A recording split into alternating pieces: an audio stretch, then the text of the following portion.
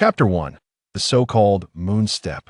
Year 1506 of the Oceanic Calendar. Naval Headquarters, Elite Training Camp. Listening intently to Professor Zephyr's vivid explanations ahead, Linqi appeared somewhat lost in thought. Is it truly possible for a human to soar through the air by swiftly treading upon it? Having traversed into this world for a decade, Linqi, as an exceptional member of this new troop, naturally entered the elite training camp. Yet, techniques as peculiar as the moon step and life restoration, no matter how many times he hears them, always leave him in disbelief. Most importantly, after 10 years, the system has yet to be activated. One must understand, in the world of One Piece, formidable monsters abound. The earthquake-inducing Whitebeard, capable of suspending dozens of islands at an altitude of 10,000 meters, and Kaido, the strongest creature in history. When it comes to killing, it's as effortless as a mother pig donning bra after bra. Without possessing immense strength, the best choice would be to cower safely within the naval headquarters, living a mundane life as a civilian.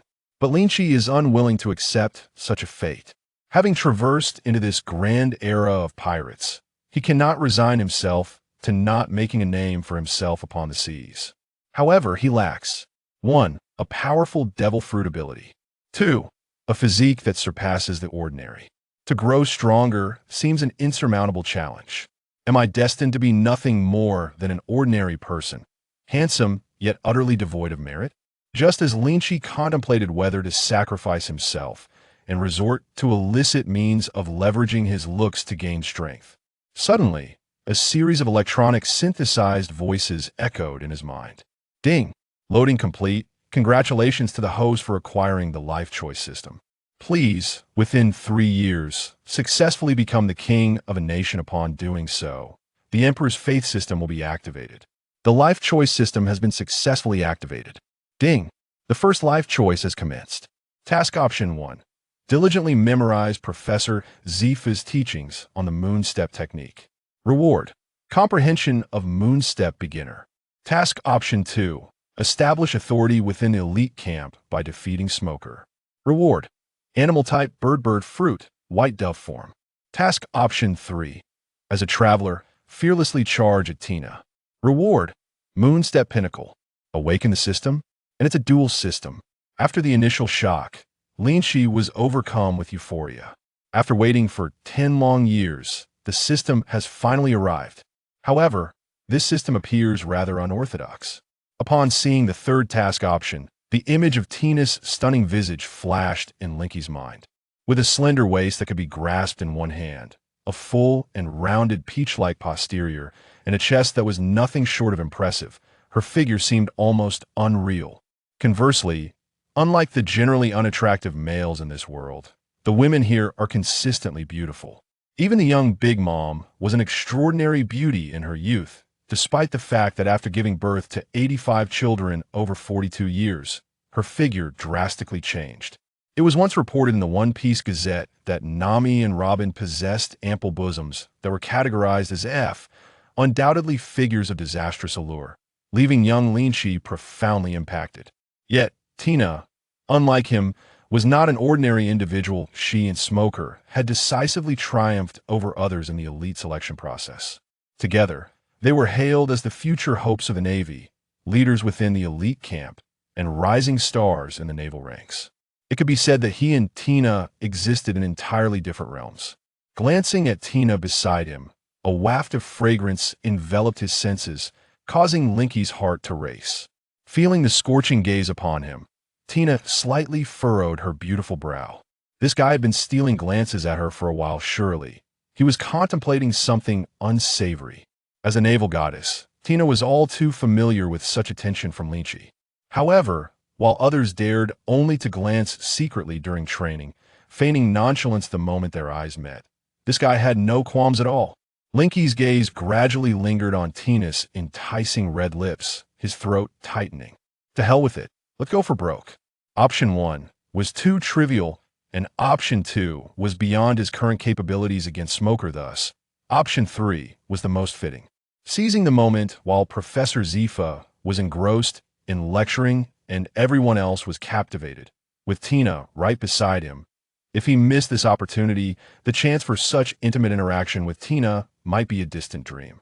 Without further hesitation, Linqi took a swift step forward, embracing her in astonishment, and in a flash, leaned down to kiss her.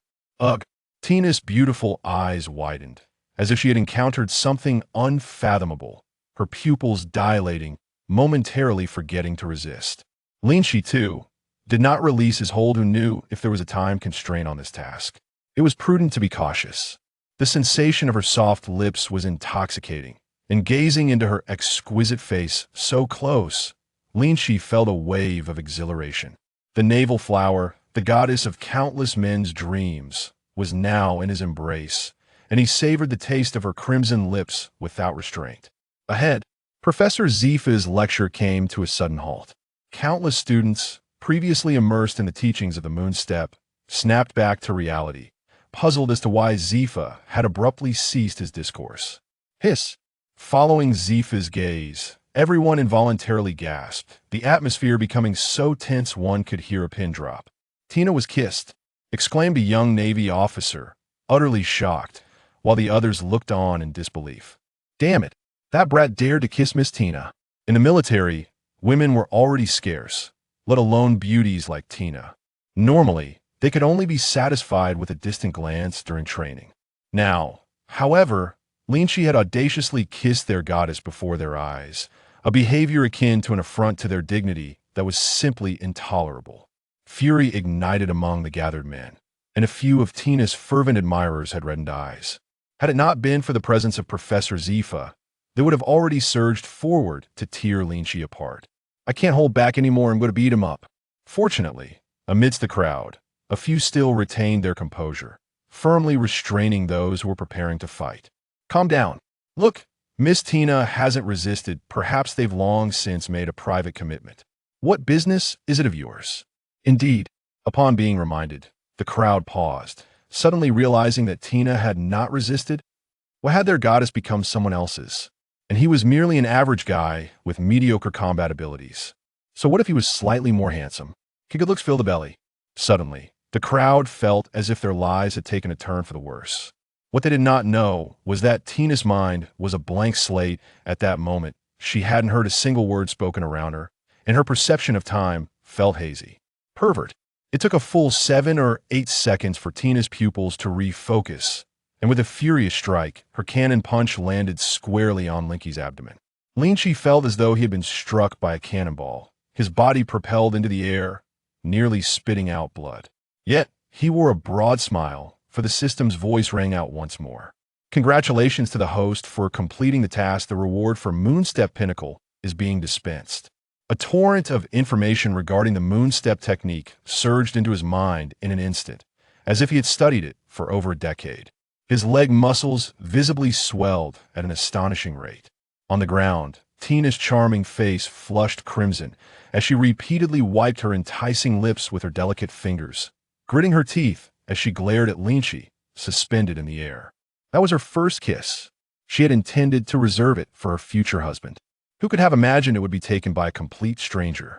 At that moment, Tina's beautiful eyes burned with fury, her heart set on avenging herself against Linqi. Driven by her intense anger, Professor Zephyr's previous teachings suddenly coalesced in her mind. Whoosh! Before the eyes of the crowd, Tina executed the moon step and soared into the sky, swiftly approaching Linqi. Witnessing this, Zephyr's stern gaze softened with a hint of surprise. To his astonishment, a genius had emerged among this year's students. To successfully employ the moon step technique after only a single demonstration was a rare feat in his 16 years of teaching, with only a handful of students achieving it, including the current 3 admirals, Kizaru, Akainu, and Akiji. This Miss Tina is even more talented than rumored.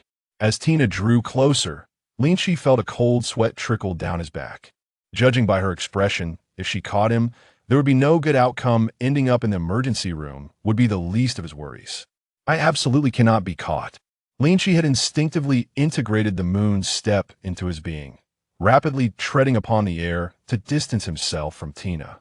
This kid has learned the moon step too. Zephyr's surprise grew even more profound. He had initially thought Linqi possessed only mediocre talent, but it seemed he had underestimated him. Wait a moment, that lad's moonwalk seems peculiar. Zephyr's expression, once filled with admiration, gradually shifted to one of seriousness, his hawk-like eyes sharp and penetrating. Linqi's moonwalk, whether assessed by his power output, the angle of his footfalls upon the air, or other techniques, was in a league far beyond that of Tina. As an instructor and a former admiral of the Navy, Zephyr possessed an exceptionally keen eye, able to discern the entirety from a mere glimpse. He even harbored doubts that the various vice admirals at headquarters could only match this lad's mastery of the moonwalk, rather than surpass him. This was indeed a terrifying notion, which vice admiral had not ascended through years of fierce combat, having mastered the 6 styles to an extraordinary degree. How could a mere recruit possibly compare? Even Borisolino's performance in the elite camp paled in comparison to this individual. Could it be that Linqi had trained in the moonwalk for over a decade prior to joining the Navy? This thought emerged only to be swiftly dismissed by Zephyr. Impossible, setting aside the fact that his physical strength was insufficient to practice the moonwalk. Even the methods to cultivate the moonwalk were confidential to the Navy. The 6 styles were a closely guarded secret. To prevent any traitors from infiltrating the future pillars of the Navy, Zephyr was well aware of the backgrounds of these recruits. If memory served correctly, that lad was merely an orphan working on a ranch before joining the Navy. Thus, the conclusion was inescapable. That lad was a genius, an overlooked prodigy, with an unparalleled talent for the 6 styles. Zephyr's expression ignited with fervor. He had a premonition that among his students, another monster comparable to the 3 admirals was about to emerge. Hey, don't chase me, you won't catch up. In midair, Tina pursued Linqi, one the pursuer and the other the fugitive. To the untrained eye, it might appear to be some romantic chase. If one were to overlook Tina's expression, her silver teeth clenched in frustration. How the guts to stand still running around like this isn't what a man does. Tina exclaimed, exasperated. Stand still? Are you foolish, or am I? Standing still would only allow you to beat me to a pulp, Linqi retorted, casting Tina a disdainful glance. You. Tina's ample chest heaved with indignation. The soldiers on the ground were already in a state of shock. While they could still comprehend that Miss Tina had mastered the moonwalk, how could Linqi, an ordinary individual devoid of both physical and swordsmanship talent, have achieved such a feat? Yet, what lay before them was the undeniable reality. An average individual had indeed mastered the moonwalk. What did that make them, then? Useless? Enough. Cease at once. Zephyr's voice resonated in everyone's ears. Teacher Zephyr. Upon hearing Zephyr's command, Linqi obediently descended from the air, offering his respect. Tina followed suit, still fuming, pointing an accusatory finger at Linqi. Teacher Zephyr, this guy. Zephyr raised his right hand, signaling Tina to calm down. Your matters can be addressed after class. I will not interfere. Do not delay the lesson for others. With that, Zephyr spoke, and though Tina felt reluctant, she had no choice but to momentarily let the rogue be. Glaring at Linqi in frustration, Tina returned to the ranks, remaining silent amidst the concerned gazes of her peers. Linqi, in turn, cast a grateful glance at Zephyr. Regardless of the circumstances, he had managed to evade a severe reprimand for the time being. Linqi held confidence that, given sufficient time to complete a few more selections, he would no longer fear any threats. Next, we will continue to elaborate on the techniques of the moonwalk. The subsequent time was spent under Zephyr's instruction. As the sun dipped below the horizon, evening fell. Today's lecture concludes here. Linqi, Smoker, Tina, you 3 remain. Yes, Teacher Zephyr.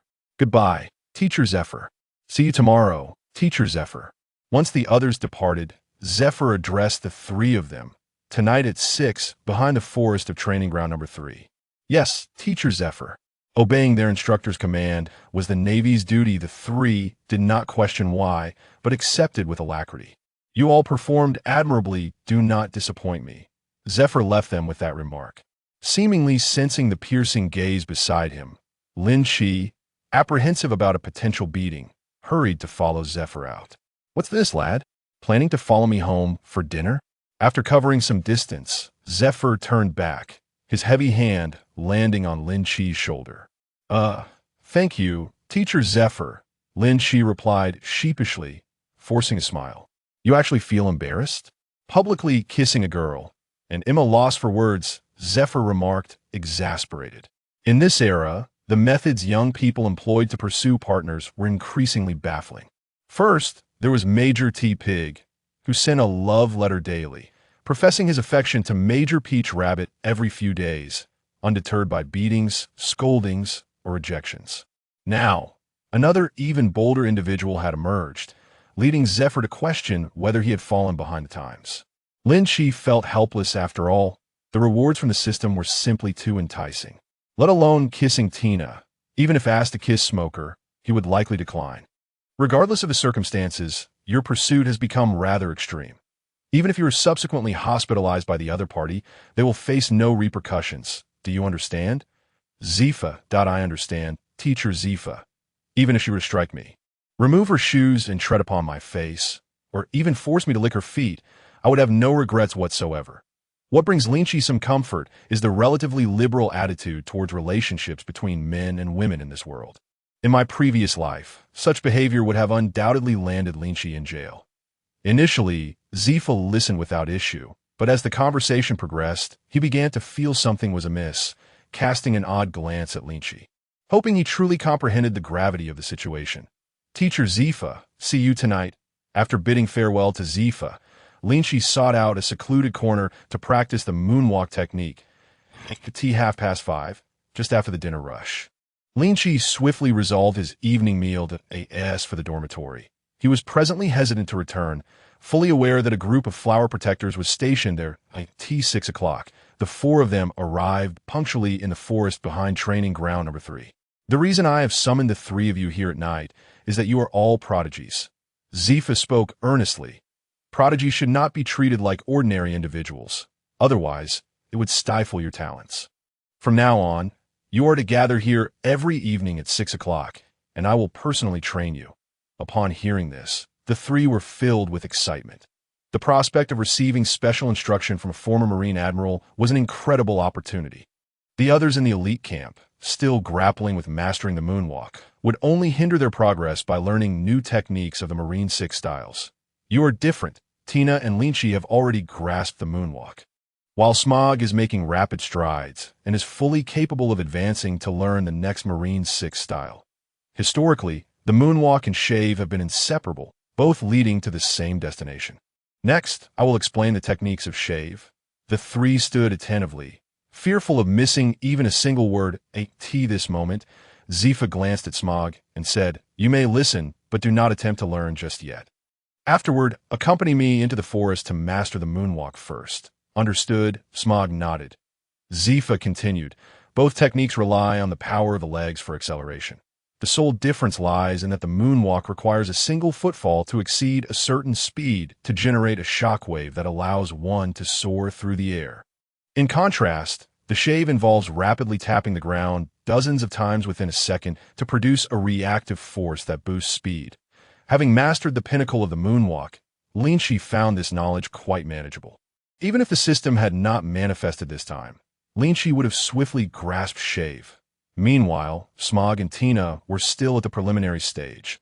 Zephyr, observing this, felt quite satisfied. Indeed, this lad was a genius. However, Linqi soon discovered a critical flaw. This basic version of shave could not turn. In the heat of battle, if one failed to grasp the timing, would it not lead to a collision with the enemy's blade? Just as the three were practicing, suddenly a flurry of hurried footsteps drew near, accompanied by fragmented conversations reaching Linqi's ears. "Quickly, faster. If we arrive early, we might save some lives. Those vile beasts dare to act thusly." Zephyr furrowed his brow and reached out to stop one of the individuals. "Admiral Zephyr." The middle-aged Marine was taken aback and hurriedly saluted. "What has transpired? And I am no longer an admiral." Zephyr replied, "We have received word that a formidable pirate crew is currently pillaging a village. We have been ordered to pursue and eliminate them. Prior to this, they have already slaughtered 10 villages. It is indeed pirates again." Zephyr's face betrayed his barely concealed loathing. As long as that rabble exists, Countless lives will be shattered due to their tyranny. Pirates should not be allowed to exist. Teacher Zephyr, Tina said, looking worriedly at him. The current Zephyr was a stark contrast to his usual benevolent demeanor, appearing almost ferocious under the moonlight. You three should return, Zephyr instructed Linqi and the others, then turned to the middle-aged Marine, saying, I will accompany you. What? The middle-aged Marine stared at Zephyr, then his face lit up with joy. Please, follow me. Despite the ferocity of the pirates, the legendary black arm, Zephyr's intervention, would surely ensure their capture. As Linqi observed the departing figures of the two, he found himself in deep thought. For at that moment, the system's voice rang out that a new life choice has been unlocked. Task Option 1. Obey Zephyr's orders and return to the dormitory. Reward, superhuman-type corrosion fruit. Task Option 2.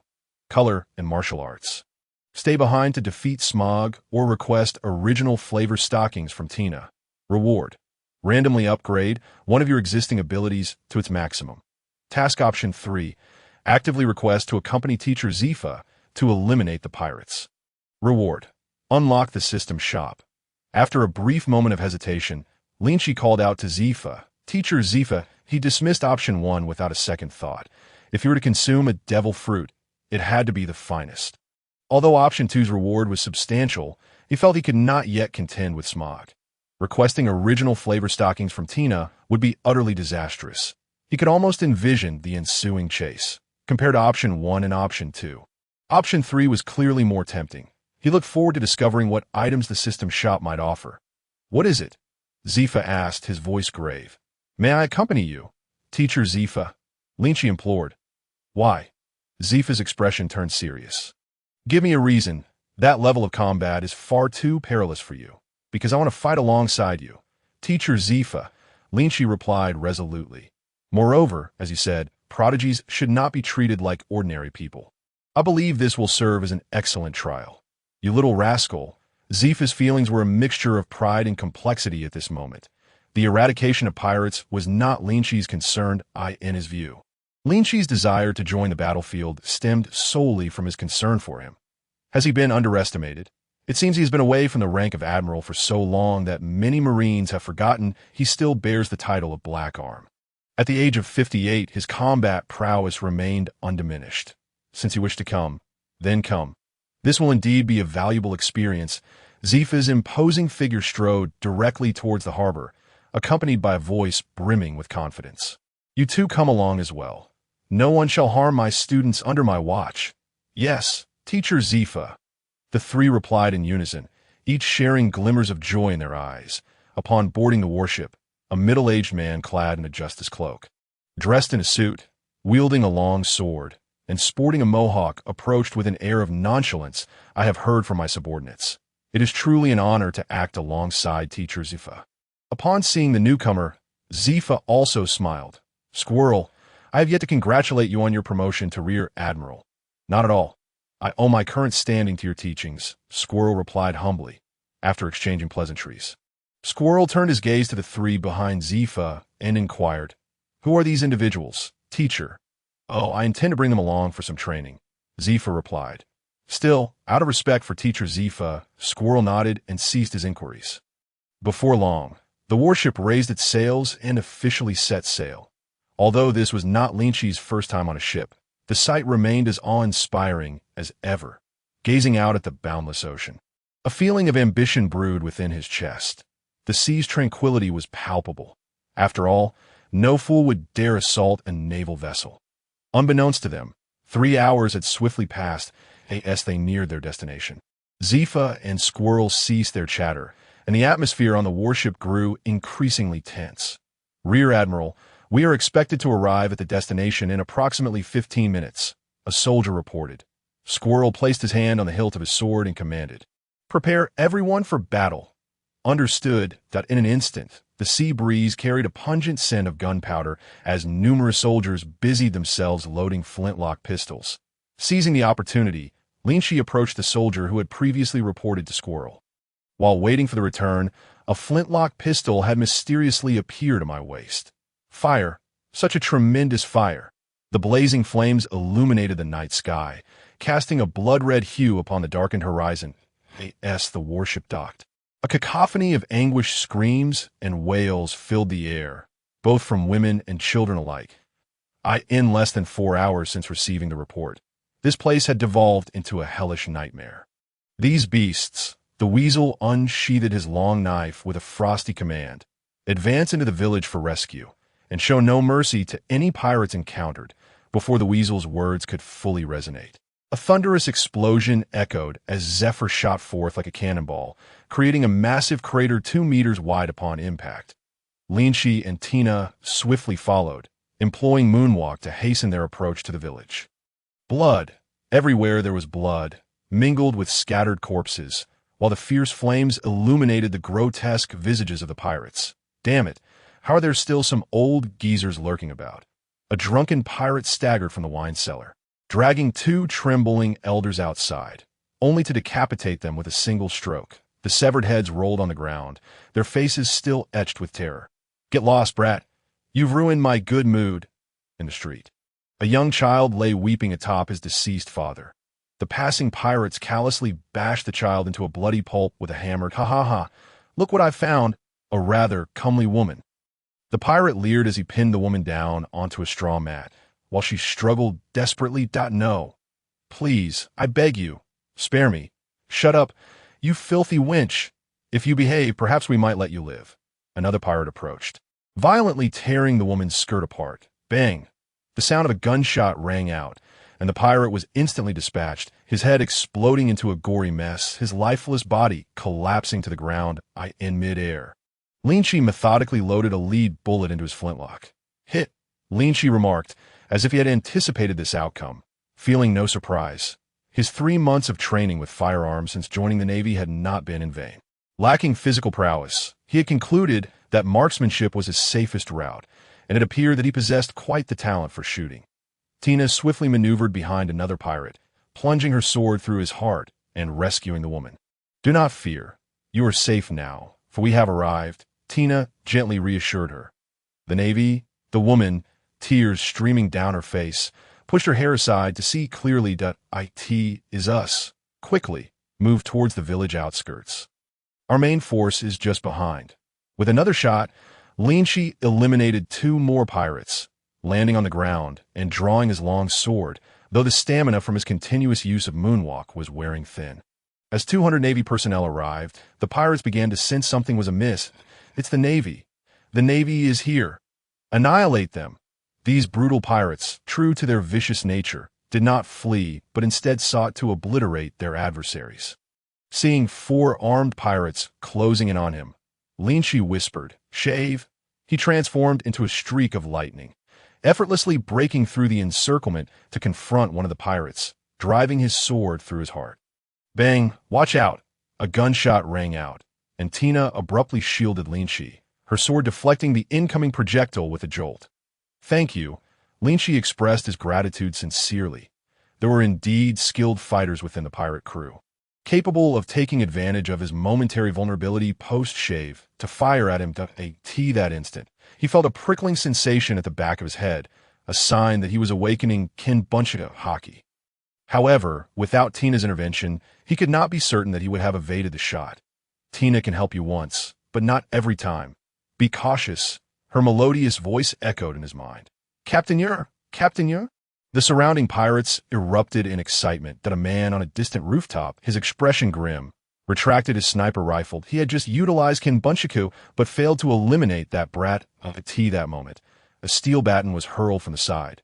Smoker had tracked the gunfire to this location. "TCH, another brat." Ewer dismissed Smoker, confident that this novice, who had yet to awaken Haki, would not pose a threat even with his eyes closed, as expected. Within a few exchanges, Smoker was forced to retreat under heavy assault. If the man had wielded a blade instead of a gun, Smoker would have already met his demise. Fortunately, the weasel arrived just in time to block Ura's attack on Smoker, to go elsewhere. "I'll handle this." Smoker cast a reluctant glance at Ura, tightening his grip on the baton without uttering a word. Having learned from his earlier experience, Linqi refrained from recklessly using shave again, opting instead to fly higher with Moonwalk. Bang! Another pirate fell victim to Linqi's marksmanship. The pirates below could only watch helplessly as Linqi unleashed his firepower, their frustration palpable as they cursed their inability to fly. The Navy's 6 styles were skills only the elite possessed, and these pirates, who were not even part of the Navy, had no chance of mastering them. "Who can shoot him down for me?" the pirates shouted in exasperation. "Shoot! Quick, shoot!" A barrage of gunfire erupted, countless bullets soaring towards the sky. Such a dense hail of bullets would have felled any ordinary person. Yet, Linqi, utilizing his peak-level moonwalk, deftly dodged every attack. In stark contrast, each of his bullets found its mark, severely wounding a pirate with precision. Linqi hung above like a sharp blade, forcing the pirates below to remain vigilant against his cold shots, unwilling to unleash their full strength in combat. As a result, Tina, despite appearing surrounded, managed to hold her ground with her formidable swordsmanship for the time being. With a small contingent of Navy reinforcements arriving, the pressure on both of them significantly eased. "Junior, what a remarkable marksmanship." Major Shiza, who had just arrived, praised the duo for holding off a multitude of pirates with only 2 people. Bang! A lead bullet exploded like an antelope's horn, blasting a pirate's head apart. Linqi realized that his shooting skills were rapidly improving amidst life-and-death situations. "Unfortunately, my stamina is still too weak." Linqi panted heavily as he landed atop a building, feeling as if he had circled the Navy headquarters 10 times over. However, the pirates, driven mad by bloodlust, surged toward him as he finally descended. "Roar! Kill that brat! Damned Navy!" Linqi defended himself against the climbing pirates with his long sword. As the columns of the building were severed by the pirates below, the structure collapsed with a thunderous crash, sending plumes of dust into the air. Tina rushed towards the ruins, despite her disdain for this flippant man. She could not bear to watch her comrade perish before her eyes. "I'm fine. Take care of yourself." I could see that moment.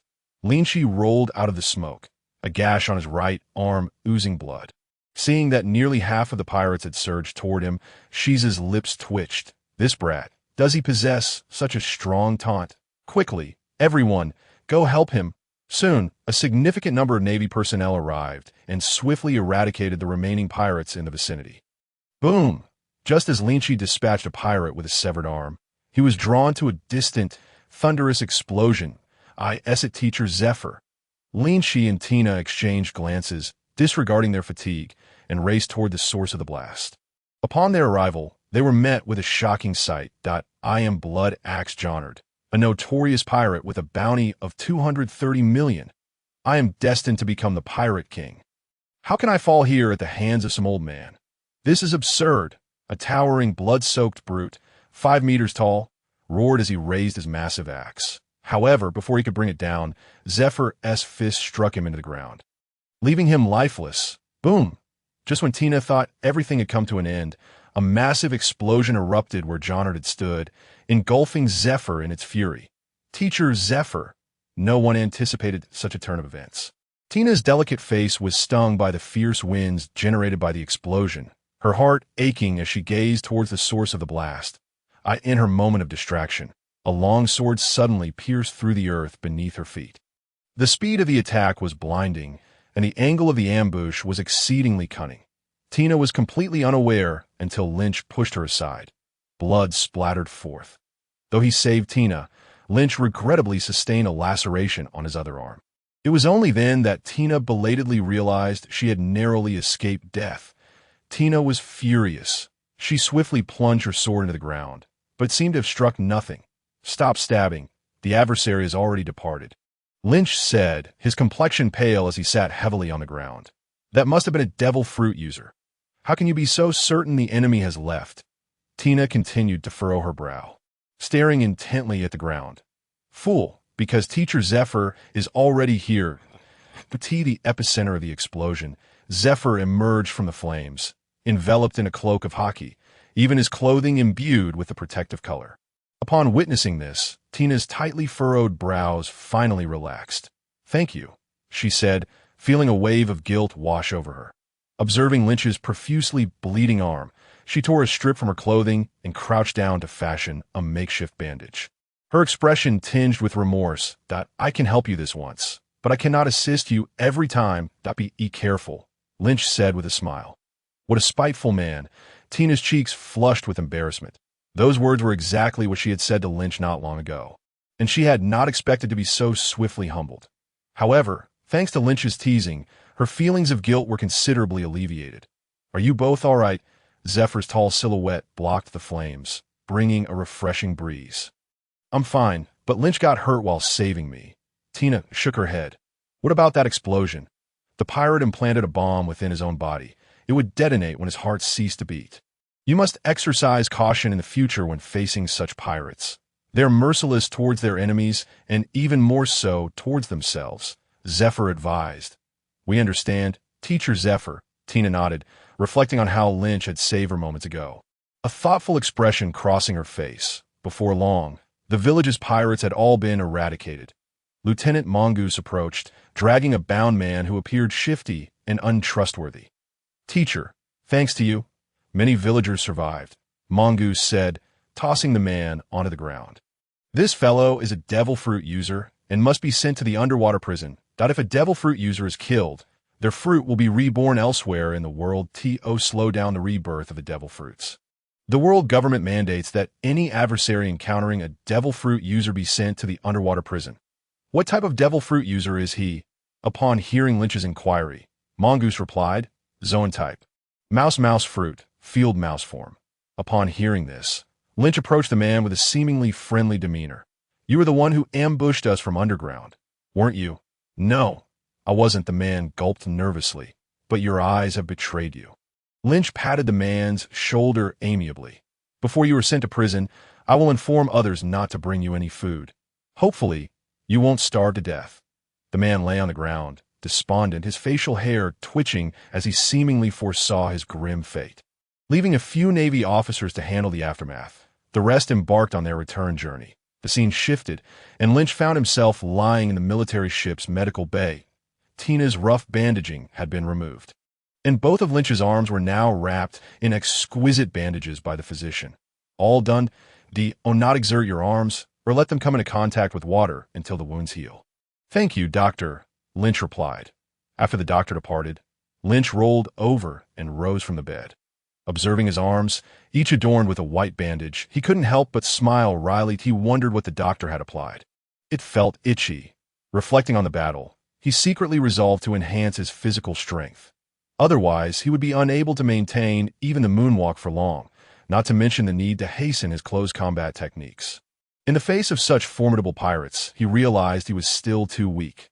Listening to the thunderous snores of his fellow patients in the room, Lynch grew increasingly restless and decided to take a stroll. Under the cover of night, he made his way to the deck, where he unexpectedly encountered someone. Zephyr, no longer exuding the fierce aura he had against pirates, appeared considerably aged. Leaning against the railing, he stared blankly at the moon above. In that moment, he seemed like an elderly man in the twilight of his life. Lynch deliberately made some noise, prompting Zephyr to look up, his expression shifting to recognition that, it's Lynch. Teacher Zephyr, why are you still awake at such a late hour? As one ages, sleep becomes scarce. I came out to enjoy the night view. After this exchange, a prolonged silence enveloped the two, and after a while, Zephyr suddenly pulled a number tag from his pocket and handed it to Lynch. You must be unable to sleep in the ward. I was the same when I was young. To go to this room and get some proper rest. Lynch accepted the tag, opening his mouth to speak but ultimately refraining. Turning to leave, following the number on the tag, he found the designated room. Just as he inserted the key, the adjacent door creaked open. Tina's charming little head peeked out, and upon seeing Lynch, she nodded before retreating back inside. What is this girl doing up at such an hour? Pushing the door open, he entered a standard room, furnished with only a bed, a table, and a chair. Lynch lay down on the soft bed, letting out a long sigh, closing his eyes to reflect on every detail of the battle, pondering it meticulously. Making mistakes is not terrifying, but failing in the same place twice indicates a lack of learning. Suddenly, as Lynch was on the brink of slumber, a series of knocks echoed at the door, accompanied by Tina's melodious voice. Are you asleep? If not, please open the door. Tina, what brings her here at this late hour? Lynch groggily opened the door to find Tina standing there with a tray overflowing with food. Tina lifted the tray and smiled. Is your arm still in pain? I noticed you didn't eat dinner, so I thought you might be hungry at tea that moment. Lynch's stomach let out a most inappropriate growl. Considering the time, he realized he hadn't eaten for 9 hours, especially after the intense battle. Now that you mention it, I am quite hungry. Thank you. He stepped aside, allowing Tina to place the food on the table. Observing that Tina did not leave after setting down the food, Lynch raised an eyebrow. Why aren't you going? I'll wait for you to finish eating before I leave, Tina stammered, her voluptuous figure lingering by the table. All right, suit yourself. Since the food was brought by Tina, he felt he could accommodate her modest request. It is said that beauty enhances one's appetite, and indeed, the sight of her made him feel hungrier. The meal was simple yet plentiful. 7 fluffy white buns and a large bowl of steaming vegetable soup. In this world, people had a hearty appetite. Those strong enough could consume food weighing several hundred times their own body weight in one sitting. Lynch picked up a large, soft white bun and took a bite. It was delightful, sweet, and incredibly satisfying. However, due to being reheated, it was somewhat cool at the center, not fully warmed through. Yet, in his extreme hunger, anything would taste like a feast, and he savored the bun with great contentment.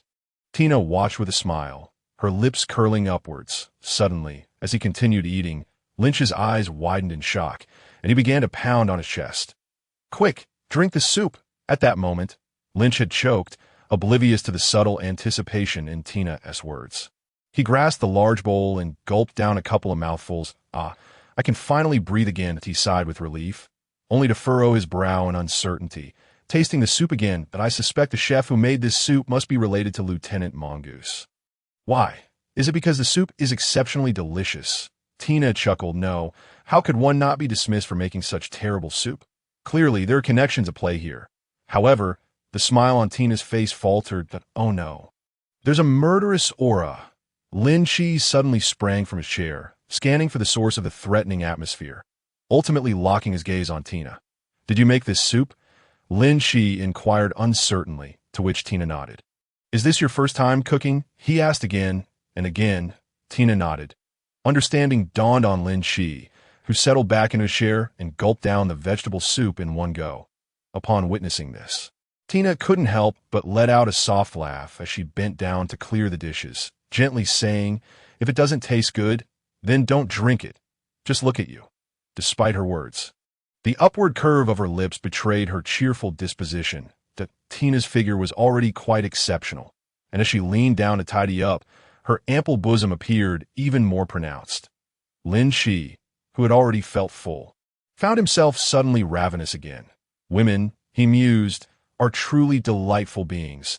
Observing the elusive figure before him, Linqi thought to himself, all right, you should rest early. I'm leaving. Tina, carrying the tray, departed the room with a light step. The soldiers on the lookout of the warship fought against their drowsiness, remaining vigilant, while Linqi had already slipped into a deep slumber. The returning warship was not as hasty as during its voyage, and it wasn't until the next day, when the sun had fully risen, that the group returned to the naval headquarters. Upon awakening, Linqi was pleasantly surprised to find that his arm no longer ached. As he unwrapped the bandage, he discovered that the once gruesome wound had healed, leaving no scar behind. Wonderful. It seems my body has adapted to this world in the pirate realm. A robust appetite is matched by a remarkable recovery ability. As long as one isn't missing limbs, even the most severe injuries can heal rapidly after a good meal. Some peculiar individuals could even regrow lost teeth merely by consuming a bottle of milk within 5 seconds. After casually moving his arms around, Linqi disembarked with the main group. The moment his feet touched solid ground, the system's voice chimed in. Congratulations, host. You have completed the task. The system shop is now open for your perusal. Given that the host had just awakened to the shop, the system granted him 1,000 points. Linqi paused, narrowing his eyes. System, how can I acquire points? Points can be obtained by defeating villains. The more evil value a person possesses, the greater the points earned. Evil value, you say? In this world, pirates, navy, revolutionaries, and bounty hunters. Who among them has not taken a life? Zephyr, Tina, even he himself surely harbors a significant amount of evil value. Accumulating evil value is remarkably easy. Linqi suddenly became curious about how much evil value one would gain for killing a celestial dragon. Arriving at the naval cafeteria, Linqi filled his plate and began to eat while opening the shop interface. Inside were merely 6 items. High-precision sniper rifle. Price, 350 points. 4-fold body training scroll. 1 week. Price, 500 points. Empty shell set, 4 pieces. Price, 10 points. Introductory ability advancement book. Price, 500 points. Delicious bread, 100. Price, 10 points. Natural system. Gas fruit. Price, 188,888 points. Additionally, in the top right corner, there was a countdown. 16 hours, 24 minutes, and 17 seconds that IT appeared that the shop refreshed daily. Precisely at midnight. After a moment's contemplation, Linqi purchased the 4-fold body training scroll, 1 week, and the introductory ability advancement book, totaling exactly 1,000 points. The former would quadruple the effects of body training, equating 1 week's exercise to a month's worth. The latter would elevate an entry-level ability to the intermediate level. Without hesitation, he applied it to shave, upgrading it from entry-level to intermediate. Hey, Linqi, where were you last night? We waited outside your dorm for hours and didn't see you. A few burly men from the elite camp surrounded Linqi, their plate still half full. One man with a buzz cut teased. You're not telling me you're afraid to return to your dorm, are you? Linqi indifferently set down his spoon and replied coolly, Is there something you need? There was no necessity for him to divulge where he'd been last night to this group. Seeing Linqi get straight to the point, they ceased their banter. We challenge you. If you lose, you must keep your distance from Miss Tina and never harass her again, shouted a man with green hair named Moxalai. Leaning on the table, the commotion drew the attention of others in the cafeteria. Linqi rubbed his forehead, exasperated. What a bunch of muscle-headed fools. So, you lot are just Tina's sycophants. What do you mean by sycophant? Moxalai glared at Linqi, sensing it was not a compliment that a sycophant is someone who loves another so passionately that they would do anything for them. Linqi explained, "Oh, that's what it means." The group nodded vigorously. Yes, we are indeed Miss Tina's sycophants. Linqi took out a napkin to wipe his mouth. It seems my matters with Tina are none of your concern. How dare you say that? We are indeed Miss Tina's sycophants, Moxalai yelled. Joseph grabbed Linqi by the collar, fuming. Listen here, in this world, only the strong deserve to possess a goddess. Unless you defeat us, do not even think about getting close to Tina. Do you understand? The goddess Tina is off limits. The group was not foolish. Dueling was prohibited within the Navy unless both parties agreed. They merely sought a reason to beat Linqi to alleviate their pent-up resentment. They usually dared not even glance at the goddess Tina, and yet this kid had the audacity to kiss her in public. Unforgivable. Let go. Linqi shrugged off the hand gripping his collar. His voice icy. Where and when? Regardless of the reason, the opposing party was practically riding his neck that if he remained unresponsive, he would surely be seen as weak and easily bullied within the Navy. Seizing this opportunity to establish his authority in the elite camp was a wise choice. All right, you asked for it. Whoever doesn't show up is a coward, Moxalai gleefully declared. Half an hour later, at training camp No. 90 intended to gather more spectators in that time, hoping to spread the word to Tina so that her favor towards him might soar. Half an hour later, Linqi arrived at training camp No. 9, frowning at the throngs of onlookers. What did they intend to do? Quickly, clear the way. The main event has arrived. Someone spotted Linqi and the crowd parted, allowing him to walk toward the center. Well done, Linqi. I didn't expect you to accept. You truly have guts, someone remarked, while others whispered, you're overestimating yourself. Don't forget how you performed in the last assessment. You won't be able to use moonwalk here. Just wait to be pummeled, another taunted. The noise was incessant. Evidently, no one believed Linqi would win, all eager for the spectacle. The main characters gathered at the center of the arena. Linqi, with dual guns at his waist and 4 men wielding Navy swords. You didn't run away. I'll give you credit for that, Joseph said cheerfully. Hurry and choose one of us as your opponent. 1. You're really overestimating yourselves. Linqi smirked, beckoning to all 4 that let us not waste time. All 4 of you come at me. His words instantly provoked their ire. You Linqi, how audacious. Don't forget you can't use moonwalk in training camp No. 9. The indoor training camp, with its overhead roof, had clearly been chosen with care. One of them appeared ready to charge at Linqi, but Joseph stopped him, sneering, "All right, if you wish to die, we'll oblige." Joseph exchanged glances with Moxalai, who shouted to the crowd. Everyone heard that. This isn't bullying him. He asked for it. Should one-on-one encounters prove to be an unwise endeavor, should they still falter against Lynch when four unite, they might as well engage in the most menial of tasks. We've come to this realization. Let us commence without delay, urged the crowd. How shameless it is to have 4 against 1. Yet, it is Lynch's own folly. At this moment, a considerable portion of the 9th Training Grounds populace was drawn to the spectacle, oblivious to the arrival of 2 rare visitors at the entrance. One figure, rather unsightly, almost rivaling Kizaru in appearance, exuded an air of gentle demeanor, resembling a mild-mannered uncle. The other was a strikingly beautiful naval officer, her fair skin accentuated by long, elegant legs. Her cascading hair, styled in an elaborate bun, flowed freely behind her, revealing a smooth forehead. Subtle lavender eyeshadow added a touch of allure to her visage. The deep cut of her uniform at the chest hinted at the allure of her alabaster curves, raising doubts about whether the buttons could withstand the pressure of her form. Yet, it was her long, slender legs that commanded the most attention, accentuated further by her fitted military attire, which exuded a tantalizing allure. Ji-Yuan, it seems there's excitement over there. Shall we go take a look? T-Pig followed Peach Rabbit's footsteps, speaking in a tone that begged for approval. With a resigned sigh, Peach Rabbit replied, T-Pig, don't you have anything better to do today? The pursuit from T-Pig had become a source of annoyance for Major Peach Rabbit, who sought solace in a leisurely stroll, only to find her companion trailing behind. T-Pig flashed a grin, revealing a rather uneven set of teeth. There's nothing more important than you, Ji-Yuan. Let us take a look. Peach Rabbit felt a deep sense of resignation towards her ardent admirer. Despite having rebuffed T-Pig's advances no fewer than 42 times, his enthusiasm remained undeterred. 80 times, she felt an urge to strike him. Yet during their sparring sessions, he would deliberately let her win, preventing her from retaliating with full force. Were it not for his decent character and their shared rank, she might have sought Sister Crane's assistance. Through the dialogues of the crowd, T-Pig quickly discerned the situation at hand. It appeared a few young men were engaged in a brawl, hardly worthy of attention.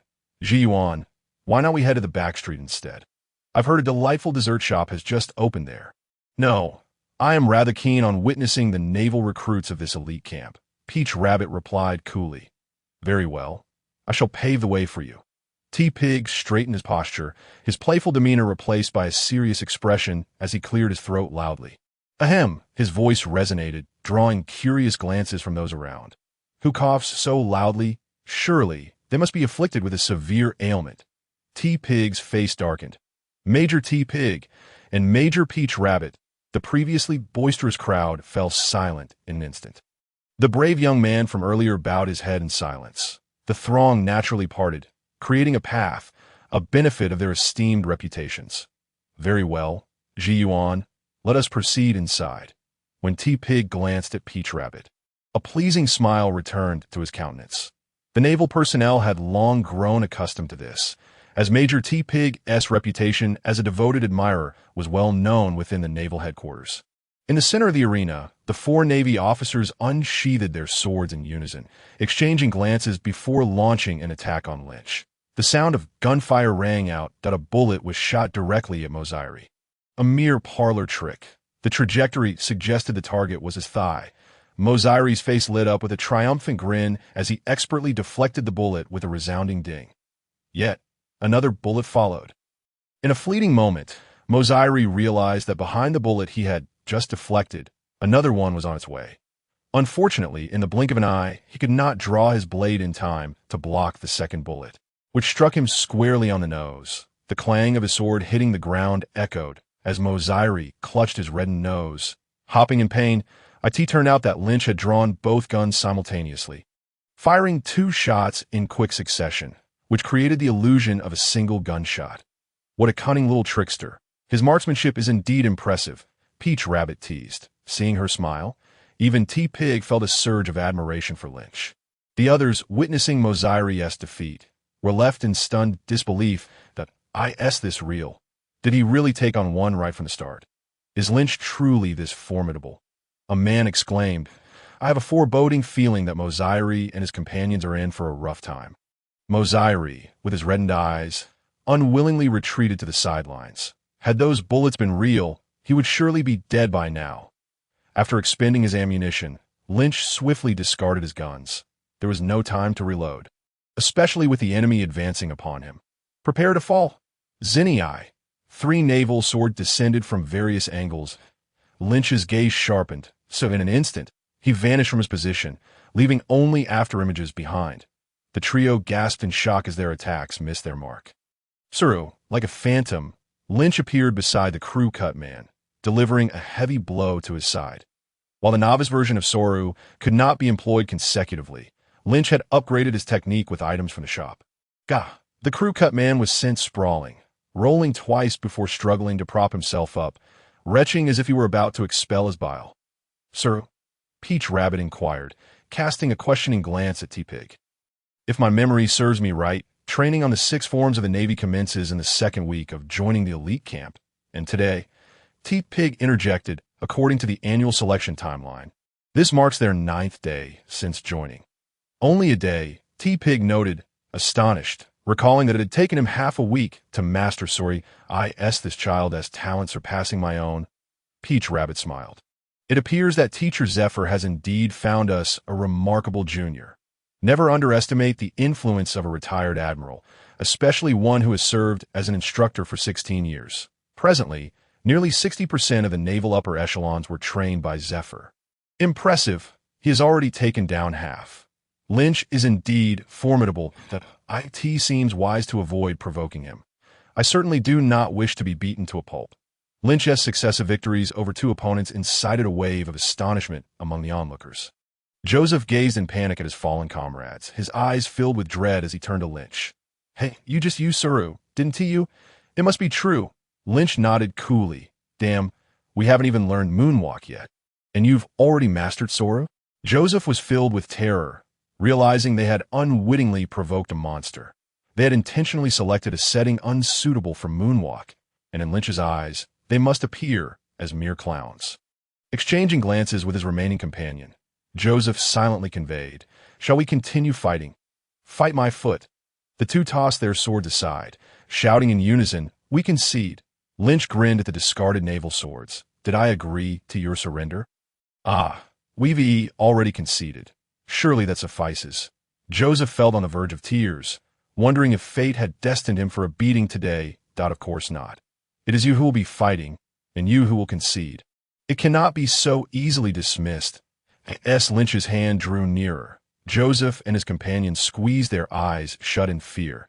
The anticipated punishment did not arrive. Instead, Lynch playfully patted their heads. Your lives are your own. Next time, do not act impulsively, nor let others provoke you into becoming the scapegoat.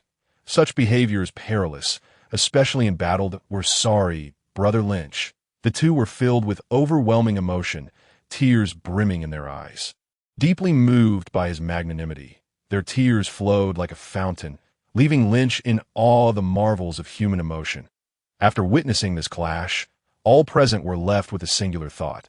This individual is terrifyingly formidable.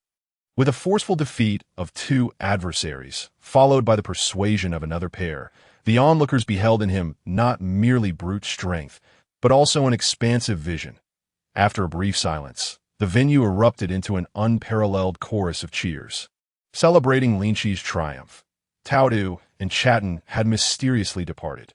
Rather than leaving, the victorious Linqi utilized a 4-fold body refinement scroll, valid for 1 week, to commence the arduous process of honing his physique. The morning was devoted to physical training, followed by a midday meal, an afternoon filled with elite camp courses, and an evening dedicated to specialized training under Teacher Zephyr. Notably, following the recent pirate extermination incident, Smoker exhibited a reduction in his rebelliousness and an increase in diligence. The 2nd day dawned. A curvaceous beauty approached the naval dormitory. Linqi, big brother, Sister Tina has come see you, since vanquishing the 4 provocateurs. The demeanor of those around him had subtly shifted, evident in the terms of endearment his roommates now used. Early in the morning, Tina, having learned of the previous day's events, arrived to convey her apologies. I apologize. I had warned them not to trouble you again, that it's not your fault they came. Linqi replied dismissively. With his hair still damp from washing, Linqi casually dried it with a towel, appearing even more handsome than usual, which caught Tina's attention. Moreover, it is I who should apologize to you, as I have wronged you in a rather excessive manner. Meeting Linqi's gaze and recalling the events of that day, Tina felt a tingling sensation on her lips. Shyly averting her eyes, let us not dwell on that. It is of no concern to me, of no concern. Linqi raised an eyebrow. No, that is not what I meant, Tina replied, her face flushed with embarrassment, clearly out of her depth regarding matters of the heart. After gathering her thoughts for some time, Tina earnestly stated, You saved my life. Please refrain from speaking so formally, observing the flustered yet elegant naval officer before him. Linqi found her utterly charming and decided to cease his teasing, lest he provoke her further. I shan't tease you any longer. I understand your meaning. You are insufferable, Tina half complained, half pouted as she shot Linqi an exasperated glance. Since you're not upset, may I pose a question?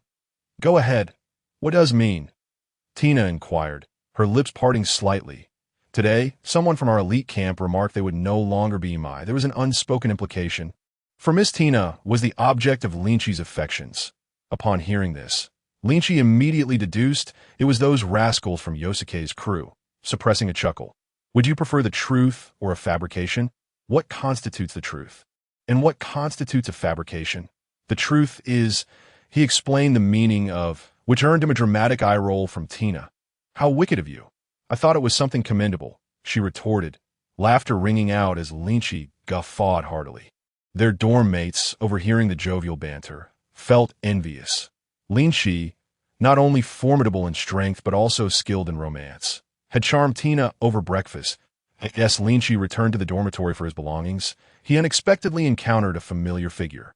Admiral Sengoku, the renowned Sengoku, known as the Buddha and a close ally of Carp, who championed a justice that transcended realms, had orchestrated the plan that led to the downfall of the Whitebeard pirates. Admiral Sengoku, Linqi promptly saluted. In response to the unfamiliar naval officer's greeting, Sengoku merely smiled. Everyone knew that while Sengoku had not yet attained the rank of admiral, the current admiral, Kong, had already designated him as his successor. Kong had entrusted all naval duties to Sengoku, preferring to bask in the sun.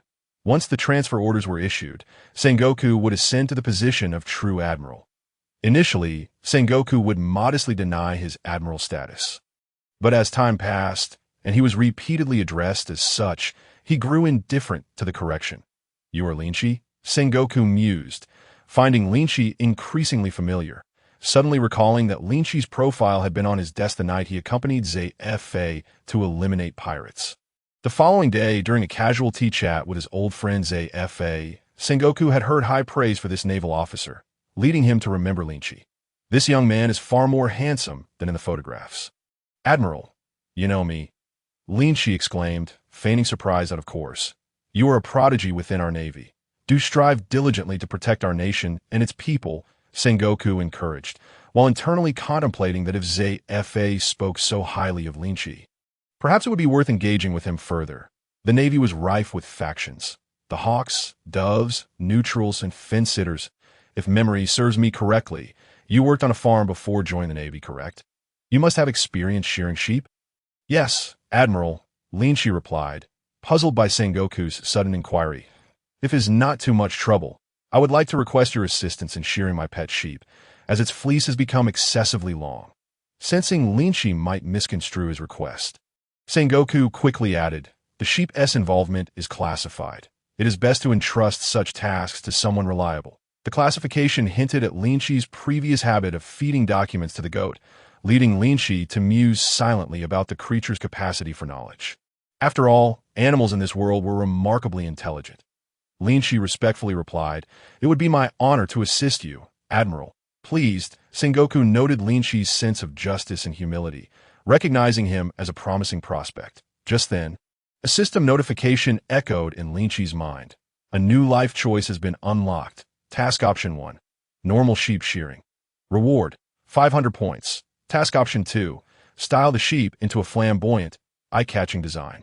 Reward. Swordsmanship Experience Book. Task Option 3.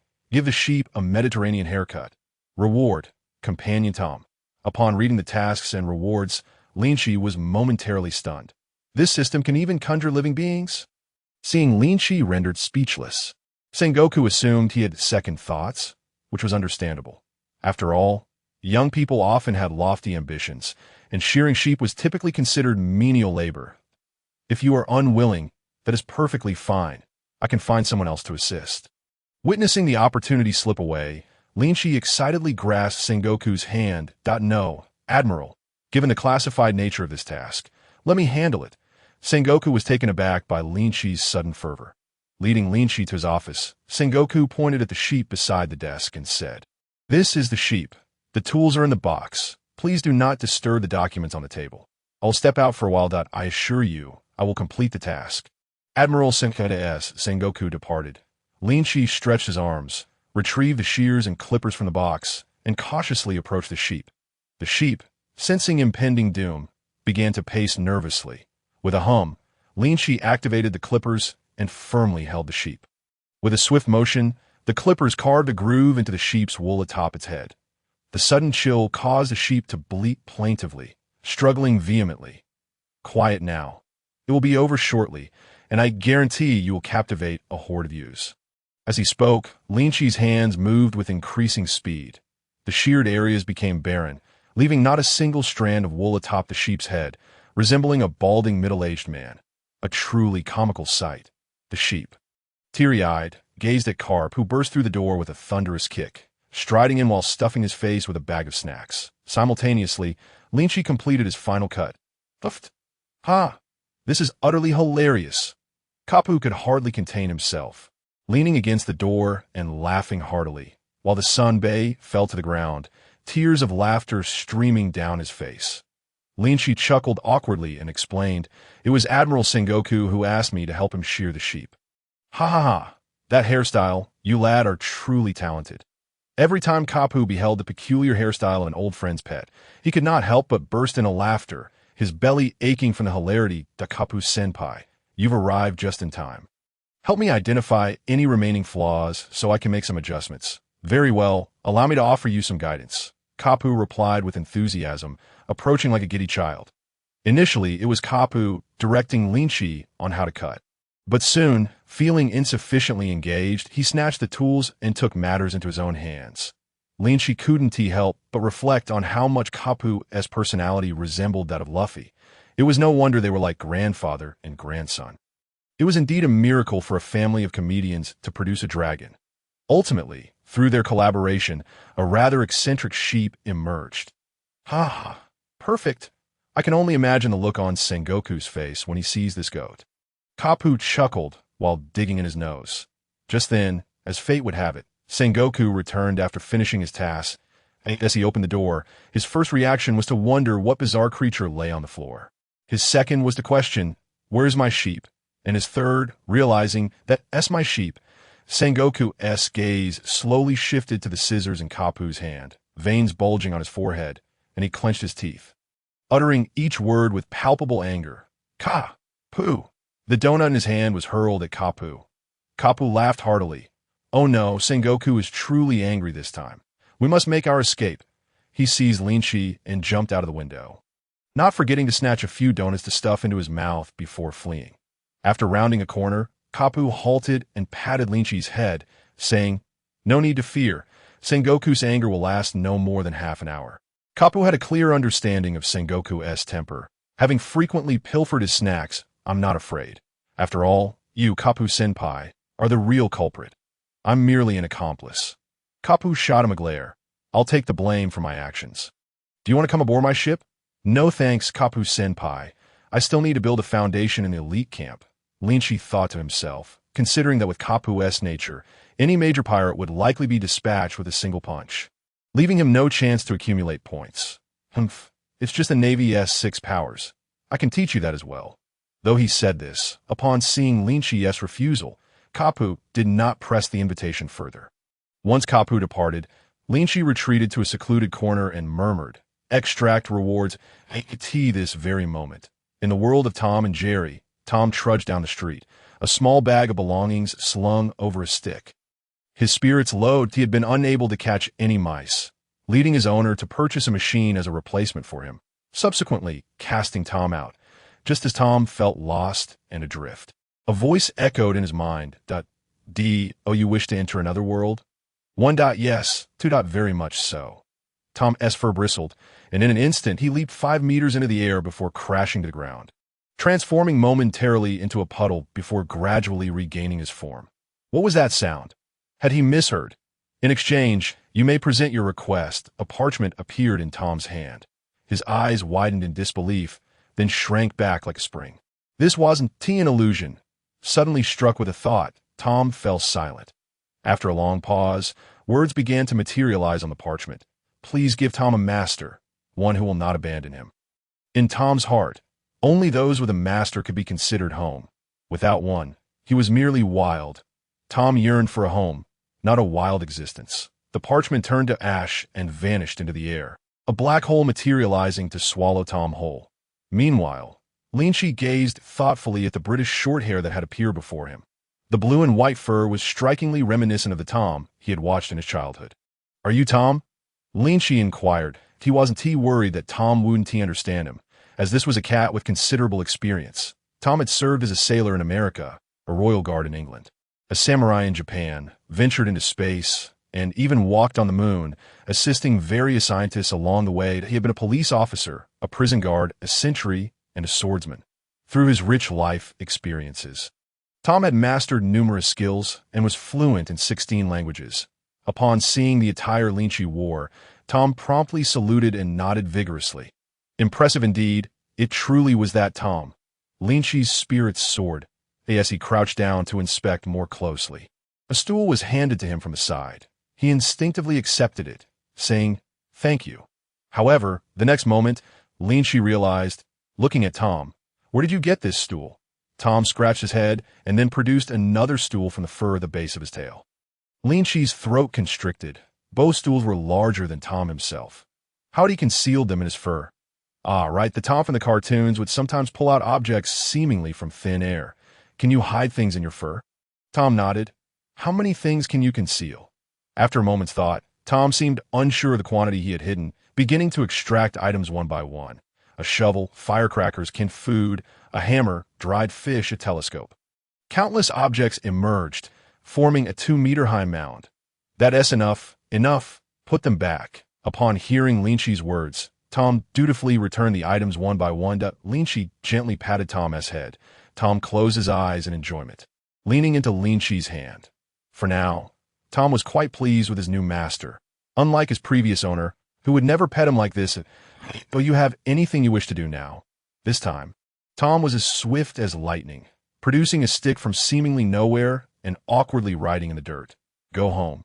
Before, it was manageable, but now with Tom around, Linqi felt he could no longer live with his roommates to avoid revealing anything. Linqi rented a 2-story unit in the Navy's family area for 60,000 berries a month. The place had 5 rooms, 2 living rooms, 2 bathrooms, 2 kitchens, and a dining room, while Navy dormitories were free. Family accommodations ranged from complimentary to paid options. Since he had decided to rent, he opted for something decent to avoid having to move again later. You stay here and behave. I'll go buy you some food and a bed, Linqi said while stroking Tom's fur. Suddenly, Tom hugged Linqi's leg, puffed out his chest, and flexed his biceps. What's this? You want to protect me? Tom nodded rapidly, a blur of motion. Then let us go together. Linqi grasped the flesh at the back of Tom's neck and hoisted him onto his shoulder. Exiting the family building, they found themselves on a commercial street run by the families, making shopping quite convenient. After purchasing the necessary supplies, Linqi carried several bags home, with Tom helping to carry one as they walked down the street. Linqi suddenly heard 2 familiar voices, as if echoes from the past, following the sound. He spotted a tall beauty and a rather unsavory-looking man outside a Zephyr. Just gazing at the woman's alluring silhouette made it easy to imagine her beauty. With elegant attire, he wondered when he had last heard their voices. Coupled with the man's grotesque visage, which was almost as repulsive as Kaz's, It was not difficult to deduce that the man was the infamous Vice Admiral Smoker, and the woman beside him was unmistakably the well-known Tao Tuesday. "Do you like this, Guillaume? I could buy all of this for you," he offered. "No need," Tao Tu replied, slightly exasperated as she walked away from the shop, sensing she was being watched. Her eyes flashed like lightning as they met Linqi's. Linqi quickly averted his gaze, feeling embarrassed at being caught sneaking a look, though he was more captivated than anything. What a beautiful woman! He nearly became entranced by her enticing figure as fair. No, so ample. Rather, so youthful. How come there are so many elegant women in the Navy? Once there was Tina. Although she's only 18 years old now, her remarkable development exudes an air of maturity that is ever present. In contrast, while Tina is still transitioning from youth to adulthood, Peach Bunny appears as if she were a perfectly ripe peach, ready to yield its juices at the slightest touch. Speaking of which, when observing the three major factions, the Navy, the Pirates, and the Revolutionary Army, it becomes evident that the Navy is replete with mature women, while the Pirates are abundant with youthful Lolas, the Revolutionary Army.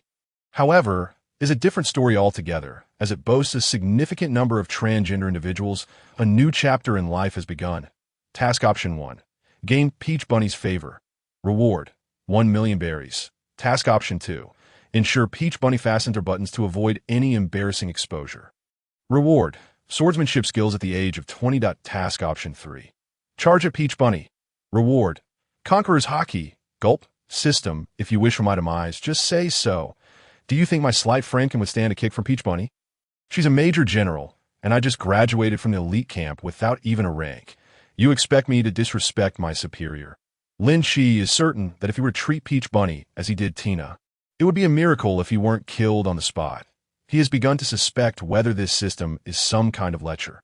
After all, every time a beautiful figure appears, it urges him to charge forward.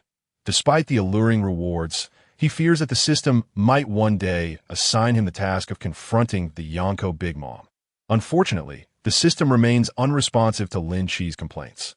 After much contemplation, Linqi ultimately decides to forego this task.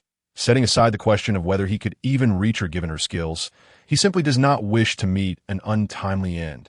That golden pistol at her waist is not to be trifled with. In any case, this task will not vanish. He can deal with it later. Have you been spying on me? Peach Bunny suddenly appeared before Linqi, startling him as swift. Apologies. Linqi clasped his fists together, acknowledging the beauty of the Major General. It is a universal truth that everyone is captivated by beauty, and he too cannot help himself. What a clever phrase. Yet it reveals him to be quite the smooth talker. Peach Bunny leaned down, a smile dancing on her lips as she regarded Linqi. He detests being looked down upon, yet Peach Bunny towers a height of 2 meters and 4 centimeters. While he struggles at a mere 1.99 meters, barely scraping by like shanks, standing face to face, Linqi finds himself at the level of Peach Bunny's chest, even able to catch a whiff of her fragrance. From his vantage point, it is quite the sight in a world where the average height is 2 meters and 3 centimeters, and the three admirals often stand at 3 meters. Anyone over 3 meters is commonplace. Luffy's height is simply a liability for Peach Bunny. Linqi is at a loss for how to respond, until she takes the initiative to say, "Let me borrow yours for a bit, and we'll call it even." Tom was dumbfounded. He had been enjoying the spectacle, and now he finds himself entangled.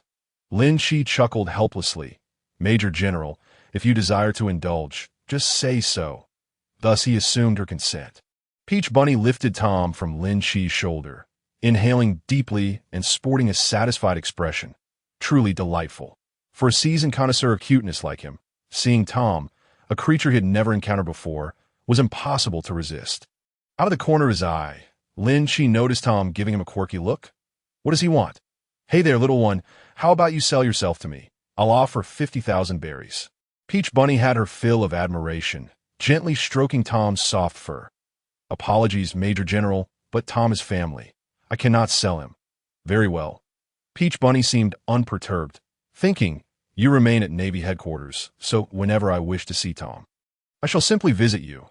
Is that agreeable?" The pursuing T-Pig's eyes sparkled with envy. This was no ordinary cat, but a treasure. "Of course, Major General." Peach Bunny cast Linqi a knowing glance, saying, "You need not keep calling me Major General. You too are a disciple of Zephyr, so you may call me Cheyenne or Sister Cheyenne." "Very well, Sister Sharon, my name is Linqi," he replied with a smile. Meanwhile, T-Pig's eyes were not only green with envy, but seemed to be glowing from the top of his head as well. Peach Bunny had always resisted being called by her real name by T-Pig, believing that colleagues should refer to one another by their code names. Yet now, she willingly disclosed her name to Linqi, causing T-Pig to feel a pang of jealousy. "Hey, look at that. The little one can smoke," Peach Bunny exclaimed, surprised to see Tom with a lit cigar between his lips. Tom took a deep puff and exhaled, creating a plume of smoke that formed the words, "Hello, beautiful lady. Wow, cat. You're amazing. Is your name Tom? Would you like to come stay at my place for a few days? I have plenty of fun things there." Peach Bunny beamed, nuzzling Tom affectionately. Tom wore a proud expression, raising a paw to gently push against her face, in an effort to assist his master in charming the lady. Tom displayed skills he had honed during his days as a cowboy in Mexico, captivating countless lovely ladies. T-Pig's eyes widened. Could he be witnessing a miracle? This is so cool. I want to learn too. After encountering Tom, Peach Bunny's previously irritable mood, plagued by T-Pig's antics, lifted considerably. But the surprises did not end there. Tom conjured up various items seemingly out of thin air, skillfully mixing a fragrant beverage and presenting it to Peach Bunny. "I asked this for me." "Thank you." Peach Bunny received the cup, drinking it without a second thought. After all, who would suspect a little creature in Navy headquarters? What malice could a cat harbor? Delicious. Peach Bunny licked the last drop of liquid from her lips, only to realize, wait, what did you just give me? Peach Bunny burped, her exposed skin flushing visibly as she felt the world spin and her legs weaken beneath her. Seizing the opportunity, Tom leaped from her arms, thrusting a bottle of liquor into her hands and spraying something unknown onto Linqi. "Sister Cheyenne, are you all right?" Linqi steadied Peach Bunny, while T-Pig attempted to assist but was met with a fierce glare. "Is this truly alcohol?" Holding the bottle, Peach Bunny's gaze grew increasingly dazed, as if she were about to become entranced. "Sister Peach Bunny, where do you live? Perhaps I should help you home to rest." Linqi lamented, as, due to their height difference, he found himself smothered in a fragrant embrace. Yet it was in public. He had to suppress his revulsion, for being discovered would be utterly humiliating. "Tom, what on earth did you give Peach Bunny? Why do I feel like she's looking at me, as if she wants to devour me?" Tom, sensing his master's thoughts, proudly extended 5 fingers. 5 fish jerky, at the very least 5. Tom had concocted various potions, and the one he had just produced was one of his inventions. What a delightful aroma! Peach Bunny leaned against Linqi, inhaling the fragrance wafting from him, growing increasingly intoxicated and burrowing deeper into his embrace. "Don't go home. Take me to your place." The moment the words escaped her lips, Peach Bunny regretted them, wishing she could slap herself. What was she saying? "Huh, Sister Peach Bunny, what did you just say?" Linqi inquired, astonished that I meant to say, take me to a CAF to sit for a bit. I just need a moment. T-Pig, don't touch me. Let Linqi support me. Linqi guided the swaying Peach Bunny into a CAF, where they took a seat. T-Pig silently followed, sitting across from them. Peach Bunny's condition appeared to worsen as she clung tightly to Linqi, as if wanting to meld into him completely. "Goodness, I can hardly bear it." Feeling the voluptuousness of a body, Linqi silently retrieved a cushion to rest upon his as he gazed at the T-Pig across from him. An increasing sense of embarrassment enveloped him, as if he were face to face with a bull-headed T-Pig. Tadu's watery eyes also caught sight of the T-Pig, and memories of the past surged forth in her mind, leaving her feeling deeply aggrieved. The T-Pig's obsessive pursuit had reached a level that adversely impacted her life. Due to the T-Pig's relentless chasing, her circle of male friends had vanished entirely, and her female friends had significantly dwindled. No matter where she went, she could not escape the entanglement of the T-Pig. Perhaps the T-Pig bore no ill intent, but Tadu had grown weary of this existence. This bout of drunkenness solidified her resolve. She must rid herself of the T-Pig by any means necessary, even if it meant troubling Sister He. Wait, perhaps there exists a method even more effective than involving Sister He. Lowering her head, Tadu beheld Linqi nestled in her embrace, his eyes sparkling like peach blossoms. his complexion seemingly even more flushed. From their very first encounter, she had found this junior brother to be quite handsome. Perhaps Linqi, the younger brother, exuded a fragrance akin to orchids, a delightful scent that left Taoru feeling parched. "Sister Jiuan, is there something you need?" Linqi looked up at the extraordinary woman before him. Suddenly, Taoru cupped Linqi's cheeks in her hands and leaned down to kiss him, their soft, sweet lips meeting. Linqi's pupils dilated in shock. Who would have thought that he would experience such an unexpected kiss? Is it true that fate has a way of turning the tables? May such occurrences be plentiful. Under the influence of the potion, events began to unfold in a most peculiar direction. Witnessing this scene, the tea-pig could no longer contain his emotions, furiously tossing his sleeves aside as he stormed out. The moment he exited the tea-house, he felt as though something within him had shattered, and a solitary tear streamed down his right cheek. Jin, oh Jin, why must it be this way? From the very first day he joined the Navy, a fleeting glance amidst the crowd had ensnared the tea-pig in an inescapable love for Jiuan. His efforts and struggles were all in pursuit of her. Jiuan was his everything. He would even lay down his life for her. The tea-pig understood that Jiuan did not harbor feelings for him. Yet he had never been disheartened. Despite repeated rejections, he believed with all his heart that one day he would win her over. Yet today his heart lay shattered. It seemed he had lost the very purpose for which he wished to live and strive. Boom! In the CAF at that moment, an unparalleled aura of Conqueror's Haki erupted, spreading across a vast swath of Marineford. The very walls of the naval base trembled. That Conqueror's Haki is an innate ability that cannot be cultivated through mere effort. It only grows stronger with the wielder's spirit. If one's spirit is sufficiently potent, even a newly awakened Conqueror's Haki can move mountains and fill seas. Centered around Linqi, those within the vicinity fell like wheat before the scythe. Already disoriented from the potion, succumbed to the overwhelming force and fainted. Passers-by on the streets who had been shopping moments ago were struck by the Conqueror's Haki and collapsed, rolling their eyes back. In the Navy conference room, Sengoku steadied himself against the trembling table, rising to his feet and crushing his glasses with a snap, revealing his inner turmoil. This was a Conqueror's Haki powerful enough to influence reality. Had that scoundrel Roger been resurrected? Or had Whitebeard come to wreak havoc? It has been years since I've encountered such exceptional Conqueror's Haki. Carp chuckled heartily, legs crossed. Vice Admiral, he cast a disapproving glance at the two, stating curtly, "Aren't you two going to see what is happening?" Above the red line, in Mariejois, within the Pangu city, a woman of exquisite form clad in light silk reclined upon the void throne. Imu lowered her sun-kissed leg, her three eyes narrowing as she gazed intentionally yet casually toward the direction of Marineford. Her lips parted slightly as she murmured, "Is this the quality of a king? I believe I have found what I seek." Under the influence of the Conqueror's Haki, Linqi reached out as if grasping a target in the void, his eyes of vivid crimson. "What I desire is everything," given that the incident occurred in the heart of the naval base. Within moments, two admirals arrived on the scene. Such a terrifying young man. Is this little brat the one emanating Conqueror's Haki? Approximately half an hour later, those who had fainted began to regain consciousness. While Linqi was invited to the highest conference room of the Navy, alongside him were three admirals, Carp Sengoku, Vice Admiral He, and Zephyr, who, also summoned, felt a twinge of anxiety at the sight. Why had she been called to such a meeting? Weak, pitiful, and helpless. Ahem. Well, Jin, why don't you explain to everyone how this lad awakened his Conqueror's Haki?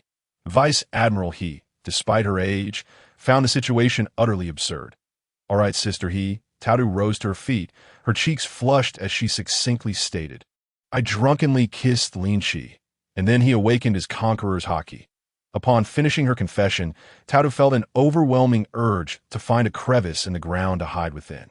All that remained were a group of individuals casting peculiar glances at her. A kiss that awakened Conqueror's Haki could truly be deemed a supernatural event. Why had they not experienced such fortune? Conqueror's Haki is a trait of innate kingship, possessed by only one in a million. Currently, none of the three admirals bore Conqueror's Haki, showcasing its rarity. Little Jin, a kiss that brings forth Conqueror's Haki. You're about to become famous. Only Carp retained the levity to make jokes at this moment. However, just 3 seconds later, he received a swift punch from He.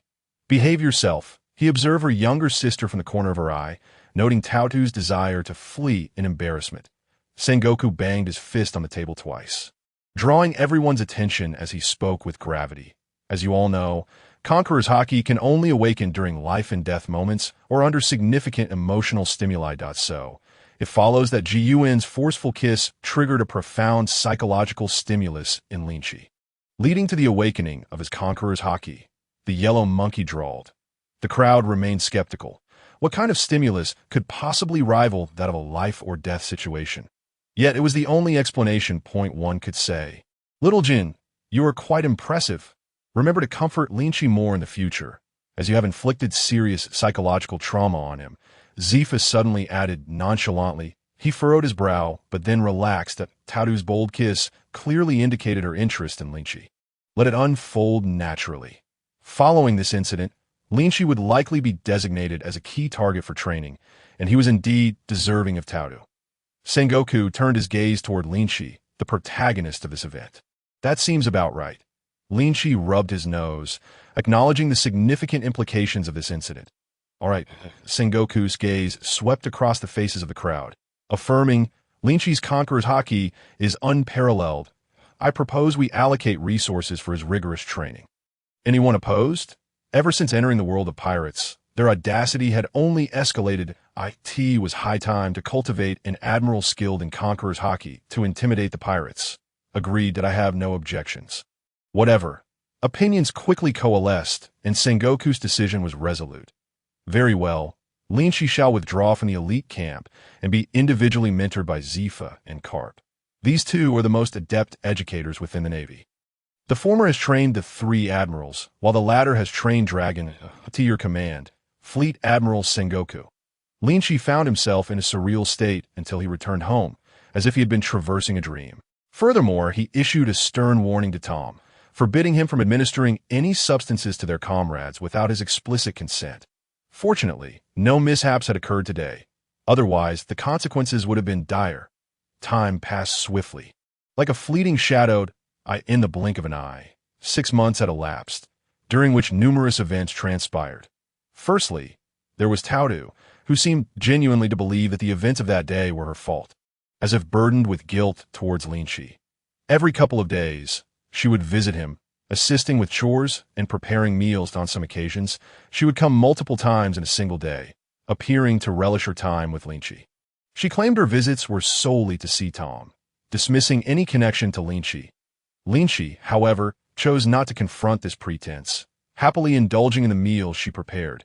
Both parties tacitly agreed to avoid discussing that day's incident. As their frequent, intimate interactions continued, Linqi felt a palpable shift in their relationship. He often sensed that Taotu's gaze upon him was peculiar, reminiscent of a sister's affection towards a brother, yet intertwined with something more complex, an oddity he could not quite place. Tina visited even more frequently, as Taotu, being a major, had a busy schedule. Tina was adept at managing household tasks, cooking, and laundry, leaving one astonished that she hailed from a noble family of Donghai. Linqi occasionally contemplated whether marrying Tina would be a favorable choice, pondering if she would consent. Under the nurturing care of these 2 formidable naval women, he found himself dining out less and less. Smog often sought Linqi for sparring sessions. Yet, since 3 months prior, Smog had ceased to be a worthy opponent for Linqi. Among his peers, he was only familiar with these 3 individuals. During these 6 months, Linqi devoted himself entirely to training under Zephyr and Carp. If the 2 inept characters from the original story could undergo such transformative changes in half a year under Carp's tutelage, Linqi's potential was boundless. His strength evolved dramatically, seemingly changing by the day. Notably, the Shahutin had indeed relinquished his harassment of Taotu, and sightings of him at the naval base had dwindled, as he spent most of his time pursuing pirates as the half-year mark approached. All the recruits from the elite camp graduated and were assigned to various naval units. Smog and Tina were taken under Linqi's wing as part of his crew. Linqi had long since submitted his request to set sail independently. Sengoku's initial response indicated that Linqi lacked the qualifications to command a warship. Yesterday marked the day he graduated from Zephyr and Carp's tutelage. They indicated that they had imparted all they could, and now it was up to him to grasp the remaining lessons. Throughout this period, he endured Carp's famous iron fist in his quest to master the observation Haki. I could see this moment, a large gathering of Navy personnel amassed along the coastline, periodically glancing toward the sea as if awaiting something significant. Suddenly, the calm ocean surface bulged, unleashing torrents of water and generating towering waves that surged toward the shore. "Quick! Linqi's emerging!" someone shouted. "Help Linqi pull in." Wow! Today's Sea King is enormous. Linqi is amazing. Linqi, bare-chested, dragged a colossal Sea King carcass, measuring 1,000 meters, slowly toward the shore. Carelessly tossing the creature onto the beach, he accepted a towel from his subordinate to dry his hair. "Take this to the mess hall. We're having extra rations tonight." "Yes, Boss Linqi." A prepared group of dozens utilized forklifts and other tools to haul away the massive Sea King carcass. "Looks like we're in for a treat tonight," someone remarked, licking their lips. The larger the Sea King, the more energy it contained, and the more delectable its flesh. Sea Kings exceeding 1,000 meters were a rarity even at the naval headquarters. Thanks to Linqi's frequent battles with Sea Kings, we're fortunate to enjoy this feast. Indeed, I can't express enough gratitude to the boss. We're all brothers. No need for pleasantries, Linqi replied with a hearty smile. Linqi, I have good news." From a distance, Joseph's prominent buck teeth were visible. Ever since the defeat of Joseph and his trio 6 months ago, he had developed an inexplicable fervor for Linqi. "What has you so excited?" Linqi inquired as Joseph, panting, presented 2 envelopes adorned with embroidered doves of peace. "These are from Vice Admiral Carp for you to know." "From Vice Admiral Carp?" Linqi opened one envelope, revealing a letter of appointment to the rank of colonel, accompanied by a note that read, "Though you possess the strength of a general, colonel is the highest rank I can bestow upon you. Any higher, and without military merit, you may struggle to gain respect. In the Navy, ranks are classified as private, 3rd class, 2nd class, 1st class, corporal, sergeant, staff sergeant, warrant officer, 2nd lieutenant, 1st lieutenant, captain, major, lieutenant colonel, colonel, brigadier general, major general, lieutenant general, admiral, and marshal. We're not yet in an era where exceptions are made for rank. Military merit and experience remain crucial," Linqi mused. "Colonel is no small feat. Doesn't Sengoku fear being accused of favoritism?" The second envelope granted him command of a warship with a modest crew of 200, which suited Linqi perfectly. A larger crew would impede speed during pirate pursuits. Closing the letters, he laughed heartily. "This is indeed good news. Your efforts are appreciated." "What is the good news? Share it with Tina." Tina appeared behind him, holding a lunchbox. The crowd paused, then erupted in cheers. "Tina the Great? Quiet!" Tina blushed and scolded. Upon learning that Linqi was finally setting sail, she was ecstatic, grasping his hand and insisting. "You must take me along, of course," Linqi replied, ruffling her hair with a grin. "I can't do without your cooking." "What have you brought today?" Tina opened the lunchbox and revealed 3 bento boxes. "This is the Sea King meat you hunted yesterday, seasoned with pepper and brine, along with other dishes you love." The energy contained within Sea King meat was immense. A single piece could rival a cartload of beef in energy. "Brother, the table." A group of them, already accustomed to the routine, expertly set up tables and chairs to maximize his training time. Linqi had largely ceased visiting the mess hall. As he broke apart his chopsticks, a thought struck him, and he turned to Tina. "Care to share a bite?" "Ah." Tina tucked a stray strand of hair behind her ear, leaning forward with her lips parted like a bird awaiting feeding. Linqi skillfully picked up a piece of Sea King meat and offered it to her. Just the right flavor," Tina remarked, savoring a taste before hesitantly glancing at Linqi. "Come home early tonight. I have something to discuss." "All right." After Tina departed, Linqi devoured his bento, his thoughts wandering. Smog had been missing for half a month, allegedly on a classified mission. How peculiar. System, display, personal interface, host, Linqi combat abilities, moonwalk, peek, shave, advanced, gale foot, advanced, gunpoint, advanced, iron block, intermediate, life return, intermediate, paper drawing, beginner. Note, all techniques with limitations are represented by proficiency levels. Life skills, Navigation, beginner. Culinary skills, beginner. Basic attributes. Constitution.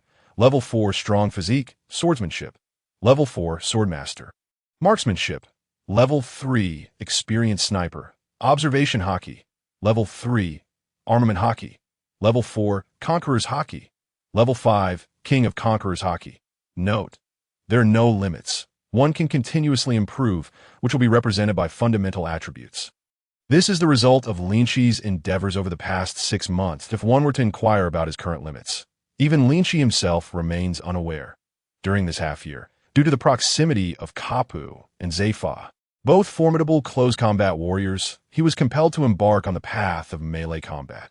Nevertheless, owing to his innate talent, his marksmanship has barely reached level 3. Regarding points, he has had no opportunity to venture out to sea. He has been stealthily developing, and his points remain at 0.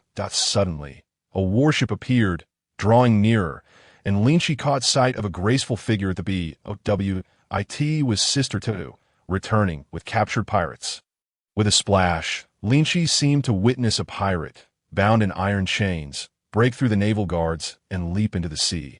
Alarmed, the Navy shouted, "The criminal is escaping," and many jumped into the water in a frenzy. Trying to flee, this is the naval headquarters. Linqi's expression shifted. Something was amiss.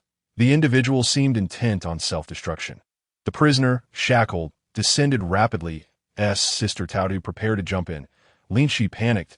He could not let Sister Tatu's voluptuous figure be drenched by the sea.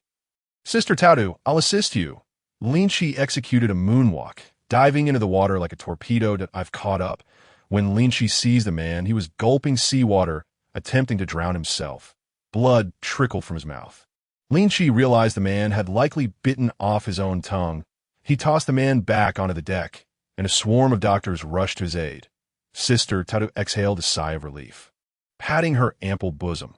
"Thanks to you, I didn't expect that criminal to possess sea prism stone and still have the strength to struggle, almost leading to his demise." Linqi pondered, questioning why the man would seek to take his own life. That is the captain of the Starry Sea Pirates. Perhaps he wished to avoid implicating his crew. Sister Tatu glanced around and whispered in Linqi's ear, "Actually, it's the Marshal's intention to use him as bait to capture the remaining members of the pirate crew." The fragrant scent wafted past Linqi's nose, tickling him. He nodded. This was a tactic he could envision being employed against Whitebeard in the future. It seems Sengoku had done this before. No wonder he executed it with such finesse. It appeared that even pirates could harbor deep feelings and loyalties. However, in comparison, the more vicious pirates seemed to abound. By the way, what crime did the Starry Sea Pirates commit to draw Sengoku's ire so severely? It is said they slaughtered a significant portion of a kingdom's nobility. Linqi retracted his earlier statements. His palm tingled, and he realized it was Sister Tatu's delicate hand teasingly drawing circles in his palm. "Tonight, wait at home for me. I found something wonderful for you." Linqi could scarcely conjure a reason to refuse, hoping the two women would not arrive together. He could hardly bear to imagine such a chaotic scene. Night fell. After concluding a day of training, Linqi returned home to find Tina, resembling a devoted little wife, had prepared a grand feast awaiting his return here back. "You must be exhausted." Tina leaped from the sofa, her slippers pattering as she hurried over to remove Linqi's coat and hang it up, then fetch slippers for him from the entrance. Linqi was captivated, until Tina gently nudged him to regain his focus. "Silly, what are you thinking about?" Linqi chuckled. "I was wondering how wonderful it would be if you were my wife." "Foolish." Tina's cheeks flushed bright red. "Hurry and wash your hand for dinner." I'm going right now." As Linqi prepared to dig into the delicious spread before him, he suddenly felt his foot kick something. Looking under the table, he was surprised to find a pig. Tom gazed at Linqi with a pitiful expression. "Ahaha, so it's you, Tom." Enjoying the delectable meal, he recalled Tina's words from earlier that day. "Didn't you say you wanted to discuss something with me?" Tina produced a devil fruit from behind her. "This was sent to me by my father this morning." Having consulted the devil fruit encyclopedia, Tina discovered it was a paramecia type, the barrier fruit. Uncertain whether to consume it, she sought Linqi's opinion. Upon hearing this, Linqi fell into deep contemplation. When a woman seeks your advice, it implies she is indecisive. Such moments, one must provide a definitive answer. Rather than vacillating, he grasped Tina's hand and stated, "Don't eat it. I will find you something far better in the future to know. I want to eat it." Tina seemed resolute in her decision, firmly holding Linqi's hand in return. "Why?" Linqi was perplexed by her sudden change of heart. "Because only then can I assist you, silly. You needn't do this. In no more words. My mind is made up." Their eyes locked in a tender gaze, their faces gradually drew closer, and they shared a kiss. Meow. Tom jumped onto the table, capturing the moment with his camera. After a prolonged kiss, they finally parted. Tina's face was flushed and utterly enchanting. "That I think I'll stay the night," she breathed, her chest rising and falling alluringly. Linqi felt parched. Could it be? Tina, sensing his thoughts, shot him an exaggerated eye roll. "Pervert. Are you thinking something naughty? Which of your rooms is empty? I want to move in. What's wrong with being a rogue? After all, you're bound to be mine sooner or later." Seeing Linqi's brazen admission, Tina playfully scolded, "Tom is still watching. Besides, who said I'm yours?" Upon noticing the two gazing at him, Tom displayed an understanding expression before vanishing in a flash. "Oh, just a moment ago you denied being mine, yet you kissed me to know. I must kiss you back. Oh." Tina was caught off guard by Linqi's audacity, unable to produce a sound as he claimed her lips. Ultimately, her tender mouth swelled from the kisses, and she stumbled back to her room, Linqi savoring the lingering sweetness on his lips, leaning back on the sofa in laughter. Tonight, he anticipated another visitor. As the clock struck 11, and the sound of a key turning in the lock echoed. Linqi knew someone had arrived. Despite his fatigue, he could not conceal Taodu's remarkable presence. Unlike any other day, Taodu entered with a blade strapped to her waist and another knife in hand. "Sister Ji Yuan." "Over here." Linqi waved in the darkness. "Why haven't you turned on the lights?" Taodu inquired, puzzled. "Tom is asleep. I didn't want to disturb him." "All right, then."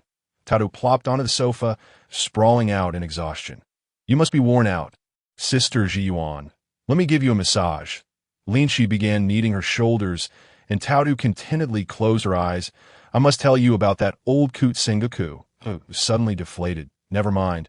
Let us not discuss Sengoku. This knife is a gift for you. Tell me if you like it. I intended to find you a grand sword, but alas, this is the best I could manage." Linqi unsheathed the knife, which glimmered sharply in the moonlight. Etched with the characters Long Yuan. "Sister Ji Yuan." "Thank you." "Sister Ji Yuan." Linqi turned to find Taodu had succumbed to fatigue and had drifted off to sleep on the sofa, concerned she might catch a chill. He gently lifted her alluring form and carried her to another guest room. After tucking her in, as he prepared to leave, a delicate hand suddenly seized his arm. "Don't go." Taodu mumbled sleepily, "That I in an instant." An overwhelming force surged forth. Linqi, fearing to awaken Taodu, did not resist and was pulled onto the bed.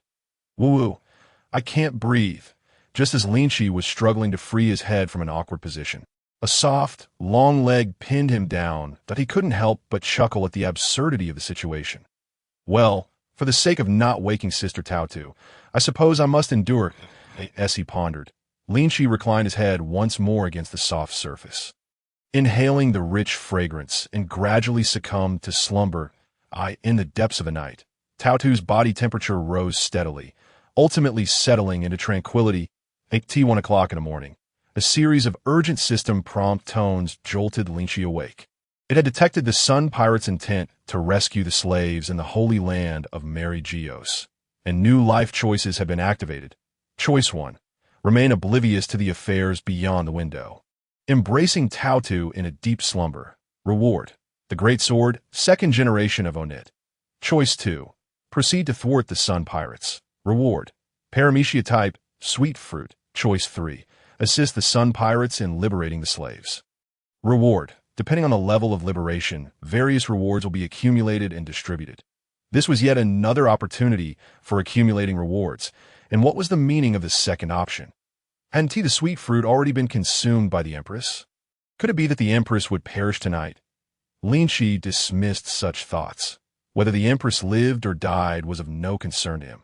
However, he was quite intrigued by the prospect of accumulating rewards. Taotu, you are holding on a bit too tightly." Cautiously, he removed the beautiful leg resting on him and shifted the softness pressing against his chest. Linqi stealthily lifted the covers, donned his shoes, and exited the door. The moment he closed the door, Tautu opened her eyes in the darkness. Linqi shed his navy uniform, slipped into a set of black attire, obscured the lower half of his face, and utilized his life return ability to elevate his height to 2 meters 1. This should ensure absolute safety.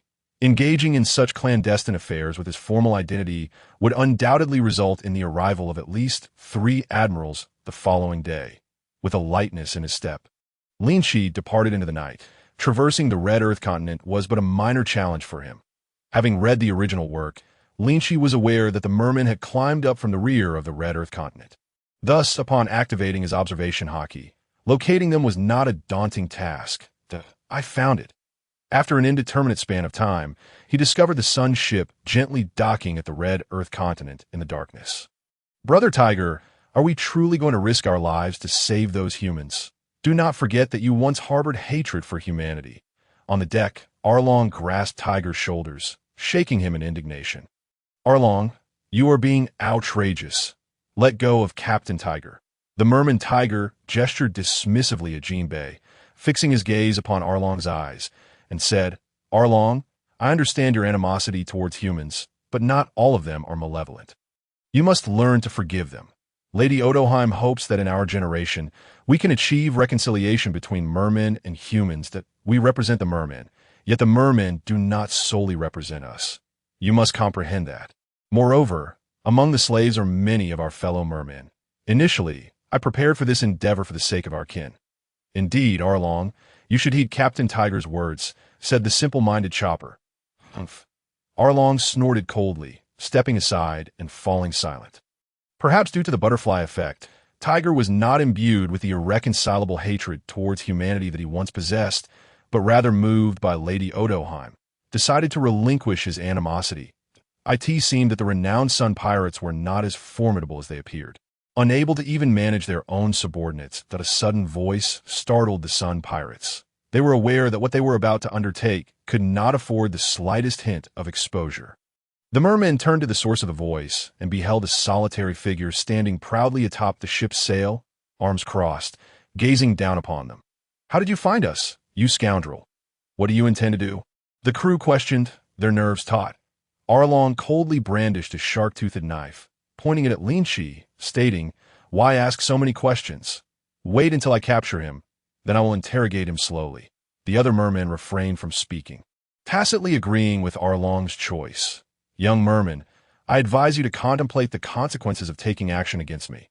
Are you prepared to bear them? Linqi lowered his voice, slowly raising a finger. In an instant. An overwhelming pressure surged towards Arlong. His fish-like eyes widened in terror, and beads of sweat poured down his face. In that brief moment, he seemed to glimpse the future if he dared to strike that man. His hand would undoubtedly be severed. Observing Arlong, who appeared as though he had just emerged from the water, Tiger stepped forward. Esteemed warrior, please forgive Arlong's rudeness.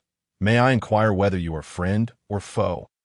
Jinbei and the other mermen tightened their grips on their weapons, ready to strike should the man's response prove unsatisfactory. Whether I am a friend or foe depends on your choices. Linqi replied nonchalantly, You intend to ascend to Mariejois tonight, yes? How about taking me along? This time, Tiger was genuinely alarmed. Only the internal members of the Sun Pirates knew of tonight's plan. How did this man come to know? Could there be a traitor among them? Impossible. Come now, taking me along poses no harm, but if I were a member of the world government, do you think you would still be alive at this moment? On the contrary, it is you who should feel uneasy if you do not bring me along. Upon hearing this, Tiger fell deep into thought. Indeed, the man was unlikely to be affiliated with the world government, particularly not with that bunch of overly righteous navy. If that were the case, perhaps cooperation was not out of the question. The real terror lay in the possibility of the man reporting them. Having grasped the situation, Tiger spoke in a deep voice, I can agree to your request, but I ask that you do not bring us trouble. Rest assured, I am also here to liberate the slaves. Our goals are aligned. This fellow truly knows our plans, Tiger mused inwardly. Captain Tiger, do we really need to trust that human? Jinbei cast a worried glance at Arlong. I have a feeling he is not our enemy. Tiger replied, gazing up at Linqi. What shall I call you? Nighthawk. 5 minutes later, observing the man who had seamlessly integrated himself into their plans for rescue alongside their captain, Arlong felt a twitch at the corners of his mouth. Must he be so familiar? He had just terrified me half to death. Recalling the earlier fright, Arlong shuddered, not daring to act rashly. Since that is the case, I leave it to you. Nighthawk. Tiger stowed away the map of the prison's layout. Rest assured, the night was exceptionally dark, with not a single star visible in the sky. Dark clouds obscured the moon as a group of mermen began to scale the red Earth continent with their bare hands. To avoid revealing his identity as a Navy officer, Linqi joined them in their ascent. The celestial dragons would never suspect that someone would approach from the rear of the red Earth continent. Therefore, they encountered not a single guard along the way, smoothly infiltrating Mariejois. Nighthawk, let us proceed as planned, Tiger said, leading a team of mermen into the depths of the night. Linqi followed the mental map in his mind, making his way towards a prison where the slaves were held.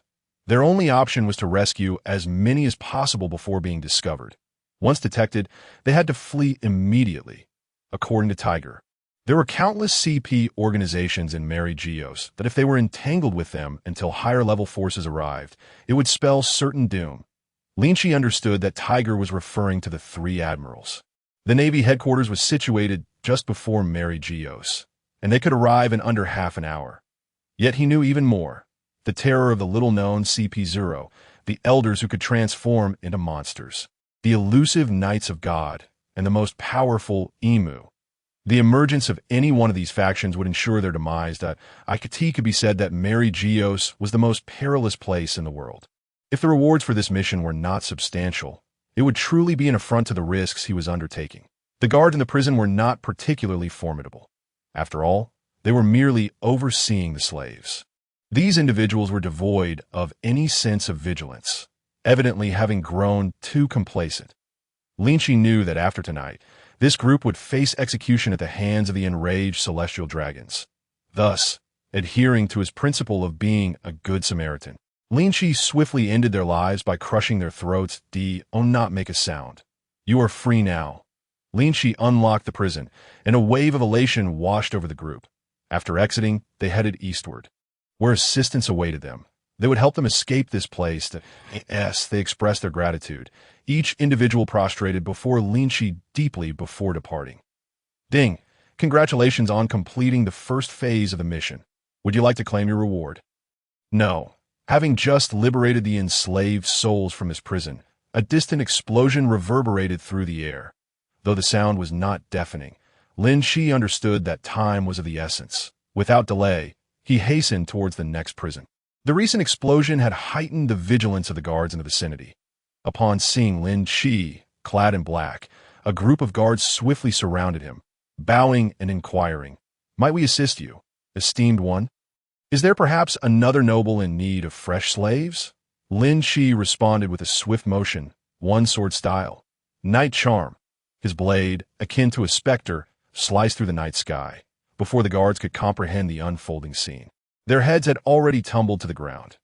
"Enemies are upon us," they exclaimed in terror. "Who dares to create chaos in this place?" The prison guards, sharing the same fate, drew their weapons, bracing themselves for confrontation. The horror of the situation struck them. They had not even witnessed how their comrades met their demise. Aware of the necessity for swift resolution, Linqi exhaled a chilling breath, one-sword style, heavenly timekeeper. In an instant, Linqi's figure became a blur, appearing as if by teleportation in another location, sheathing his blade. As the long sword returned to its scabbard, a multitude of bloodlines erupted from the remaining guards, their bodies disintegrating into a gruesome mosaic. Witnessing this spectacle, the inmates within their cells could no longer remain still, crawling to the bars in eager anticipation. "Are you here to rescue us, noble one?" Linqi, armed with the key he had secured from the guards, unlocked the cells one by one. Indeed, once you emerge, head east. There will be someone to escort you away. Tears of gratitude streamed down their faces. "Your Grace, we shall never forget your immense kindness." Some were covered in filth, their bodies marred with wounds, while others bore the scars of mutilation. Yet, in that moment, hope rekindled a spark within their eyes. As Linqi opened each cell, upon reaching the final one, he discovered a lavish chamber crafted from sea stone. Unlocking the heavy door, he was met with a pitch-black room, soundproof and isolated from the outside world. Inside were 4 enslaved girls, 2 plump, 1 slender, and 1 emaciated. 3 appear to be around the ages of 14 or 15. While the last seemed no more than 5 or 6, their attire was tattered. Their bodies filthy, resembling beggars. Due to their unkempt appearance, their features remained obscured. The older girls, upon hearing his entrance, buried their heads in their knees, refusing to acknowledge him. The youngest girl stared vacantly at Linqi, a foolish smile adorning her face. Sensing their wariness, Linqi maintained his distance and softly spoke. "You are free." The 4 girls remained unresponsive, as if deaf to his words. Hancock, concealed within, silently scoffed. They had witnessed the vile celestial dragons inflict false hope, only to shatter it.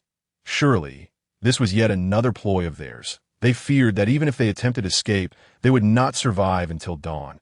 Enclosed within the room, they had not witnessed Linqi's swift execution of the guards. Thus distrust lingered. Linqi sighed, lamenting their plight. He had initially intended to summon someone to vouch for him, only to find that all had fled. Kneeling before the youngest girl, he gently inquired, "Why are you so small yet confined here? Have you perhaps consumed a devil fruit?" The girl, with unfocused eyes, replied dreamily, "Devil fruit? I can eat it, as long as you don't harm me. I will do anything." Hancock's ears perked up, and she raised her head to mock. "Are you truly attempting to deceive even a child? Are you willing to converse? What are your names?" With a skeptical expression, Hancock stated coldly, "I am Hancock, Boa Hancock." Upon hearing their sister speak, the other 2 chimed in, "Mary Gould, Sandersonia, and this little one is Keela." Indeed, they were the famed Hancock sisters, and Keela was an unexpected bonus. Linqi sensed that their identities were extraordinary, which prompted him to engage in conversation to his surprise. He thought of the Empress, but did not anticipate the addition of Keela, the future renowned female hero, one merely 14 or 15, and the other only 5 or 6. These girls were potential gems, and perhaps he could embark on a nurturing journey with them, as nothing brings more satisfaction than the cultivation of young talents. Linqi mused, "Hey, Daddy, why are there so many people lying here? Are they sleeping?" "Fool, they are dead." It seemed to be yet another twisted game of some noble faction, oblivious to the fact that they had not considered the possibility of an enemy invasion. "Daddy, come quickly, there are still living people here." As Linqi opened the door, 2 celestial dragons, adorned with glass domes and clad in bulky attire, resembling bloated pigs, entered. "Son, what kind of rubbish have you gathered? Look at those weaklings on the ground. One slice would surely dispatch them. But that standing one seems interesting. I shall hang him up as a target. But Daddy, he doesn't appear to be a slave." "Foolish son, whether he is a slave or not is not for us to decide." Upon the entrance of the 2 celestial dragons, the Hancock sisters trembled uncontrollably. Keela, paralyzed by fear, struggled to maintain her smile. "How dare you not kneel upon seeing us? Do you wish to die?" The middle-aged celestial dragon raised his gun threateningly. "You are truly infuriating." In a sudden burst, Linqi lifted his head and swung his blade, severing the arm that held the gun. "Ah, I will kill you." As a celestial dragon, he had never endured such an injury. Writhing on the ground in agony, tears streaming down his face. "Daddy, Daddy, are you in pain?" The other pudgy celestial dragon exclaimed foolishly, "Your father feels no pain." Linqi stepped on the celestial dragon and swiftly decapitated him. Ding! Hidden quest initiated. Kill a celestial dragon. Congratulations on completing the 2nd phase of the quest. Do you wish to claim your reward? No points increased by 12. 798. Linqi was taken aback. Previously, each guard he had slain yielded only a few dozen points, yet killing a celestial dragon had granted him over 10,000. What heinous acts must one commit to acquire such a bounty? It suggested that the celestial dragons had committed countless atrocities. With the fall of the celestial dragon, Linqi felt a surge of satisfaction. Observing Linqi's decisive action, Keela's vacant gaze regained focus. The Hancock sisters ceased trembling, staring at Linqi in disbelief. Pearlescent tears cascaded from Hancock's beautiful eyes as she gazed at Linqi, as if imprinting the moment in her heart. They were truly saved. Upon witnessing his father's demise, The pudgy celestial dragon quickly knelt, begging for mercy. "Please, do not kill me. I can offer you anything to—" "Oh." Linqi's interest peaked as he raised the celestial dragon's chin with his foot. "Take me to your home." The difficulty of the quest was escalating in the first phase. It required liberating one prison, while the second phase demanded liberating a prison and killing a celestial dragon. Linqi speculated that merely rescuing slaves tonight might not suffice to reach the third phase. Thus, he resolved to take a risk. Fortune favors the bold. "Of course, just do not kill me." The celestial dragon nodded vigorously. Linqi turned, his voice returning to its original tone. "Remember this voice. One day, we shall meet again. For now, I have matters to attend to. Head east. There will be someone to guide you away. Thank you. Benefactor, please take care." Sonia spoke sincerely. Linqi, pressed for time, nodded and dragged the celestial dragon away. While others dared not kill the celestial dragons, he did. After Linqi departed, Hancock slowly rose, wiping the dirt from her face with her sleeve, revealing her concealed, exquisite beauty. "Benefactor, I shall certainly find you, even if it takes a lifetime," Hancock resolved, gazing affectionately in the direction Linqi had taken in the original narrative. Hancock developed an infatuation with Luffy solely upon reading in the newspaper about his confrontation with a celestial dragon, leading to her eventual love for him. This indicates that Hancock is not merely a superficial admirer. She harbors no specific expectations of her targets. She simply admires men who dare to stand against the celestial dragons. In contrast to Luffy, who merely struck one celestial dragon, Linqi's act of slaying a celestial dragon in Hancock as presence undoubtedly reverberated with hundreds of times the impact. This moment. Hancock was merely 16 years old. What girl does not yearn for romance? Moreover, Linqi was the one who rescued her from this hellish existence. With all these factors combined, Hancock fell irreversibly in love with Linqi. "Sister, what shall we do with this girl? Let her join us." Under the cover of night, Linqi evaded the patrolling CP organization and arrived at the residence of the celestial dragons. "You little brat, did you bring back any toys?" A sharp-tongued woman descended from upstairs, only to be swiftly killed by Linqi's sword, along with the CP bodyguards behind her. With his formidable strength, eliminating such low-tier adversaries was a trivial task. Points 10012.9. Take me to your treasure vault. Linqi wiped the blood from his sword onto the celestial dragon's body. "Please follow me," he stammered as he traversed several hidden doors. Linqi was nearly blinded by the sight before him. A veritable mountain of gold and silver treasures lay scattered about, though sadly he could not take them all. After some contemplation, he selected a few valuable yet lightweight items to pocket. Though he had no need for them, the enslaved individuals certainly required funds for their escape. On a nearby shelf rested several long blades, all of fine quality. After inspecting them, he deduced they were not worth taking, as celestial dragons typically had no affinity for such weapons. The risk of recognition was too great. The potential consequences were not worth the reward. Ultimately, he discovered 5 boxes. Upon opening them, 2 were empty, while the remaining 3 contained a trio of devil fruits. Excellent. He would take the devil fruits with him, intending to consult the fruit encyclopedia upon his return to identify them. "You worthless fool, come here." The celestial dragon trembled as he approached, clutching a den mushi. "Call your so-called friends and summon them here. Use whatever flattery you deem necessary. Do not let me catch you scheming." Linqi pressed the blade against the celestial dragon's neck. "Also, instruct them not to bring any bodyguards. You know how I dislike lowly creatures watching while I play games. I believe this aligns perfectly with your celestial dragon customs. If you perform well, I may spare your life." Under Linqi's threat, the celestial dragon, shaking, dialed one number after another.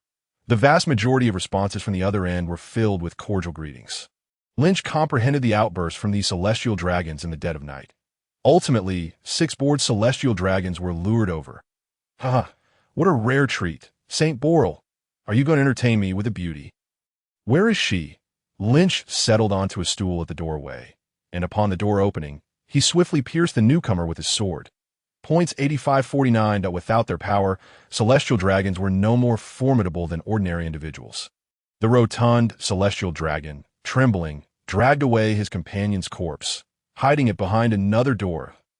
as long as he could survive. He cared not for companions or parents. After slaying the second celestial dragon to arrive, a notification chimed. Congratulations, you have completed the third phase of the mission. Would you like to claim your reward? No, including the rotund celestial dragon's mother. After killing 3 celestial dragons, the rewards advanced once more.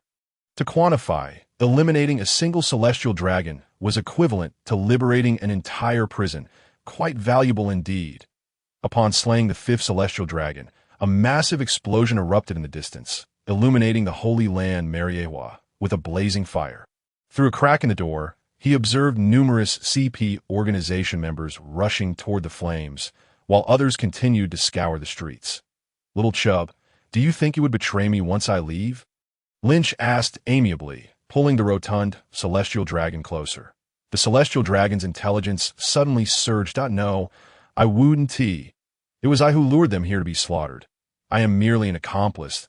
If I disclose this, their family will not spare me, so I would never betray you. Lynch smiled wryly. Regrettably, I do not trust you. With that, he thrust his sword into the celestial dragon's heart. 0.6872 as he pushed the door open. He encountered the last arriving celestial dragon, whom he dispatched with ease. 0.18845. Ding. Congratulations, you have completed the 4th phase of the mission. Would you like to claim your reward? No, following the death of 5 celestial dragons. The rewards escalated yet again. Remarkably, he had slain 9 celestial dragons that night. Should news of this leak, it would undoubtedly trigger a global upheaval. One could only wonder if the world government would dare to make it public. Celestial dragons had always been untouchable. Normally, even a mere slap would summon an admiral for protection. When had they ever been killed? How dare you lay a hand on a celestial dragon? Lynch's brazen act of slaying celestial dragons in broad daylight sent shockwaves through the CP members surrounding him, causing dozens to rush at him in panic. Such loyalty you display to your masters. After considerable effort, Lynch eliminated these CP members.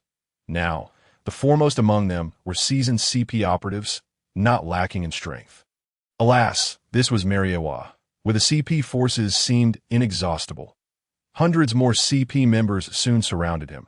Lynch could not afford to linger, relying on his speed to evade them. Heading eastward, he glimpsed slaves fleeing in panic, fishmen setting fires, and some fishmen and slaves engaging with the approaching CP forces. These slaves were far from ordinary. Otherwise, they would not have been enslaved by the celestial dragons. Many of them had once been notorious pirates. He even spotted Arlong fiercely battling the CP organization while protecting the fishermen slaves. Leaving Lynch momentarily stunned, it seemed that if a leader capable of restraining Arlong were to emerge, Arlong might not be so irredeemably evil after all. Where is your captain? He casually inquired of a nearby fisherman. It's Nighthawk. The captain is on the cliff's edge. You must hurry. We cannot hold out much longer. As the CP members continued to swarm in, the Sun Pirates were steadily retreating to the cliff's edge of the Red Line. Numerous slaves leaped into inflatable boats hastily salvaged from the Mariejois warehouse, creating a sea of inflatable vessels along the cliff's edge. Fishman karate, airburst, Tigers shouted, delivering a powerful punch that sent several inflatable boats tumbling off the cliff. The boats floated down like leaves, landing safely on the ocean's surface. Impressive technique. As Lynch drew closer, he noticed Tiger's face drenched in sweat, having unleashed countless punches. Nighthawk, Tiger gasped, you've returned. Lynch regarded this fisherman, soaked in perspiration, and felt a surge of respect. Such good-hearted individuals are a rare breed. I have slain several celestial dragons, and the world government will likely hold you accountable. After today, you must find a place to hide, at least for the next decade, or you may face grave dangers. He handed Tiger a devil fruit, a ring, and a pair of exquisite earrings. This devil fruit appears to be of the Zoan type. If you're gravely injured in the future, it may save your life. As for these earrings and ring, please discreetly deliver them to 2 slaves named Hancock and Kira, ensuring their safe return to their homeland.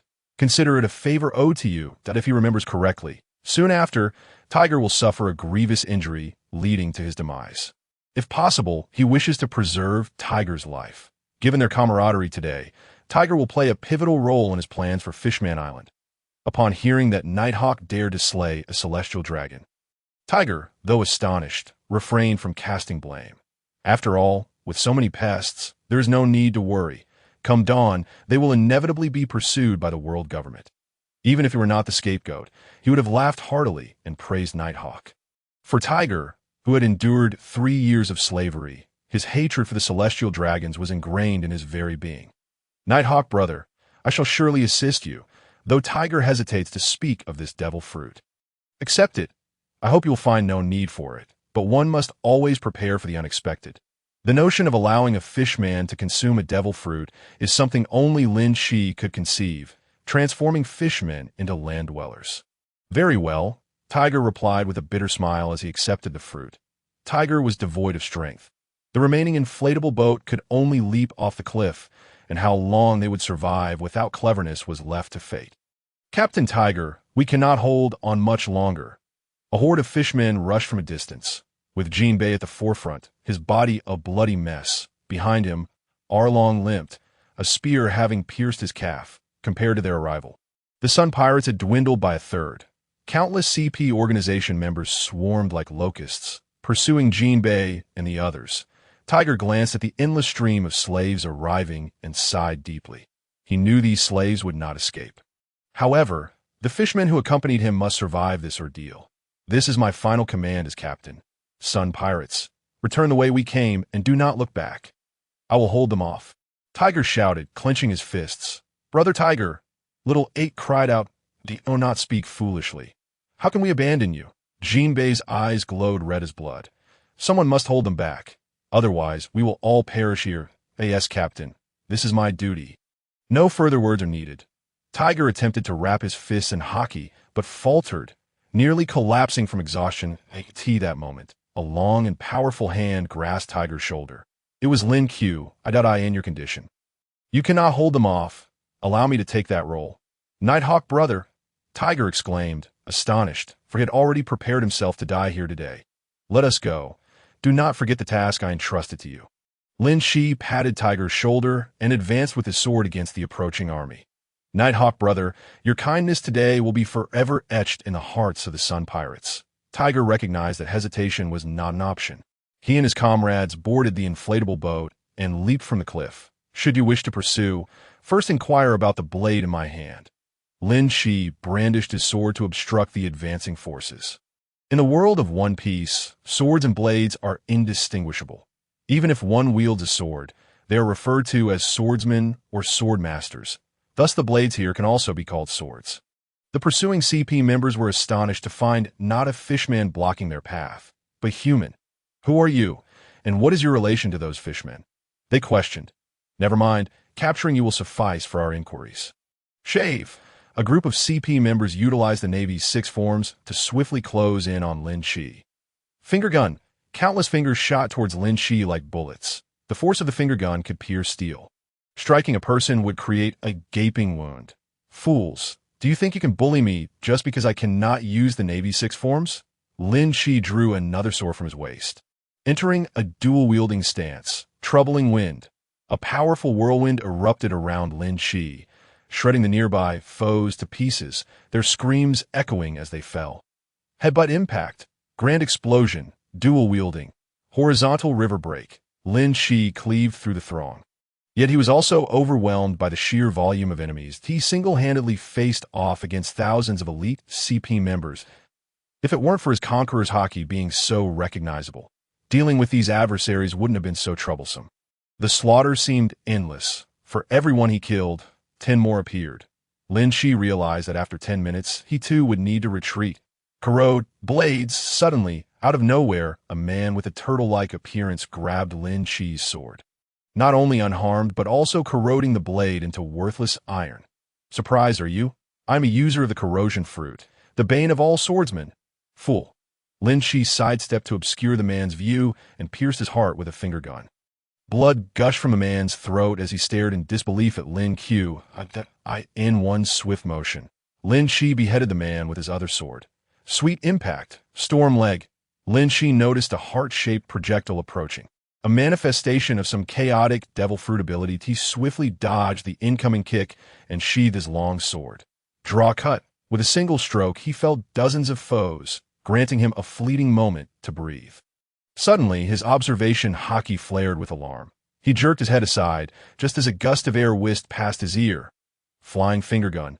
It seemed a formidable opponent had arrived. An adversary wearing a mask appeared before Linqi, launching an immediate attack without a word. The fabled CP0. In response to Linqi's doubts, the enemy unleashed a finger gun. Six King's gun .6 afterimages targeted his head, heart, and major arteries that in that initial encounter. Linqi assessed that the man possessed strength comparable to a vice admiral. This is troublesome. Deprived of the Navy's 6 forms and unable to use Conqueror's Haki, with only one sword left, he found himself relegated to a position of passive defense against this vice admiral-level expert. After a flurry of exchanges, the sword enveloped in Haki was shattered by the opponent's strikes, sending Linqi careening backward. At that moment, Linqi had only brought 2 ordinary swords, and even with Haki, they could not withstand the relentless assault of another Haki user. Just then, a notification chimed in his mind. Ding! Successfully protected the retreat of 12,000 slaves. Congratulations on completing the 5th final phase of the mission. Do you wish to claim your reward? Linqi hesitated, considering whether to accept it now. What if the reward was a supreme blade or a devil fruit that he wouldn't be able to carry away? Unless it was a Zoan type, consuming a devil fruit would require a period of adaptation, potentially rendering him helpless in water that a man wearing a hawk mask, like a bolt of lightning, closed in on Linqi. Delivering a swift kick to his head, Linqi dismissed such thoughts and focused on facing the formidable opponent before him. His mentors were Garp and Zephyr, so, beyond swordsmanship, his martial arts were also commendable. For the time being, he could withstand the man's onslaught for 3 to 5 minutes without issue. The path of retreat was besieged, yet he remained unfazed. If necessary, he could reveal his moonwalk technique. He did not believe he could not escape. So you were responsible for releasing so many slaves. You are indeed an impressive young man. That a lecherous elder floated in midair, his gaze mocking the scene below. In fact, Kizuru had arrived 5 minutes prior. Had he not feared Sengoku's ire for his salary, he would have lingered longer. Admiral Kizuru. Linqi's expression shifted dramatically. Wasn't it said that an admiral required half an hour to arrive?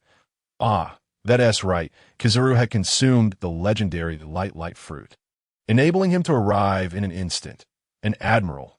It seemed he must fight with all his might. Kizuru's terrifying gaze indicated an intention strike. Slowly, he lifted his 2-meter-long leg. Young man, have you ever been kicked at the speed of light? In the blink of an eye, Kizuru transformed into a golden flash, appearing beside Linqi and delivering a kick that sent him soaring 100 meters into the air. The masked CP0 paused, bewildered by Kizuru's actions. Why would Kizuru kick him so far? Speed equals power. 8-foot shadow. Soaring into the air, Kizuru spread his arms wide, conjuring a mirror-like object, unleashing thousands of yellow lasers in an instant. These lasers traveled at such speed that they were invisible to the naked eye. Linqi. He realized that the kick from Kizuru earlier had not been particularly forceful. The current situation with the 8-foot-long Yada no Kagami was even more absurd.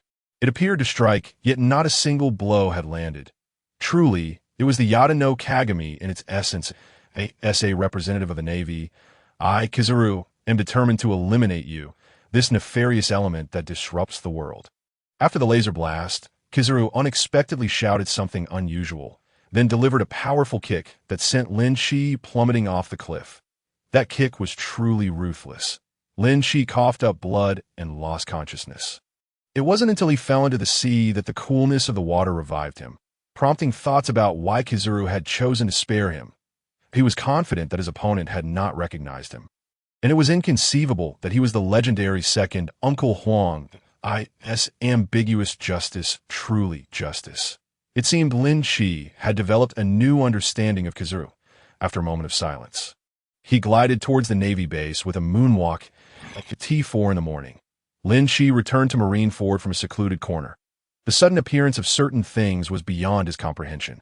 What if they handed him something bizarre? Thus, he decided to leave the Navy the following day, collecting his reward a later time. Upon arriving home, Linqi immediately destroyed any items that might expose him. After taking a shower, he retrieved the Devil Fruit Encyclopedia to examine the 2 devil fruits he possessed. Fortune smiled upon him, as both fruits were documented.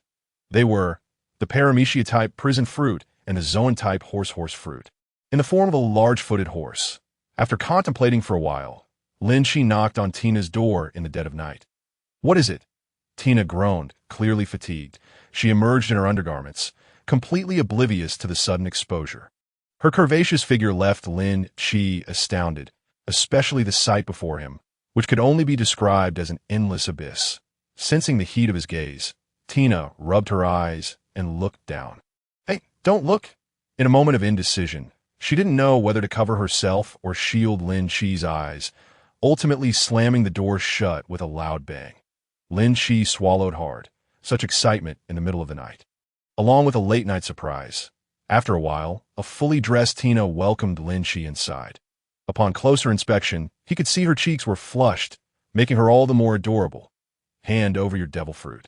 "Oh," Tina asked no further questions, obediently retrieving the devil fruit from her bed and handing it to Linqi. "Here you go." Linqi presented the prepared paramecia-type prison fruit to Tina. "What is this?" Tina examined the fruit in her hands, feeling it bore a resemblance to her own. "This is the paramecia-type prison fruit, an advanced version of your barrier fruit. If you consume it, you should be able to effectively disguise it as your barrier fruit." "Go ahead, eat it," Linqi explained with a smile. Tina took a step back, her mouth agape in astonishment. "Where did you get this?" "The price on the black market is as high as 100 million belly, and it's often more valuable than it seems." She couldn't fathom the risks Linqi must have taken to obtain this devil fruit for her. Linqi simply smiled at her. "All right, I'll eat it." With a determined glint in her eyes, Tina lowered her head and took a bite. She resolved to utilize her newfound abilities to assist Linqi diligently. However, Tina hunched over, retching uncontrollably, and decisively tossed the bitten fruit into the trash. The taste was unlike anything she could imagine. It was utterly repulsive. "What kind of ability did you gain?" Linqi inquired eagerly as he watched her. Tina closed her eyes to sense her new powers, then exclaimed with delight, "I can manifest any items related to prisons, and they come with special attributes." As she spoke, a long whip and a pair of handcuffs appeared in her hands, and she looked at Linqi with excitement. "Do you want to give it a try?" Linqi's gaze flitted between the handcuffs, the small whip, and Tina's beautiful face, suddenly shivering and waving his hands. "Never mind, let's talk about it later." Tina brandished the small whip, teasingly saying, "Look at you scared. I wouldn't actually hit you." After spending a tender moment with Tina, Linqi retreated to his room to sleep. The next morning, Linqi awoke early. While munching on cookies on the sofa, both Tina and Peach Rabbit's doors swung open simultaneously. The two stretched their bodies, revealing their slender waists, resembling lazy kittens. With a sudden noise, Linqi's cookie fell to the floor. Was the chaotic scene upon them? "Good morning, Peach Rabbit.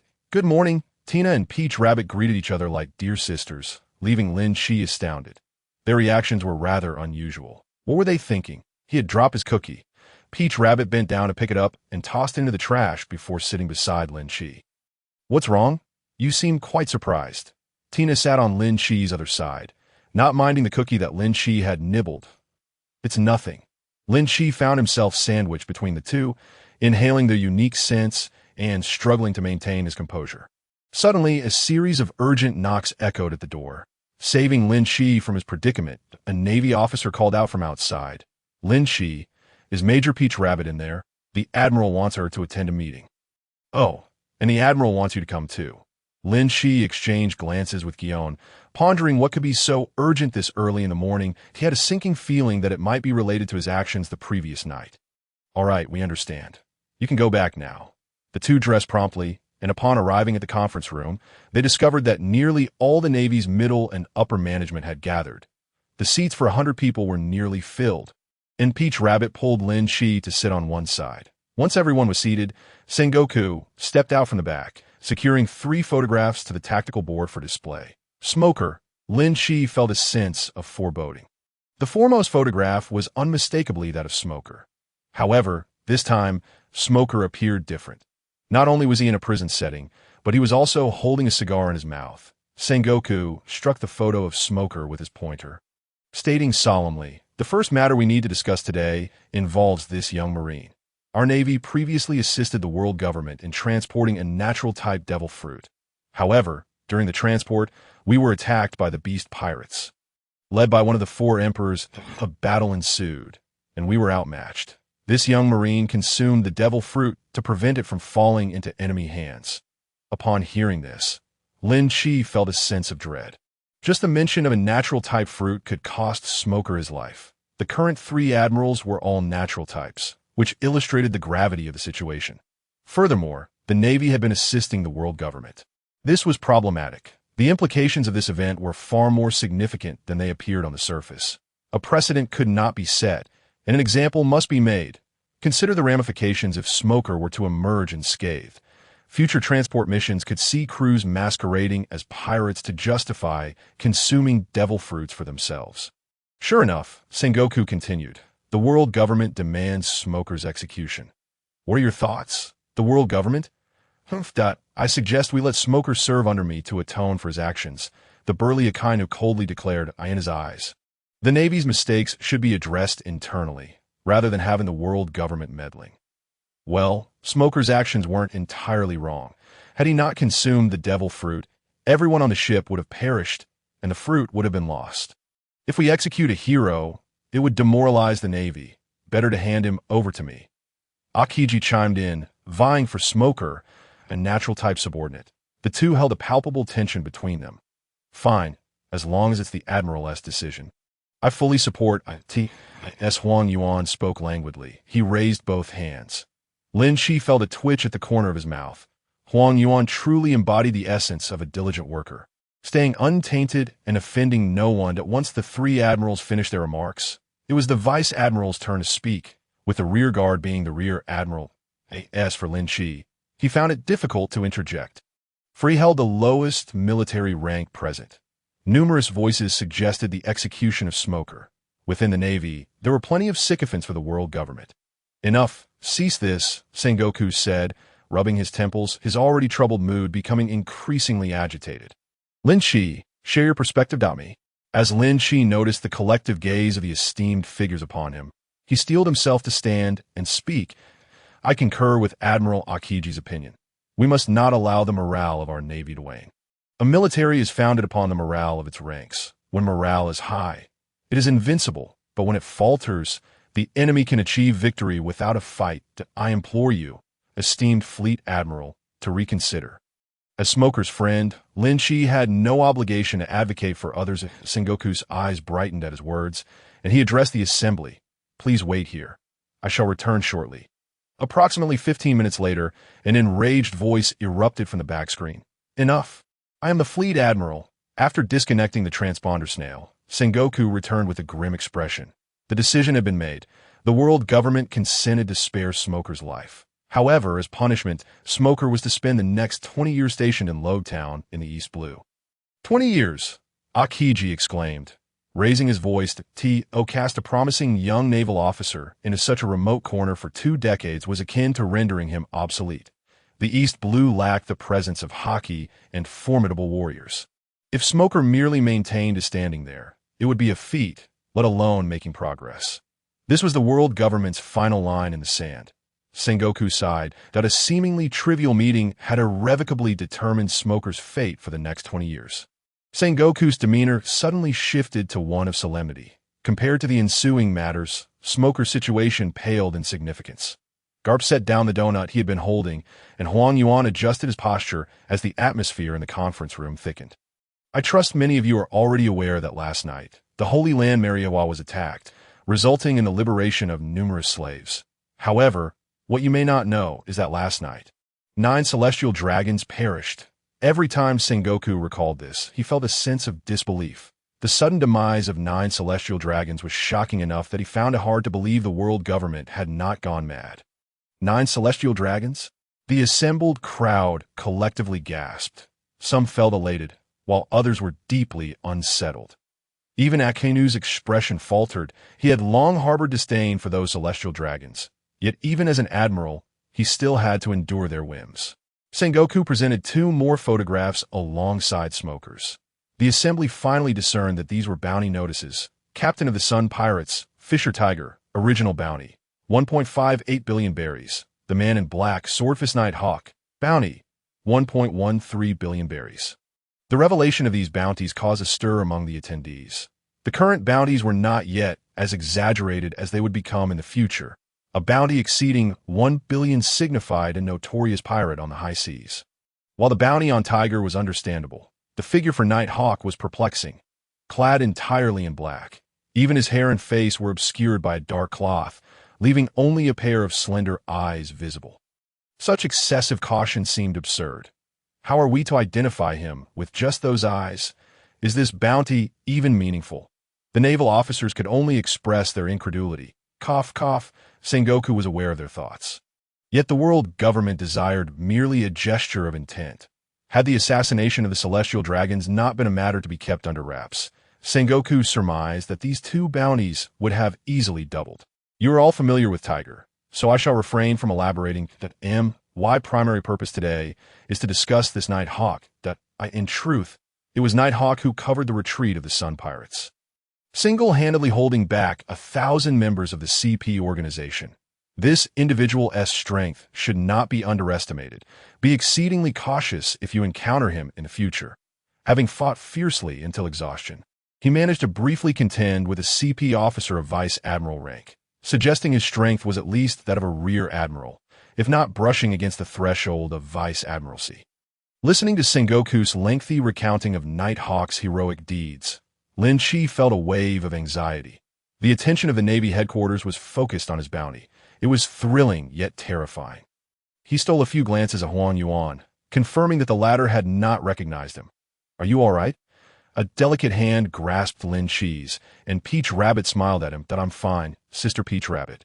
She glanced around before leaning closer to Linqi, whispering, "Last night, did you do something while I was asleep? When I awoke this morning, I could still smell your presence on the bed." Linqi was taken aback. A certain sharp-eared rear admiral jolted in surprise.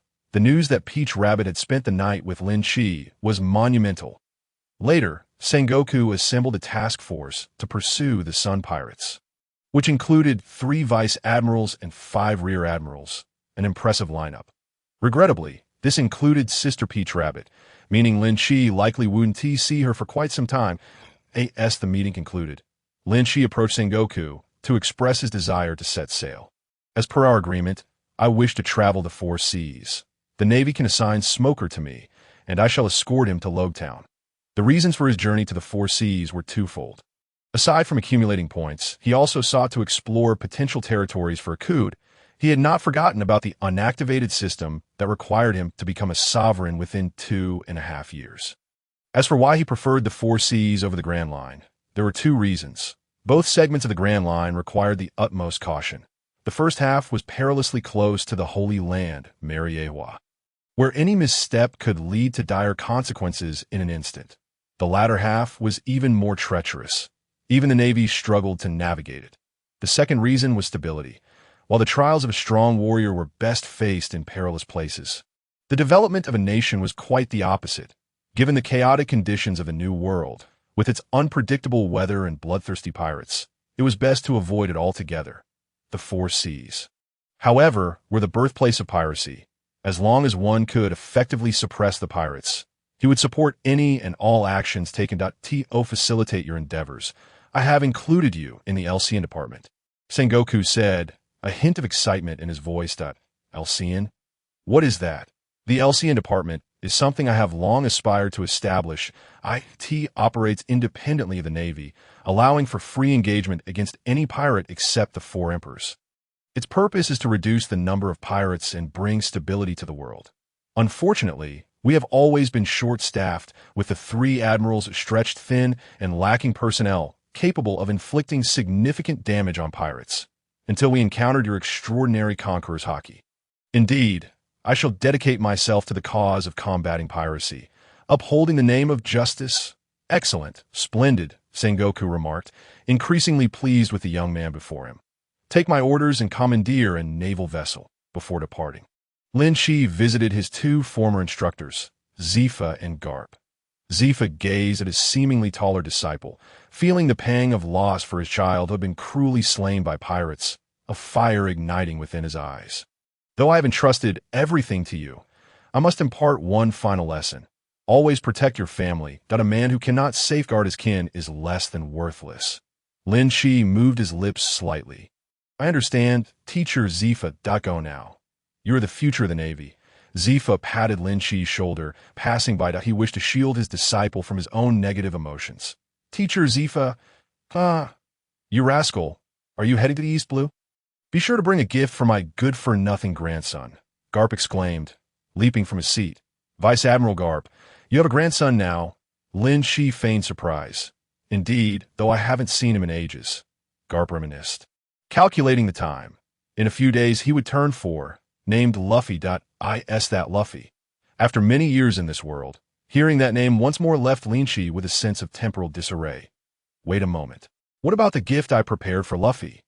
Garp rummaged through his belongings and eventually produced a book from somewhere. I am destined to become an admiral of the Navy.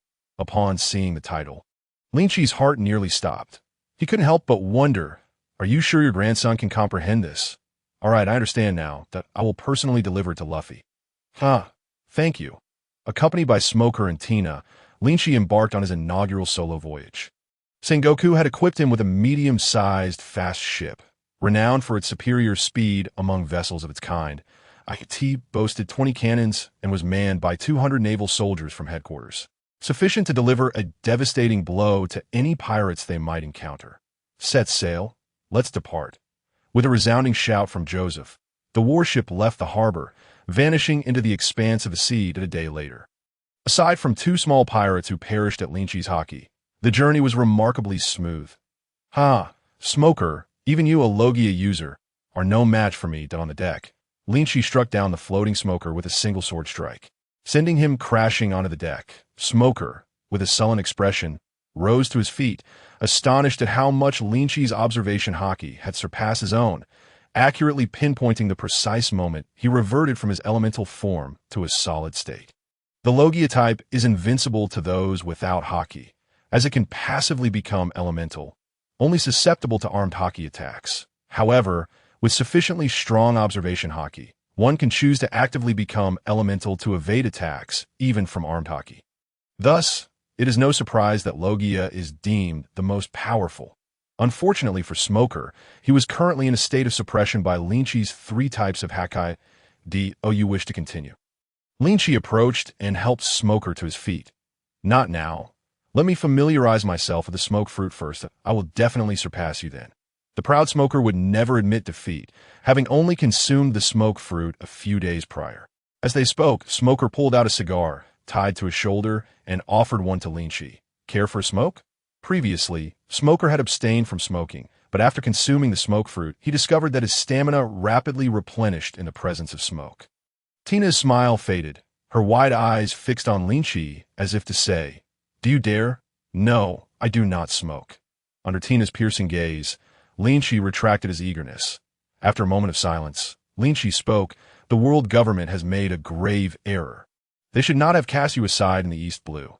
Smoker took a deep drag from a cigar, gazing into the distance. "Just being alive is a blessing. Wait for me. Once I become an admiral, I will come to rescue you." Tina quietly listened to the conversation between the 2 men, resting her cheek on the ship's railing as she gazed towards the East Blue. The East Blue. Her homeland. She wondered how her parents were faring after a year of separation. Suddenly, Tina felt a tug at her pant leg and looked down to see Tom. Tina gazed at the comical sight of Tom, rubbing his ear. Be careful, Tom. Wearing your master's clothes might get you in trouble. Tom had donned the justice cloak that Linqi left in his room, but while it fit Linqi perfectly, it looked like a blanket draped over Tom, with 3/4 of the cloak trailing on the ground.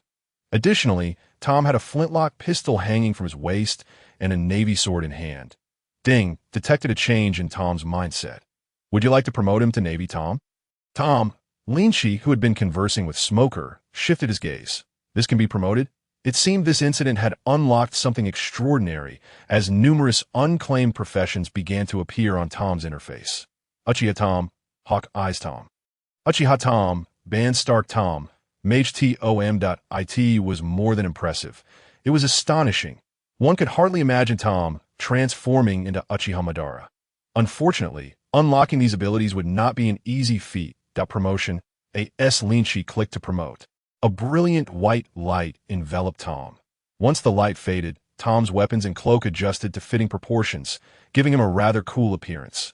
You two have consumed a devil fruit. Smoker rubbed his eyes in disbelief. Tom opened his eyes, realizing his transformation, and excitedly leapt 2 meters into the air, landing with his sword pointed at Smoker. In Tom's mind, Linqi was his master and thus off limits, while Tina, who often rewarded him with fish treats, was also untouchable. Smoker, however, was fair game. This foolishness was utterly absurd. Linqi chuckled at Tom's challenge to Smoker. As a newly promoted ordinary navy, Tom's combat prowess had only shifted from weak to weaker. He might manage against minor pirates. But taking on Smoker was pure folly. Most critically, Tom possessed no Haki, and Smoker would likely evade any of his strikes without effort. Why is that uncertain? Because this was Tom, and if he did hit, it would hardly surprise Linqi. Nevertheless, Smoker found himself at an impasse, for theoretically, no one could kill Tom. Smoker, since Tom wishes to challenge you, why not indulge him a little? Smoker nodded, finding the little creature quite endearing. In a playful spirit, Smoker struck down with a 10-fingered attack, his speed unhurried, mindful not to accidentally slay Linqi's pet. Upon witnessing Smoker's sluggish pace, Tom wore a mocking grin, lunging at Smoker's thigh with his sword. Smack! Predictably, Tom's sword was sent flying, splintering into 2 pieces. Smoker wielded a sea prism stone weapon, rendering ordinary weaponry utterly impotent against it. Bang, bang, bang. Tom swiftly drew his flintlock pistol and unleashed a rapid volley of shots. At this point, Linqi sensed something amiss that a flintlock pistol could only fire 1 round at a time. How was it that Tom seemed to have infinite bullets? He didn't even need to reload.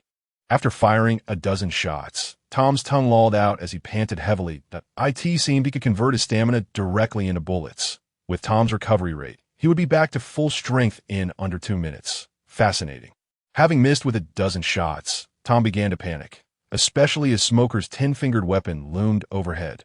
Suddenly, Tom flattened himself, transforming from a rectangle into a square, thus evading the strike.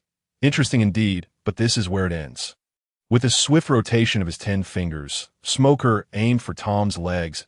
That moment, Tom had just flattened himself and had yet to return to his original form, leaving him with no means of escape. Just as Smoker believed it was over, Tom seized his own tail. Then, using his tail, he hoisted himself off the ground, suspended in mid-air. Newton would surely rise from his grave at this sight. Cough, cough, cough.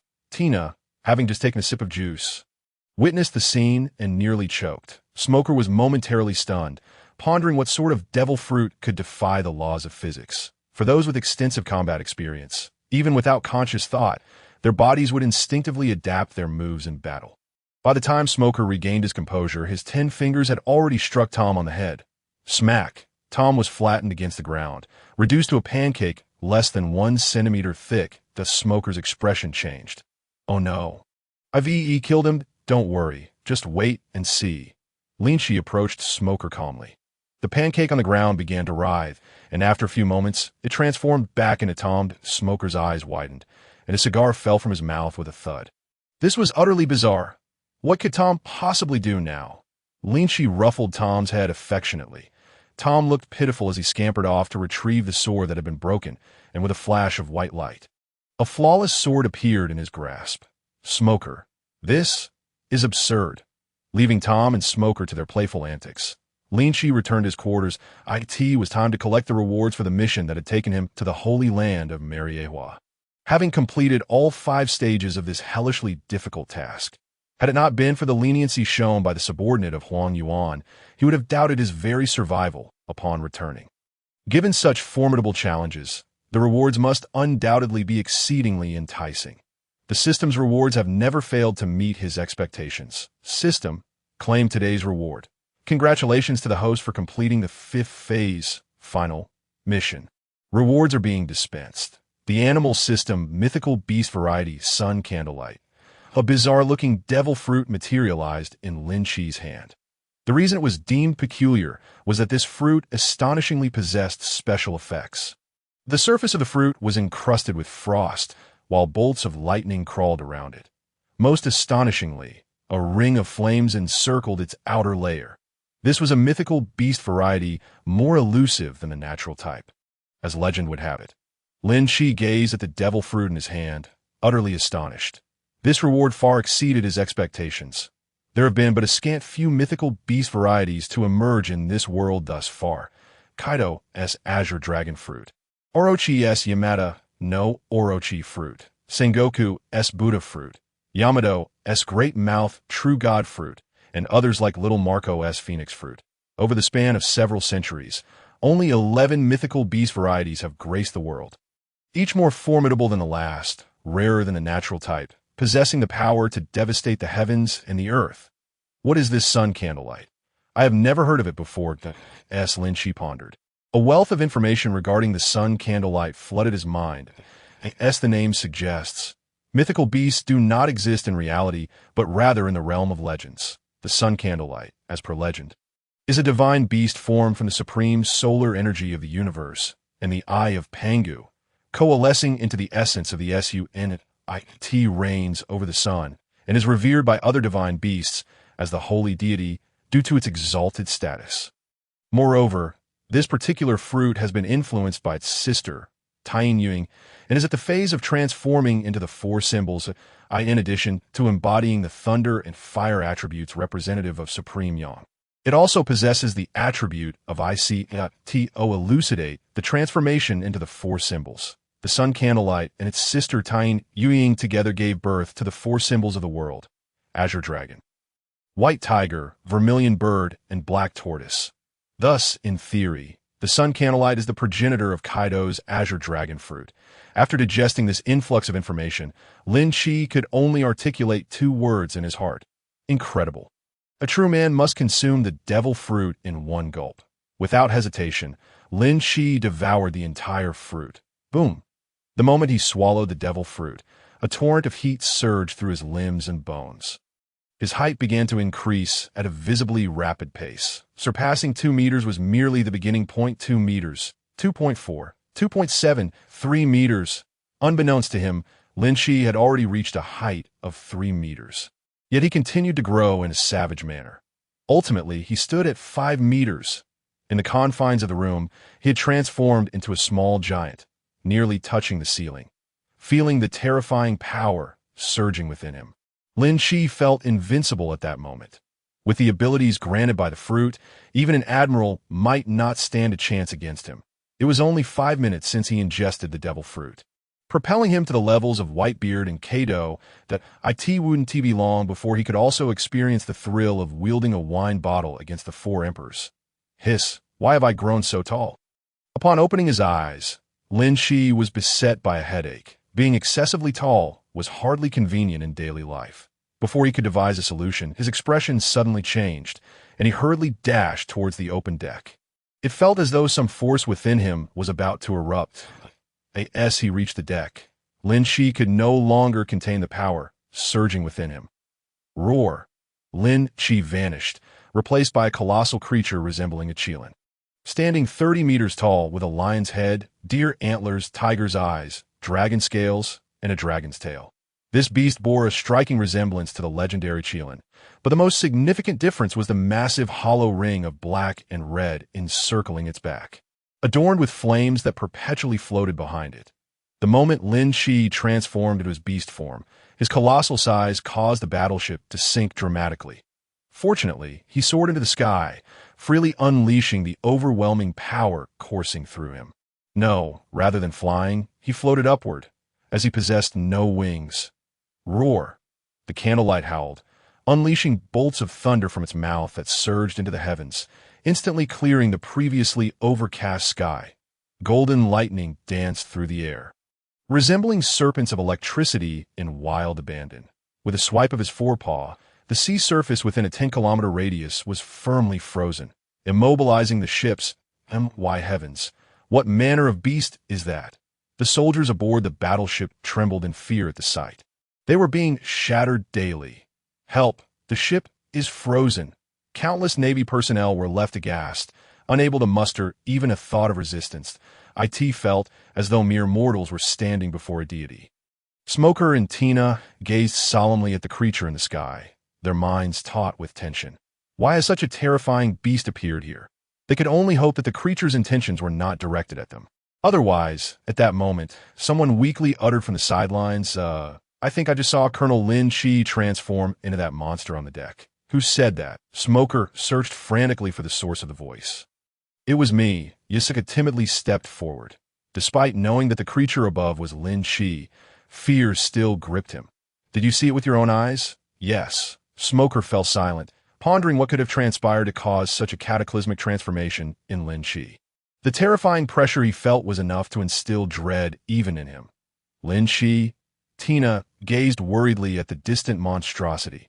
Linqi noticed the battleship frozen beneath him and unleashed a torrent of fiery rain, shattering the icy surface completely.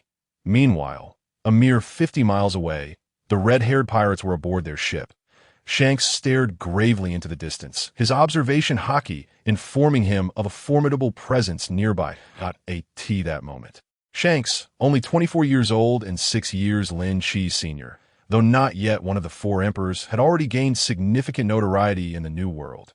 What is the captain doing? Is he throwing a banquet? Lucky Roo, rarely seeing Shanks with such a serious expression, approached with a chicken leg in hand. Relay this order. Change course. What lies ahead is not to be trifled with. Understood. Lucky Roo became serious and returned to inform the helmsman, always trusting Shanks's commands. Shortly after, Yasopp and Lime Jones approached. Although the crew aboard the red-haired ship was few in number, each member was an elite.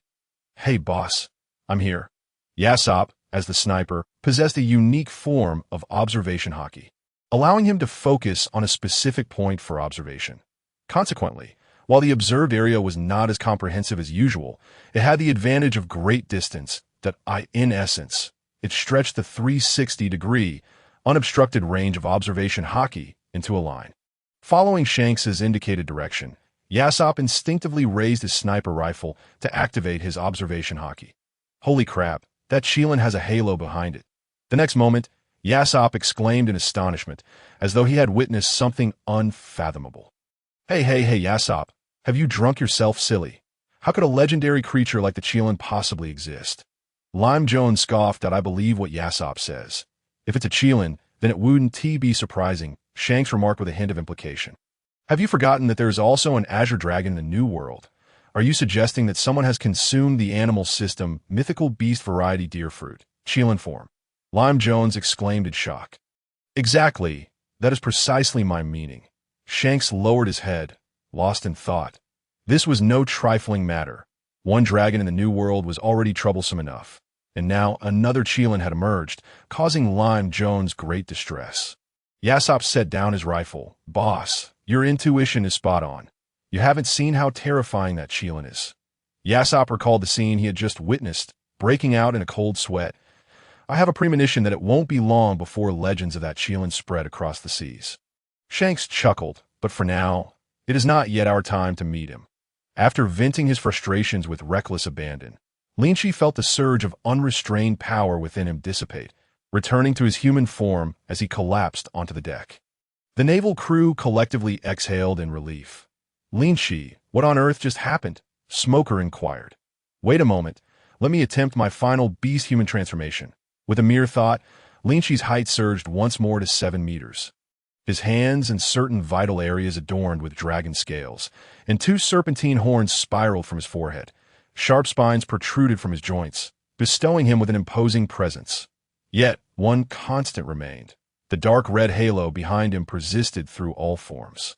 After experimenting briefly, he reverted to his human form, gazing down at the 2 diminutive figures before him. That I just saw an apple resembling a devil fruit in the kitchen and, upon consuming it. This is what transpired. Facing Smoker's incredulous expression, Linqi burst into laughter and clapped him on the shoulder. That's precisely what happened. Should anyone inquire in the future, relay this account. Smoker grimaced as Linqi's slap nearly dislocated his shoulder. My apologies, my control over my strength is still lacking. Can you revert back? Tina, standing on her tiptoes, barely reached Linqi's waist, her petite stature making her appear almost comical. The thought of not being able to kiss Linqi whenever she wished saddened her deeply. 5 meters is far too tall. Surely you can return to your previous form? Linqi, uncertain, replied, I sense this fruit conceals numerous abilities. Grant me time to acclimate. Approximately half an hour later, Linqi's height began to shrink from 5 meters, reverting to his former stature of 1 meter 99. Having studied the power of the sun candle, he discovered 2 primary abilities. Firstly, his recovery rate was astonishing. A blade cut across his arm healed before he could even lower the knife. Smoker was left in awe, exclaiming at the sheer abnormality of it. The second ability allowed him to manipulate his height in his normal form, with a maximum increase or decrease of 3 times. Hence, with a current height of 5 meters, he could adjust anywhere between 1.6 meters and 15 meters. 15 meters is taller than Kaido. Splendid. You've returned, Tina exclaimed excitedly, rushing toward him. Good. In the following days, Linqi dedicated himself to studying the powers of the sun candle aboard the ship. The journey from Naval headquarters to the EC would take at least half a month, even utilizing the official routes of the world government, should they attempt to traverse Reverse Mountain like pirates. It could extend their journey by an additional 3 to 5 days. It was rumored that a colossal whale lurked beneath Reverse Mountain, obstructing passage. Many novice pirates entering the new world from the 4 seas met their demise at these 2 challenges. Colonel, we have encountered severe weather ahead, including the formation of a waterspout. We request to reroute. An anxious navigator rushed over. The weather in the Grand Line could shift in an instant. One moment could be clear skies, and the next, one could find themselves amidst a torrential downpour. One could never anticipate the bizarre meteorological phenomena that might arise. Lightning thick as a barrel, hailstones the size of fists, and barriers formed by hundreds of waterspouts. It could be said that the weather in the Grand Line was more intricate than a woman's heart. Without an experienced navigator, survival at sea would be nothing short of miraculous. Let me assess the severity, Linqi stated, setting down the 10-layered weights in his hands and taking the telescope from the navigator. From a distance of 10 miles, he could see sheets of rain pouring down, hailstones the size of fists relentlessly pounding the deck, and dozens of waterspouts swirling massive amounts of seawater skyward. How long would it take to reroute? An estimated 3 additional days. Returning the telescope, Linqi calmly declared, no need to divert. Steer the ship directly toward it. The navigator doubted his hearing. Did you just say to steer the ship toward it? I said to steer the ship toward it. Do I need to repeat myself? No, I'll have the crew steer the ship right away. The navigator hastily saluted and rushed off. Ever since witnessing Linqi's unparalleled strength, the naval crew harbored an unwavering trust in their colonel from the depths of their hearts. The warship resolutely advanced toward the Tempest. As they approached the formidable waterspout capable of annihilating their vessel, the soldiers on board swallowed hard, hoping not to be caught in its grasp. The dark, oppressive clouds loomed above, weighing heavily on their spirits. Thud, thud, thud, fist-sized hailstones pelted the deck as Linqi strode confidently to the bow of the ship. Colonel Linqi, sir! The surrounding soldiers gazed at him with reverence. Do not worry, for I am here, Linqi reassured them. In the next moment, he transformed into a 30-meter tall candle form, charging fearlessly into the sky. Roar reminiscent of a dragon echoed through the heavens. Thunder, flames, frost, dozens of colossal beams of elemental energy surged toward the Tempest ahead. The explosions of lightning dispersed the ominous clouds, flames evaporated the rain, and hailstones pierced the cloud cover like swords, freezing the waterspout solid at sea level. It was akin to a divine creation. Leaving the crew in awe and terror, the collective thought arose in their minds. How fortunate they were that this powerful individual was on their side. Thud. Linqi reverted to his human form, landing on the bow of the ship, where the oppressive clouds had transformed into calm skies, bathing the scene in brilliant sunlight. Only the surface of the sea bore the exquisite ice sculptures of waterspouts, a testament that the previous events were not merely a dream. With sheer willpower, he had vanquished natural calamity. Gulp. The navigator stared at Linqi, realizing he was perhaps the most formidable navigator of them all. Other navigators would avoid disasters like the plague, yet here he was boldly charging through them. How can one even begin to describe such prowess? Truly the first navigator. Incredible, absolutely incredible.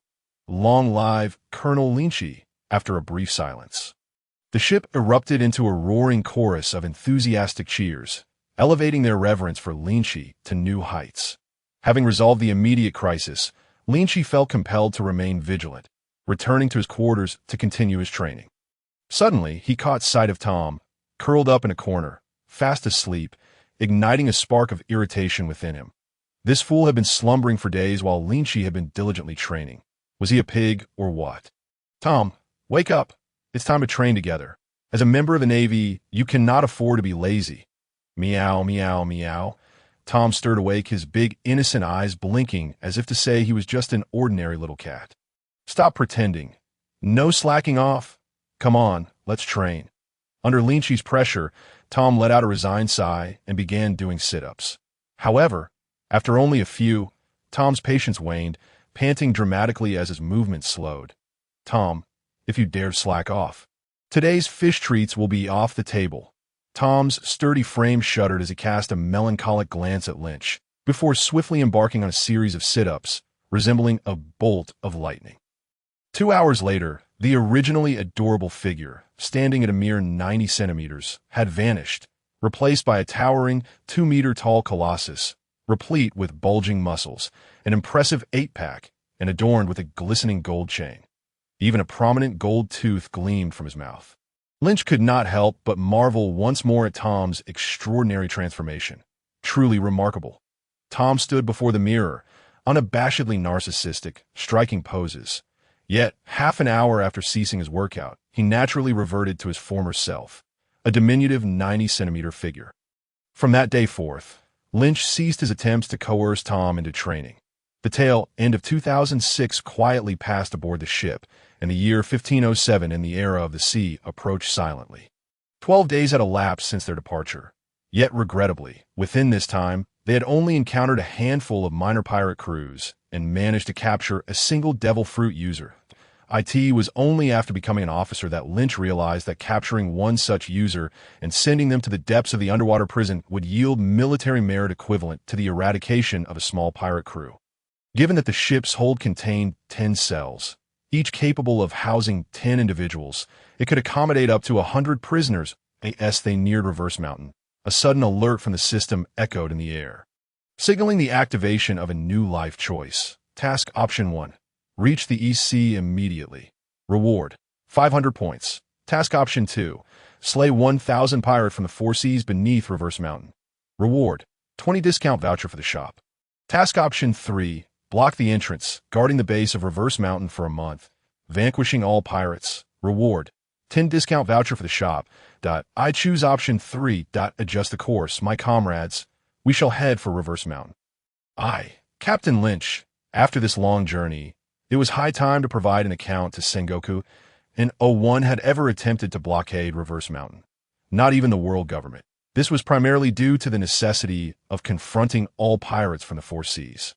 A task that could withstand a moment, but not an eternity, rendering the resources expended disproportionate to the outcome at this juncture, as the pirates had only just entered the New World. Neglecting them for less than 3 months would likely lead to their own demise. A laborious endeavor with little reward. Moreover, another reason lay in the fact that a former crew member of the Pirate King resided beneath Reverse Mountain. This old cohort, long since retired, was not someone the world government wished to provoke. Otherwise, they would not have allowed Rayleigh to linger in the Sabati archipelago for so many years. The Roger Pirates, aside from Roger's formidable combat strength, still retained nearly all their members, should these old-timers go on a rampage. The consequences would be dire. Yet if they could indeed blockade Reverse Mountain, it would represent a significant blow to piracy. As the ship glided across the ocean surface, the faint silhouette of the lighthouse at the base of Reverse Mountain became discernible. Suddenly, a deafening wail pierced the air, causing everyone to instinctively cover their ears. How noisy! Tina's little face scrunched in dismay. The resounding booms echoed like the drums of Thor, reverberating in the ears of the crew. You all stay aboard. I shall investigate, Lynch declared, vanishing into the mist with a graceful step. Laboon. As he drew closer, Lynch beheld a colossal whale colliding with the red soil continent, Reverse Mountain itself. Blood streamed down from its head. This whale, appearing in the original storyline, was familiar to Lynch. Thus he called out, Laboon, halt. I have something to discuss with you. Laboon, possessing a high level of intelligence, gradually lowered its towering head, roaring in response to Lynch. You! Lynch stood before Laboon, dwarfed by its immense eyes. Laboon, Brooks sends his regards. His journey continues, and in no more than 20 years, he shall return to find you. Therefore, please cease your head-butting against the red soil continent. You. Upon hearing Brooks' name again, Laboon became agitated, thrashing the sea with fervor, its eyes aflame as it continued to batter the red soil continent. Laboon, do you not believe me? Brook is truly alive. Let me describe him to you. Tall and slender, with an explosive hairstyle, a proficient violinist, and his favorite song is Bang Sake, correct? Laboon halted its assault on the red soil continent, its large eyes fixed upon Lynch. Cease your self-destructive behavior and patiently await his return. You. Who knows how a whale cries? Laboon wept, rubbing against Lynch before finally sinking into the depths of the sea. Young Navy, would you care to join me for a drink? A man appearing to be in his 50s emerged from the lighthouse below Reverse Mountain, extending an invitation to Lynch. Of course. Lynch replied, gracefully stepping onto the small island, warmly escorted into the humble abode by the man. I apologize for the simplicity of my home. There is little to offer. However, if you do not mind, you may sample my homemade brew. Colokas retrieved a jar of wine, pouring a cup for Lynch, then filling one for himself. Lynch took a sip. This is quite delightful. Thank you. Colokas set down his cup. Young Navy, I appreciate it. Laboon can no longer endure such self-harm. Not at all. It is merely a matter of goodwill. After a moment of hesitation, Colokas inquired, perhaps due to my age. I still harbor a flicker of hope. Is Brook truly alive? Lynch nodded. He is alive, though the power of the devil fruit has transformed him into a skeleton. Alive, indeed. A skeleton, you say? Quite fascinating. Receiving the news of Brook's survival. Colokas continuously poured drinks for Lynch, exclaiming, ha! Drink up? As for Laboon, consider an obligation I owe you, and no need for obligations. Come aboard my ship, good sir. Judging by the surgical instruments on your wall, you must possess remarkable medical skills. You are the one who extended Roger's life for an additional 5 or 6 years. It would be remiss not to extend an invitation. Colokas chuckled awkwardly. I must decline. I am too old to withstand the tempests of the sea. I must remain to care for Laboon. The last man who extended me an invitation was Roger himself. Those were the days. Captain, are you here? It seemed his subordinate had arrived, prompting Lynch to bid farewell to Colokas. Young Navy, though I do not know your name, I shall always reserve a jar of wine for you in my cellar. Ha! That sounds splendid. I dare say the days ahead will not be lonely. Lynch strode out, but Colokas sensed something amiss. Wait, you do not intend to stay here, do you? To protect Lynch, he hastily pursued, urging, you should depart now. Otherwise, you will be slaughtered by the hordes of pirates arriving from the 4 seas. They will not fear you simply because you are Navy. Colokas believed Lynch was merely an inexperienced youth, heedlessly courting disaster. He had witnessed many impetuous young Navy recruits, and their fates were seldom favorable. Rest assured, good sir, I am a captain from the Navy headquarters. It is they who shall meet their demise. Realizing he could not sway Lynch, Colokas resolved to be present when the time came, ready to rescue the young Navy officer. Lynch issued orders. The soldiers aboard the ship could take turns visiting the island to relax, as they would be stationed here for a month. As one of the largest refresh points for pirates, it did not disappoint Lynch. Not half an hour had passed when a pirate ship plummeted down the waterfall from Reverse Mountain, nearly disintegrating upon impact. The pirates were still in shock, having no time to celebrate before they heard a man's voice. Where are the sailors? Bring out the cannons and fire at will. What the hell? There's Navy here. Those shameless Navy scoundrels. Boom! Boom! Boom! The soldiers on the deck loaded cannonballs, igniting the fuses, and a dozen cannonballs were fired, 6 of which struck the pirate ship. Thus, this already shattered pirate vessel met its watery grave. The sea stained with the blood of its crew. 35 pirates were slain, and points increased by 26. What? Points. Originally, he merely wished to test the power of the cannon gifted by the warring states. But he never anticipated that this trial would yield such extraordinary results.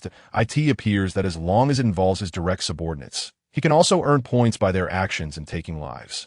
Although it may not be as substantial as if he were to engage directly, it is still quite commendable.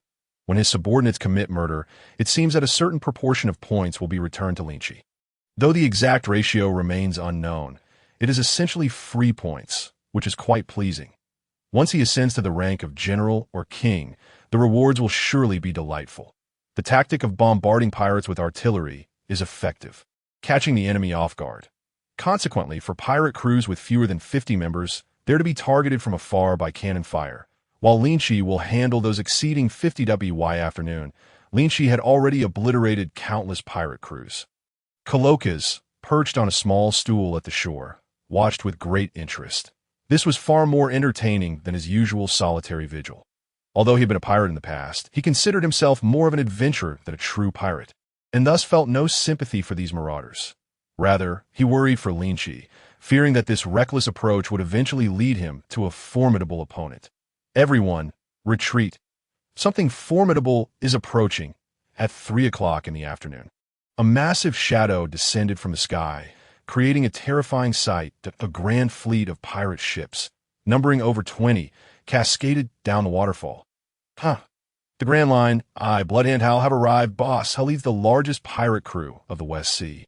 Claiming the title of West Sea Overlord at its peak, his fleet boasted over 50 vessels and more than 3,000 men.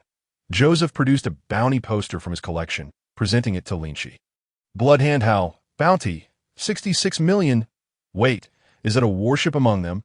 Hal paused, his face contorting into a fierce expression that a small boat dares to block my path. Charge my minions, slaughter them, and raise our flag, with the Navy as his backdrop. Hal sought to establish his infamous reputation on the Grand Line. Kill. With a single command from Hal, his 1,000-strong crew surged forward, their ships crashing towards the warship. This savage band of pirates treated the Navy with utter disdain. Boom! Boom! Boom! With over 20 pirate vessels firing simultaneously, the spectacle was breathtaking, sending waves crashing across the sea. Had Linqi not ordered the warship to retreat in advance, it would have sustained heavy damage by now. Kalokas, filled with concern, stood up from his stool. You, the so-called West Sea Overlord, should temper your arrogance while I, Colonel Linqi, am here to not even think about harming a single sailor under my command.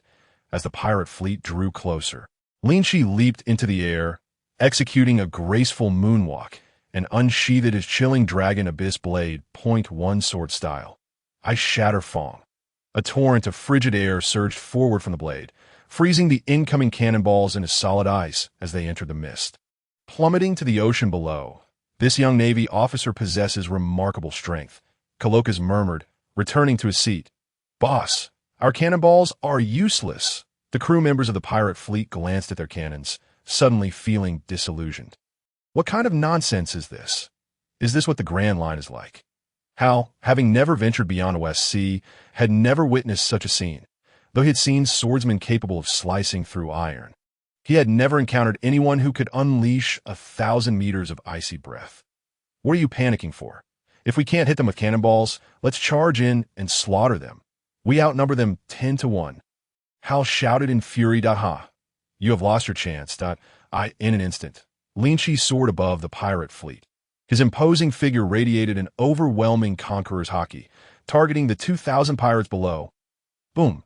As soon as they were touched by the conqueror's Haki, the pirates appeared to confront a divine presence, utterly powerless and collapsing as they rolled their eyes back. The wind swept through, and all 2,000 pirates fell, leaving only Captain Hal standing. This exemplified the terrifying crowd control of Conqueror's Haki. Kaloka's pupils constricted in shock. What an immense power! Who is this young man? All my men are dead. By this time, Hal had already crumpled to the ground in terror. The Grand Line filled with such monsters. How frightening! Without witnessing any action from the opponent, his entire fleet of 2,000 was wiped out. Just moments ago, Hal had brimmed with confidence, ready to carve out a legacy in the new world. But in the blink of an eye, his spirit had shattered, leaving him devoid of any will to resist. If heaven were to grant him a chance to start over, Hal vowed never to set foot on the Grand Line again. It was too terrifying that he a devil fruit user. A voice pulled Hal back to reality. He looked up to find that demonic figure standing before him, trembling as he stammered. Why yes, Excellent. Linqi tossed Hal into the brig of the warship as if he were a mere chick. 1 point of military merit at AS for Hal's potential resistance? What a joke. Having narrowly escaped with his life, he had no desire to confront that demon again. AS for the unconscious pirates. Linqi instructed the Navy soldiers to collect their heads and transfer the treasure aboard their ship. Tina counted and found treasures worth about 20 million berries. Quite impressive. AS evening fell. The waters were nearly devoid of pirates, for the mortality rate after nightfall near the upside-down mountain was significantly higher than during the day. Pirates may lack education, but they are not fools. After a long day, every sailor aboard was utterly exhausted, yet it also experienced considerable growth on Lighthouse Island. Kalokas, Smoker, Linqi, and Tina gathered around a campfire. Nearby, a Navy cook prepared and served grilled meat to the group. As Kalokas ate, he remarked, "I never imagined I would have the pleasure of dining on Navy cuisine in my lifetime. If you enjoy it, please have more," Tina replied with a smile. Smoker cast a sidelong glance at Kalokas, finding him somewhat peculiar, though he couldn't quite pinpoint why. "If you accept my invitation, you could enjoy Navy meals every day." Linqi suggested that let's not get carried away. Just the thought sends chills down my spine. He had a few pirate friends who had spent their entire lives eating Navy and world government rations, never to escape, ultimately imprisoned in the depths of the underwater prison. Cheers. The group raised their cups, taking a sip of their drink. Perhaps it was the solitude that lingered too long, or perhaps something else, but Kalokas found himself increasingly eager to converse with Linqi. "Young Navy officer, what is your true identity?" "A man of your caliber should not have remained unnoticed until now. I have no special identity. I am merely an ordinary Navy officer," Linqi replied, implying that in terms of status, he was far below his senior. "Ha ha ha! I am but a lighthouse keeper. What identity could I possibly hold?" "You truly possess a sense of humor, young man," Kalokas chuckled. "Let us drink." In the blink of an eye, half a month had passed. During this time, Linqi had solely relied on his conqueror's Haki to vanquish foes, becoming increasingly adept at wielding it. After weeks of relentless battles, his 200 elite soldiers began to evolve toward an even stronger trend. One day, his subordinates reported that the 2 large supplies of cannonballs given by warring states before his departure were nearly depleted, coupled with the need to replenish food and fruits aboard the ship. Linqi decided to have his subordinates send a message to warring states via the transponder snail. "Yes, request cannonballs and fruit from warring states, and be sure to inform him of our accomplishments over the past half-month. How you phrase it is up to you." Linqi instructed the soldier in charge of communications that, "TC, one may forego meat, but fruits are essential. Otherwise, one risks severe scurvy." "Yes, Colonel," the communications officer reverently responded with an exuberant voice. Over the course of the past half-month, the formidable spirit demonstrated by Colonel Linqi each time he swiftly vanquished the enemy has left an indelible mark on the hearts of all. Each soldier aboard the ship, without exception, holds deep admiration and respect for this commanding officer. Their reverence for Colonel Linqi flows like an unending river. Indeed, upon receiving the summons from the esteemed colonel, he immediately abandoned all tasks at hand and hastened to respond. Beep, beep, beep, beep, beep. The Navy headquarters, a document was printed out by the telephone on the marshal's desk, landing with a thud. Sengoku, who was reviewing documents, casually picked it up, his eyes widening with each passing moment, his eyelids twitching as if in shock. After a brief pause, he called out to the hallway. "Come in," summoned Zephyr, Carp, and Vice Admiral Tsu. Thus several old friends gathered around, their eyes fixed intently on the report laid upon the table. Zephyr and Sengoku flanked each side, both exhibiting wild-eye twitches. Vice Admiral Tsu stood speechless, her many years of experience leaving her at a loss for words. Only Carp could be heard laughing heartily, declaring, "I always knew this lad was talented, and it turns out I was right." The report, stretching a staggering 2,600 words, stated, "Colonel Linqi, a paragon of valor and wisdom, descends upon us like a war deity, leading our forces to guard Reverse Mountain. In this time, the enemy trembles in fear, for Colonel Linqi's invincibility and grand presence have propelled us to defeat the pirates with overwhelming force. All of this is made possible thanks to Colonel Linqi's astute command." The entirety of the 2,600 words is practically a panegyric extolling Linqi's virtues. They have seen reports that concealed personal agendas within, but never one where the agenda concealed the report itself. The author of such a piece is indeed a remarkable genius. Even within the annals of naval history, this article is nothing short of sensational. Fortunately, it originates from a principled Navy officer. Had it come from a newspaper, they would surely suspect that the publication had been bribed. Setting aside the article, Linqi's actions were executed with remarkable finesse, by securing Reverse Mountain and eliminating every pirate. Even if he could only maintain this for half a month, it would still deliver a significant blow to pirate morale. That I concur with Zephyr's assessment. After a moment of contemplation, Sengoku commanded, "Summon Morgans and request his assistance in publishing a newspaper." Such an event, capable of enhancing the Navy's reputation while intimidating the restless pirates, deserved to be widely disseminated. Although the Navy has its own newspaper, the lack of newsbirds for transportation renders it unrealistic to ensure timely delivery to every corner of the world.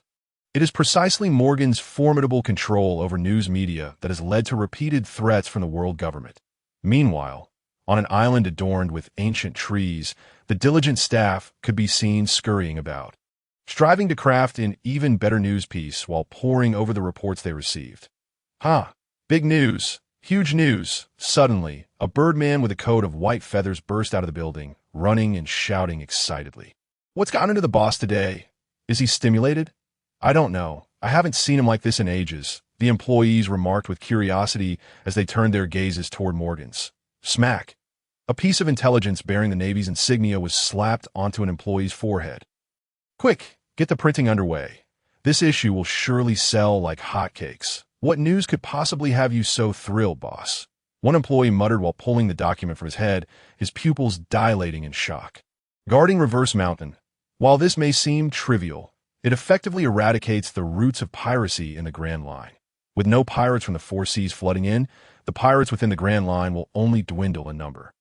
Given enough time, one can imagine the scene that would unfold. That a month or two may be bearable. But if this blockade continues, even the four emperors may find it intolerable, as they rely on these pirates as their reserves. Currently, 3 of the 4 emperors' positions in the New World have been established, with only one remaining contested. The dynamics of the ocean have largely been confirmed, a fact that even the world government cannot alter. Is the Navy truly resolved to intimidate the pirates? Morgan's newspaper office operates with remarkable efficiency. In less than half an hour, freshly printed newspapers were dispatched to every corner of the world by hundreds of thousands of newsbirds. East Blue, to a young boy, holding a sword in one hand and a newspaper in the other, stood by the sea, staring at a small boat anchored in the water, momentarily dumbfounded. Everyone, I think being a pirate is too dangerous. Let us just go back to herding cows. Agreed. I concur. Who would have thought the end of piracy would be Reverse Mountain? Thus, this nascent pirate crew, yet to set sail, met its untimely demise, compared to the North Sea. The West Sea experienced a veritable tsunami of shock. What? Bloodhand Hal was annihilated by the Navy within half a day of entering the Grand Line. The pirates trembled in disbelief as they clutched the newspaper. Bloodhand Hal, the uncrowned king of the West Sea, left a terrifying mark on the psyche of every pirate in the region. How could such a fearsome pirate be captured so swiftly in the Grand Line? The Grand Line, it turns out, is indeed a terrifying place. On this day, countless pirates from the West Sea vowed never to set foot in the Grand Line again, and they would forever remember the name Linqi. Thus, from that day forth, Linqi acquired his first title in life. The pirate slayer, Linqi, East Blue. The illiterate young boy Luffy was drawn to the newspaper being read by Dayton nearby. Unbeknownst to Linqi, it was precisely his emergence that solidified Carp's resolve to train Luffy, sending him to Dayton the Bandit 2 years earlier than planned. As the only literate individual among the bandits, Dayton proudly read the contents of a newspaper to the nearby underlings. "Wow, this Navy brother is amazing, just like my grandpa." Young Luffy gazed at the image of Linqi slicing a pirate ship in half, lost in thought. New World. Cake Island. Mama, mama, mama. A cake the size of a basin was devoured in one bite by Big Mom, her gaze instantly turning dangerous. The Navy has been extending its reach further and further. It seems they require a profound lesson. Reiju, Charlotte, you two go and eliminate this Navy officer, and also gather some delicacies to bring back. Charlotte Reiju, the 33rd son of the Charlotte family, Charlotte Carrot, the 18th daughter of Big Mom. Yes, mother. The two knelt respectfully before departing. Half a month had passed since the newspaper incident. Aside from elevating Linqi's fame, the number of pirates at Reverse Mountain had dwindled significantly. This prompted Linqi to grumble about Sengoku, lamenting that the newspaper had been released too early, depriving him of further opportunities to accumulate points. At this moment, his score had reached a staggering 121,530 points, a full 12,000 points. To put it into perspective, the natural-type gas fruit, which had appeared only once before, was worth merely 188,888 points. With his points, he could purchase approximately 5,000 ordinary flintlock pistols. Converted to fine wheat bread, it could amount to 1,000,000 loaves, sufficient to sustain a small nation, that if he were to receive a 10 discount coupon, he could immediately acquire a natural-type devil fruit. Ding! Congratulations, you have successfully completed 1 month of guarding Reverse Mountain. Would you like to claim your reward? Claim. After diligently toiling for a month, he would naturally not be stingy when it comes to spending. Today, the newly refreshed items were quite impressive, indeed luxurious. Double training scroll, 1 week. Price, 1,000 points. Unlike the previous body refinement scroll, the former is effective for body strengthening, while the latter applies to all aspects, including body refinement and swordsmanship mastery. Superhuman gravity fruit. Price, 155,555 points. Supreme Great Blade Lon Yuan. Price, 160,000 points. Storage ring. Dimensions of 2 meters in length, width, and height. Price, 3,000 points. Orange's 10. Price, 1 point. The power of the heart. Price, 100,000 points. How frustrating. It is only when money is needed that one realizes its scarcity. The shop is excessively extravagant. Lynch harbors no resentment towards others, only towards his own meager finances, without hesitation. He first utilized a discount voucher to purchase the most cost-effective Supreme Great Blade.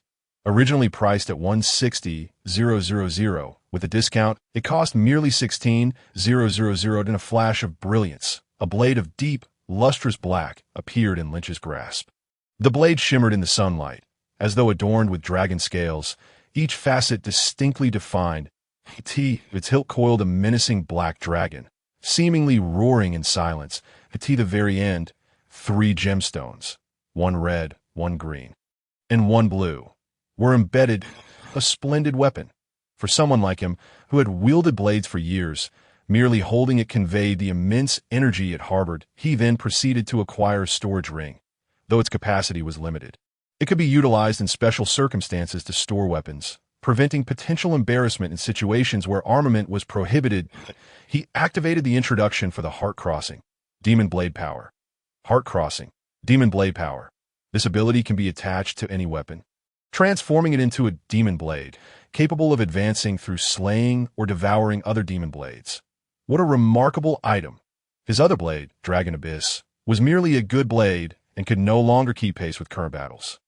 The gift from Sister Tao Rabbit seemed fragile, as if it would shatter with the slightest force. It is worth noting that many good blades are mere replicas of the Supreme Great Blade, with the Dragon Abyss from Sister Yao Rabbit being one of its imitations that distinguish it better. Lynch decided to rename the Dragon Abyss gifted by Sister Tao Rabbit to either Dragon Slayer or Heart Crossing Demon Blade. Purchase, use, and fuse with Dragon Slayer. A deduction of 100,000 points, and the fusion was successful. Isn't it said that demon blades are exceedingly sinister? Why is there no reaction?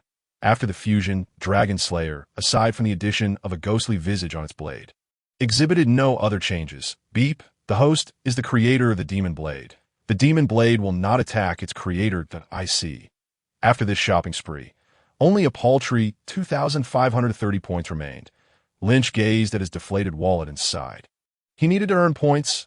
He purchased 2 double training scrolls, valid for 1 week, 1 for Tina and 1 for himself. Thus, he had become utterly destitute, with only 530 points left. Uncle, we are leaving. We shall return another day. Take care. Task complete. Lynch prepared to depart from the inverted mountain. Before leaving, Labu and Uncle Kalokas came out to bid him farewell out on the road to the East Sea. The Navy personnel huddled together, whispering. After a month of relentless killing, they found themselves suddenly idle and were somewhat unaccustomed to it. They felt that Colonel Lynch seemed even more terrifying now. Indeed, especially with those 2 blades at his waist. Was it just my imagination, or do I feel as if those blades are alive? Damn, I thought I was the only one feeling that way. Every time I get close, my legs turn to jelly, as if some monstrous flood is fixating on me. What are you talking about? Suddenly, a vast shadow obscured the sunlight. Smoker, we are discussing the Colonel's blades. Blades? Smoker questioned, puzzled. When did Lynch acquire 2 blades? He walked over and inquired. May I see your blades? No, Lynch coldly refused. A swordsman's blade is akin to his wife. How could it be touched casually? What if your blades are male? Smoker retorted, speechless. Fine, but you can only touch this one. Lynch was curious about how an outsider would interact with Dragon Slayer. A willing test subject was too good to pass up. After a moment of contemplation, Smoker reached out and grasped the demon blade Dragon Slayer. The instant his hand clasped the hilt, the ghostly visage on the blade radiated a purple glow. This purple light reflected in Smoker's pupils, tinting his eyes violet. In a swift motion, Smoker suddenly swung the long blade, aiming it at a nearby Navy officer. Enough! Lynch's sharp command caused the ghostly visage on Dragon Slayer to dim. Smoker jolted awake, fear etched on his face as he discarded the blade, shaken. Did that blade just control me? Don't throw it, Lynch lamented, retrieving Dragon Slayer. In truth, this is a demon blade. Had you been prepared, you likely wouldn't have been controlled. That a demon blade, Smoker exclaimed, visibly alarmed. Are you not aware that no swordsman who has wielded a demon blade has ever met a good end? No worries, it behaves well. Yes, he spoke. Lynch patted the Dragon Slayer at his waist. Behaves? Smoker recalled the moment of being controlled and glanced at Dragon Slayer, which now rested quietly by Lynch's side. His expression complex that he wanted to say, look at your blade. Where's the behavior in that? Lynch, come taste the waffles I just baked. Smoker, you are here too. Noticing Tina approaching with a plate of waffles and a glass of orange juice with 2 straws, Smoker realized this was not meant for him, that he silently walked away. This dog food is enough to fill a lifetime. It seems he must endure several servings daily. Crunch, crunch. Afternoon tea passed in the delightful company of Tina. The next day arrived, and the group traversed above the red land, arriving smoothly at the East Sea. East Sea. The sweet sea breeze caressed their faces as Lynch embraced Tina from behind, who stood at the bow of the ship. Arms outstretched to welcome the wind. This your hometown. No wonder it is where my dear Tina grew up. Even the sea breeze is far sweeter than in other places. Smoker turned his head away. Ugh, this nauseating stench of love. Tina, returning to the East Sea after a long absence, wore a radiant smile. The captain, I apologize for interrupting you, but the aroma you smell seems to be coming from over there. Joseph cautiously pointed in the distance. That a restaurant? No, it's a pirate crew. On the sea, a pirate crew adorned with a chef's hat was fiercely battling another crew. The array of enticing scents wafting through the air originated from the ship's kitchen. Smoker, it would be appreciated if you could merely incapacitate the pirates, Lynch remarked, gently stroking Tina's plump belly, feeling reluctant to exert himself. The lowly ruffians of the East Sea were no match for Smoker. Tisich, Smoker, cigar in mouth, reluctantly sprang into action, transforming into smoke as he flew toward them. In just a few moments, the 2 pirate crews lay unconscious. The captains of the 2 crews were brought forward by Smoker, looking utterly dazed as if they were pondering, who am I? Where am I? How did I get captured? State your names. Let me see your bounties. The 2 captains, still in a stupor from their defeat, slowly lifted their heads, suddenly jolting in realization. The pirate hunter, Lynch, one cried out in sheer terror, stumbling backward several steps. The other, a golden-haired pirate, sighed deeply. Despite all calculations, I still couldn't evade you, had I not worried about encountering you. I would have already been on the Grand Line. Fools, who told you to chatter so much? Answer Captain Lynch's question, Joseph scolded. Berserker Pullman. Redfoot Zep. Upon hearing these names, Lynch's interest was piqued. Wasn't Zep the pirate who later adopted Sanji? It seemed he was still a pirate in the East Sea at this time. Thus, he instructed his subordinates to take away the other captain, leaving only Zep. That I've heard of you, although you're a pirate. You're not entirely wicked, having not committed heinous acts. Zep was perplexed as to why this bane of pirates was saying such things to him. Why don't you prepare a meal for me and my crew? In exchange, I shall let you go. You're not deceiving me, are you? Zep blinked his cow-like eyes, astonished that a Navy officer would willingly let a pirate go to him. Why, word is my bond. All right, but with so many of you, I'll need my crew to help prepare enough food for everyone, of course. Delicious. This soup looks as clear as water, yet the flavor is remarkably rich. Lynch savored a spoonful of the meticulously crafted soup prepared by Zep, followed by a bite of the seafood fried rice.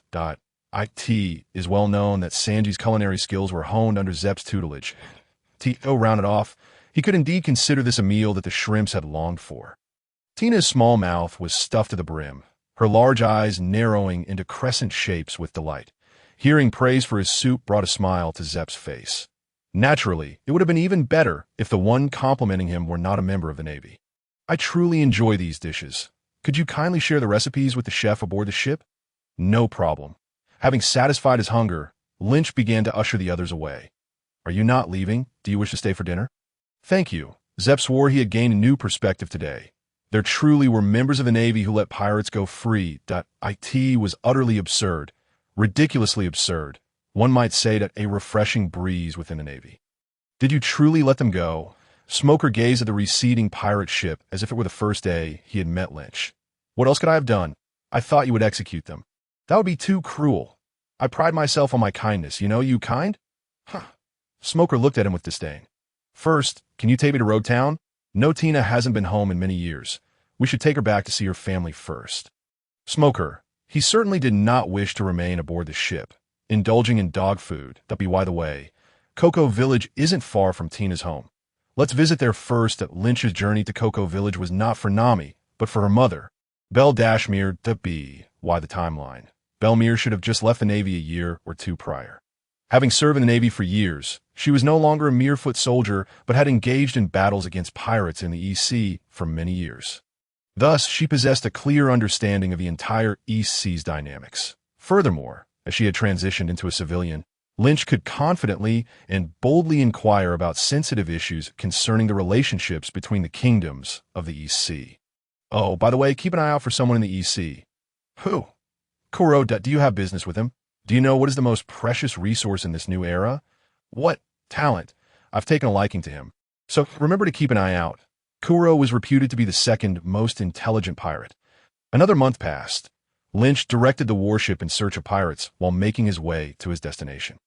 During this time, he had successfully defeated over 60 pirate crews. Numerous ability users had been captured, including those apprehended at Reverse Mountain. The total number of ability users confined aboard the ship had frighteningly reached 50. 50 ability users. This bounty of military merit was a significant gain for Lynch. Cocoa Village, a remote town in the East Sea, had its entire population relying on the sale of oranges to survive. Living a life of hardship on the brink of subsistence.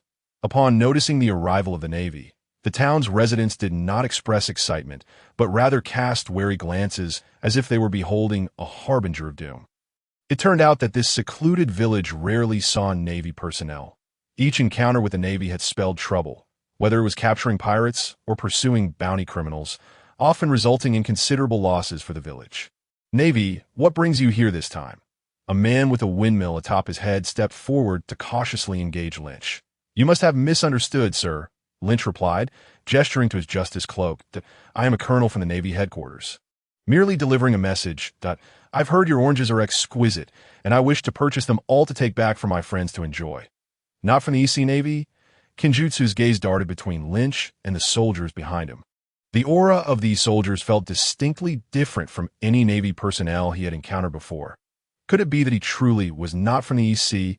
Kinjutsu was taken aback by the sight of the gemstones encrusted on the other's sword. He appeared to be quite affluent.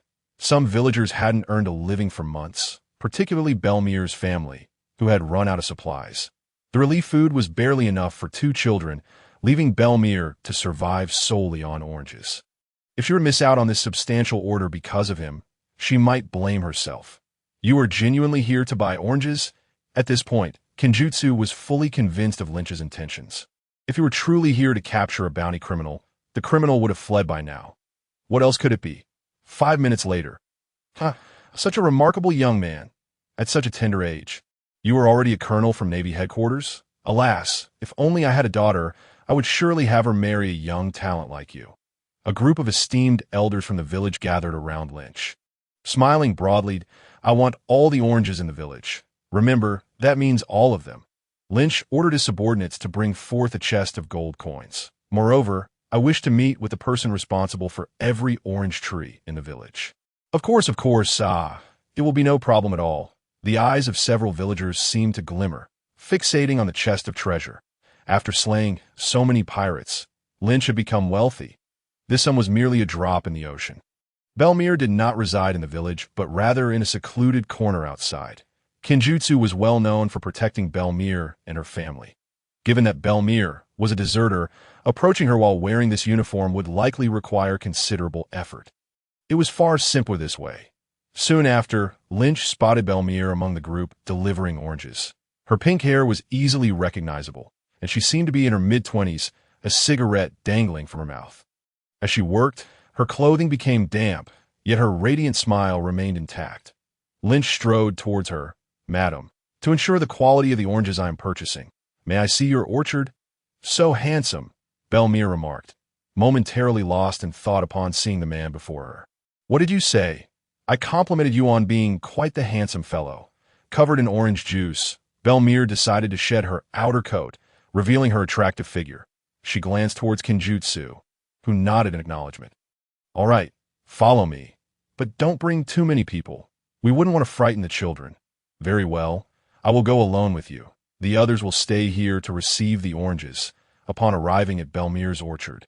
Her smile vanished in an instant. Speak. What do you want from me? Oh, how perceptive. Lynch realized he had underestimated this woman's intellect, a woman's intuition. All right then. Lynch raised his hands in surrender, dropping the pretense that Belmere, soldier. He had yet to finish a sentence when a long leg suddenly kicked towards him. With a thud, the scene shifted as Lynch restrained Belmere with one hand on the ground. You should have let me finish. Soldier, I mean you no harm. I simply wish for you to be candid with me. Let go of me, you scoundrel. Belmere struggled fiercely with her long legs, eye in the distance. A small figure hid behind an orange tree, a rosy-cheeked child watching Lynch and Belmere's interaction. Little Nami could not hear their conversation. Yet seeing her caretaker pinned to the ground, she vaguely understood something. That Belmere has found herself a stepfather? Hey, Nami, what are you looking at? A tiny figure suddenly tapped Nami from behind, startling her. Nami quickly grabbed the girl and covered her mouth. Shh! No, Jiko, don't make a sound. Diko, you remember that comic we looked at last time? Belmere is doing something embarrassing with that man. What is this? In broad daylight. Nokigao's words were abruptly halted, as the actions of the two individuals were indeed prone to misunderstanding. Beyermeyer was perched on the ground, her posterior raised, while Linqi was positioned right behind her, applying pressure with his calves on her legs, his hand gripping the nape of her neck. Oh, Beyermeyer is quite provocative. No, I must not allow Nami to learn such bad behavior. Nokigao seized Nami's arm, forcibly dragging her away on the other side. Madam, you surely do not wish for your daughters to go hungry. Do. Madam, you also wouldn't want your daughters to live a life of perpetual hunger and cold, would you? Upon hearing Linqi's words, Beyermeyer's face turned pale. What exactly do you want? It's simple. Just come with me into the grove and do as I say. The adorable faces of Nami and Nokigao flashed through Beyermeyer's mind. Gritting her teeth, she replied, Fine, I will listen to you.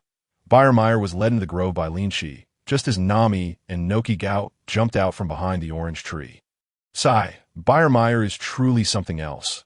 It is broad daylight after all. She must be incredibly thirsty. You mustn't speak of Beyermeyer like that. Perhaps she is merely going to chat, Nami retorted to Nokigao. Despite their young age, thanks to Beyermeyer's unusually open character, Nami and Nokigao had already become quite experienced. Does your idea of chatting involve going deep into the grove? Do you think you're discussing state secrets? Nokigao was somewhat concerned about her adoptive mother suddenly seeking a man. What if he turned out to be a bad person? Half an hour passed, then an hour. After a full 2 hours, Beyermeyer and Linqi still had not emerged, causing Nokigao to worry. It's been 2 hours. Can Beyermeyer's body handle it? Nami, in a frenzy, exclaimed, "Why is your mind filled with such lewd thoughts?" At that moment, Linqi's figure finally reappeared. He reflected on the information he had gleaned from Biermeyer. Thanks to her gossipy nature, he had learned more than he had anticipated. The location that seemed most conducive for him to become king was unexpectedly in the West Sea. The West Sea, the most chaotic of the four seas, was ironically lacking in formidable experts. T.O. described it succinctly: a group of inexperienced individuals engaging in mutual pecking. This had led to the widespread suffering of the citizens in most kingdoms of the West Sea. Both kings and commoners lived exceedingly difficult lives. Many pleasure-seeking kings were even willing to sell their thrones for a price, and such kings were not uncommon in the West Sea. He could easily become king through legitimate means. Well, it seems that becoming a king is easier than I had imagined. As he straightened his clothing, he walked out of the grove. His earlier tussle with Nokigao had left his justice cape askew. Nokigao looked even more disheveled, her clothes caked in mud from their earlier encounter, now dry and clinging uncomfortably to her skin. She couldn't remove them. If she did, she would have nothing else to wear. "Hey, you two little ones, having watched the commotion for so long, come out." With the ability of observation Haki, Linqi immediately spotted the two little ones. "Wow, how did you find us?" Nami and Nokigao cheerfully sprang forth. "You must be Nami and Nokigao, how adorable." Linqi chuckled, ruffling their foreheads. "What should we call you?" Nami asked, her big, watery eyes blinking. "Call me Daddy, is he really our father?" The two little ones were utterly shocked. Just as Nami hesitated on whether to call out, a fist swung in from the side. "You scoundrel, don't corrupt the children!" Biermeyer fumed. "You two should ignore his nonsense and call him brother." "Huh, don't be so scary." "I was just joking," Linqi said, squatting down to rub Nami's little face. "Little Nami is truly adorable. Here, brother has a gift for you." A valuable ruby brooch was pinned to Nami's chest. "Wow, it's so beautiful." Little Nami's eyes sparkled, and she hugged Linqi, planting a kiss on his cheek. "Thank you, brother. Actually, if you want to pursue Biermeyer, I wouldn't mind." "You fool." Biermeyer's forehead twitched, furious that her daughter could be so easily swayed by a mere ruby brooch. Nokigao looked on enviously at Nami. By the way, you two also have a share." Linqi handed Biermeyer and Nokigao 2 rings and a hefty pouch of gold coins. "If you convert the gold coins into belly, it should be enough for you to eat for several years. Make sure to buy the kids more food and clothing. Look how skinny they are." Linqi noticed the dire living conditions of the trio. Their clothing patched multiple times, and their frail appearances. It seemed that Nami's future greed was likely a result of her childhood poverty. He understood the reasoning behind not giving too much. He was aware of the saying, "Possessing wealth invites calamity." "Thank you, brother." Nokigao's sweet voice rang out as she received her gift. "Thank you. I want to be polite." This financial assistance meant a great deal to Biermeyer, who felt guilty for not being able to provide a better living environment for Nami and Nokigao. Suddenly, she found a man before her less detestable. "All right, until we meet again, little Nami." Linqi ruffled Nami's cheek once more. It must be said, young Nami was incredibly adorable. He almost found himself transformed into a human trafficker. Before leaving, he suddenly remembered something. "Oh right, if you ever encounter a fisherman named Aaron, just tell him you are under the protection of the Nighthawk. Oh okay." Biermeyer found this man's words rather perplexing. Yet she committed them to memory. Her. Linqi appeared quite mysterious. As he departed, the warship was laden with a bountiful cargo of oranges. "Are you sure you can finish all those oranges?" Smoker munched on a sugar orange. "It's fine, I have money. I can eat one and throw 2 away." Smoker, could they not have a pleasant conversation? The mission in the East Sea was nearly complete. Next, he just needed to meet 2 more individuals and return Tina home before heading back. Carp's gift for Luffy could simply be delivered by one of his subordinates. "I am destined to become an admiral of the Navy." It was a miracle if Luffy could even read this book. All troops on alert. Something formidable is approaching. Shortly after departing from Cocoa Village, Linqi's observation Haki sensed 2 powerful presences rapidly closing in. "I found you." A rather handsome punk appeared, wielding a fiery longsword, gazing down at Linqi and the others. "Little brother, stop wasting time with them. Hurry up and kill them. We still need to find dessert for Mom." Another high-cold woman with pink hair floated in the air atop a mound of butter, impatiently urging with a wine glass in hand. Sister, we have been adrift at sea for a month and a half. Of course, we need to kill a few to break even. Boss, they're among the officers of the Big Mom pirates. Raisin and Juret, a subordinate, reported. Every elite Navy officer must keep the details of the Emperor's pirate crew firmly in mind. Charlotte Lean's people. Linqi frowned, recalling that he couldn't remember offending them. However, since they had come to his doorstep, he had no intention of letting them go. Smoker, I can sense that there's a pirate ship following them. When the battle begins, you take care of the pirate ship, and I will handle the 2 officers. Understood. Smoker drew his 10 hands. What about me? I want to join the fight. Tina volunteered herself. You stay back to protect the soldiers on the ship. The 2 above undoubtedly possess Vice Admiral level strength. Any soldier who encounters them is likely to meet a grim fate. All right, we'll proceed according to your plan. In response to her younger brother's request, the family-loving Galette found herself unable to refuse. With her sister's permission, Lazon jestingly unleashed a soaring slash towards the warship. Fire Dragon Emperor. The slash transformed into a colossal dragon, roaring as it lunged at the vessel. Attack! Roared Linqi, leading the charge while Smoker stealthily slipped away, as per their plan. Linqi disregarded the so-called attack, firmly believing in Tina. All things in the universe. Sure enough, as Tina danced her hands, countless chains emerged from the void, ensnaring the dragon tightly and swallowing it whole. So swift. Linqi blinked and appeared before Lazon, not granting him a moment to react before delivering a powerful punch. Boom! In the next instant, Lazon transformed into a shooting star, plummeting deep into the ocean. Pooh! A mouthful of fresh blood was coughed up as Lazon's pupils trembled violently. And he simply rolled his eyes back, losing consciousness. This can't be right. I must be mistaken that a rear admiral's strength truly this feeble. Linqi suddenly realized that he was no longer the same person he had been when he first set sail. Back then, it was uncertain whether he could contend with a vice admiral. Yet now, he estimated it already reached the threshold of admiral level. The disparity in strength was immense. No wonder he could defeat his opponent with a single punch. Brother, Galette cried out in alarm, spilling red wine all over the place. She cared not for maintaining an elegant facade, adopting a combat stance instead. The man before her was far too powerful, having defeated Lazon with a single blow. Today they had surely encountered an insurmountable obstacle. Madam, your attire appears to be in disarray. Linqi, unable to avert his gaze from the prominent curves before him, kindly pointed it out. Unexpectedly, he was met with a barrage of butter. Butter javelin.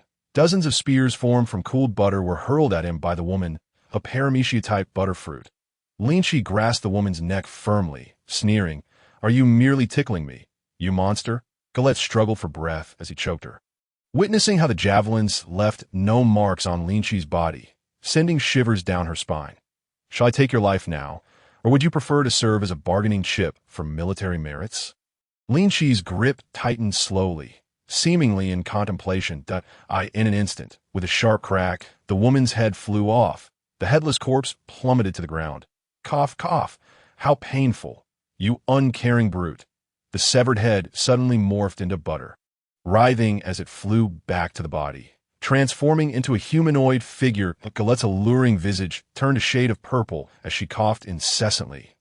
A similar ability to the natural type. Perhaps Linqi, who had initially intended to aid Smoker, turned around with renewed interest. Butter heat waved that a torrent of steaming butter was splashed at Linqi, followed closely by the woman herself, transforming into a mass of butter that enveloped him. What in the world is this? Just when I was praising you, you present me with this nonsense? Normally, natural-type elemental transformations retain their clothing. Yet this woman, resembling a seductive fox spirit, shed her garments upon turning into butter.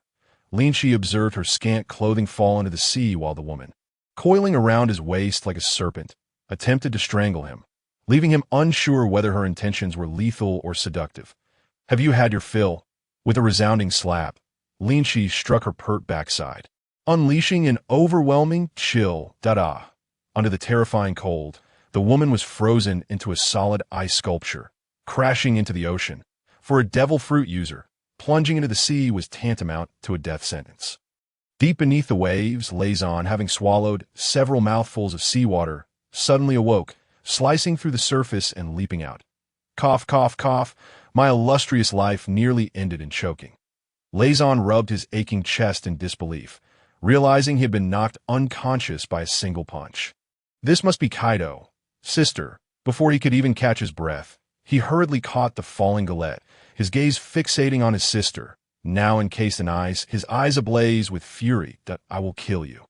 Lazon howled towards the sky, carefully placing his sister on a nearby rock before drawing his sword and charging forward.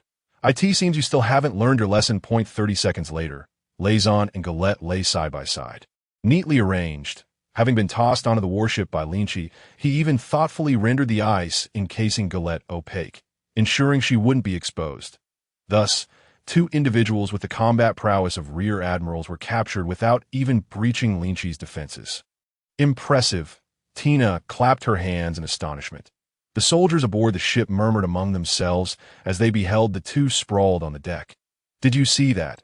That man was able to slice through the sea surface with a single sword strike. Yet he was easily defeated by Colonel Linqi. Colonel Linqi is truly formidable. Colonel Linqi, do you intend to imprison them? Wait a moment. Why hasn't Smoker returned yet? Linqi furrowed his brow. It was unlikely for Smoker, a natural type, to take so long dealing with a bunch of minions. Could something have gone awry? The ominous premonition soon materialized, a towering figure with a red, spiky hairstyle and a towel wrapped around his mouth. Carrying the bruised Smoker, soared towards them that he was employing the moonwalk technique from the Navy's 6 forms. Charlotte Katakuri. Linqi slowly uttered the name with gravity, fixing his gaze upon the man, if the later Katakuri stood at the pinnacle of the vice admiral rank. The current Katakuri was not yet as seasoned. Many in the pirate forms of later years boasted that Katakuri's strength rivaled that of an admiral. Linqi could not be certain of this.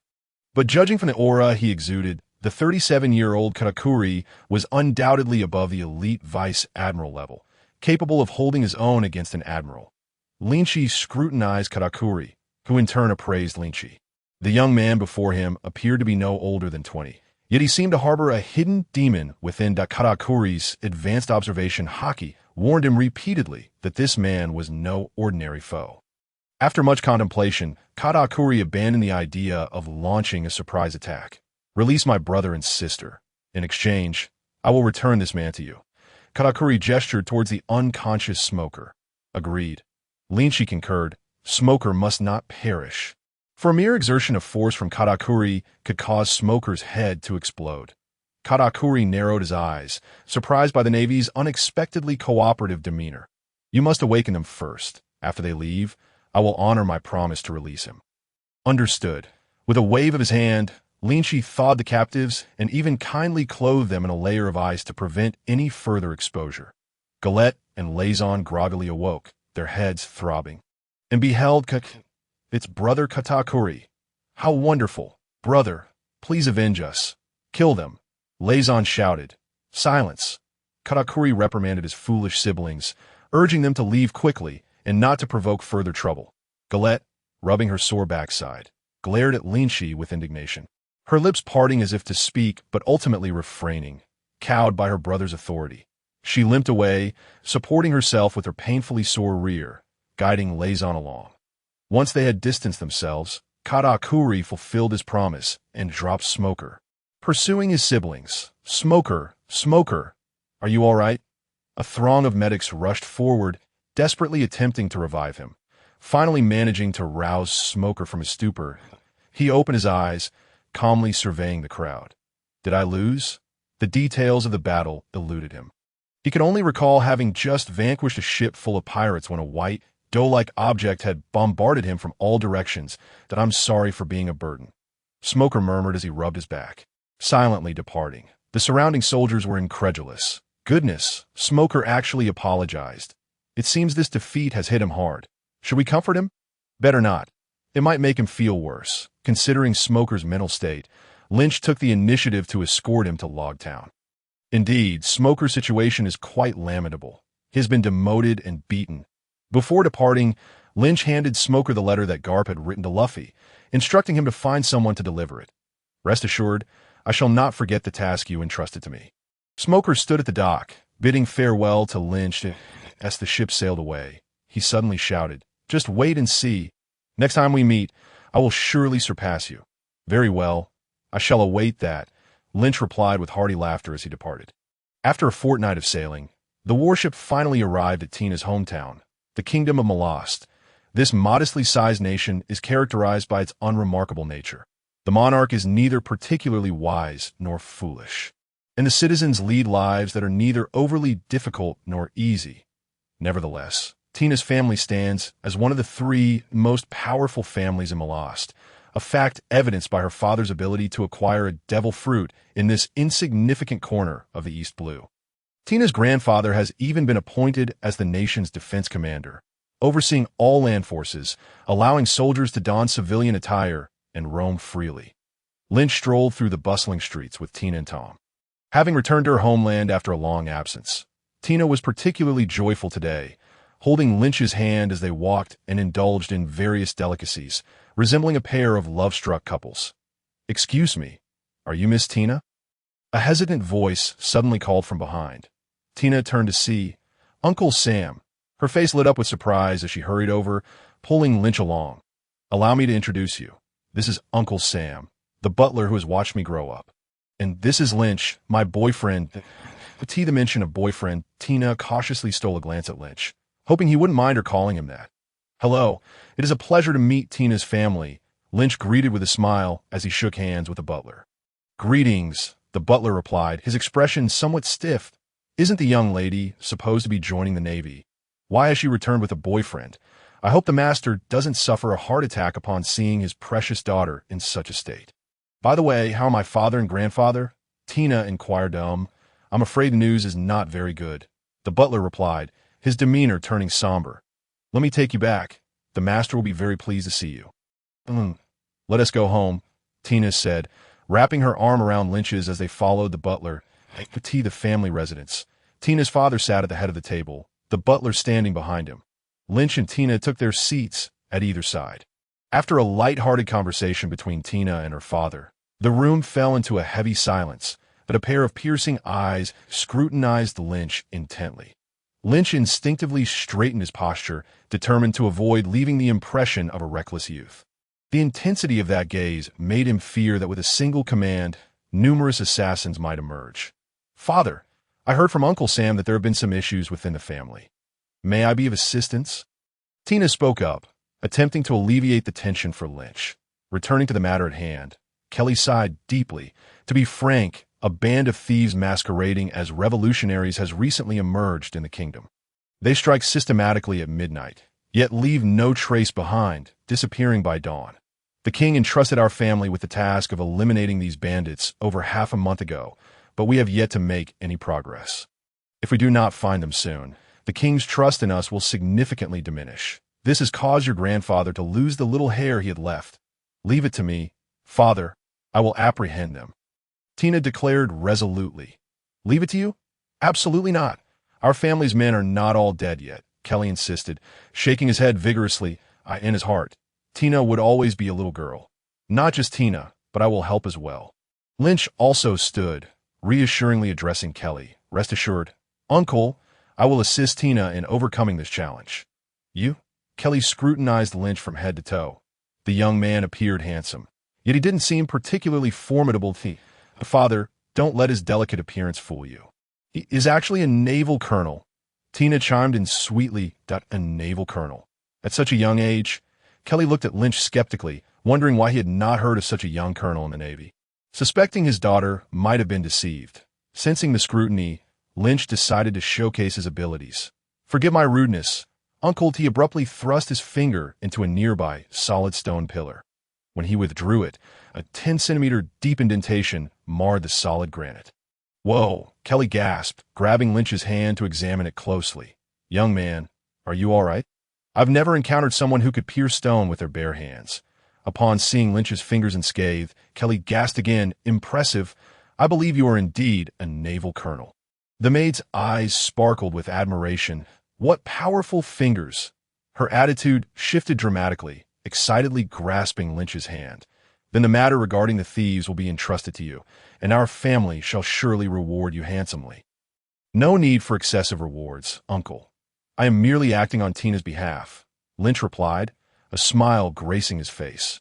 Kelly's expression faltered, his gaze darting back and forth between the two. Could it be that they had already? His precious daughter had been compromised. Tina's cheeks flushed crimson, and she playfully jabbed Kelly. Stop looking at me like that. It's embarrassing. That night, Lynch stood atop the highest point in the kingdom, his fierce gaze surveying the surroundings. The candlelight fruit had enhanced his vision to the point where he could rival a sniper without the need for a scope. Coupled with his commendable observation Haki, he was confident that should any thieves dare to emerge tonight, he would capture them all. Here they come. In the dead of night, the band of thieves could no longer contain their urges and stealthily infiltrated a lavish mansion. The moment they made their move, Lynch detected them instantly. Steel Fist, a towering man 3 meters tall, was sent crashing to the ground, weapon and all, obliterated by Lynch's strike. Miss, are you all right? In that critical moment, Lynch rescued the wealthy man's daughter from the clutches of the thieves. Thank you, the girl stammered, clearly shaken and at a loss. That it was the household staff who ultimately pulled her away. Who are you? How dare you oppose the Revolutionary Army? Don't you value your life? The remaining thieves, witnessing their comrade reduced to mere dust, were initially taken aback but quickly steeled their resolve, hoping to intimidate Lynch with their association with the revolutionary cause. Revolutionary Army? Lynch scoffed. If the dragon knew what you were doing, he would surely come down here himself to eliminate you. You speak the truth. That a flash of lightning illuminated the room as a cloaked figure appeared in the corner, and he drew back his cloak to reveal a face marred by the imprints of flip-flops. The most notorious criminal in history. Monkey D. Dragon. Dragon. Lynch was taken aback by the man's presence. Do you know me? Dragon questioned, his brow furrowing in confusion. That I know your father, Lynch replied. The old man? Dragon raised a hand to touch his aching cheek. At that moment, the thieves, upon witnessing Dragon's arrival, were utterly terrified. They had been brandishing the Revolutionary Army's banner to deceive others, never imagining they would encounter the real deal. Dragon turned to face them, a tempest brewing in his hand. You have tarnished the reputation of the Revolutionary Army, and thus, you shall pay with your lives. We're sorry. We were wrong. We will never again commit wrongdoings under the guise of the Revolutionary Army.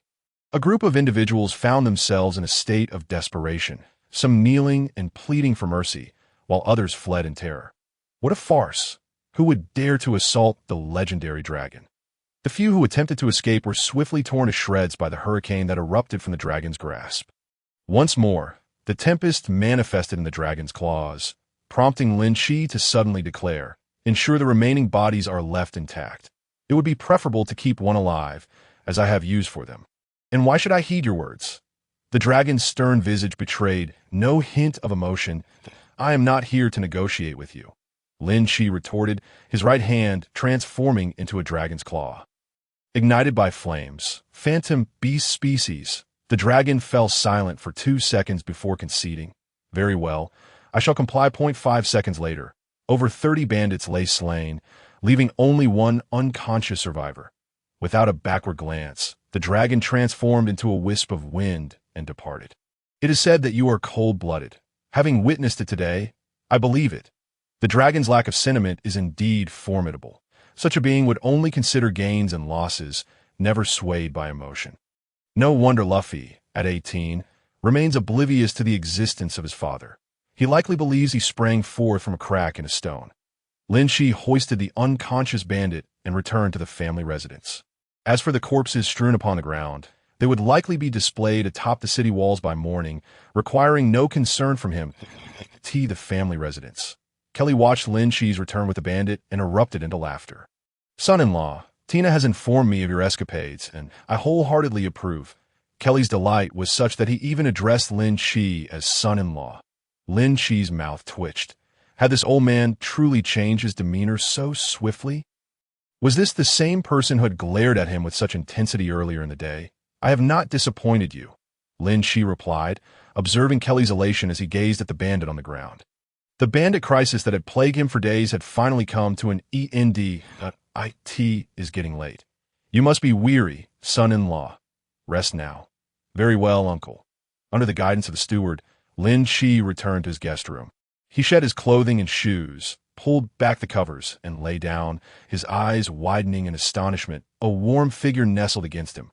Tina, still half asleep, rubbed her drowsy eyes and greeted him. Linqi, you're back. Tina, what are you doing here? Linqi whispered, concerned that if discovered, his father-in-law would surely have him executed. Hee, I was worried you might be scared sleeping alone. Tina giggled as she embraced him. In Tina's home, she naturally wished to extend her hospitality. Do not be troublesome, Linqi said, feeling his heart race at the softness of her touch. By the way, how good is the soundproofing in your house? What are you thinking, you naughty boy? Tina playfully punched Linqi's chest. You are only allowed to hold me while sleeping. No inappropriate thoughts.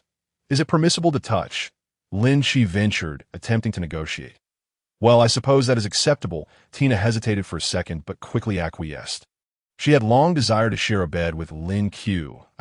In her heart, she believed that she would ultimately belong to him, so a little touching was hardly a concern. However, Tina soon found herself accountable for her actions. It's a bit chilly outside. May I touch you under the covers? Come on in. Tina willingly lifted her nightgown. Before long, she suggested, don't you find your clothes uncomfortable? Perhaps you should remove them. What are you thinking? You naughty boy. All right. Tina decided to strip off her own clothes. After a while, she said, I will just snuggle, not go further. Eventually, the maid outside overheard the commotion within and blushed with embarrassment. It was not until the sun had risen high in the sky that Linqi finally held Tina close. Drifting into a deep slumber, they spent several more days together in her hometown. But a few days later, Linqi's father-in-law, now promoted, radiated cheerfulness, addressing him as son-in-law with genuine warmth as he personally saw everyone off at the port. Son-in-law, do come by to visit Tina again when you have the chance. After several days of interaction, Kelly had come to realize that this young man possessed both strength and potential. Most importantly, he treated his daughter well, making him the ideal choice for a son-in-law. Understood, uncle. Please return home now. Next, the journey to the EC remained, with one final and most significant destination, half a month later. Is this Frost Moon Village? Linqi surveyed the unremarkable little village, which bore no resemblance to a hideout for extraordinary individuals. Indeed, boss, the map indicates this is the location, Joseph affirmed. Let us proceed to the Isin Dojo. Linqi, clad in casual attire and wielding two long swords, led Tina and Joseph toward the dojo. Even before they pushed open the grand doors, the rhythmic sound of bamboo, swords clashing, filled the air. This place had laid a solid foundation for Zoro's path in swordsmanship. The wooden door creaked open. The clamor ceased abruptly. A group of youths, the youngest no more than 6 or 7, and the oldest barely in their teens, turned their curious gazes toward the outsider. They appear to be from outside. None of the nearby villages have such individuals. Wow, their clothes are so beautiful. Those little kids, the big sister is the most beautiful. Don't you think? A chorus of children chimed in, and from among them emerged a young girl. She approached Linqi, bowed gracefully, and introduced herself. Hello, I am Kana, the daughter of the dojo's master. May I inquire who you seek? Please inform your father that I wish to speak with him, Linqi requested, attempting to pat the girl's head, only to have her evade him. He had always admired this tenacious girl, yet fate had dealt her a cruel hand. Certainly, please hold on a moment. Jeff, bring some tea for our guest, Kana instructed, displaying a maturity beyond her years as she went to relay the message. Thank you. Linqi accepted the tea from the boy and took a sip. The sound of wooden footwear echoed on the floor as a squint-eyed man with a beaming smile appeared at the dojo.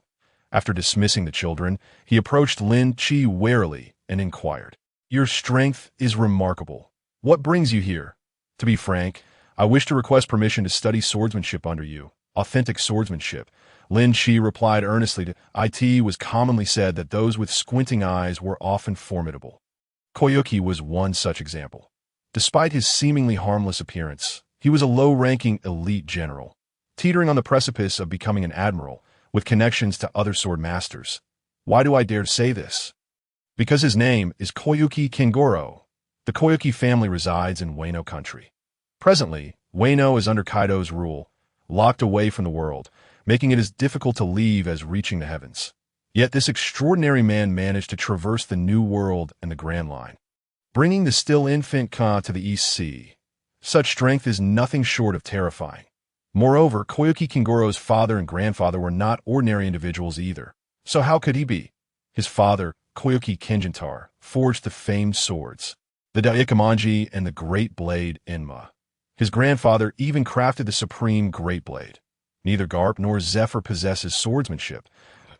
If Linqi wished to achieve swift progress in swordsmanship, he would undoubtedly require the guidance of a renowned master. Otherwise, how could he compare himself to those who had trained in swordsmanship for decades since childhood? Kengoro chuckled nervously. You jest, sir. I am merely an ordinary sword instructor in the East Sea, hardly capable of teaching you.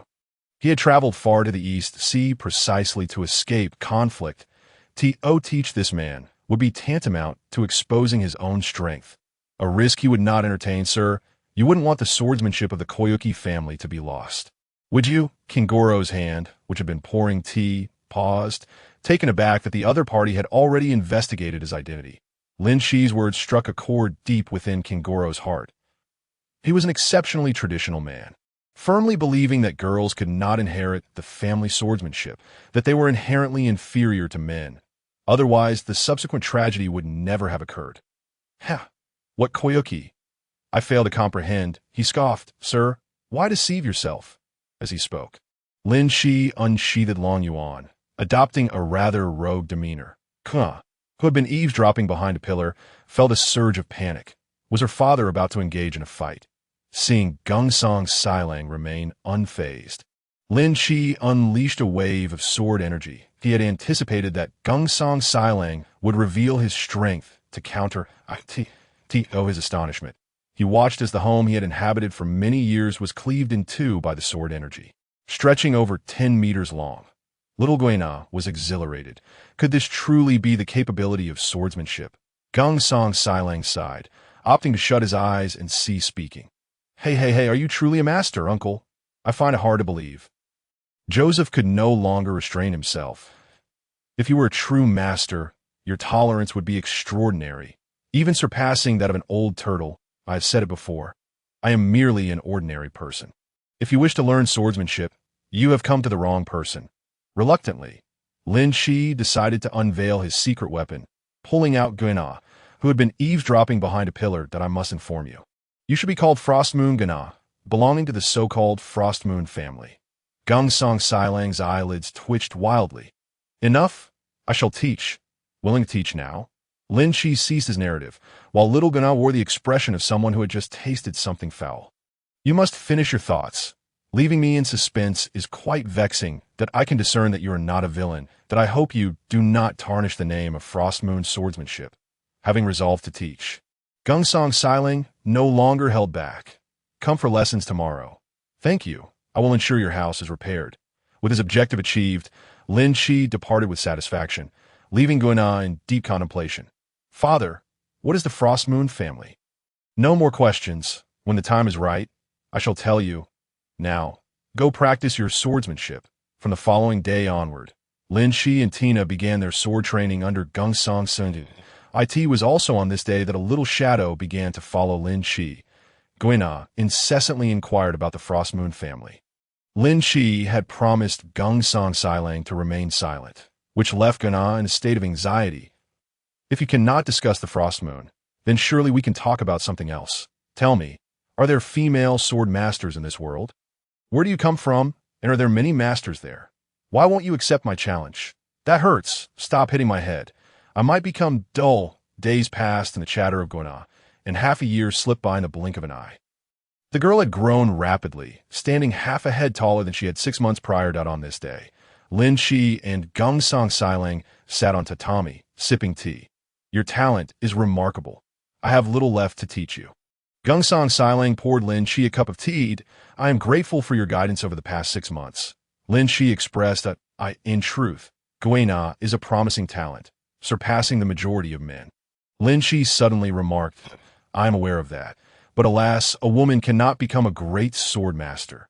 The room fell into a heavy silence. In the future, Guina may come to the Navy to seek me. I will assist her in realizing her dreams. That depends on her own will. The room once again fell silent.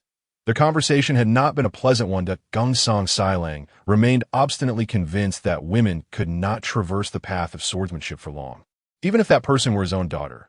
Father, do you need more tea? Upon hearing Guana's voice, the two tacitly chose to refrain from further discussion on the matter. Guana, come in. Dressed in a kimono, Guana looked utterly adorable as she knelt beside the table, replenishing the teapot. Guana, I must leave today, Linqi stated. Guana's hand trembled, nearly causing her to drop the teapot. She appeared on the verge of tears. Looking utterly dejected. Yes, oh soon. Can't you stay a few more days? Silly girl.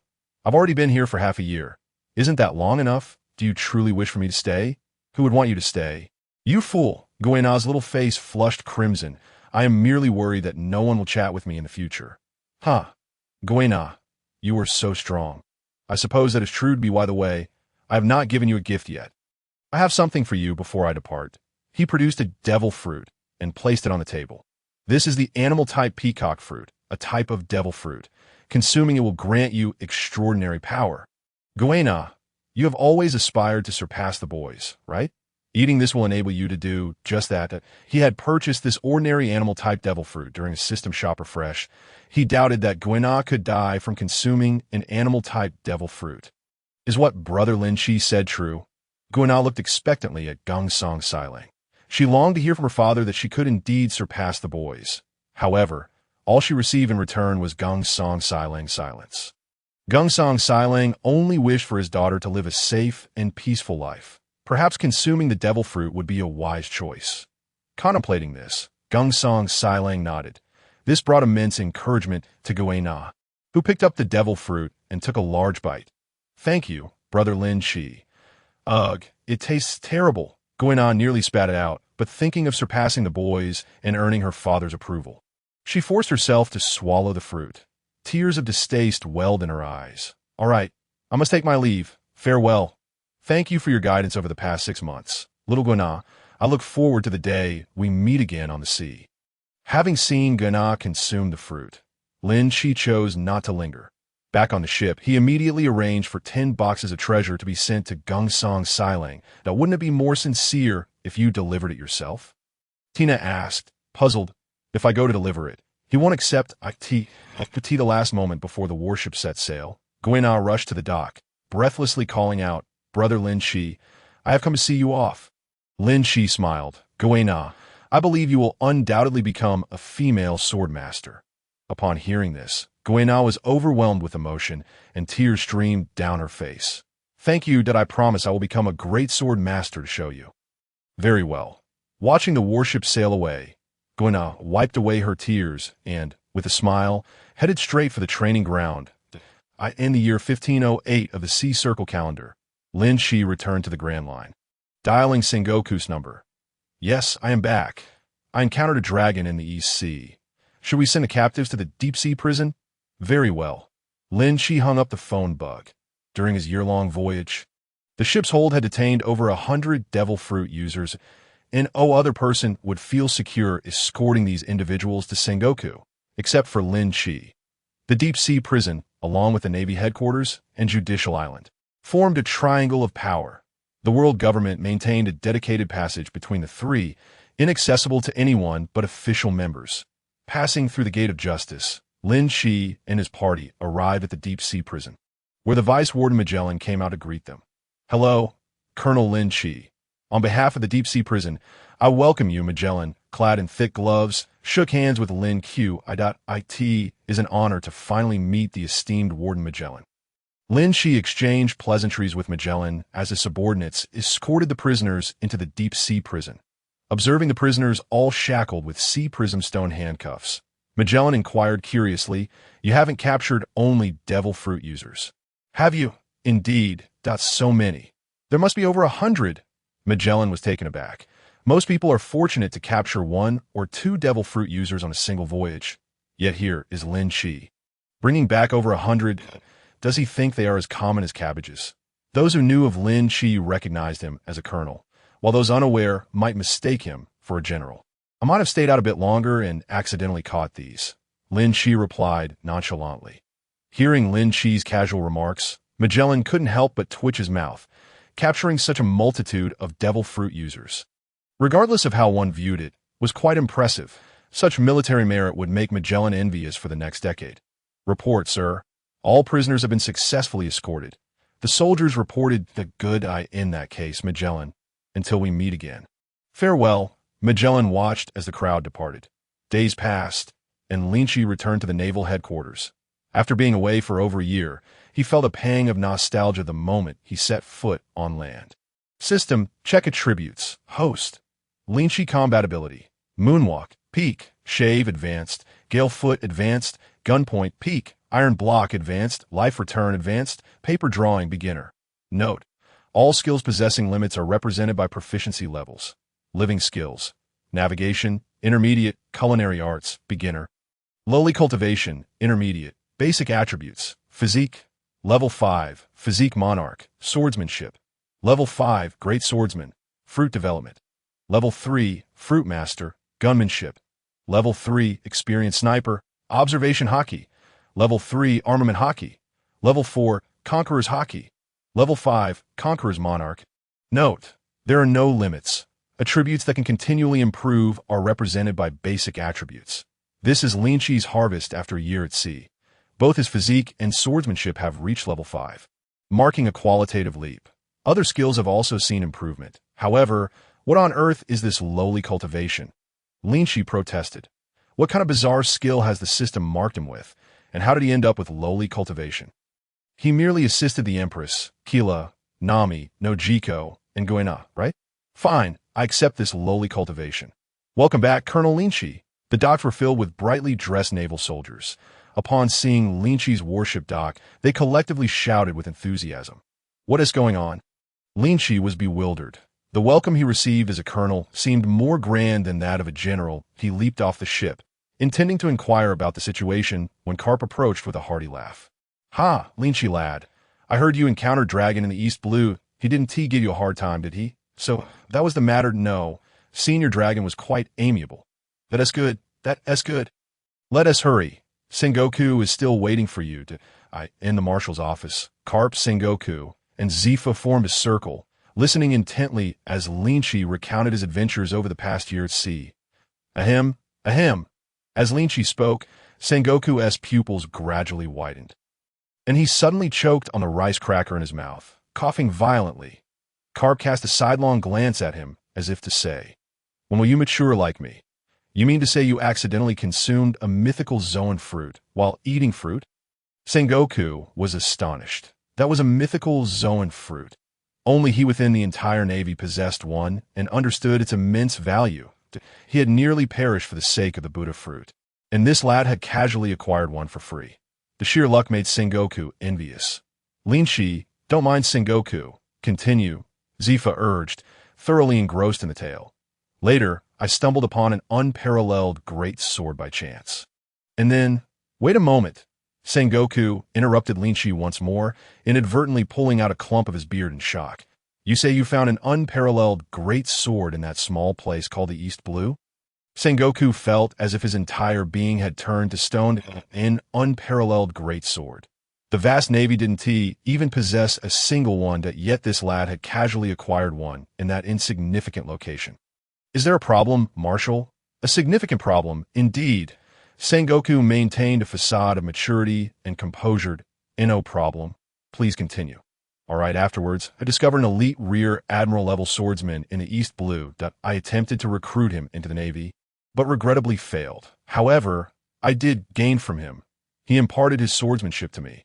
And what level is your strength at now? Zephyr asked seriously, regarding Linqi. His disciple's progress was astonishingly rapid. In just over a year at sea. He had first obtained a mythical Zoan fruit, then an unparalleled great sword, and received personal instruction from a great swordsman. They had no doubts about the legitimacy of these treasures. After all, no one would willingly part with such oceanic riches. Linqi scratched his head, humbly uncertain. I haven't tested my limits, but I reckon I could hold my own against a general. His physique and swordsmanship both stood at level 5, although his fruit development and Haki were not as thoroughly developed as those of the older generation. He believed confronting a general should pose no significant issue. He might even stand a chance against a lackluster general like Greenbull. The three men simultaneously inhaled sharply. If what Linqi said was true, a general at merely 20 years of age was indeed terrifying. How about I arrange a match between you and Kizaru? Sengoku proposed. Linqi understood this was a test of his strength and readily agreed. Sure. Half an hour later, at training ground number 7, Kizaru, yawning, leisurely trimmed his nails with a nail clipper. You call me out of my nap just to fight this kid? Kizaru remarked with resignation. Kizaru, don't underestimate him. Otherwise, you may find yourself at a disadvantage, Sengoku kindly warned. Yet Kizaru remained unfazed. 44 years old, he felt it was absurd to take a young man in his early 20s seriously. He might as well smash himself against a block of tofu. Were it not for the fear of jeopardizing his year-end bonus, he wouldn't have bothered to come. Sengoku was truly something, calling him out to play with a child. All right, I'm about to make my move. With the intention of finishing quickly to return to work, Kizaru took the initiative. He transformed into a beam of light and instantly appeared in front of Linqi, launching a kick from midair. Bang! He actually blocked it, Sengoku exclaimed, astonished as he observed Linqi, standing firm in place, effortlessly deflecting Kizaru's kick with one arm. Although Kizaru hadn't taken it seriously, it was still an impressive feat. Oh, Kizaru regarded Linqi with newfound interest, gradually increasing the force in his leg. Linqi remained unmoved. Senior Kizaru, as a Logia user, you shouldn't compare strength with me. Linqi grinned, exerting force with his arms, sending Kizaru flying. Kizaru landed gracefully, shedding some of his nonchalance. He recognized that this young man was extraordinary, which explains Sengoku's insistence on bringing him out. You young Navy, I'll be serious now, don't get hurt. As he spoke, a sword radiating golden light appeared in Kizaru's hand. Here I come. Linqi drew his sword, Long Yuan, its blade engulfed in flames, and engaged Kizaru in a fierce clash. The more they fought, the more Kizaru was astonished. This young man's swordsmanship was not inferior to his own. In terms of swordsmanship, Kizaru found it increasingly difficult to gain the upper hand against Linqi. Zephyr nodded in appreciation. Although Kizaru was not a dedicated swordsman, his speed gave him an edge over most great swordsmen. Linqi's swordsmanship had progressed remarkably in just a year, as he had claimed. Every move Linqi executed exuded an air of sophistication, clearly displaying the marks of a master's tutelage. Unbeknownst to them, Linqi had endured considerable hardship to achieve his current level of swordsmanship. For 6 months, he had diligently practiced with a triple swordsmanship training scroll. Rising earlier than a donkey and sleeping later than a dog, he would awaken before dawn and train until late into the night. Unable to defeat Linqi with swordsmanship alone, Kizaru decisively altered his strategy.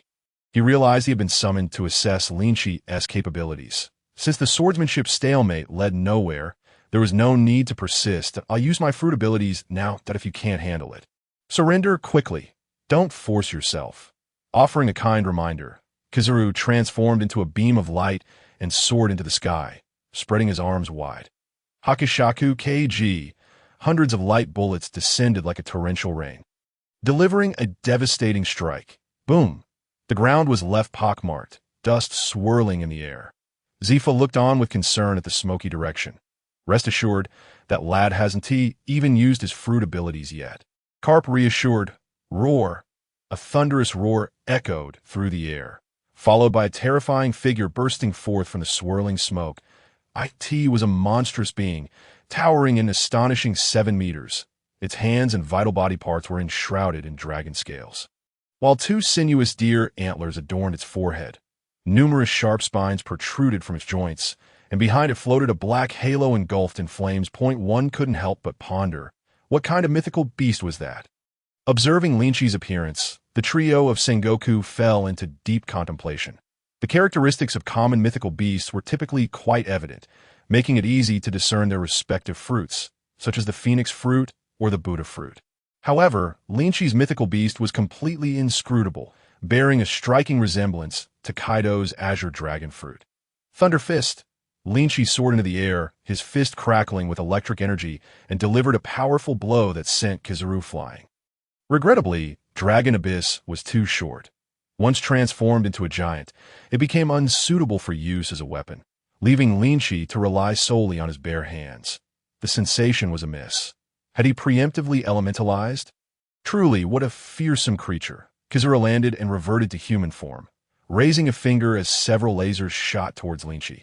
The laser struck Linqi, resulting in a violent explosion. Yet, remarkably, Linqi emerged unscathed, the surface wounds instantly healing themselves. He landed heavily like a Tyrannosaurus Rex, causing the ground to tremble as if an earthquake had erupted. He aimed a straight punch at Kizaru, who narrowly evaded the attack through elementalization, despite being of the same natural type. Linqi could land a hit on Smoker, but perpetually missed Kizaru, solely due to Kizaru's heightened observation haki. Thus, I find it rather unappealing to engage with mythical beasts. They are truly resilient, Kizaru murmured, opening his arms as dozens of laser arrows pursued Linqi with uncanny precision. Fire Fist! Linqi unleashed a fiery punch, sending a towering column of flames skyward to intercept the barrage. After all, the flame fruit is hardly sought after. He manipulated electromagnetic energy to draw a piece of meteorite from deep within the earth, resting it on his fingertips to charge with electric power. Super electromagnetic cannon. The dense electric energy propelled the meteorite, streaking across the sky and delivering a devastating blow to Kizaru's head, resulting in a cataclysmic explosion akin to a nuclear detonation, creating a mushroom cloud that captured the attention of the entire Navy base. Kizaru's severed head transformed into golden particles and reformed. As he turned to face the explosion, a cold sweat trickling down his temple. Wait, is this for real? This is a bit exaggerated. I assented. I thought we were just sparring. Do you truly wish to take my life? My apologies, Kizaru-senpai. I wouldn't be able to harm you if I didn't give it my all. You rascal. Perhaps I should treat you as an equal. Kizaru's words were tantamount to acknowledging Linqi's strength. However, losing to a junior would be quite embarrassing. If Akainu and Akiji found out, they would surely mock him for a fortnight. It seems I must reveal my trump card, Kizaru-senpai. Please don't be modest. You haven't even utilized Haki yet. How did you get over here? Linqi was astonished to find that one moment Kizaru was distantly bantering with him. In the next, he had inexplicably appeared right before him. Kizaru had always been fast, but this time he had seemingly teleported. Sengoku silently removed his glasses, chuckling as he scolded, "That rascal Kizaru, using my lenses to refract light for instantaneous movement." Eternal frozen purgatory. Linqi seized the opportunity to engage Kizaru up close, exhaling a breath of frigid air. The chill spread rapidly, frosting the air and encasing the ground in ice. The effect of this technique was no less formidable than Akiji's ice fruit. Gamma ray, a dense black light, coalesced at Kizaru's fingertips. Unlike the previous yellow luminescence, Linqi sensed the looming presence of death emanating from it. Enough, galaxy impact. Just as the situation became dire, Garp suddenly intervened with a powerful punch that interrupted both of their attacks. Ouch! Mr. Garp. Your punches remain as powerful as ever. Garp's unexpected blow sent both combatants sprawling, and Kizaru hadn't even had the chance to elementalize. It was a mystery how he had managed to do it. The pain was unbearable. When the two finally managed to rise, one sported a sizable bump on his head, grimacing in pain. Kizaru-senpai, I admit my defeat. Linqi conceded humbly.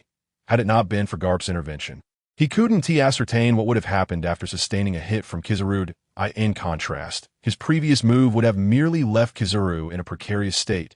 Truly formidable to possess such strength at such a young age. Akin to a vice admiral, Kizaru remarked, rubbing his aching waist and casting a forlorn glance at Sengoku. Marshal, next time something like this arises, please consult a Ko. Thank you. I apologize for the trouble, Kizaru. Sengoku replied sincerely.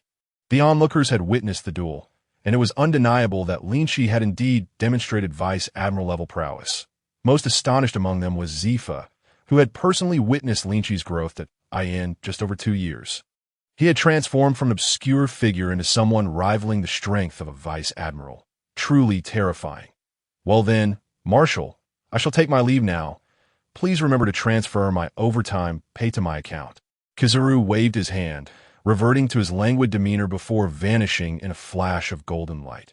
Colonel Linqi, in light of your commendable achievements, I, on behalf of the Navy headquarters, formally appoint you to the rank of Rear Admiral. You may collect the corresponding items from the logistics department later, Sengoku proclaimed in an official tone. Yes, Marshal. Congratulations on your promotion.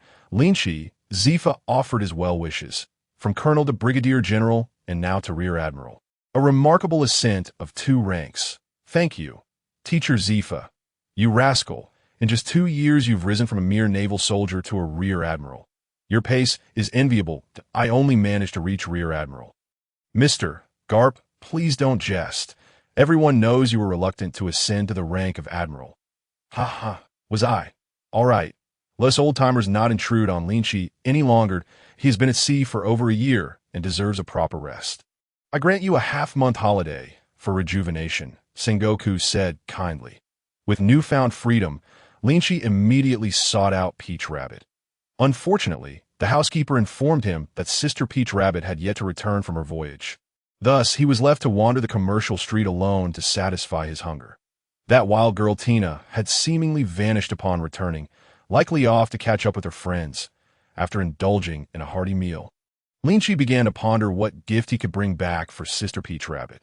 Remembering her fondness for certain items, he contemplated buying her something that no. Sister Peach Rabbit once mentioned that everything else seemed too dull after meeting Tom. Peach Rabbit was not the type of woman who craved vanity. She had little interest in the typical gifts that most women adored. Just as he was deep in thought, it suddenly struck him that Sister Peach Rabbit seemed to have an abundance of perfumes and hairpins at home. However, he was entirely clueless about perfumes.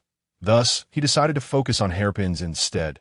As he strolled through various shops, he encountered numerous beautiful options, but found none that truly captivated him. Just as he was on the verge of giving up, a lively call from a nearby vendor caught his attention. Come and see. Special hairpins from Alabasta, crafted from pure white jade and adorned with 18 unique Alabasta gems. Today, incredible discount. Not 100 million berries. Not 90,000 berries, but only 999,000 berries. That's right, you heard correctly. Hurry and buy now. I'll take it. I want it. 2 voices chimed in unison as Linqi's hand collided with another delicate one. He looked up to find a girl with golden hair. Before he could utter a word, the girl flashed a sweet smile and said, Hey, big brother, you wouldn't dare compete with me for this, would you? The girl appeared to be no more than 15 years old, and she was not dressed in military attire, which strongly suggested she was indeed a naval family member. However, Lynch sensed an air of authority emanating from her. In this world, individuals tended to mature prematurely. Although she looked 15, her true age remained a mystery. Possessing such dominance at a mere teenage age marked her as an undeniable prodigy. Isn't that right? Brother, do you really intend to compete with a little girl for something? Noticing Lynch's silence, the girl reiterated her question. Of course. With such a declaration, Lynch had no choice but to relinquish the item to her. Thank you, brother. Goodbye. After receiving the hairpin, the girl cheerfully paid and happily tossed her long hair as she departed. Ding, a life choice has been triggered. Task option 1. The Black Hand. Steal the hairpin in secret and make the girl cry. Reward, a lesson from General Crane. Task option 2. Obtain the black stockings from the peacock's legs and keep them as a treasure. Reward, a world transfer scroll. Task option 3. Take the peacock to a small room to watch Jay perform. Reward, title, Lolita Slayer. Increasing damage against young girls by 5. System, you're becoming increasingly perverse. Lynch felt utterly powerless to critique this system. However, the codename Peacock sounded eerily familiar. It suddenly dawned on him. Wasn't she the granddaughter of General Crane? The World Transfer Scroll from Option 2 came in 2 halves. Possessing one half allowed for teleportation to the location of the other half. Such a portal-like item would likely fetch no less than 50,000 points in the system store. Yet, the condition for obtaining such a treasure was merely to acquire the girl's stockings. However, I am a paragon of virtue. Do you truly think I would engage in such a depraved act for a portal? Lynch scoffed dismissively. 5 minutes later, Lynch intercepted the peacock in a secluded alley. Hey, little miss, you are blocking my way. Due to his prior transformation, which had made him nearly unrecognizable, the girl did not recognize him. It's like this, Lynch explained, producing 2 sealed bags of black stockings. I am a representative of the black stockings manufacturer, but we are currently conducting a market survey, and if you could kindly remove the black stockings you are wearing, I can offer you 2 brand new pairs. What do you need my stockings for? The peacock queried, tilting her head in innocent confusion that we need to analyze your worn stockings to improve our products. After a moment of silence, the girl suddenly retorted sweetly, "Pervert, big pervert. You're not planning to use my stockings to clean a gun, are you? How disgusting." The peacock regarded Lynch with disdain. Clean a gun? Lynch could hardly fathom that such words would emerge from a young girl's mouth. Move aside. Pervert, I want to go home. She pushed past him and sprinted out of the alley. Shave. Lynch instantly teleported beside her and struck the girl with a swift chop. Rendering her unconscious, I apologize, but since you were unwilling to comply willingly, I must resort to this. With deft hands, Lynch began to remove the stockings inch by inch from the girl's delicate legs. A sweet fragrance wafted from the stockings. With a serious expression, he stored the girl's original stockings in a storage ring. He was not truly a pervert. How could he possibly indulge in such behavior? If he were to smell anything, it would have to be in a secluded location. Point 1 for 2. You hardly lose out. Placing the prepared stockings beside the girl, Lynch lit a cigarette and balanced it on her fingertips. Once the cigarette burned down, she would awaken from the heat. Perfect. Confirming that he left no traces behind, Lynch slipped away. System rewards received. Ding! Congratulations to the host for completing the task. The world transfer scroll is now being issued. A flash of light revealed a scroll divided into 2 halves in Lynch's hand. As long as he held one half, he could teleport to the other half's location. Subsequently, Lynch hurriedly sought out the bounty hunters at the Naval headquarters to collect his reward. Spending 500,000 berries, he arranged for them to deliver the items to the West Sea. Such safe and harmless escort missions were warmly welcomed by bounty hunters. After making 2 round trips, night had already fallen weary. He returned home to find it shrouded in darkness. Tom, that fool, didn't he even bother to turn on the lights? Just as he opened the door, the room suddenly lit up. With a loud bang, colorful streamers rained down from above. Surprise! Congratulations on your promotion to Rear Admiral. A throng of people emerged from the corners, including sailors he had sailed with for a year, fellow trainees, as well as Tina and Peach Rabbit. Colonel Lynch. Oh no, from now on, it's Rear Admiral Lynch. Rear Admiral, you're the first to reach this rank in our elite camp. Congratulations. Thank you, everyone. Lynch felt warmth in his heart. Peach Rabbit gracefully stepped forward. Sister Peach Rabbit, you're back. Peach Rabbit nodded, suddenly enveloping Lynch's head in her arms and kissing him. Lynch's eyes widened in shock. Tina gaped in astonishment. The onlookers nearly dropped their beers in terror. Hastily averting their gazes, Tom, exhibiting an air of nonchalance, lit a cigar and slowly exhaled a cloud of smoke. Wishing you 100 years of happiness, little brother Lynch. Welcome home, Peach Rabbit cheerfully declared. Lynch gazed at his reflection in the mirror, now adorned with lipstick marks. This surprise was quite unexpected. A night of revelry ensued. The following morning, Lynch awoke with a pounding headache, shocked by the state of the room. Had 100 huskies invaded? The guests had all departed, leaving the living room littered with empty bottles and a chaotic mess. Tom hung limply from the light bulb like a noodle. With a crash, the bottle in Tom's hand shattered on the floor. Tom jolted awake, scampering to Lynch and saluting. Good morning, master. Your most loyal soldier offers you his blessings. A magnetic, raspy voice emerged from Tom's mouth. Wait, you can talk. Lynch was genuinely astonished. Tom realized something was amiss and quickly covered his mouth. Shaking his head vigorously, stop pretending. I'm not that drunk. What is going on? Tom cautiously observed Lynch's expression, pulling out paper and pencil from his tail to write. Aren't you curious? Curious about what? There are many animals in this world that can talk like deer and crabs. Tom sighed in relief, writing once more. That's good.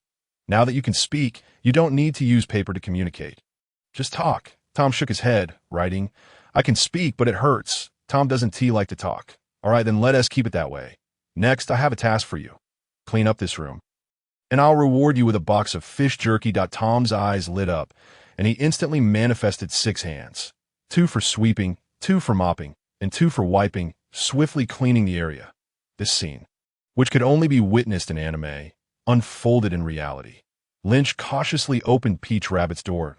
in contrast to the living room. This space was significantly cleaner, resembling its usual state. Sister Peach Rabbit, what a charming sleeping posture. Lynch thought, his gaze lingering on her alluring figure, accentuated by her curvaceous backside and long, fair legs. He quietly closed the door and checked on Tina, ensuring both were fine before stepping out. In the Navy cafeteria. Lynch ordered 3 takeout breakfasts. Good young man. Just a moment, as he stood waiting for his meal, a small hand suddenly patted his shoulder. Turning around, he found a peacock. "Excuse me, is there something you need?" Yesterday, I had just finished incapacitating someone and had stripped off their black stockings. I could see this moment. Linqi spotted the peacock and felt a twinge of anxiety. Could I be discovered? No way. After all, he had utilized the life return technique to alter his appearance and voice. The peacock remained silent, staring intently at Linqi. Oh no, he might have been too rough yesterday and left the girl dazed. Linqi felt a pang of guilt. After a prolonged silence, the peacock slowly spoke. "I believe we need to have a conversation. What could we possibly discuss? If there's something to say, let's say it here." Linqi thought uneasily, wondering if he had truly been discovered. "Are you sure?" The peacock's big, cute eyes blinked. According to military law, attacking a naval officer's family member incurs a sentence of no less than 1 year and no more than 10 years in prison. "Big brother, do you wish to serve time?" She reminded him. "You were quite rough with me yesterday." "Enough," Linqi exclaimed, covering the incessantly chattering peacock's mouth, cold sweat trickling down his brow. He was now certain that this girl had indeed uncovered the truth. "Why are you treating me like this, big brother? Even though you did that to me, I won't hold you responsible." The peacock wriggled free from Linqi's grasp, whispering persistently. Around them, pairs of stern and serious eyes turned their attention. The cafeteria lady quietly set down her serving spoon. "Let's go." Unable to endure the gazes of those around them or the girl's relentless words, Linqi dragged her out of the cafeteria. As they departed, hushed discussions erupted within the cafeteria. "That little beauty must be General He's granddaughter, right? The man seems to be the recently prominent Major, General Linqi. Wow, this is quite the juicy gossip. I wonder if General He knows about it yet." Linqi pulled the peacock into a secluded corner of the woods, his head throbbing. "How did you figure me out?" Hee, big brother. The life return technique is ineffective against me." The peacock replied, tiptoeing and leaning forward, proudly pointing at her own nose. "Research indicates that my sense of smell is 15 times greater than that of a human, that I remember your scent." "Dog nose?" "You re the one with a dog nose," the peacock retorted playfully. "Now, tell me your intentions." Today, it was the peacock seeking him out, not General He, which indicated she had not reported him. If that were the case, she must have a larger demand. However, if she intended to threaten Linqi, she was sorely mistaken. Linqi would ensure this little girl learned the true meaning of regret. Though, big brother has already guessed it. Hasn't he? The peacock's smile suddenly shifted from sweet to sinister, her eyes sparkling with heart shapes. "It's simple. I just want you to play with me. Devil fruit user, whip fruit." Linqi. How could he have forgotten? This peacock and the little suddy from Impel Down were both twisted sadists. "You're not thinking of using your devil fruit powers against me, are you?" Linqi's eye twitched. "Yes, you wouldn't refuse. Would you?" The love hearts in her eyes turned pink. Sigh. Linqi pressed down on the peacock's head. "Listen here, little sister. I merely took your stockings and returned 2 pairs to you. Even if you shout outside, it won't lead to any punishment for me." "Well then, I'll just go tell Grandma He," the peacock declared, retracting the weapon she had conjured from the whip devil fruit and turning to leave. "Wait." Linqi grabbed the peacock, realizing the consequences if General He learned of this. If she got angry, he would likely face a severe beating from Sengoku, Garp, and Zephyr. He had no desire to be hung on a clothesline by He's washing fruit for several days. Smack! The peacock snapped back to reality and struck Linqi's arm with the whip from her devil fruit ability. The force was considerable, ripping his shirt instantly, yet Linqi's body remained unscathed. "Big brother, your body is so sturdy. Is this what it means to be a sadist?" This was Linqi's first encounter with a sadist, and he found it a bit overwhelming. Were it not for her being General He's granddaughter, he would have likely pinned her down and given her a sound thrashing. While Linqi pondered his next move, the peacock unleashed her devil fruit power once more. Linqi held on to her. which led to him receiving another strike. It didn't hurt much, even less than a mosquito bite. However, his shirt was now completely ruined. Such a sturdy body. The peacock gazed at Linqi with flirtatious eyes, which could mislead one into thinking she had developed feelings for him. Seeing her expression, Linqi feared she might faint from excitement. How could General He, a paragon of virtue, have such a bizarre granddaughter? Another attack came, and this time Linqi caught it. That you're bullying me. I'm going to tell Grandma He. The peacock's chest heaved as she looked at Linqi with unfulfilled desire. Linqi chuckled coldly. Now we both have leverage over each other. If you dare to snitch, I'll reveal today's events to General He that I don't believe she would allow you to act this way. The peacock's expression faltered. Please, big brother. Seeing her stubbornness was futile, the peacock quickly shifted her strategy, pleading with an innocent demeanor. That's not happening. Hurry back. I have no time for your childish tricks. All right then. The peacock feigned defeat. But her intentions were anything but pure. Linqi turned. She swung her weapon. Linqi swiftly grasped the whip, pulling her towards him with a smirk. This is what you brought upon yourself. What are you going to do? For some reason, the peacock, now bound, felt a sense of panic that it seemed something unpleasant was about to occur. What am I going to do? I'm going to teach you a lesson. Don't you think you can do as you please? Linqi pinned the peacock to the ground and began his reprimand. That hurts. 5 minutes later, the peacock was crying, tears streaming down her face, turning her into a little flower-patterned mess. Apologize and vow never to hit anyone again, and I will let you go. Linqi commanded. I won, she exclaimed defiantly. Even if you beat me to death, I will not submit to a big bad guy like you. Though she cried, her stubbornness shone through. How resolute she was. Even in pain, she remained obstinate. Fine, you said it. Half an hour later, woo, I was wrong. Apologize. Please, don't hit me again. The peacock pleaded, her eyes red and swollen, desperately covering her lower half. Now you're begging? Weren't you quite tough just a moment ago? It hurts. I've apologized.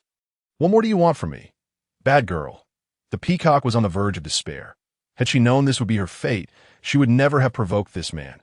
What kind of person was he? Unafraid of her grandmother and utterly devoid of compassion. Promise me you won't use others for your amusement again. That I won't. You might as well kill me. When it came to her interests, the peacock's defiance returned. Very well. Linqi found the situation amusing. Today he was determined to correct the peacock's bad habits. Another half hour passed. The peacock rolled her eyes and fainted. Linqi was at a loss. What kind of person was this? She would rather be beaten unconscious than feign submission to abandon her peculiar hobby. This was true love. Was it? If he continued, he might just end her life. The peacock's absurd obsession was beyond his ability to change. It was best to leave General He to deal with the headache. What should he do now? The peacock in this state was certainly immobile, and he couldn't personally return her. Lescarp would surely kill him. Boom! With a heavy thud, Linqi landed on the ground, producing a loud noise before swiftly departing. Shortly after his exit, a squad of Navy personnel rushed towards the source of the commotion.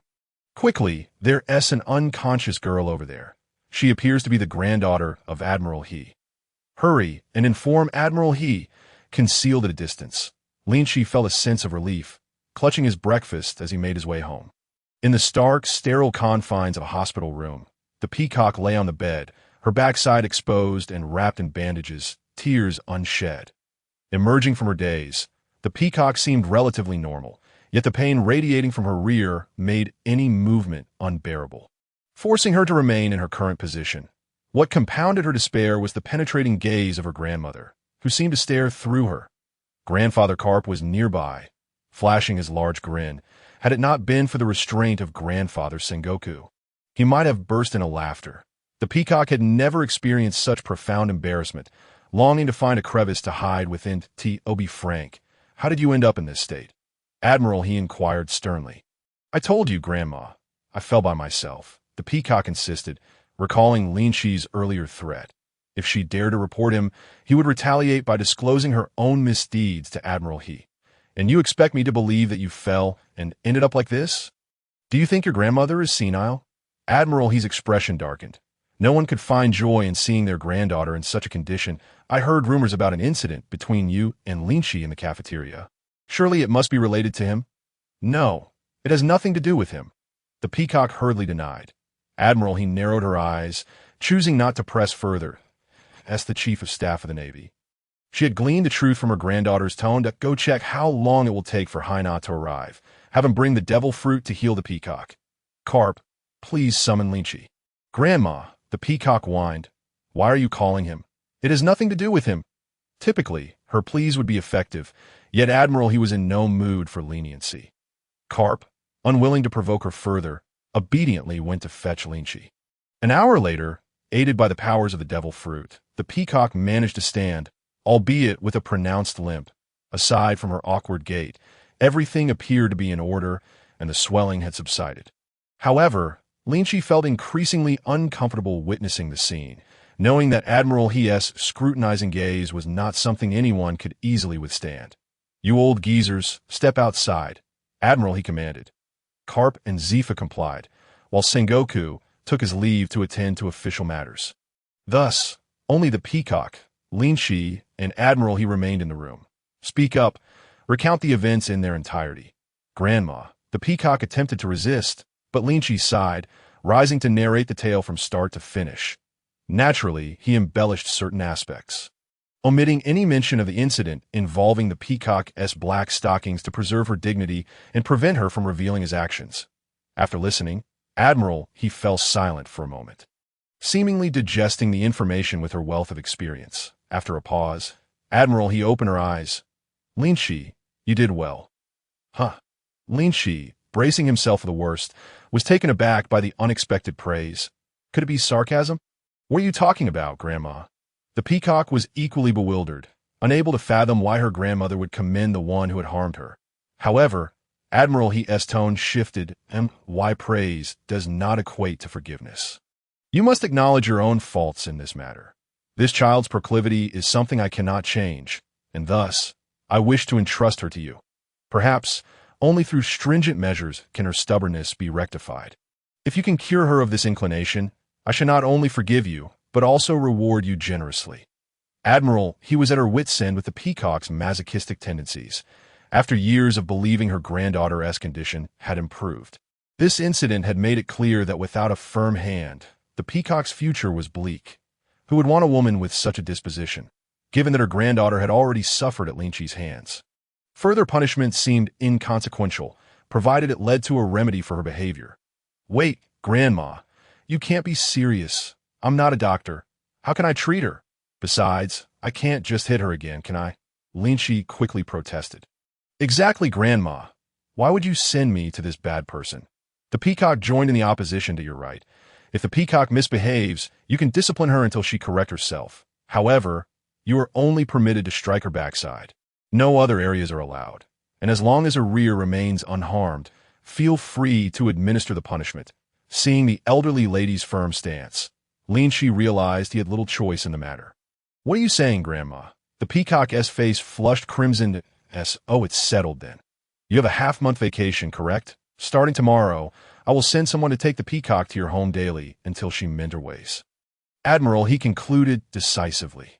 Thus, Linqi was assigned the additional task of correcting the wayward girl on a daily basis, while the peacock faced the consequences of her actions.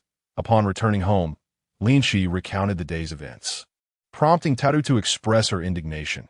How could sister he do this? No way, I'm going to confront her right now, Taotu exclaimed, rising from the sofa in a huff. Calm down, Taotu, Linqi said, grasping her hand. Let her be.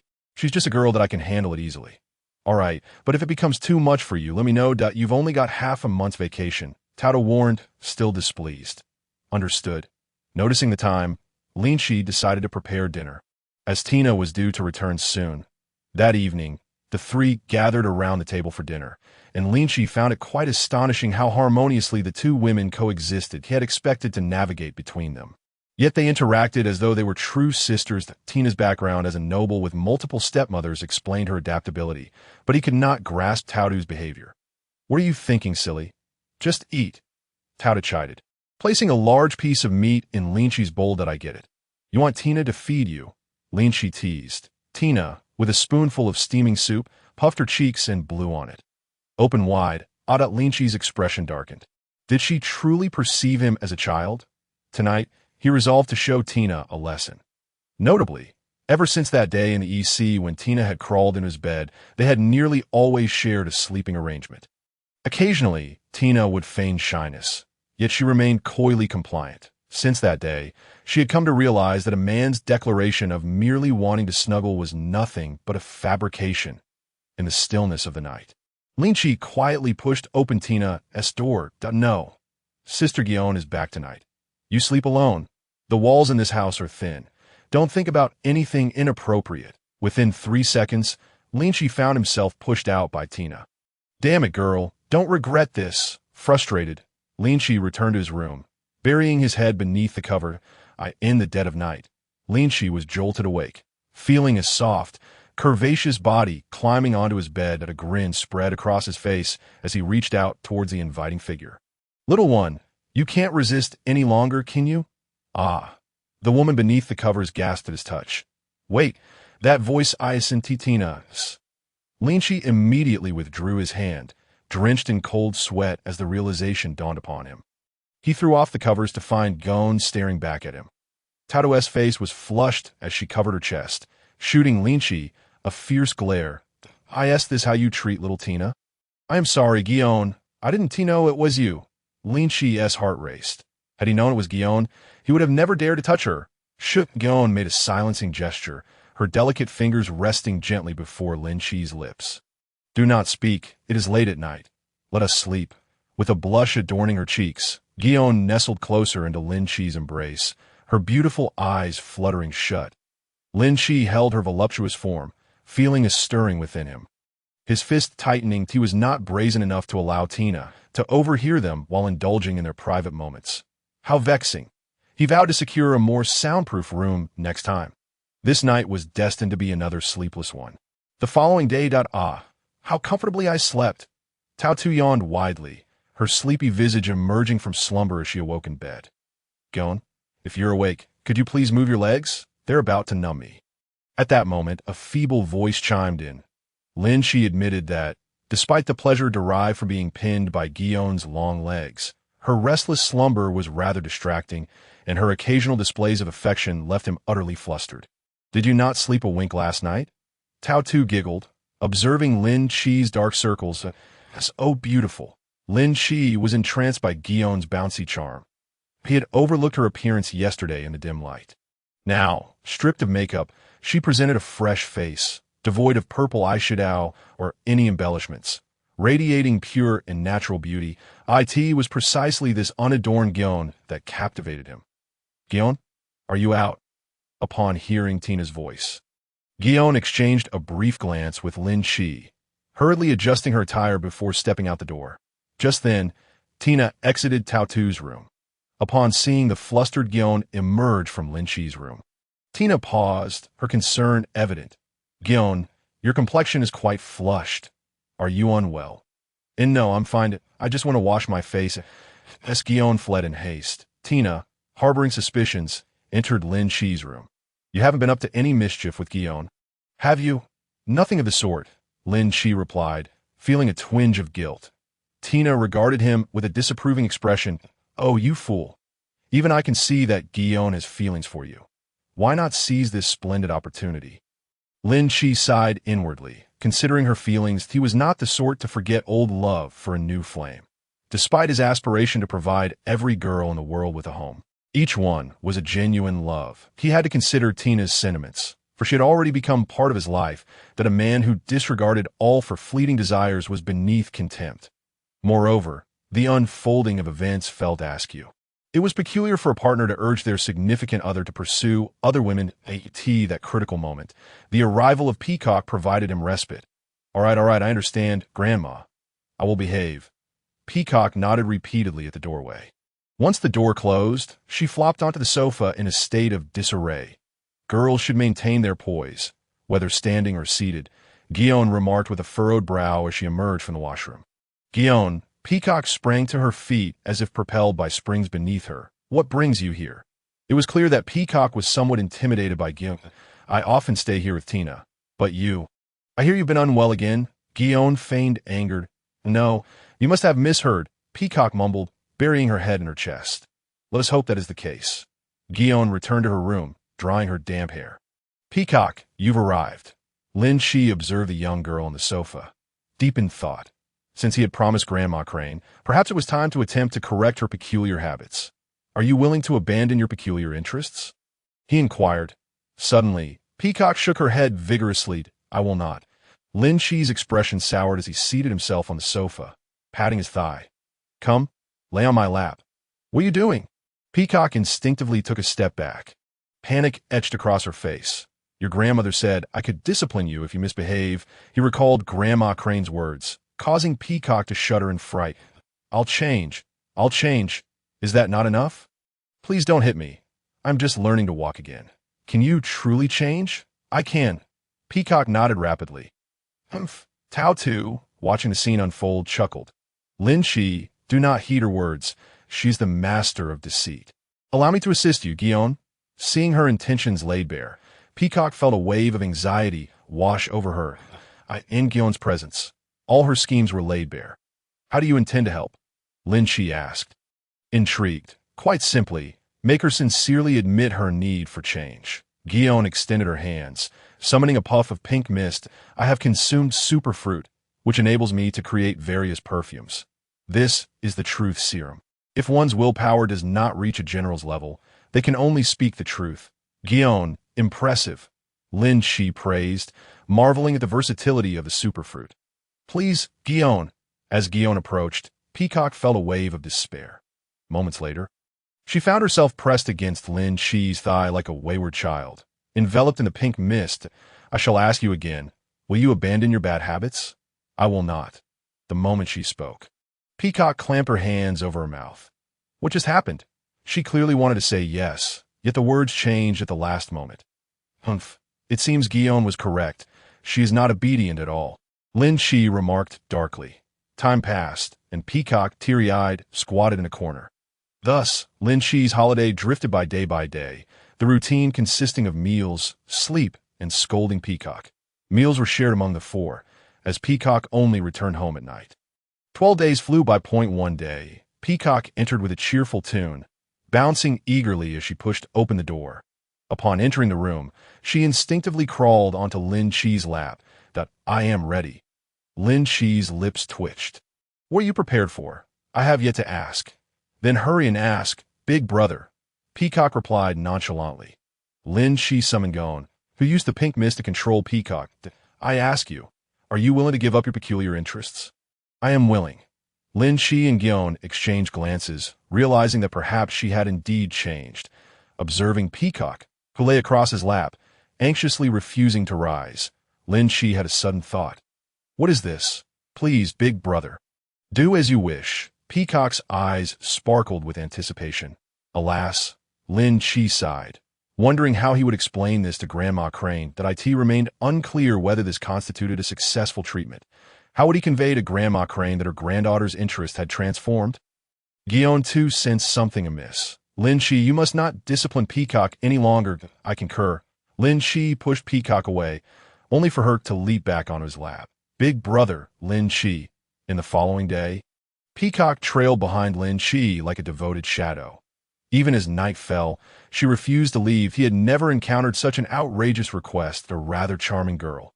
Yet, Major Linqi, you are urgently needed by General Zhanghua. A naval soldier rushed into, I understand. You may return. Yes, sir. With an unexpected situation at hand, Linqi feared it would not be straightforward. He explained the situation to Guion and Tina before preparing to depart, only to be approached by yet another naval soldier. Major Gon, we have located you. General Zhanghua requests your presence in the conference room.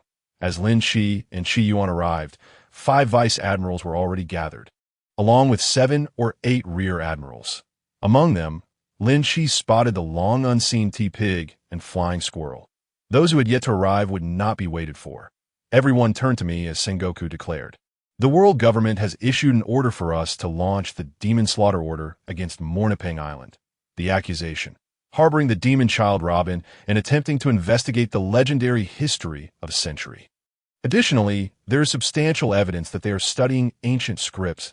No sooner had he spoken than the flying squirrel immediately questioned, "But there is a nation living on Morniping Island. Is it not excessive to annihilate an entire nation merely for harboring a demon child?" The flying squirrel's words echoed the sentiments of many present. Before Sengoku could respond, another vice admiral, with a defiant expression, rebuked, "Flying squirrel, are you questioning the orders of the world government? They have not only sheltered Robin, but are also attempting to study ancient scripts. Have you forgotten the O'Hara incident?" Rudolph, a vice admiral loyal to the world government and a planted agent within the Navy, continued to assert his stance that Chi Yuan showed no regard for Rudolph's authority. Coldly retorting, "Flying Squirrel is addressing the Marshal, not you." "Enough," Sengoku interjected, halting the bickering Point 10 warships have already anchored at the port. "You must proceed. This operation places Flying Squirrel in command. The scale of the Demon Slaughter Order includes 5 vice admirals, 10 rear admirals, over 10,000 elite naval forces, and the 10 most formidable warships, wielding enough power to effortlessly obliterate a nation." Linqi appeared pensive. The Navy had undergone 3 generations of evolution, from being the obedient dog of the world government to the dissatisfied dog, and now to the defiant dog. Ultimately, the Navy was but a pawn of the world government. The funding was entirely provided by them. A slight dissatisfaction could lead to budget cuts, resulting in forced layoffs the following year. Should the world government cease funding, it would not be long before the Navy would meet its demise. Unlike pirates, the Navy could not resort to looting and pillaging with internal discord, as some were indeed agents of the world government. Various factions would emerge. Without regular funding channels, survival would become a near impossibility. As for the notion of engaging in commerce independently, that was a mere fantasy. Did they think the world government would allow such a thing? Linqi began to comprehend the grievances of past marshals to achieve complete independence of the Navy. 3 critical conditions must be met. 1, the issue of funding, which is the most significant concern. 2, the elimination of dissenters for the Navy to gain independence. It must purge certain rogue elements, which would likely reduce its conservative faction by 1/3. 3, the confrontation with 3 formidable threats. Once the Navy became independent, the Revolutionary Army, pirates, and the world government would all turn into adversaries. Forget it. I'm not even a rear admiral yet. Why should I be troubled by this? Linqi found some solace in the fact that Sengoku was evidently on his side. Placing Flying Squirrel in charge instead of Rudolph indirectly demonstrated his dissatisfaction with the world government. Upon boarding the warship, the atmosphere was eerily oppressive. The army of over 10,000 remained utterly silent. Truly, they were the Navy's most elite force. The Flying Squirrel silently ordered the ship to set sail. Morniping Island lay far from the Navy headquarters. Under the cover of night, they would arrive by tomorrow. It was likely that the inhabitants of Morniping Island were still unaware that they would awaken to face death. That night, Chi Yuan sought Linqi out alone. The two stood on the deck, gazing at the night sky. Engulfed in silence, "I once went to Morniping Island to capture pirates. The people there are kind, and their customs are simple," Chi Yuan said bitterly. "Are you feeling lost regarding your sense of justice?" Linqi inquired. "Indeed. Have you noticed? Those people are merely defenseless civilians. Just because they sheltered a little girl, they are facing the risk of death. Is that not absurd? Even if we were to find the culprit, it should not implicate the innocent," Chi Yuan lamented. "The world government has done this more than once. The higher-ups of the world government, born of the celestial dragons, are hardly virtuous." Linqi maintained a clear perspective, gently wrapping his arm around Chi Yuan's slender waist. "We cannot dictate the paths of our predecessors, but our journey lies beneath our feet. We are merely rear admirals now. Who can predict the future of the Navy? If one day we both become admirals or even marshals, then we can attempt to turn our ideals into reality. In this world, strength is the fundamental determinant. The thoughts of the weak will go unheeded. Do you understand what I mean?" Chi Yuan's beautiful eyes gradually brightened, as if she had found purpose, shedding her earlier despondency. "For our future, for the future of the people, let us strive onward." Chi Yuan extended her fist, meeting Linqi's in solidarity. "Let's go." The following day, on Morniping Island, Within the kingdom, as dawn broke, thick fog lingered over the sea. Some diligent farmers had already finished plowing 2 acres of land. Look, is something approaching the sea? A resident fetching water squinted toward the horizon. 10 massive warships loomed like colossal beasts, slowly drawing nearer. Quick! Inform His Majesty the King. We are being invaded. The nation on Mornipang Island was not populous. Comprising only around 1 million inhabitants, they lacked formidable military strength. Only a handful of individuals possessed the charisma to lead. Employing the demon slaughter order against such an inferior nation was nothing short of unilateral slaughter. Fire! Boom! Boom! The people need not even set foot on the island. The most terrifying aspect of the demon slaughter order lay in its overwhelming artillery barrage, the command of the flying squirrel. 500 cannons unleashed a carpet bombing upon Mornipang Island. Some vice admirals and rear admirals, still possessing a semblance of conscience, frowned deeply. Admirals, this is to confront formidable adversaries. As it stands, we need not intervene. Given that the demon slaughter order involved area-wide bombardment, after the onslaught, not a single living being would remain on the entire island. The systematic bombardment afforded the kingdom's people a brief chance to flee. The old king vowed to share the kingdom's fate, granting the opportunity for survival to others. That a group of civilians and officials boarded 5 lifeboats, gradually drifting away from the shore. The flying squirrel, eyes tightly shut, seemingly ignore the lifeboats as they sailed into the distance. You fool! What are you doing? You let those damned souls escape. Can you bear the consequences if something occurs? I believe you harbor ill intentions. I will report this to the world government. Rudolph forcefully snatched the communication snail from the flying squirrel's hands, issuing orders. Attack! Aim the cannons at the lifeboats. Boom! Boom! Following the fierce cannon fire, only dust remained where the lifeboats had been. The sea turned blood red. Thus, a nation of over 1 million souls was extinguished in less than an hour. This is the power of the demon slaughter order. And wonder nations trembled at its mention.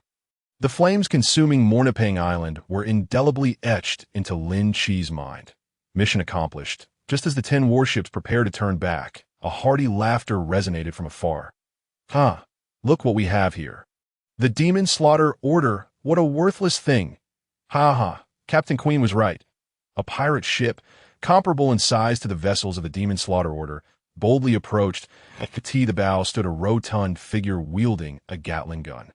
Beast pirates! The sight of the pirate flag sent shockwave through the Navy ranks. How did we run into them here? Even Queen, one of the 3 calamities, has come.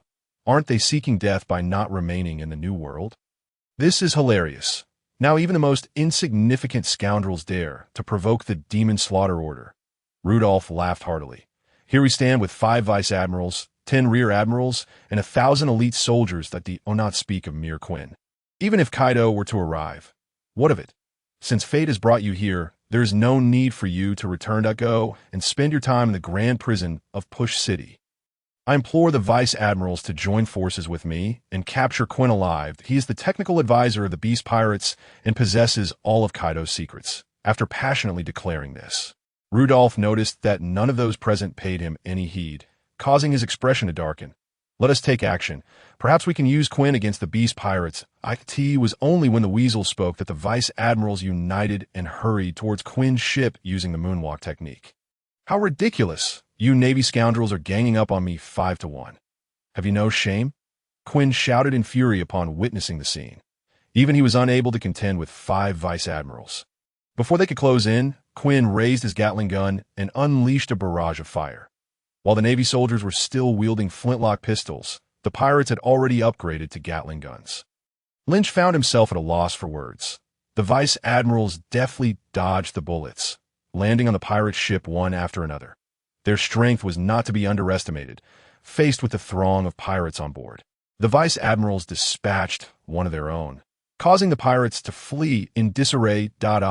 Captain Quinn, save me, cried a pirate. Blast it! I was hoping to find someone to rescue me. Quinn lamented under the relentless assault of the 4 vice admirals. No matter how resilient he was, he could not withstand such a beating. The combat prowess beneath the rank of admiral was not to be taken lightly. Roar! In a moment of desperation, Quinn transformed into a towering brachiosaurus. An ancient Zoan fruit user. With his massive form, he was not reduced to utter helplessness. However, this Quinn was not the invincible version of a decade hence. He could not disregard the Vice Admiral's attacks. Ouch! Take it easy. My thigh. Just wait until I blast you to bits. Quinn roared, opening his dragon-like mouth to unleash a stream of bullets and cannonballs. Truly a ruthless individual. Even his own body was not exempt from his modifications. I can't take it anymore. Kaido, if you don't come out soon, I'm going to be beaten to death, Quinn cried, tears streaming down his face from the pain. Being spared from death was one thing. The agony was another matter entirely. Quinn, you fool. You can't even handle a few pesky flies? With a thunderous crash, Kaido made a dramatic entrance. Transforming from dragon form back to human, he stood on the deck, casually pulling out his kanabo. Thunder Bagua! Boom! Kaido swung his kanabo with tremendous force, sending one Vice Admiral plummeting into the depths of the sea. Quinn, I come rescue you! Wah! Kaido, you're finally sober, Quinn exclaimed, joyfully clinging to Kaido's leg. Get off me, you disgusting wretch! Kaido retorted. Rudolph felt his legs weaken, his back drenched in sweat. With no admiral present, countless lives were at stake against Kaido's wrath. Kaido, are you not afraid of other emperors attacking your homeland by coming here to the Grand Line? The weasel asked coldly. This is none of your concern, you worthless fools that you've harmed my beloved subordinates. Have you thought about how you intend to die? Kaido bellowed, bringing his kanabo down violently, shattering Rudolph's sword in half his face, sending him flying without resistance. One strike. And it was as if a mere child had been taken down. The individuals aboard the warship immediately sought assistance from the Navy headquarters upon witnessing Kaido's arrival. However, even the swiftest of them, Kizaru, would take 3 hours to reach this location. Whether the exhausted Kizaru could contend with Kaido remained uncertain. Quickly, retreat. We will do our utmost to stall Kaido, the weasel ordered through a transponder snail. Prepared to sacrifice himself. The elite Navy forces could not perish here. Facing the conqueror of the world with the conqueror's Haki, the Demon Slayer order was but a farce. 10 warships moved in unison, decisively abandoning their commander to flee. The size of the warships made escape no simple feat. Trying to escape? Did I give you permission? Kaido roared, exhaling a torrent of flame that pierced a ship clean through the middle. Flames erupted from the vessel. Kaido, your opponent is us. The remaining 3 Vice Admirals stood resolutely before Kaido. Observing this scene from aboard the warship, Lynch felt compelled to act. He knew that if he did not intervene, he might yet escape. But those 3 Vice Admirals, 9 Rear Admirals, and 1,000 elite Navy soldiers, most critically, would perish here. Lynch, Tosaka called out anxiously, watching him depart. That a sense of dread gripped her heart. As Lynch activated the moonwalk. Liberating himself from the constraints of the candlelight fruit, his height surged from 1.99 meters back to 6 meters. Just as Kaido's kanabo shattered the weasel's weapon and was about to claim his life, Lynch appeared. He intercepted the lethal strike aimed at the weasel. Standing 6 meters tall before the 7-meter Kaido, the two appeared as colossal titans. Who is this little brat? How amusing, Kaido remarked, intrigued to see someone capable of halting his assault. Kaido, let them leave. Allow me to be your opponent, Lynch declared, positioning himself like an impenetrable wall before the weasel. Kaido twitched his nose, suddenly catching a whiff of something unusual, his eyes gleaming. You are a mythical Zoan? As someone who dreamed of being a zoo director, Kaido was instantly intrigued. Yes, release them, and I shall remain, Lynch replied. Ha ha ha ha. That is splendid. Kaido laughed heartily. I can let them go and will not pursue them. But you must agree to one condition, that if you lose, I will not kill you, but you must join my beast pirates. Are you not afraid that I might be a spy for the Navy, bringing a wolf into your fold? Lynch countered. What does that matter? As long as I treat you sincerely, even if you were truly a spy, there would come a day when you would wish to return. Would there not? Kaido replied, nonchalantly. One cannot deny that Kaido possessed a unique charisma of leadership. Very well. I accept your terms. You are Lynch. Only then did the weasel vaguely recall this junior whom he had met but a few times. The transformation was so profound, not merely in height from 1.99 meters to 6 meters, but in strength as well. Now capable of withstanding Kaido's might, he had grown even stronger than himself. No, I cannot allow you to stay. How will I explain this to Zephyr-sensei? The weasel refused. This is not your place to speak. Get lost, Kaido snapped, swatting the weasel aside. Rest assured, I will not go back on my word. I will use my skill to ensure he is unharmed, Kaido assured Lynch. Lynch nodded. Vice Admirals, you should leave on your own, that we owe you a great debt. Major Lynch, you are a hero of our Navy. Take care, Major Lynch. The two Vice Admirals clasped their fists in farewell. With a thud, the weasel fell squarely onto the warship, clenching his fists as he recalled Lynch's sacrifices. That I cannot allow Major Lynch's efforts to be in vain. All forces retreat, he commanded through the transponder snail. What did you say? What happened to Lynch? Tosaka inquired anxiously. Noticing Gon's agitated demeanor, the weasel seemed to comprehend something. With a glance, a rear admiral stealthily knocked Gion unconscious. Take her to rest well. When she awakens, ensure she does not become too agitated. Admiral Kazuru is already on his way and will surely rescue Lynch. If Major Tosaka awakens and seeks someone to blame, let it be me. Two Vice Admirals dragged Rudolph and another critically injured Vice Admiral back to the warship. The vessel gradually turned, disappearing into the vast sea. To Kaido's overwhelming dominance over them mirrored their own tyranny over Mornipon Island. Kid, they've all gone far away. Are you at ease now? As the warship finally vanished from sight, Kaido spoke up. Come on, Kaido, let me witness the might of the strongest being across land, sea, and sky, without the need to shield the admirals. Linqi reduced his size to 2 meters. Otherwise, the twin blades, Long Yuan and Shindu, felt like mere toys in his hands. Hey, is this also a manifestation of her devil fruit's powers? Thunderous 8 trigrams, just a moment ago. Kaido had appeared affable, but in an instant, he erupted with fury, swinging a club imbued with lightning. Bang! Linqi raised his dual swords, positioning them in front of the spike club, sparks flying in all directions. Ha! Splendid defense! Kaido exclaimed, his spirits lifted. Quinn, take notes. This is true masculine romance. That Quinn's pudgy face twisted in displeasure. He thought, Kaido, you must know that not everyone can match your brute strength, that it's no secret how absurdly powerful you are. It had been ages since Kaido encountered anyone capable of withstanding his greeting gift. Thus, with gleeful anticipation, he switched to wielding the spike club with both hands, launching an aggressive assault, destructive force of greed. Such incredible strength! Kaido's power was unparalleled, even beyond that of Kizu. With veins bulging in his arms, Kaido exerted himself simultaneously, and Linqi could no longer hold his ground, being sent hurtling away. PFF, the overwhelming force surged through the weapon, causing Linqi to spew blood. Only to heal instantaneously, he executed a moonwalk in mid-air, wiping the blood from his lips, his expression grave as he surveyed Kaido below.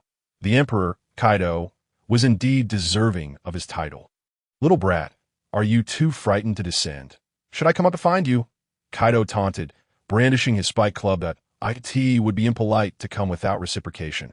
I have received your greeting gift, now prepare to experience mine. Buzz! The blades, Long Yuan and Shindu, transformed into an obsidian hue at a visible speed, enveloped in a dense layer of Haki. As the 2 long swords overlapped in front of him, azure-red flames ignited on Linqi's body. Behind him loomed several ominous specters, each grasping their own illusory Long Yuan and Shindu. Cycle of life and death, the rotation of all things, the Azura possesses emotions that a millennium passes, awakening boundless Brahman light. Yama is not my will. I originate from the mortal realm. With each word Linqi uttered, the demonic aura emanating from his blades intensified. Upon finishing his incantation, the black dragon coiling around the hilt of Long Yuan seemed to come alive, its eyes glowing red. Keek. The blade of Shindu emitted a chilling, arrogant laughter that sent shivers down one's spine. The specters behind Linqi simultaneously raised their long swords. Demonic aura. Path of the mortal. As Linqi struck down with his sword, the air itself seemed to freeze. The pirates aboard the ship felt as if they had plunged into an icy abyss, immobilized in place, paralyzed by fear. The stronger individuals sensed Linqi's overwhelming power more acutely. Help! We're being slaughtered by a dragon. Kaido, save us! Quinn, with his burly legs, sprinted and hid behind Kaido. Boom! A blade of energy, stretching thousands of meters, descended, cleaving the ocean's surface. Creating a chasm, the howling winds roared, seemingly determined to eradicate all who stood against them. Quinn, hold on tight. Kaido's demeanor shifted as he transformed into his dragon form, lifting Quinn into the air. This was over the ocean. He had no intention of being thrown into the depths below. Boom! Although Kaido spared Quinn from harm, the speed of the blade's aura was too great, and even his massive dragon form could not completely evade the onslaught. Blood rained down from the heavens like a torrential downpour. Kaido, you're injured! Quinn gasped in shock. He could hardly recall the last time he had seen Kaido wounded. Shut it, this minor injury is nothing. True to form, within mere seconds, the wound on Kaido's tail had already healed. This was the terrifying nature of the top-tier Zoan-type mythical beasts. Years ago, the Marines had to engage in a month-long war of attrition to subdue the Red Count. Had he possessed a mythical beast type, that time could have easily multiplied several times over. Months without food, water, or rest, incessantly battling. Only a mythical beast could endure such trials. Ah, help me, Lord Kaido. Meanwhile, the pirates aboard the ship were far less fortunate. Both ship and crew were obliterated in an explosion of brilliant blade light. Over 1,000 elite pirates perished in that singular strike, their weapons vanishing without a trace, consumed by oblivion, reduced to ash. The demonic aura represented Linqi's latest mastery of power, capable of merging with Haki and swordsmanship to unleash unfathomable might. In this initial endeavor, he found himself quite satisfied with the current potency. Damn brat, my minions, Kaido howled in rage, directing his fury skyward. Those who wish to live, follow me. Otherwise, I will pursue and slaughter that group of Marines this instant. Kaido discarded his threat, disregarding Linqi as he soared away with Quinn. Such dishonor. This could tarnish your reputation as an emperor. What nonsense. I'm a pirate. Hurry up and keep up. Linqi felt a wave of frustration, for the sake of Sister Jiwen and the safety of 10,000 Marines. He reluctantly followed. In truth, it was primarily for Sister Jiwen. The fate of 10,000 Marines mattered little to him. Linqi was a pure-hearted lover, devoted to each of his women, much like a certain man named Duan Zhengshan. Both were willing to risk their lives for one another, a kind of love that many spend their lives seeking. Sister Taodu had treated him well. How could he abandon her? Kaido and Linqi descended upon a small island, transforming it into their battlefield. This time, Quinn had learned his lesson, realizing that when titans clash, mere mortals suffer. He kept his distance, peering through a telescope to secretly observe, contemplating the loss of his subordinates. Kaido, in a fit of frustration, drew forth his flask and drank deeply. Galugulu, finding pirates is easy. Such a large ship is a rarity in the pirate world. Wah! My poor subordinates! After downing several swigs of strong liquor, Kaido unexpectedly burst into tears, his large tears plummeting to the ground. Did he appear somewhat pitiable? Linqi's forehead creased further with lines of exasperation. What was Kaido doing? The mighty emperor crying was hardly expected. From afar, Quinn stamped his foot in dismay. It was over. Kaido was about to drink himself into a stupor. Quinn knew all too well that when Kaido was in a good mood, he could drink without feeling the effects. But when he was in a foul mood, just one drink was enough. A drunken Kaido was the most terrifying of all. He could turn on even himself. How frightening was that? With a leap from the sky island, Kaido transformed into his hybrid form, his height increasing significantly. Not only that, but his strength, speed, and physical prowess surged dramatically as well. Thunderous 8 trigrams. One swing of the spiked club sent Linqi plummeting deep into the earth. Little brat, are you dead? Kaido shouted from the cavern's mouth. Even if I were dead, you wouldn't be. Linqi, also transformed in his half-beast form, soared up from the pit, now standing at 7 meters tall. However, in doing so, though his physical attributes could somewhat rival Kaido's, he was unable to wield his twin blades. Fortunately, Linqi manipulated electromagnetic forces to draw iron sand from deep within the island, molding it into a subpar spiked club resembling Kaido's weapon. Although it was of inferior quality and somewhat unsightly, its durability was commendable. Linqi infused it with lightning, enhancing its hardness to rival that of fine steel. Quinn instinctively rubbed his eyes, his pea-sized eyes wide with disbelief as he beheld the battlefield. How did two Kaidos emerge? No. One was that marine named Linqi. What kind of mythical beast was he? He bore an uncanny resemblance to Kaido's azure dragon fruit. Linqi and Kaido, both adorned with dragon-like horns and possessing robust physiques, share the same intricate dragon scale patterns upon their bodies. However, Linqi is distinguished by the presence of several barbed protrusions on his knees and elbows, along with a black halo that perpetually hovers behind him. The two spiked clubs, entwined with crackling electricity, collide with a deafening roar. The small island trembles violently, its coconut trees uprooted as fissures mar the earth's surface. Incredible! Quinn exclaims, gripping a large rock to avoid being swept away by the fierce winds. Are these two emperors truly clashing? You little brat, daring to mimic my techniques, Kaido grins, revealing his terrifyingly sharp teeth.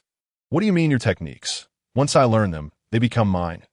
Come, little brat, let me show you my move. Kaido, displeased by someone's unsolicited imitation without paying royalties, unleashes a powerful strike. Downfall of the third generation. Boom! With a thunderous crash, Kaido brings his club crashing down, sending shockwaves rippling outward. The ground fractures beneath the surge of unleashed lightning. Thunder is one thing, but frozen hell. This move is evidently an advanced version of Thunder 8 trigrams. And even with his Thunder 8 trigrams, Linqi cannot hope to withstand it. Exhaling a breath of icy air, he freezes the heavens and the earth, the frost creeping upward from Kaido's feet. Kaido hesitates in his swing. Allowing Linqi to evade this lethal blow to it is the power of Akiji. Kaido extracts his foot from the ice, clicking his tongue in astonishment. Since the battle commenced, you have wielded ice, fire, and lightning. Which mythical Zoan do you consume? Defeat me first, then we'll talk. All right, Army of the Dragon. Unleash. Kaido, using some unknown means, transforms his club into a massive weapon over 100 meters long, accompanied by a formidable shockwave, nearly causing Linqi to spew blood. He leaps skyward, employing the moonwalk technique. Initially intending to stealthily learn Kaido's downfall of the third generation, he soon realizes Kaido has mastered it, using it only once before discarding it. Demonic Thunder 8 trigrams.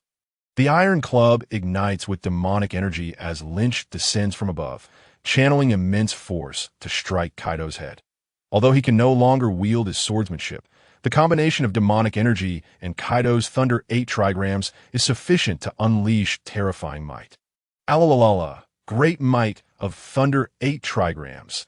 As Kaido pours liquor into his mouth, he simultaneously employs the advanced version of Thunder 8 trigrams. Boom! At the moment of impact, Linqi generates electromagnetic force, causing the iron club to shatter explosively. Damn, the quality of my own weapon is just lacking. He hurriedly coats his head with armament Haki, yet still finds himself dazed from the blow of the spiked club. After a few seconds, Linqi shakes off the disorientation and leaps back to his feet. You didn't take the opportunity to strike. Linqi gazes in astonishment at Kaido, who is chugging liquor. TCH, I never resort to sneak attacks. Kaido scoffs. Kaido, surprisingly principled in combat, prompts Linqi to reflect. He present. Neither his human form nor his half-beast form can match Kaido's prowess. He is left with no choice but to attempt his beast form. Roar! With a thunderous roar, Linqi's size dramatically increases, and in the blink of an eye, a 35-meter-tall candle illuminates the scene. So huge. Quinn gasps in shock. His own brontosaurus form seems diminutive in comparison to this colossal beast. Roar! Kaido, his eyes filled with excitement, becomes even more enamored. He vows to recruit this extraordinary creature into the beast pirates. Transforming into his dragon form, Kaido engages in battle with Linqi. Roar! Linqi unleashes a lightning beam measuring several meters in length. Heat wave! A similar column of flame erupts from Kaido's mouth. The two beams collide mid-air, splitting the sky apart. Observing the clash of the two titanic beasts, Quinn's heart races with trepidation that I cannot provoke either of them. After an intense battle, Kaido suddenly shifts from his dragon form to a half-dragon form, bringing his club crashing down upon the massive head of the candle. Boom! Linqi plummets like a meteor, crashing into the small island and violently expelling a mouthful of blood. reverting to his human form and losing consciousness. The energy he had stored within was thoroughly exhausted. Without energy, even the restoration effects of a mythical Zoan will be severely diminished. The impact of Linqi's fall resembles a nuclear explosion on the small island. Already on the brink of collapse, the island erupts in a cataclysmic explosion, vanishing from the map and sinking into the sea. Kaido, help me, glug glug. Quinn, accidentally caught in the blast, is hurled into the distant waters. Given Quinn's weight, it won't be long before he sinks to the depths of over 10,000 meters. Kaido, hovering in the sky, shifts his gaze between Linqi and Quinn, ultimately choosing to save Quinn. He dives to retrieve him. I'm sorry, Captain. Quinn sits atop Kaido's Azure Dragon back, his head bowed in self-reproach that he knows that it was his fault that Kaido missed capturing Linqi. I hope that Brad is still alive. Kaido shakes his head in regret. His final strike had been executed with full force, utilizing Conqueror's Haki as well. The chances of Linqi surviving are exceedingly slim, unless Linqi possesses some fishman lineage. A devil fruit user falling into the sea is essentially a death sentence. Kaido gazes at the tranquil sea surface, feeling disheartened as he carries Quinn back. This was a significant loss. Not only had he lost thousands of pirates, but also a mythical Zoan. Deep beneath the sea, Linqi's internal organs lie shattered from Kaido's blow. Water floods his chest cavity and blood bubbles from his mouth, attracting a multitude of sea kings. Before long, even if Linqi does not succumb to his injuries, he will drown and be devoured by the sea kings. Suddenly, the black and red halo that had never moved before actively manifests. Linqi has never fully comprehended the purpose of this halo. It slowly forms a seamless circle, isolating him from the surrounding water, enabling Linqi to gradually float to the surface. Whenever a sea king approaches, it would instantly transform into a grilled fish. Days pass. The sun rises and sets. Linqi, mustering all his strength, finally opens his eyes, feeling more feeble than ever. His energy drained, and having gone without food for an extended period, the injuries he sustained while unconscious have not healed. Even the slightest movement brings excruciating pain. He moistens his parched lips and surveys his surroundings. This is a beach adorned with coconut trees. Damn, who tied me to a coconut tree? Linqi finally realizes something is amiss. No wonder he awakens to a standing perspective. The person who bound him is surprisingly considerate, not forgetting to provide him with a pair of pants, after transforming into a 35-meter-tall candle. Linqi's clothes were completely shredded. He wonders who crafted the banana leaf skirt, now adorning his lower half. What skillful hands! However, Linqi lacks the strength to even raise his hand, let alone break free from his bonds. Ah, you're awake. A girl with black hair approaches, holding 2 coconuts. Upon noticing Linqi's consciousness returning, she abandons the coconuts and rushes over. I've never seen someone like you before. Unconscious for an entire month without food and still alive. If it weren't for your breathing, I would have thought you were dead. Even marooned on a deserted island, the girl's exquisite features cannot be concealed. Wait, what did you say? I was unconscious for a month. What day is it today?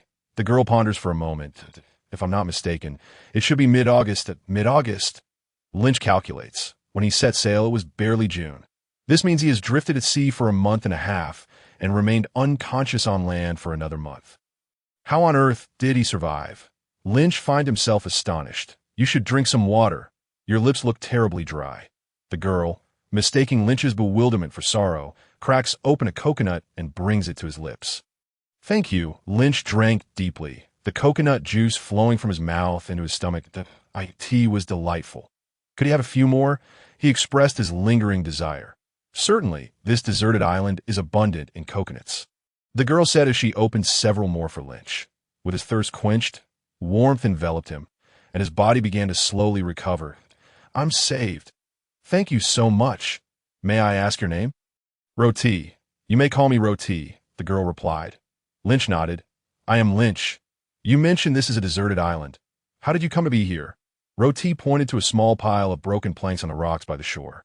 It was a shipwreck. My vessel has gone to... a damsel in distress from a shipwreck. May I inquire why you bound me? Linqi asked, because Roti began, but suddenly a towering tiger over 5 meters tall emerged from the forest. Roti swiftly climbed to the top of the coconut tree with remarkable agility. Linqi muttered to himself, observing the striped creature beside him. The tiger sauntered over with practiced ease, clearly accustomed to such encounters. It abruptly opened its massive jaws, biting into Lynch's leg, and began to gnaw. "Get off! I'm not a chew toy," Lynch kicked out in response. With a whimper, the tiger's teeth shattered, and it scurried away, tail between its legs. Soon after, other beasts like lions, wild boars, and leopards emerged from the forest. Unable to bite Lynch, they opted to use him as a grinding stone while sampling his flesh. "Oh, you feared I would be taken by wild beasts." "Thank you." Lynch exerted his strength, breaking free from his bonds, and with a single punch he dispatched a wild boar before him. Witnessing his fierce display, the beast scattered in terror. "Come down and help with the feast." "Don't just stand there," Lynch called to the girl atop the tree. "Oh," she exclaimed, sliding down the trunk, praising him. "You are incredible. You killed a wild boar that was 6 to 7 meters long with one punch." "This is nothing. I have taken down even larger foes. Now, don't dawdle. Come help me. We are having roast meat." "Roast meat?" The girl's eyes sparkled with excitement. In the wilderness of the deserted island, with only the two of them. They worked together. An hour later, they finally savored the delicious roasted pork. The girl ate with grace, though her speed was impressive as pieces of wild boar quickly disappeared, leaving her with grease on her lips. "This is so delicious," she exclaimed. "To be honest, I've been eating coconuts for a month. The sight of them now makes me want to vomit," she confessed, nearly in tears from the deliciousness. "Eat as much as you like. No need to be polite." "Yes, you're truly a wonderful person," she nodded vigorously as Lynch feasted, replenishing his energy and visibly healing from his injuries.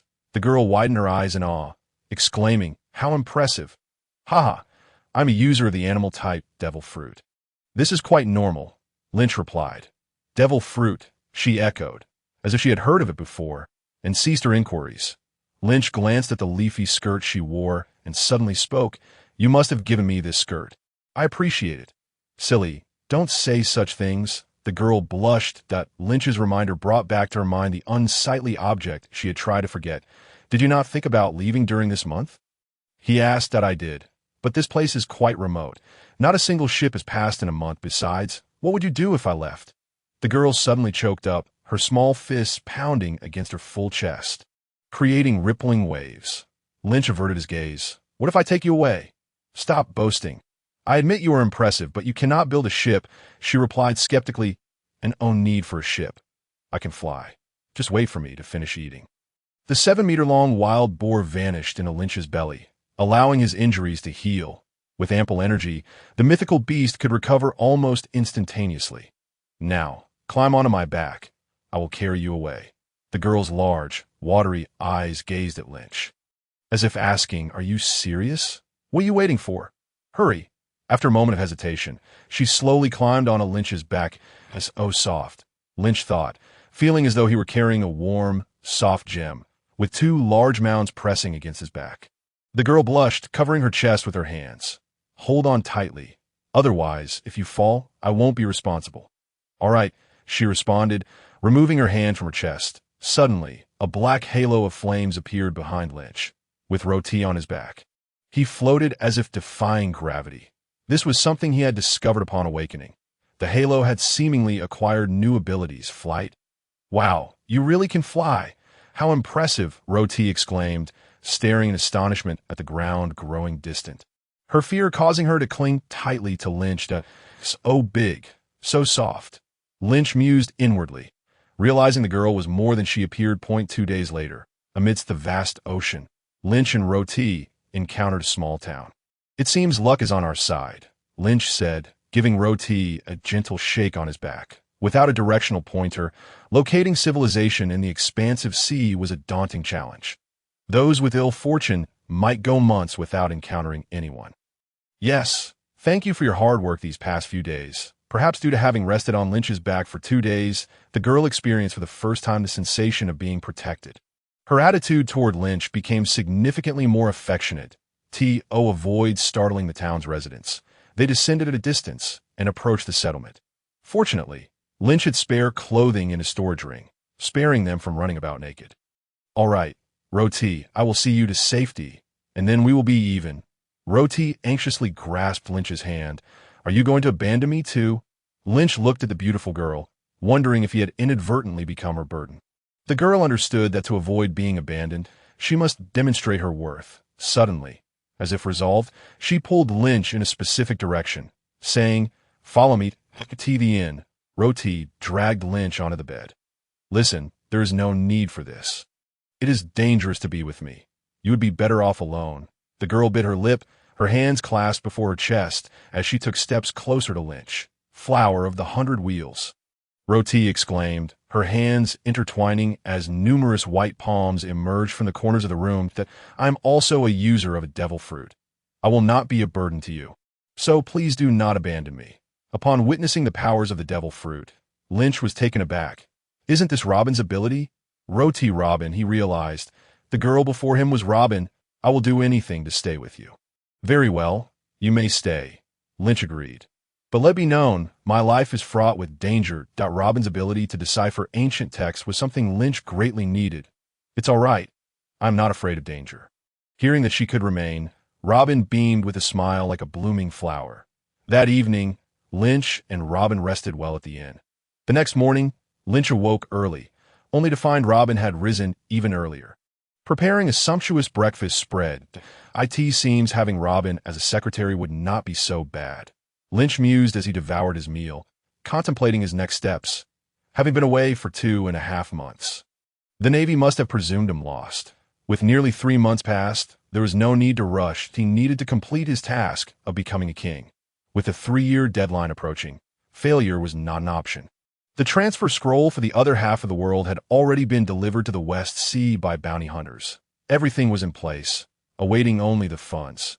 His next task was to earn money to purchase a kingdom. "I have matters to attend to. You stay here and don't wander off?" "Okay, I understand." As Robin tidied up the dishes, she bestowed a sweet smile upon Linqi.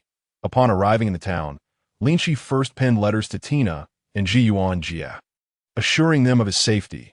After a moment's contemplation, he also wrote a letter to Smoker, having requested his assistance in locating Bai Ji for over a year, uncertain if any progress had been made. If Smoker had indeed tracked down the whereabouts, his natural abilities would make the task seem effortless. Subsequently, he requested a newspaper from 2.5 months prior from the proprietor. Logically, such self-sacrificial acts aimed at rescuing others should have been heralded by the Navy to showcase their sense of justice. Indeed, Linqi discovered his name emblazoned across the headline of one of the newspapers. Major General Linqi battles Kaido, single-handedly, safeguarding soldiers' escape. The narrative beneath was crafted to be profoundly moving, evoking tears. Linqi was utterly bewildered.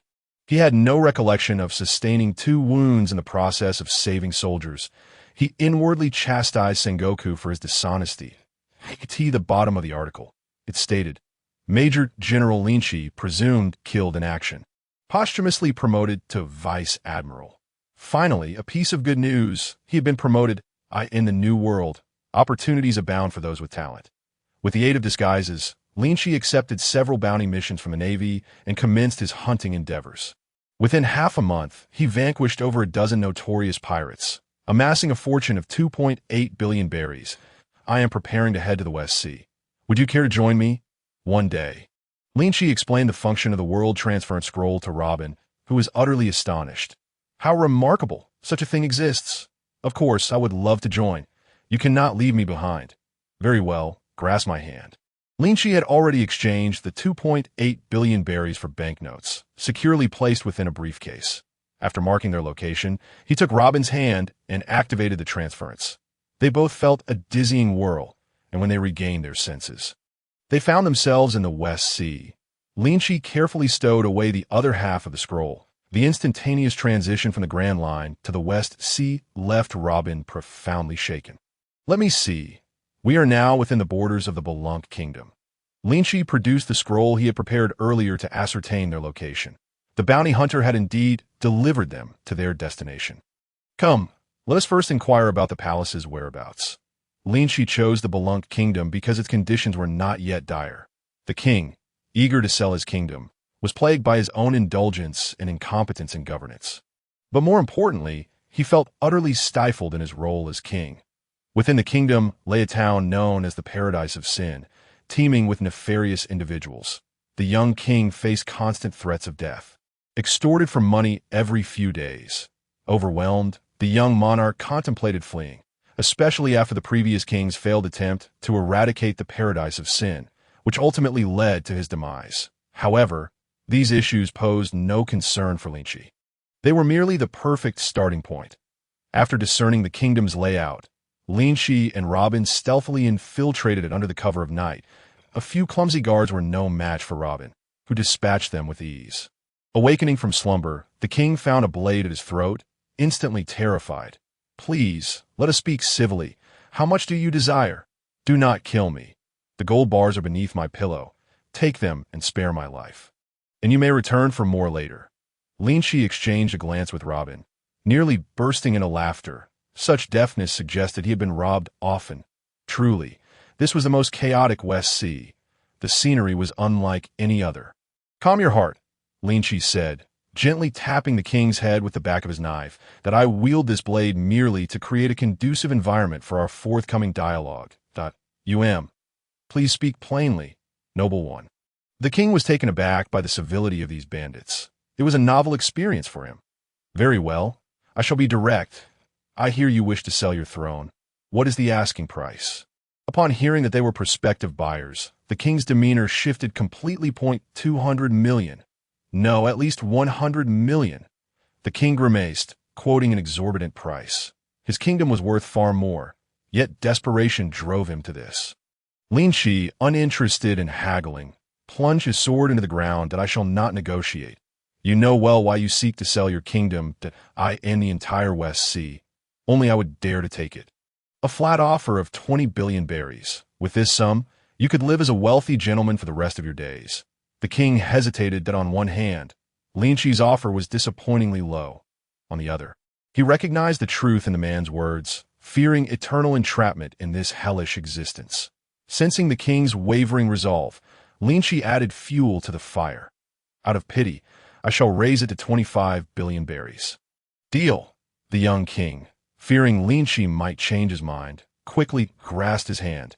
Such a desperate fool was rare indeed. He wished to never encounter the criminals of the paradise of sin again. Robin looked at Linqi with admiration. Fully aware of his prowess, it was as though he had effortlessly acquired a kingdom. "Very well, I grant you 3 days to spread the word. The coronation ceremony will take place in 3 days, and I shall ascend the throne." "Understood." The young king felt no reluctance. Instead, it was as though a burden he had carried for years had been lifted. "I shall immediately inform the citizens of this news. Here is your promised payment." Linqi opened the briefcase, retrieving several stacks, and tossed the remaining 25 billion into the king's hands. "Do you not fear I might retract my offer upon receiving the money?" The king was taken aback. The payment had been remarkably swift. Linqi sheathed his sword, stating, "Then you would regret ever entering this world." The king shivered, realizing the blink of an eye that Linqi had vanished, leaving him greatly unsettled. Were they perhaps phantoms? No, that was not it. The money was undeniably real.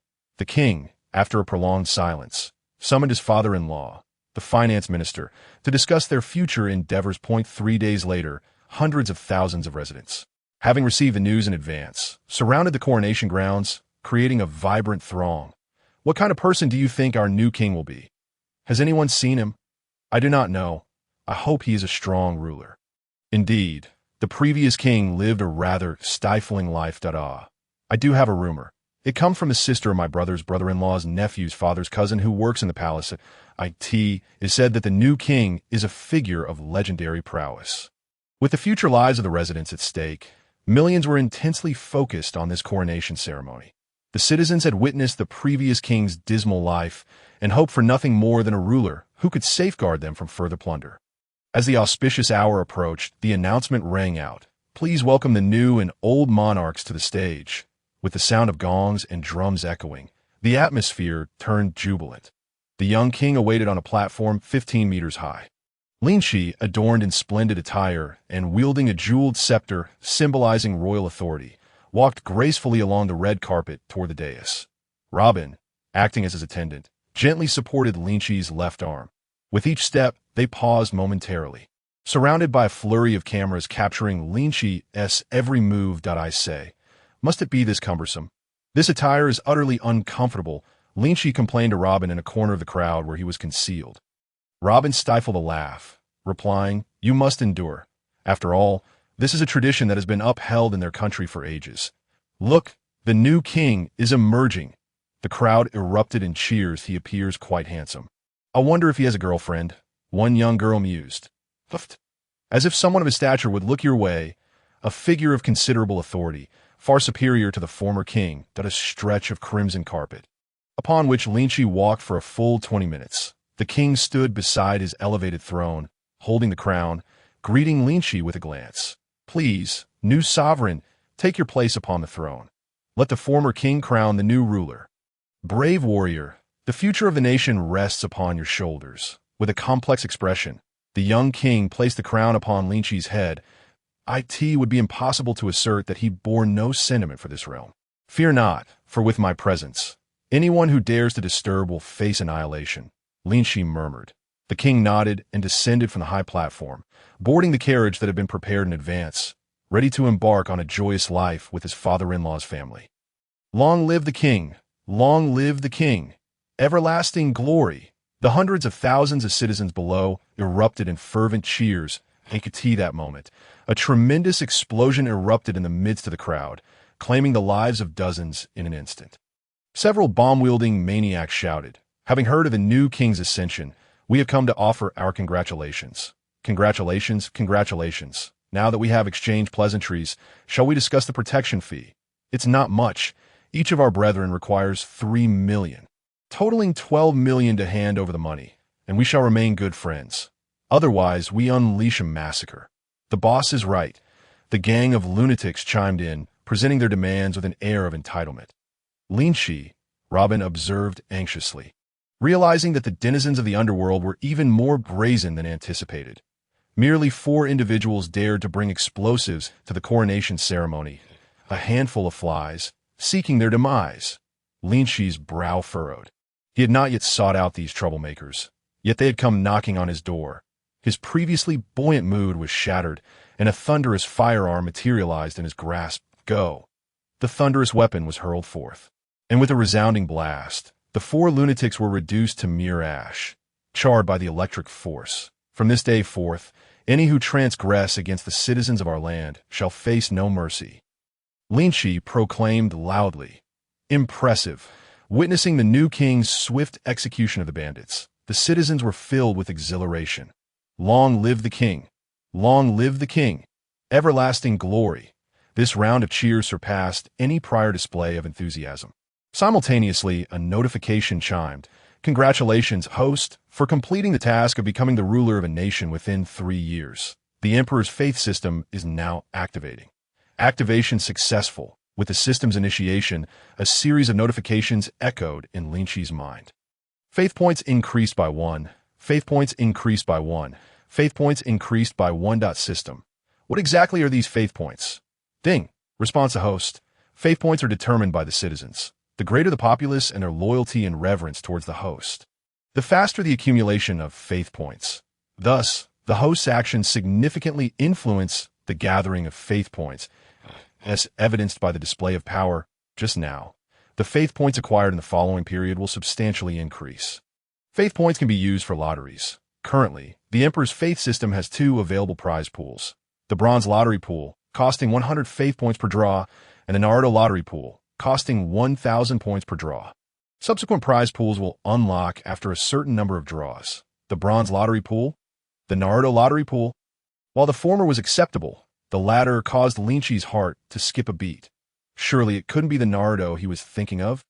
He opened the information for both prize pools. Bronze Lottery Pool, a trial lottery pool. Due to its low cost, the chances of significant rewards are minimal. Do not harbor excessive hopes, as it can yield any item from any world. Naruto Lottery Pool randomly grants 1 item from the Naruto universe. Astounding. After perusing the descriptions, Linqi was left with nothing but those 2 words. Faith points increased by 1. Faith points increased by 1. Faith points increased by 1. The incessant sound of accumulating faith points began to grate on Linqi's nerves. System, can you mute the notification sounds? Certainly, host. In the next moment, the sounds of increasing faith points ceased to echo in Linqi's mind. After concluding the registration ceremony, Linqi returned to the palace. He instructed Robin to organize the disposal of all existing furnishings, replacing them entirely with new items. Items previously used by others were unacceptable to him. Subsequently, Linqi opened the kingdom's intelligence reports sent by Robin. Population: 3.65 million. Treasury: 0. Military: 3,000 troops. Weapons: 300 flintlock rifles, 5,000 long swords. Special products: iron, copper, timber, aquatic products. The treasury, as expected, had been plundered year after year, with the remnants taken by the former king. Tragically, this nation, rich in copper and iron resources, had fallen into such dire poverty. Truly a peculiar situation. The malignant tumor of the underworld must be eradicated swiftly, as long as the criminals within remain. The citizens will perpetually live in fear and unease. Miners are reluctant to extract resources, and merchants dare not trade. Consequently, the mission of revitalizing the kingdom appears to be an endless endeavor. The more Linqi examined the report, the deeper his frown became. With nearly 4 million residents, a mere 3,000 soldiers, and a paltry 300 firearms, it was evident that this nation had been thoroughly cowed by its criminals. That he promptly summoned Robin, who was busy as a whirlwind. Unfortunately, she was currently his only trusted and capable subordinate. Everything fell upon her shoulders. What is it? Robin, having just overseen the rearrangement of furniture in the palace, arrived, her body glistening with sweat, accentuating her elegant curves. Please, bear with me, and take this document to recruit soldiers. I have some funds here. Increase the standing guard of the kingdom to 10,000, and with the remaining money, procure some blacksmiths to forge steel blades. While the production of flintlock rifles is simple, not everyone possesses the necessary skills. They can only be purchased through the black market. Robin wiped her brow. It's no trouble. Your affairs are my affairs. Like a perfect secretary, Robin accepted the task and immediately set off to execute its for other matters. Linqi chose not to address them for the moment, as manpower was insufficient. Recruiting soldiers and procuring weapons would likely keep Robin occupied for several days. After a restful slumber, he awoke the following day to discover that the rate of faith point accumulation had diminished. His current faith points stood at 11,200, over 10,000. Without delay, Linqi prepared to engage in a lottery. In the past, he had been quite fortunate in such games. Opening the system interface, he found the 2 prize pools awaiting him. Bronze lottery pool, 100 points per draw. Naruto lottery pool, 1,000 points per draw. System: initiate a 10 draw from the bronze pool. With all his points accounted for, Linqi decided to test the waters with a 10 draw from the bronze lottery pool. Ding! 1,000 faith points. The lottery is underway. Congratulations to the host for obtaining the item, Bunny Girl Costume. Congratulations to the host for acquiring a box of bear-shaped chocolate biscuits. Congratulations to the host for receiving a Desert Eagle Pistol 1. Bullets 100. Congratulations to the host for obtaining 10 bottles of Happy Fatty Water. Congratulations to the host for receiving 10 boxes of banana-flavored condoms. Congratulations to the host for acquiring 5 gold coins. Congratulations to the host for obtaining a small firecracker. Congratulations to the host for receiving a pack of Chinese cigarettes 1. After reviewing the items drawn, Linqi let out a sigh. Cheap goods yield poor quality. Aside from the Desert Eagle pistol, nothing else was truly valuable. With a flick of his wrist, a pure silver Desert Eagle materialized in his hand. Looking exceptionally fine, he had finally rid himself of that flintlock pistol, which required reloading after every USEAS for the bunny girl costume. He couldn't help but wonder how Robin would look wearing it. Perhaps once they became more familiar, he would let Robin give it a try. Although this draw yielded little of worth, Linqi felt it was a way to exhaust his bad luck, and he swiftly activated the Naruto lottery pool, but he wished for nothing more than to summon Tsunade. Why? Certainly not for her notorious temper. Those in the know would understand. It was because of her tremendous fortune. System: initiate a 10-fold draw in the Naruto pool. Ding! 10,000 points. The lottery is underway. Congratulations to the host for obtaining Shuriken 10. Congratulations to the host for acquiring Ichiraka Ramen. Congratulations to the host for receiving Kabuto Youth. Congratulations to the host for obtaining Hinata's Chi Pao. Congratulations to the host for receiving C-rank Ninjutsu. Great Fireball. Congratulations to the host for acquiring Sakura's bra. Note: characters summoned by the host will exhibit absolute loyalty. Regrettably, this time Linqi did not summon his long-desired voluptuous Tsunade, yet he was not disheartened. Kabuto, the epitome of genius in Naruto, was one of the rare talents, alongside Guy, who triumphed over his lineage through sheer effort. He did not hasten to claim Kabuto. Instead, he first acquired the training method for Great Fireball. If memory served, utilizing ninjutsu in the Naruto world required a special energy known as chakra, which was refined from one's spirit and body through unique means. Linqi attempted to learn the Great Fireball, but he couldn't seem to grasp it, possibly due to his lack of chakra, or perhaps the differing systems of the two worlds. Upon realizing this, Linqi couldn't help but smirk at Sakura's bra. Did she even have a chest? The scene shifted to in the Naruto world. Within Konoha village, young Kabuto, under Orochimaru's orders, repeatedly infiltrated Konoha during the Chunin exams to select promising ninjas for Orochimaru Point one day. While carrying out his task, as usual, Kabuto was suddenly startled by a scream from someone nearby. Following the gaze, he discovered that his own body was gradually becoming transparent. When Kabuto opened his eyes again, he found himself in a mysterious space. Simultaneously, a wealth of information flooded his mind, the most crucial being about a person named Linqi. Extraction of Kabuto. As Kabuto was extracted, he appeared in the pirate world. Lord Linqi, Kabuto knelt on one knee and bowed respectfully. You know me? Yes. A system informed me of everything that I understand. You summoned me to this world. Kabuto adjusted his glasses, exclaiming in astonishment, I never expected that this world contained so many realms. My previous perspective was far too narrow. It's good you know. It saves me the trouble of explaining. Linqi nodded, but he felt assured that those he summoned would remain completely loyal, allowing him to delegate certain tasks to Kabuto without worry. Kabuto, I need you to rally the populace to mine, or keep part for weapon forging, and sell the rest. From today onward, you shall be the kingdom's finance minister. Ensure the treasury fills swiftly to establish a prosperous nation. Funding is indispensable. Understood. Kabuto bowed and carefully retreated. Let the citizens know that this afternoon I will eradicate the den of evil.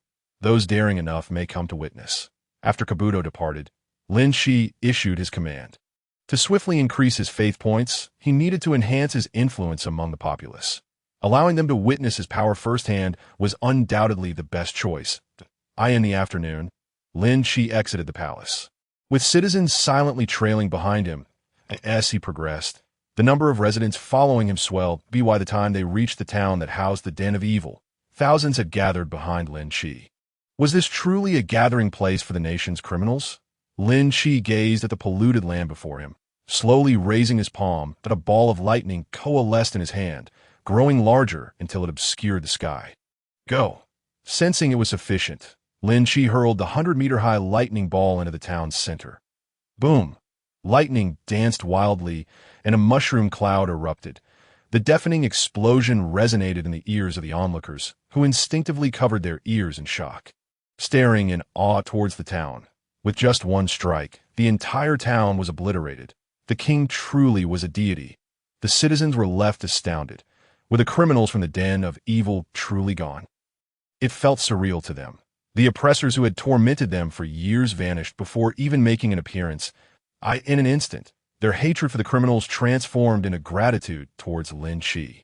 After the smoke cleared, the town had vanished without a trace, leaving only a deep pit behind. After a moment of silence, the crowd erupted into overwhelming cheers. Rest assured, with me here, this kingdom will be safer than any place in the world.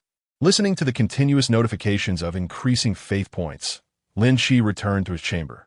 Ding! The system announced a long-awaited task. Life Choice 1. Enable the kingdom to possess 3 devil fruit users. Reward. 1 opportunity to evolve the world transfer scroll. Life Choice 2. Successfully expand the army to 10,000 troops, all equipped with weapons. Reward. A random devil fruit. Life Choice 3. The king must have his own concubines. Conduct a nationwide selection ceremony. Reward. A 10-fold rejuvenation pill.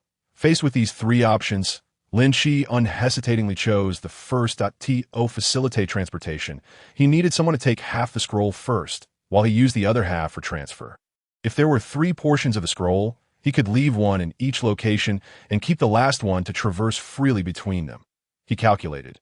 The kingdom already had him and Robin as 2 devil fruit users. Thus, acquiring just one more would suffice. That he happened to possess a Zoan-type horse fruit, which transformed him into a large-footed horse. This was something he had seized from the Holy Land, Mariejois. After contemplating, Linqi refrained from summoning Kabuto. He felt it would be a waste of Kabuto's talent to give him such a mediocre fruit. Ultimately, he tossed the devil fruit to Robin, instructing her to find someone worthy to consume it. What Linqi deemed a worthless ordinary animal fruit was, in the eyes of the West Sea denizens, an extraordinary treasure. The recipient would undoubtedly be filled with gratitude. Oh, soon. In the afternoon, the system notification of completion rang out. The world transfer scroll had been upgraded, changing from 2 halves to 3 after waiting 3 more days. The tale of annihilating the den of evil spread throughout the kingdom. His faith point skyrocketed to just over 20,000. Enough to draw 20 times from a Naruto lottery pool. System, I want to wager everything in the Naruto lottery pool. A fool who doesn't spend money is a fool indeed. Linqi opted for all draws. Ding! Congratulations to the host for acquiring an AK-47 production line. Who would have thought that the very first item to appear would astonish Linqi so profoundly? What? An AK-47 exists in the world of Naruto.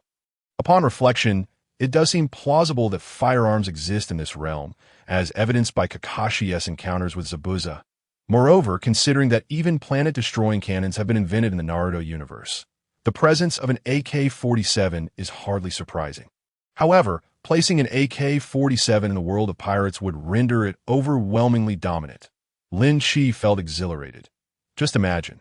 While others are still loading their flintlocks after firing a single shot, you've already unleashed an entire barrage. How could one possibly compete? In terms of both power and range, the AK-47 is in a league far beyond that of a flintlock.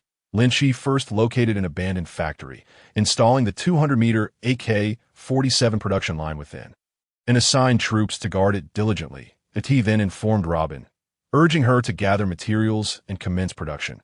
Yet, still uneasy, he summoned the mining expert Kabuto to serve as a bodyguard. This was his precious treasure, and he could not afford to let it be damaged. Alas, his manpower was still too scarce. When the time came to act, he lamented the lack of assistance, with only Robin and Kabuto to rely on. They were stretched thin amidst the kingdom's crucial tasks. After everything was set in motion, he returned to check on other lottery rewards. Ding! Congratulations to the host for receiving 10 military rations. Ding! Congratulations to the host for receiving a bowl of Ichiraku ramen. Ding! Congratulations to the host for receiving 1 ton of sand gold. Ding! Congratulations to the host for receiving dog food. Ding! Congratulations to the host for receiving a young Shikamaru. Upon seeing this, Linqi paused. Shikamaru would be an excellent addition. Renowned for his intellect in Naruto series, he was precisely the type of talent Linqi needed. Summon Shikamaru. In a flash of golden light, the young Shikamaru appeared. I greet you, my lord. Shikamaru knelt respectfully on one knee. Please rise. There's no need for such formalities, Linqi replied, assisting him stand. Take some time to familiarize yourself with this world. I will arrange your duties tomorrow. Yes, my lord. Shikamaru departed, diving headfirst into the kingdom's library. The lottery continued. Ding! Congratulations to the host for receiving Tsunade's bra. Huffed. At this, Linqi could no longer contain himself, nearly spitting out his cola. It seemed that anything could be drawn from the Naruto world. His long-desired Tsunade did not materialize, but her undergarment did. However, wasn't it true that Tsunade rarely wore such items? He took out the bra, and an immediate fragrance wafted through the air. Hastily, he returned it. For if the citizens discovered this, the image of their king would be utterly shattered. Ding! Congratulations to the host for receiving Jiraiya's peeping telescope. Ding! Congratulations to the host for receiving Naruto's frog wallet. Ding! Congratulations to the host for receiving Hinata's bath towel. The absurdity of the items escalated. Linqi could no longer endure it. What in the world were these things? Only one drawer remained. Ding! Congratulations to the host for receiving the Naruto training system. Ding! From this moment onward, the host may practice ninjutsu acquired from the Naruto world. What? Upon receiving this news, Linqi eagerly opened the small fireball technique he had previously acquired. There was both good news and bad news. The good news was that he could now unleash the great fireball technique. The chakra required for its release was substituted by his mental energy and physical strength. The bad news was that the great fireball he produced was less powerful than a mere sneeze. The hand seals required nearly caused him to cramp. Linqi concluded that ninjutsu was not meant for mere mortals to master. After all, ninjas train in hand seals from a young age for years, compressing their speed to mere seconds. By the time Linqi slowly completed his seals, the enemy would have long since fled. Rather than practicing hand seals, he would be better off honing his conqueror Haki. That it was likely that 99 of ninjutsu would feel like a simple tickle against him, rendering it practically useless. Ultimately, he deduced that he either needed to master the art like Hashirama, summoning whatever he desired with a clap of his hands, or he might as well give up. As time swiftly passed, another week went by. Observing that matters within the kingdom were on the right track, Linqi felt a sense of relief. It was time to depart. He wondered how Tina, Sister Peach, and Tom were faring. There were also matters at the Marine headquarters that required his attention. While I'm away, I entrust the kingdom to both of you. Kabuto is still young, so please take good care of him. Linqi instructed, summoning Shikamaru and Robin before his departure. What? You are leaving? Robin gazed at Linqi with reluctance. Foolish girl, I'm not gone for good, Linqi reassured as he gently ruffled her hair. Stay safe at home and wait for my return. Yes, you must come back soon. After giving his instructions, Linqi set out alone to sea early the next morning. Transforming into a towering candlelight, he soared towards the new world. With the astonishing speed of the candlelight, he reached the Marine headquarters from the West Sea in less than half a month. Under the cover of night, Linqi reverted to his human form and knocked on the door of the post. Who are you? What business do you have at the Marine base in the dead of night? The guard instantly became alert, aiming his flintlock at Linqi. However, as time passed, the guard began to sense something amiss. Why did this person seem so familiar? Are you Rear Admiral Linqi? Indeed, it is the guard's hand trembled uncontrollably. A ghost, he suddenly yelled, bolting away. It was somewhat shocking for a figure presumed dead for several months to appear before him so silently in the dead of night. Linqi's expression darkened as he grabbed the fleeing man, exasperatedly saying, "Take a good look and see whether I'm a ghost or a person." The guard rubbed his eyes, noting that the figure cast a shadow, indicating he was not a ghost. Cautiously, he asked, "You're not dead?" "Of course not." "Now hurry and inform the others." "Yes, yes." The guard sprinted inside. Half an hour later, in the conference room, Carp laughed heartily, slapping Sengoku's thigh. Look, look, I told you this kid is like a cockroach. He won't die."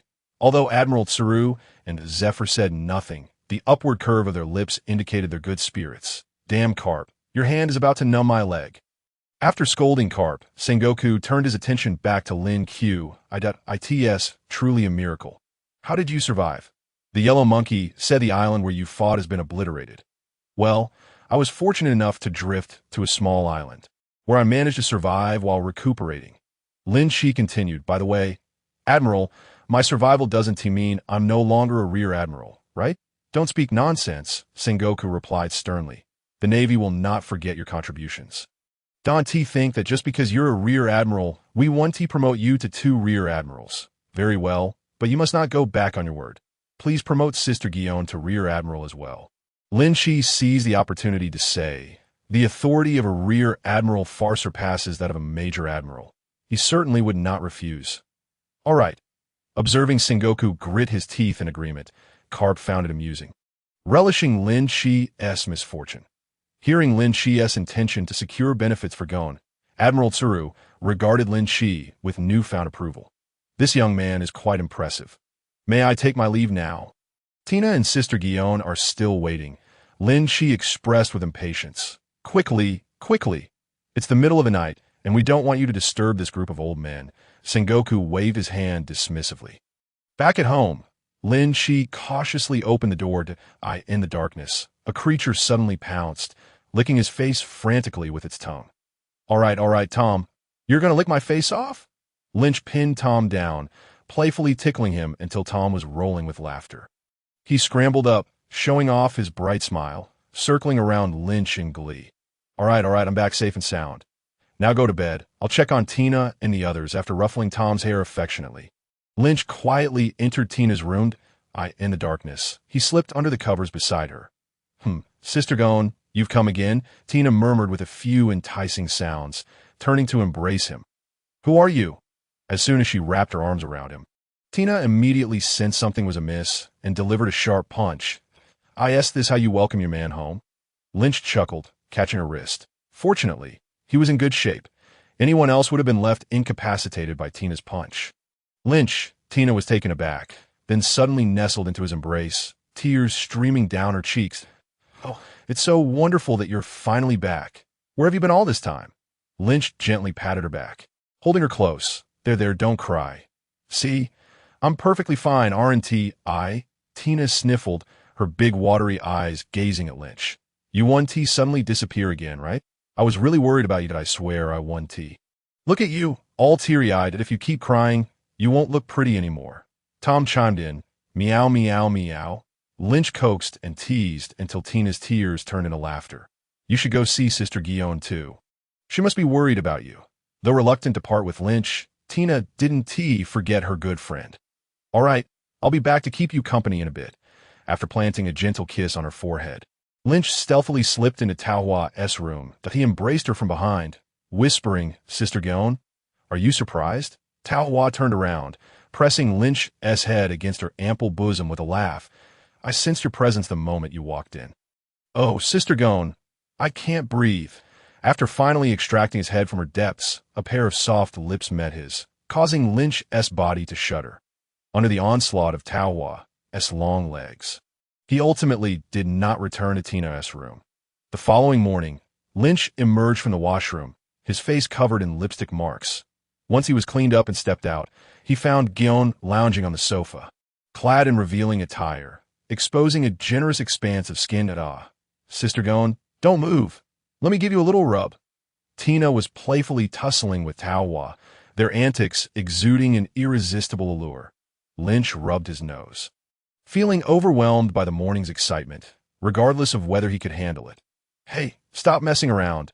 It's nearly noon, and you haven't started cooking yet, he approached and playfully swatted Tina on the behind.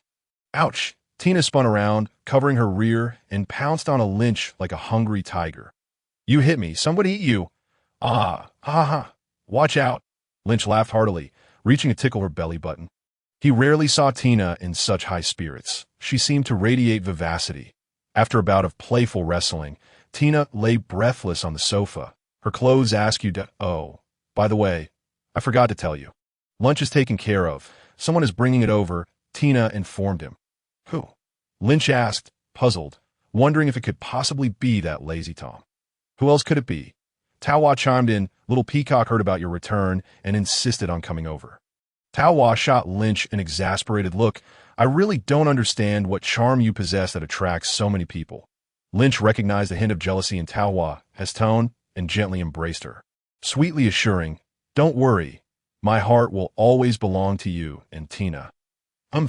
Why are you telling me this? Taohua huffed, a blush creeping on her cheeks as she turned her head away to T-Noon. The peacock arrived, bringing with her a feast of 5 dishes and a soup, and the group enjoyed a delightful meal together at the dining table. Lynch observed the quiet peacock, momentarily believing she had finally calmed down. However, he soon realized that one's nature is hard to change. When alone with Lynch, the peacock immediately revealed her true colors. Big brother, I miss you so much, she exclaimed, leaping onto him like a small octopus, wrapping her arms tightly around him. Get down. This is no way for a young lady to behave. Lynch protested, unable to pry her off without risking tearing her clothes. You know, I was so heartbroken when I heard you had died. And now you treat me like this. Grandma Crane said you weren't dead, and I always believed you were fine. The peacock babbled in his ear, and Lynch's hand, which had been poised to push her away, relaxed. All right, let her hold on for a bit. I'll just pretend I'm playing with a child. Half an hour later, the peacock chirped, I dreamed about you last night, and you were so rude." As she continued her exaggerated tales, Lynch felt an overwhelming urge to find something to gag her with. He could only imagine what General Crane would say if he heard her. "Stop. Get down immediately." Lynch threatened, "If you don't, I'll spank you, really?" The peacock's eyes lit up, her excitement surging. Lynch sighed in exasperation. It seemed she had been waiting for him all this time. He regretted having teased her bottom in the past. Now, she seemed to have developed a penchant for it. Of course, it's a joke. Seizing the moment when the peacock was distracted, Lynch grabbed her by the nape of her neck and pulled her off, walking to the window and flinging it open. "Hey, what are you doing? Let me down." The peacock struggled vigorously. "Off you go." Lynch delivered a playful kick to her backside, sending her soaring out the window. He had used just the right amount of force to ensure she wouldn't be harmed. "You wicked man. I'll remember this." The startled peacock shrieked mid-air. After a moment of confusion, she found herself landing right in front of her own front door. "I am so furious, stupid man," she pouted, stomping her foot as she entered her home. Ever since Lynch had come back from the dead, perhaps the warring states had finally shown some mercy and refrained from squeezing him dry. This time, Lynch was able to enjoy a well-deserved long holiday, on this particular day, in his backyard. Having been promoted to Major General, his salary had doubled, allowing Lynch to move into a larger and more luxurious house. Not only was it a 3-story building, but it also boasted a spacious backyard. Hee, Sister Guillaume, the ball is coming. In the center of the backyard, a large net had been erected, and the 3 girls, clad in swimsuits, were engaged in a game of volleyball. The Peacock and Tina formed one team, while Taohua played solo. Even so, Guillaume was still taking it easy on the two of them. Great shot. Guillaume leaped 3 meters high, delivering a powerful spike that sent the volleyball soaring. Dressed in swimsuits, the scene was nothing short of spectacular. Lynch reclined on a beach chair, nodding approvingly at the volleying action. Great shot, great shot. Suddenly, a swift ball was heading towards the peacock, and her expression shifted as a whip appeared in her hand, narrowly returning the volleyball. "Oof." Lynch whistled. "Peacock, that's a foul. No powers allowed. Sister Guillaume wins." "All right, a bet's a bet." Tina patted the peacock's head, reaching into her deep cleavage to produce a coin, tossing it to Guillaume. Guillaume caught it and casually stuffed it into Lynch's chest. Lounging beside him on the beach chair, glistening with sweat, Lynch had long since grown accustomed to such sights. He had even seen Guillaume pull a bottle of soda from her bosom before. Truly, a pocket from another dimension. "You two should come over and take a break before playing again." Lynch greeted Tina and Peacock, all 3 adorned and revealing 3-piece swimsuits. At it could be said that not a single modesty was preserved. Much to Lynch's delight, that if one were to declare who benefited the most today, it would undoubtedly be Lynch. This lifestyle was far more exhilarating than being a general. Indeed, Guillaume was remarkably formidable. "I have never bested her even once." Peacock complained as she reclined. "Well, next time, you should team up with Guillaume." Tina chuckled softly, recognizing Peacock's youthful fixation on victory. "No way. I would never abandon Sister Tina.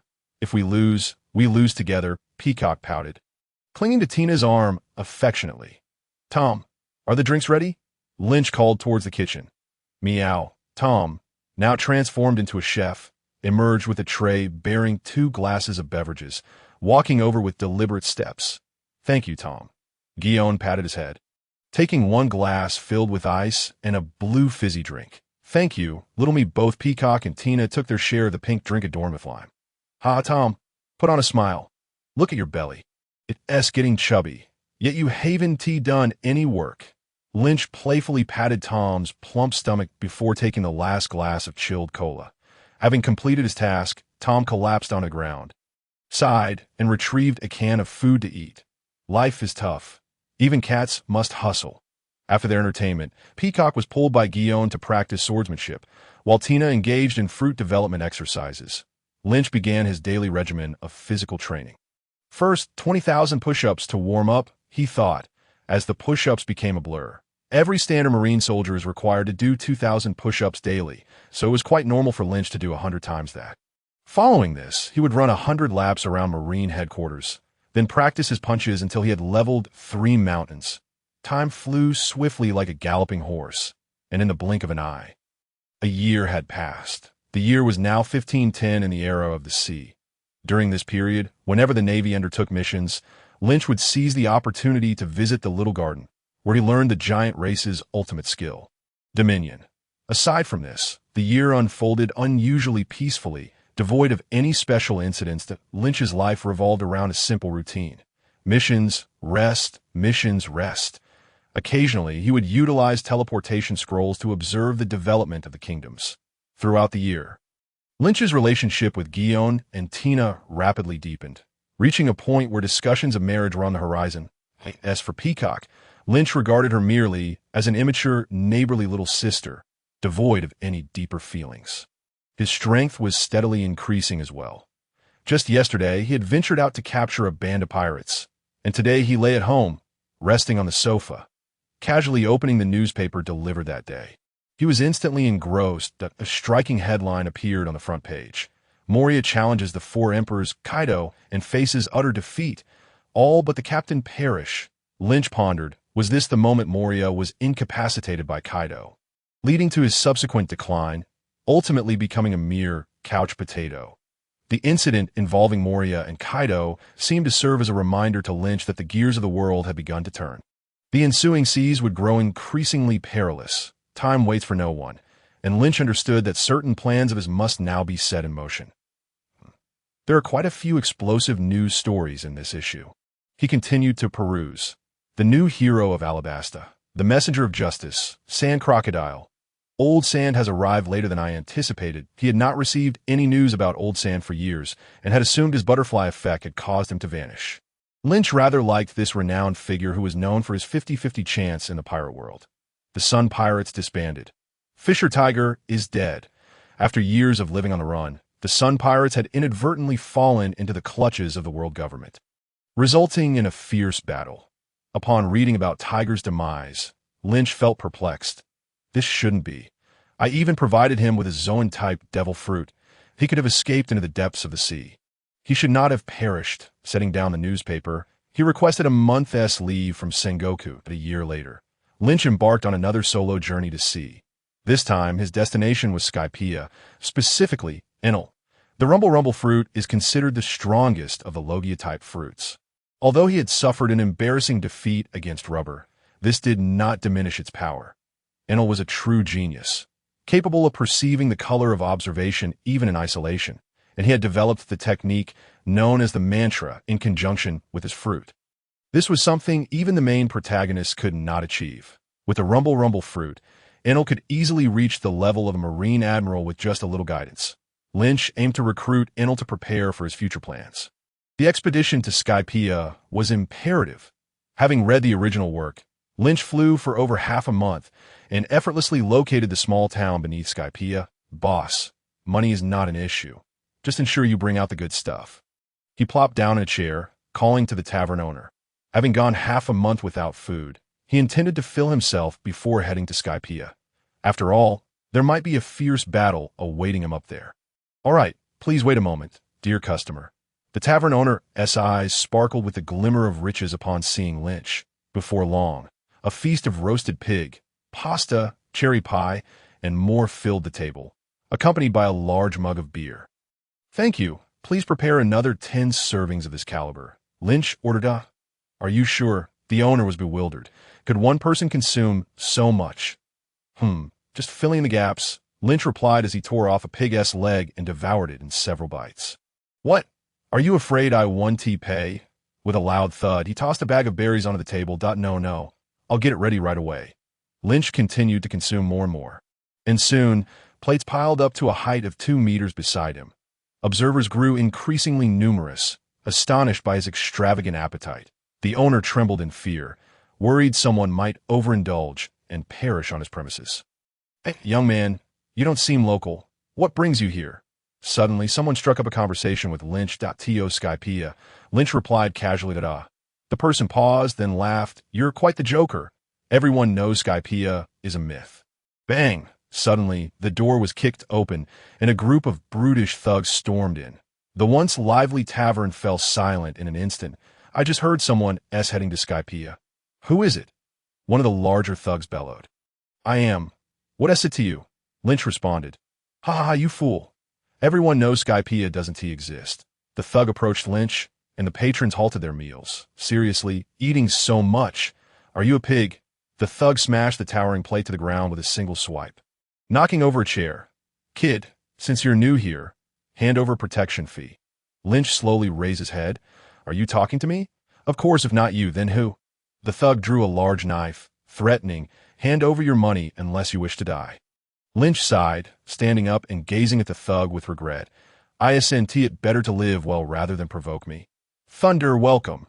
A bolt of lightning suddenly descended from the sky, piercing through the roof and reducing the thug to a charred remains.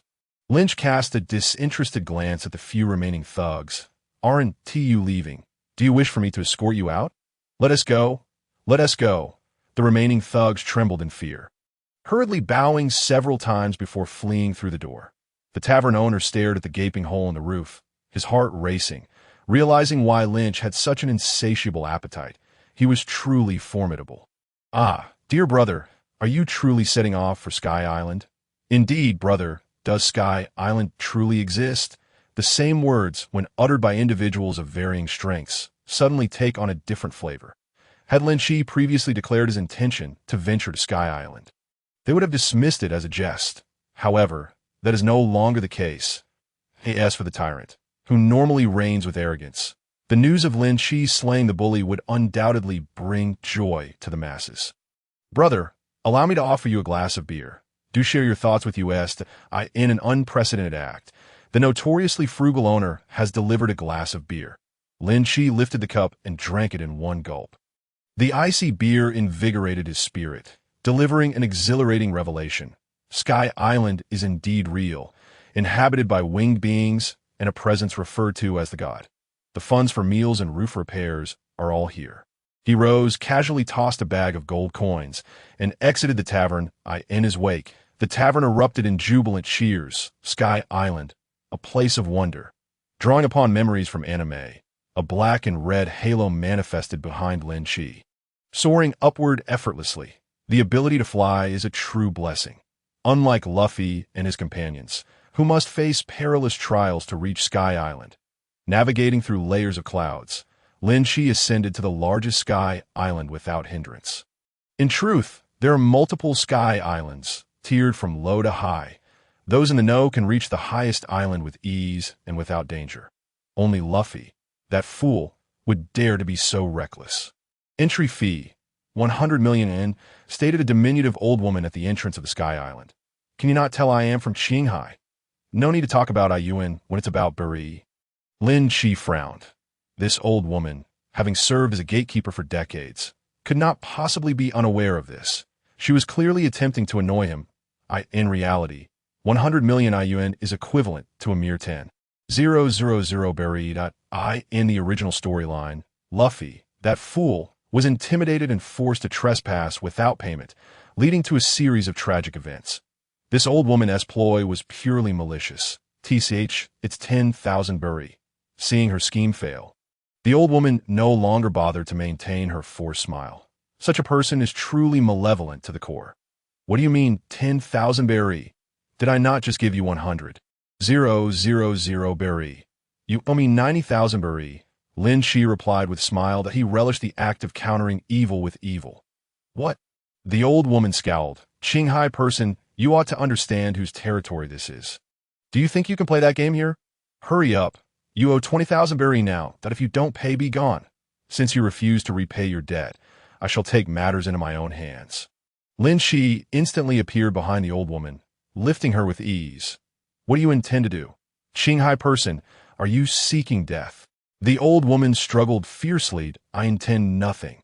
I bear you no grudge for owing money. But your arrogance is intolerable. Linqi carried the old woman to the edge of Sky Island and hurled her down. Listening to her screams, Linqi nodded, reflecting, I send you to Qinghai for a vacation in return for your debt. There are few good people like me. Having completed this act, Linqi strode confidently through the gate. Sky Island is situated at an altitude of 10,000 meters. The hypoxia that could prove fatal to others is merely a trifling discomfort for Linqi. Angel Island, the largest of the Sky Islands, is also the only one open to outsiders. It is home to a community of winged humans. What a peculiar name. Linqi traversed Lovely Avenue and arrived at the bustling Lovely Street. Along the way, he was inevitably gazed upon as if he were a rare bear. Here, it is those without wings who are considered the oddities of, young man, you must be from Qinghai. That it has been ages since we've had a visitor from there. Would you care to try my grilled skewers? Called a barbecue vendor from the roadside. Sure, I'll take 2 skewers. Linqi paid, and, while eating, inquired, excuse me, I've heard there's a god here. Where does he reside? The barbecue vendor abruptly froze, glancing around furtively, and replied, trembling, Shoo, you're courting death. The god is everywhere. Beware of divine retribution.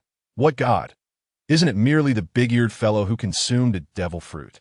The barbecue vendor refused to divulge any information, instead shouting, Who knows where your god resides? I wish to see him. The townsfolk gazed at Linqi in terror. Fearing they would be implicated, they fled with great haste. Abandoning their stalls in their panic, in mere seconds, the lively, lovely street was left deserted. A troop of guards rushed over, weapons drawn toward Linqi. Qinghai person, you have offended the god's majesty. We shall cast you into the trial of the gods. The trial of the gods is presided over by 4 priest officials under Enel. There is no need for such trouble. Let them come find me. Linqi stated, having achieved his objective. Once he dealt with the 4 priests, Enel would surely emerge. Impudent, to dare provoke the guard, execution on the spot, a barrage of gunfire erupted. Linqi's body trembled. And his conqueror Haki surged forth, overwhelming the guards. They all succumbed, rolling their eyes into unconsciousness. Quick, notify the esteemed priests. The onlookers stared in horror at the scene. They feared that if the god were to learn of their association with the Qinghai person, all would meet their demise. After a year, Linqi's attributes stand as follows. Host. Linqi. Combatability. Moonwalk peak, shave peak, storm leg peak, gunpoint peak, iron block advanced, life return advanced, paper drawing beginner, ghostly aura advanced. Conqueror Haki advanced. Note: any technique with limits is denoted by proficiency. Life skills. Navigation, intermediate, culinary skills, beginner, lowly nurturing, intermediate, queen slayer, intermediate, mature woman slayer, novice, basic attributes, constitution, level 5, constitutional monarch. Swordsmanship, level 5, grand swordsman, fruit development. Level 4, senior fruit developer. Marksmanship, level 3, veteran sniper, observation Haki.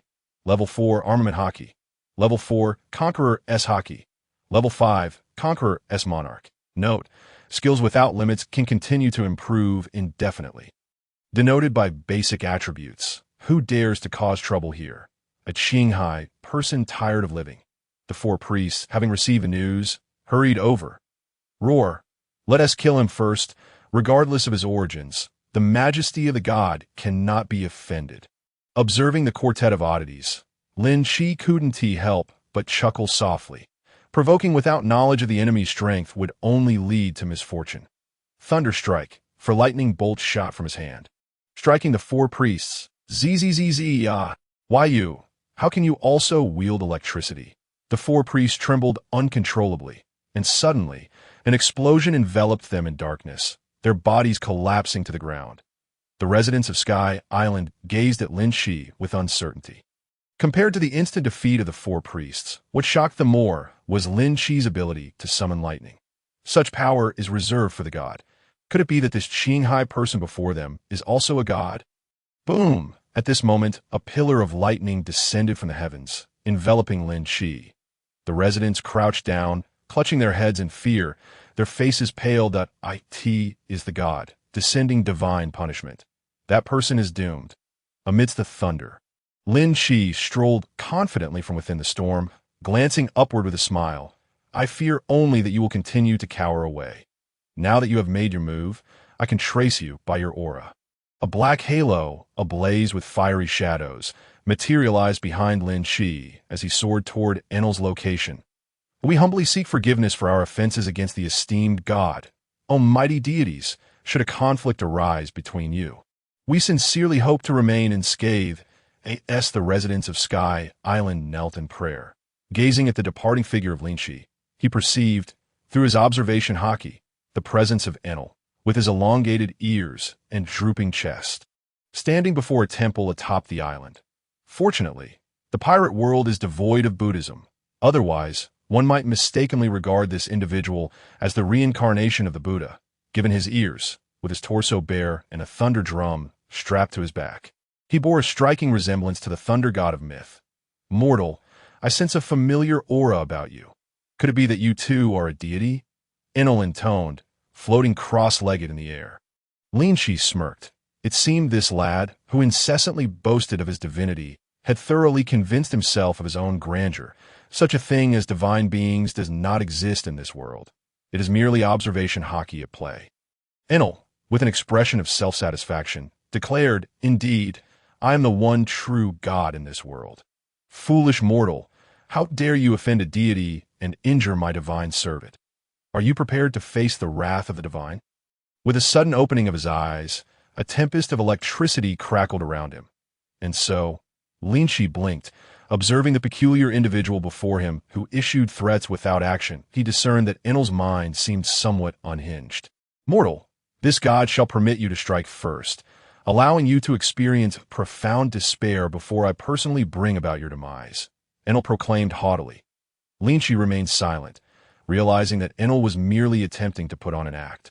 Given that the Sky Island lacked the presence of Haki, Enel, having consumed a Logia-type devil fruit, had gone unchallenged for over a decade, leading him to harbor the delusion of invincibility. "Very well, I shall make my move now. Come forth, mortal. You seem all too eager to meet your end," Enel taunted with a smirk. Thunderclap 8 trigrams. Linqi swung a metal rod, infusing it with profound armament Haki, simultaneously shifting into his hybrid form. Enel erupted with a mouthful of blood, his eyes nearly bulging from their sockets, as his body was thrust backward like a missile, suffering numerous broken bones. The most amusing aspect was the incredulous expression etched upon Enel's face. "Is this truly happening? Have I already fainted? How remarkably fragile." Calling Linqi immortal, he had expected a more formidable opponent. As Linqi approached, he cleared the debris of a collapsed building, uncovering Enel, who remained unconscious yet bore an expression of disbelief. A bucket of cold water was splashed across Enel's face, startling him awake. Confused, he surveyed his surroundings, still dazed from the earlier encounter, believing he must have been dreaming. What a fright! Could it truly be a dream? Surely, no one could strike a blow against this god. "Are you searching for me?" Linqi's visage emerged from behind, causing Enel to tremble and transform into a bolt of lightning, appearing at a distance. "That was real. You can actually harm me," Enel exclaimed in astonishment. "This is a power known as Haki. Would you care to learn?" Enel numbly nodded, eager to acquire the skill. "Excellent. Follow me. This minuscule Sky Island is unworthy of your potential. Your aspirations should reach for the stars and the sea. Scoundrel, I have yet to settle the score for earlier, and you wish to recruit me as your subordinate?" Enel retorted, realizing the implications of Linqi's proposition. "If I were to defeat you without killing you, would you then join me as my subordinate? I assure you, you shall not be mistreated. Scoundrel, defeat me first." Enel felt he had never been more infuriated in a single day. Merely gazing upon Linqi's face ignited his ire. "What is it? Are you not going to stand there and allow me to strike again?" Linqi jested, "I shall slay you."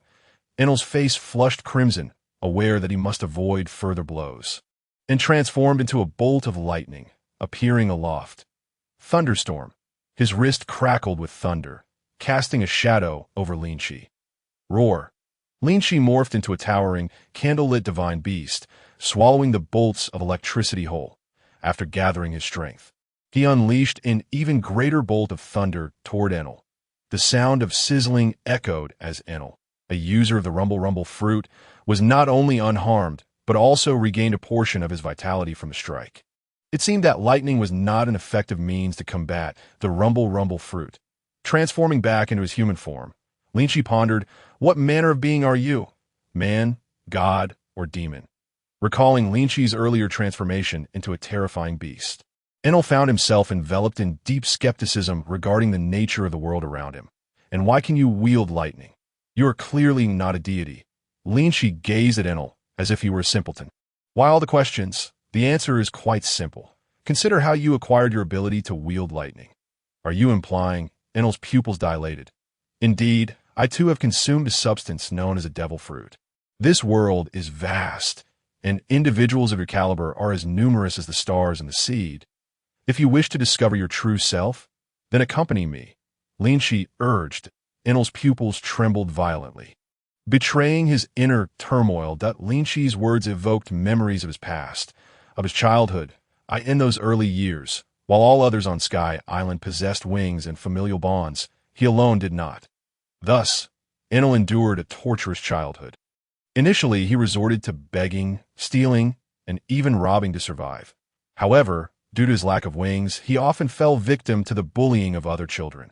What began as mere stone-throwing escalated into brutal beatings.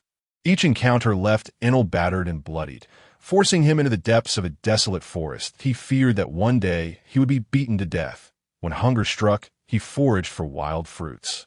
And when fatigue overcame him, he sought refuge in an abandoned temple.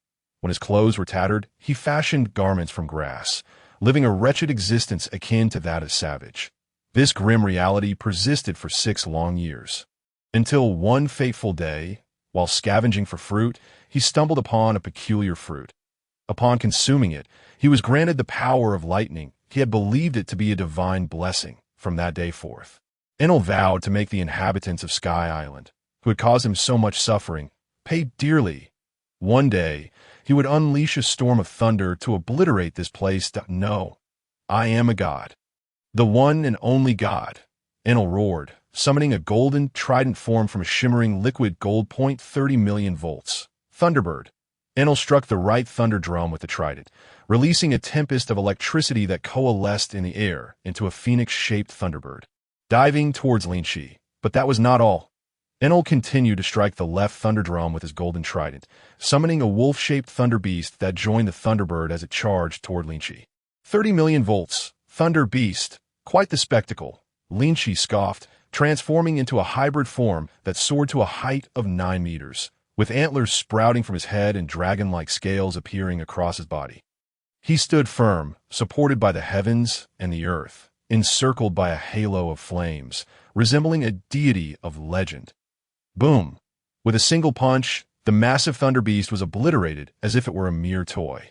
With a swift motion, he tore the phoenix-shaped bird in twain. Roar! A fierce cry erupted from him as a crimson pillar of flame surged toward Enel. Enel, stunned by the destruction of his masterpiece, stood aghast, still reeling from the shock. Before he could regain his composure, the attack was upon him, and he hurriedly raised his defenses. Lightning bolt. Enel unleashed a torrent of lightning from his body, transforming it into thermal energy to create an invisible barrier that successfully defended against the onslaught. "You seem to be in high spirits," remarked Luffy, who had appeared above Enel without notice. This time, Enel had no opportunity to transform into his elemental form before Luffy's fist crashed down upon his head. In an instant, his skull erupted, sending his tongue and eyes flying. His body plummeted heavily to the ground. Had Enel not been a Logia user, even 100 lives would not suffice to endure such a fate. The dislodged tongue and nose transformed into bolts of lightning, returning to his form. Staggering to his feet, Enel bellowed into the sky in futile rage. 60 million volts. Thunder Dragon. Simultaneously, he struck the drums on either side, summoning a thunder dragon several times larger than any beast of thunder. Its mere presence filled the air with a chilling aura. The rampant lightning was visible from 10 kilometers away, exuding a terrifying might. "Go, slay him," Enel commanded, brandishing his trident as the thunder dragon roared and surged forth. "Thunder Bagua," a piercing voice declared, as a massive, thick rod descended. The overconfident thunder dragon was once again shattered by a single blow, causing Enel's eyelids to twitch uncontrollably. Teetering on the brink of despair, Luffy landed on the ground. The more he utilized the techniques learned from Kaido, the more he recognized the effectiveness of Thunder Bagua. "Don't come any closer," Enel screamed in terror as Luffy advanced. 200 million volts. Thunder God. Driven to desperation, Enel unleashed his most powerful technique ever. He released the accumulated lightning all at once, enveloping himself in a cocoon of electricity that magnified his form several times. surrounded by a tempest of lightning, resembling an actual deity of thunder. Each movement radiated immense power. Now, this is more like it.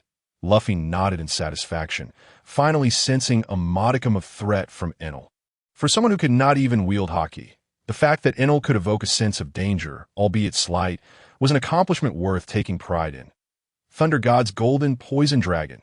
Enel swung his enlarged golden trident. As he maneuvered it, torrents of lightning entwined with scalding golden liquids surged toward Luffy like a sticky plaster. Once ensnared, the gold would solidify rapidly. Any ordinary person caught in this attack would either be scorched by the molten gold, electrocuted, or ultimately suffocated by the encasing gold. Unfortunately for Enel, while he could melt gold with lightning, Luffy could do the same. With the candle fruit at his disposal, he was not intimidated by Enel's lightning. It could be said that his counter against Enel was even more formidable than that of the rubber fruit. Facing Luffy was akin to a thief encountering a police officer, an encounter with a nemesis. Luffy burst forth from the lightning, forcefully pressing Enel's head down against the ground. "Do you yield? Do you yield?" he demanded. "Ah!" Enel screamed in frustration, nearly driven. A god perched high above. He had never endured such treatment. "I will fight back." Thunder explosion. Enel, overwhelmed and feeling as though he might perish, resolved to self-destruct. The terrifying lightning obliterated a significant portion of the island Enel called home. As the lightning dissipated, Enel, now missing limbs, gathered himself in midair and, not seeing Luffy, erupted into laughter. Finally dead. Finally dead. Who are you speaking of?" Enel suddenly looked up at the sound of Luffy's voice, realizing that the detestable figure from the blue sea was floating nonchalantly above him. "You've exhausted all your tricks. Now it's my turn," Luffy said, rolling up his sleeves with malicious intent as he flew closer. What do you want?" Enel recoiled in terror. Don't slap me." After several hours of amicable exchanges, Enel lay on the ground like a defeated Dojo. "You yield? To hell with you. You've nearly killed this god."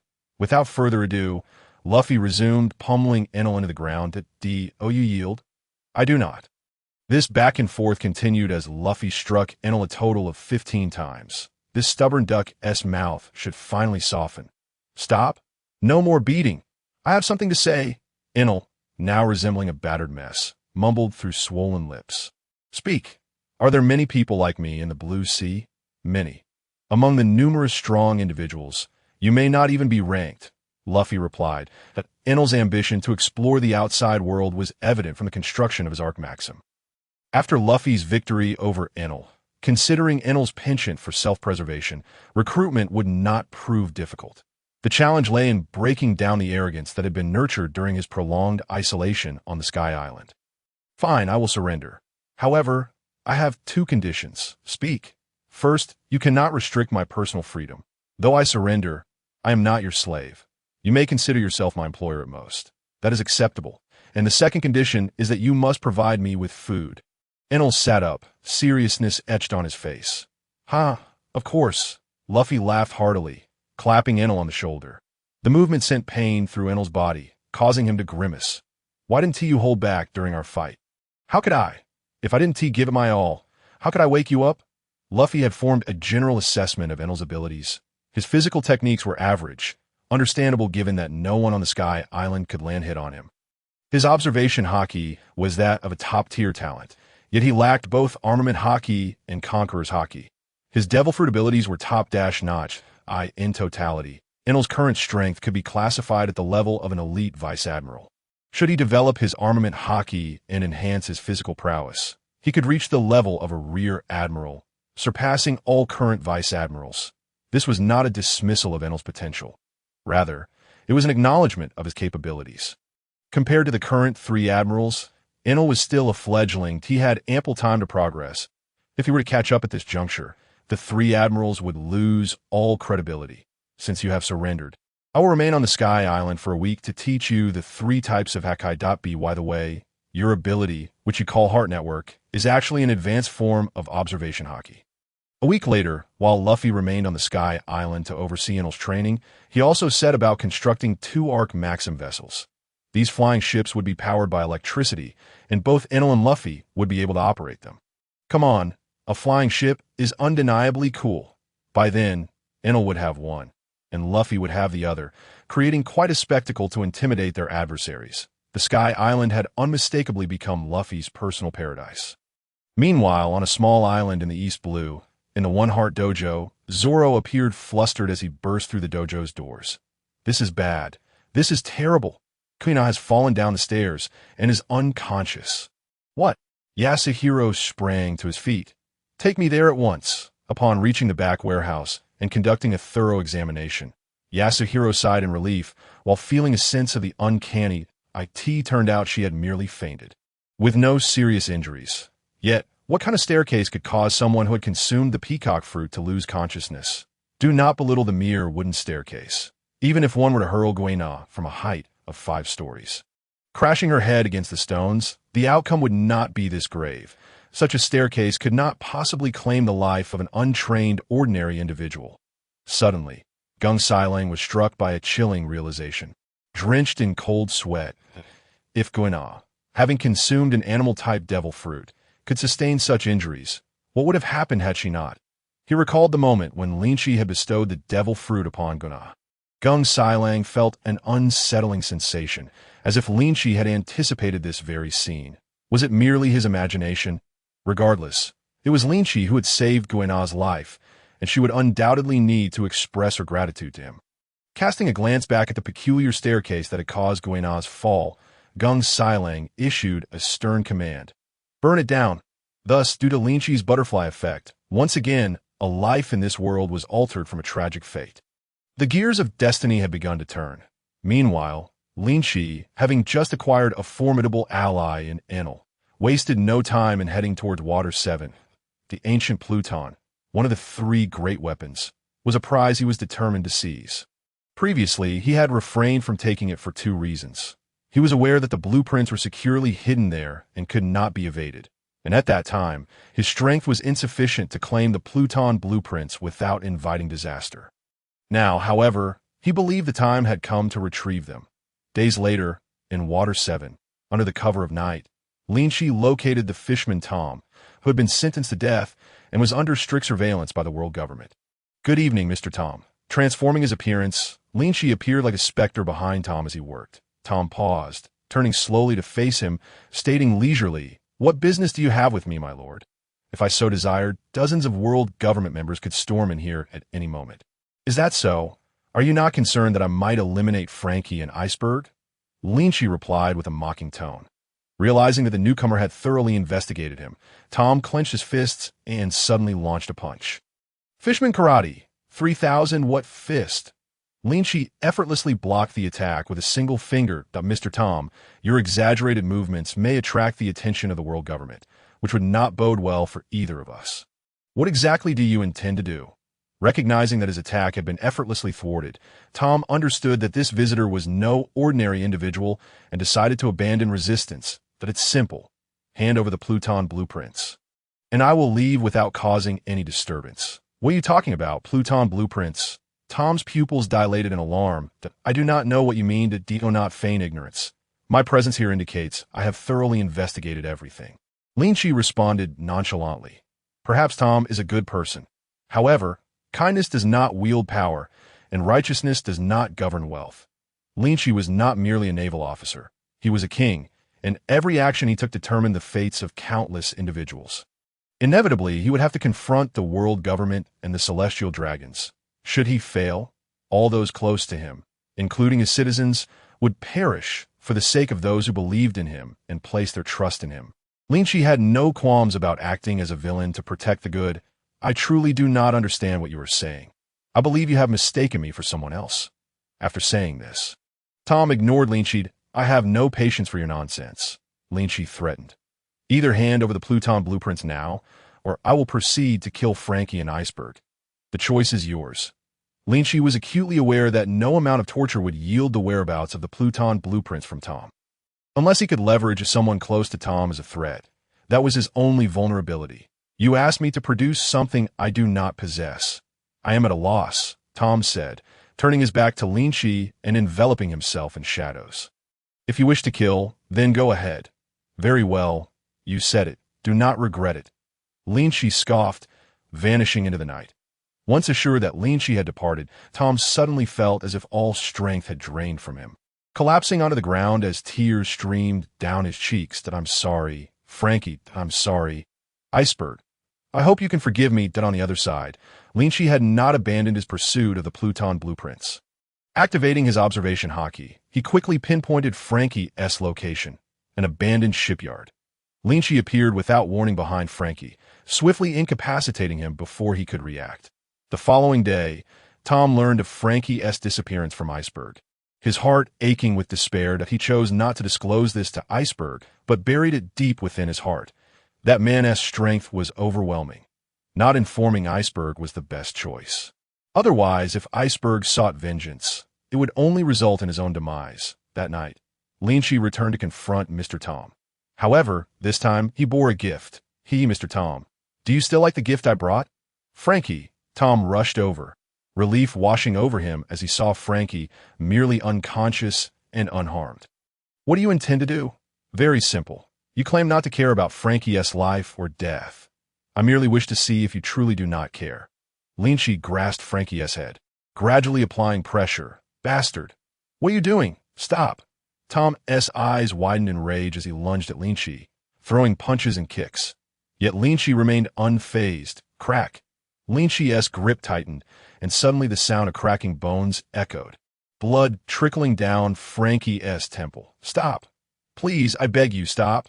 Tears streamed down Tom's face. He had never felt so powerless. In truth, this was the harsh reality of the world. Cruelty outweighed beauty by far. Enough! What must I do for you to spare Frankie?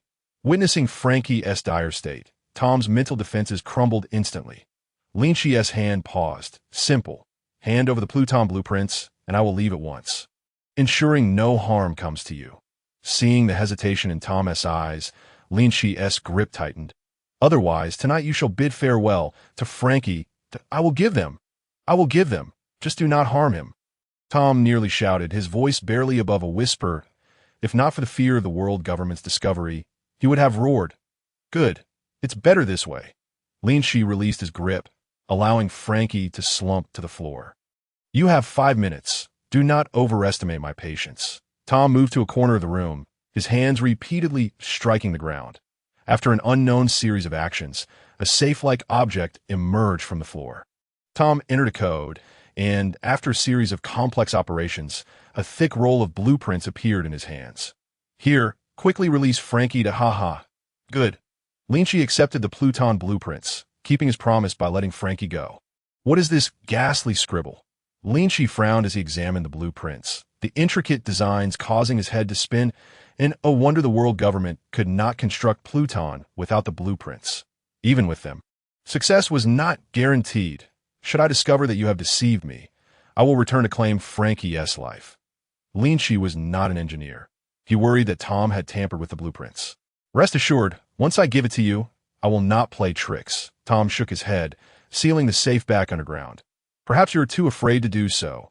Linqi carefully stored the blueprints, vanishing into the night. Frankie, please wake up. After Linqi's departure, Tom hurriedly knelt to revive Frankie. Cough, cough, Tom-sensei. What am I doing here? Spitting out a few mouthfuls of blood, Frankie gradually regained consciousness. Gazing around in bewilderment, he distinctly recalled being in the abandoned shipyard just moments ago. How had he suddenly found himself in the presence of Teacher Tom? You need not concern yourself with this matter. I have far more pressing news to share with you. As a responsible educator, Tom refrained from passing on hatred to the next generation. The events of today would remain buried alongside him. Deep within the earth, Tom moved to another corner of the room, repeating his earlier actions, and retrieved a blueprint for the legendary ship, the Pluton. Frankie, I can no longer escape.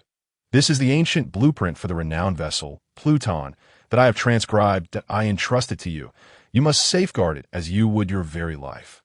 The fisherman Tom stuffed the second Pluton blueprint into Frankie's embrace. Hurry, leave this place and never return. Staring at the Pluton blueprint in his arms, Frankie's heart surged with shock, stirring tumultuous waves within him. Teacher Tom, I will never abandon you, fool. Do you wish for me to die with unfulfilled regrets? The fishman Tom glared fiercely at Frankie. Securing the blueprint for Pluton, Frankie swiftly made his escape. The amateur agents dispatched by the world government would be foolish to think they could capture him. After obtaining the blueprint, he first returned to Sky Island. There were many skilled shipwrights on Sky Island.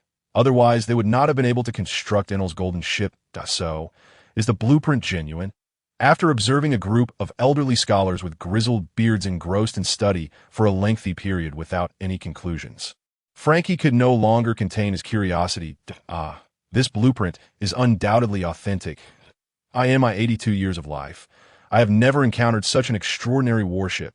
The IT is a masterpiece, truly a marvel of craftsmanship. The genius who designed this vessel is nothing short of a prodigy. The elderly scholars were captivated by their examination. Can you construct it? Upon hearing that the blueprint was genuine, Frankie felt a surge of confidence and promptly inquired about the most critical question. The leading elder removed his glasses. Speak frankly, we cannot construct it. There are two major obstacles. What are those two obstacles? Frankie asked. Fear not the challenges. Rather, fear the absence of challenges as long as we identify solutions. We can proceed. The first obstacle concerns the materials for the ship.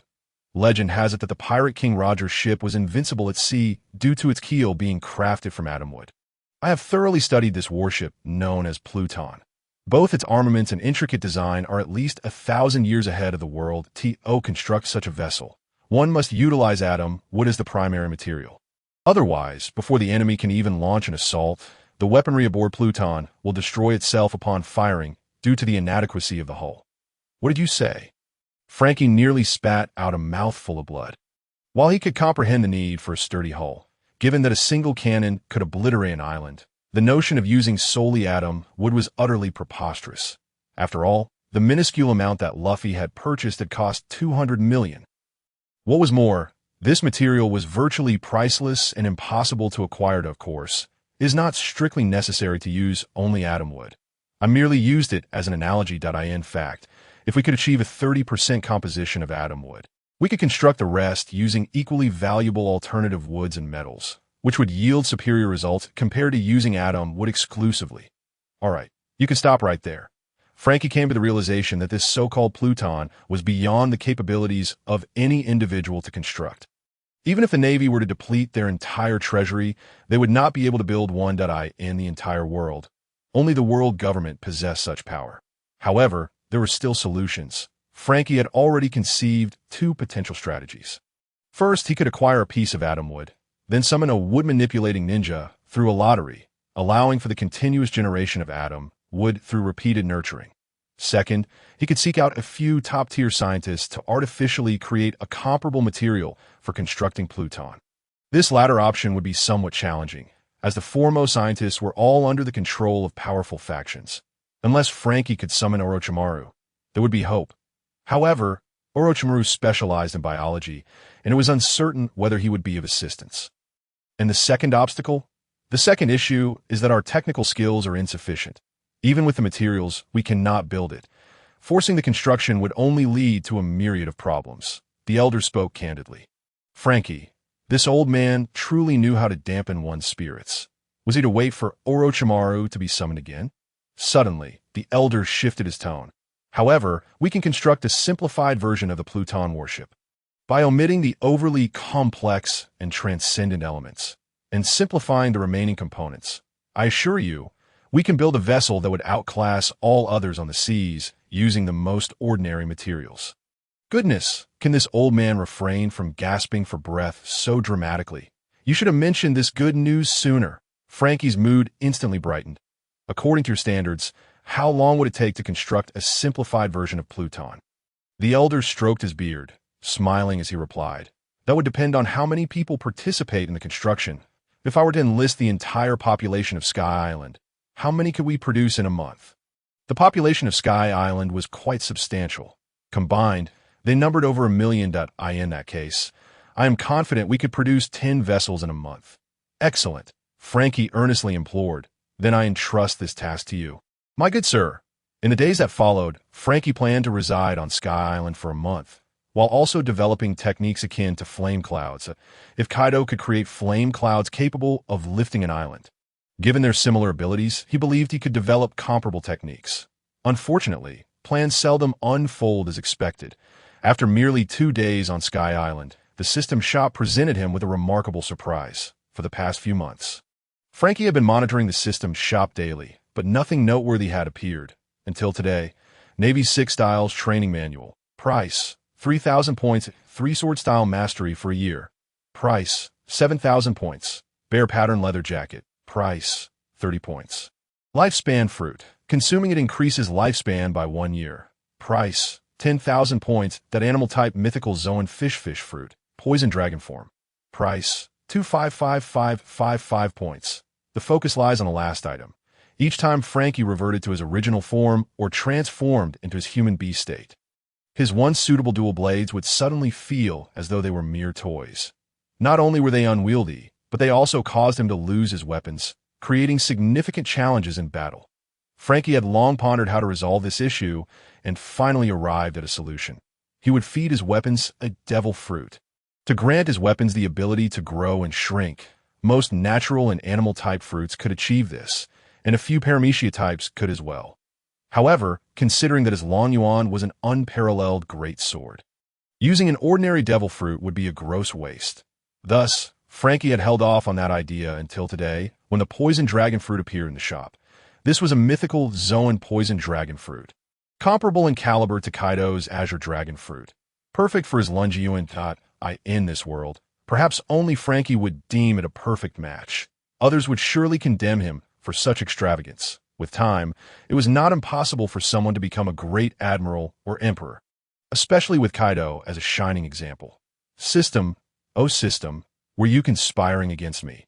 This poison dragon fruit is exorbitantly priced at a staggering 255,000. Frankie winced at the thought he had spent nearly the entire year capturing pirates to accrue points, and now he had just enough to make the purchase. After buying it, he would be back to square one. I bought it. In the end, Frankie steeled himself, gritting his teeth, and made the purchase. Ding! Congratulations, host, on acquiring the mythical beast-type poison dragon fruit. As the points were expended, a bizarrely shaped, fully green devil fruit materialized in Linqi's hand. Yet another fruit not documented in the Devil Fruit Encyclopedia. This is splendid. He need not worry about being recognized. With the fruit in hand, he hastened towards the naval base. The technique of feeding devil fruits to weapons is currently exclusive to the world government.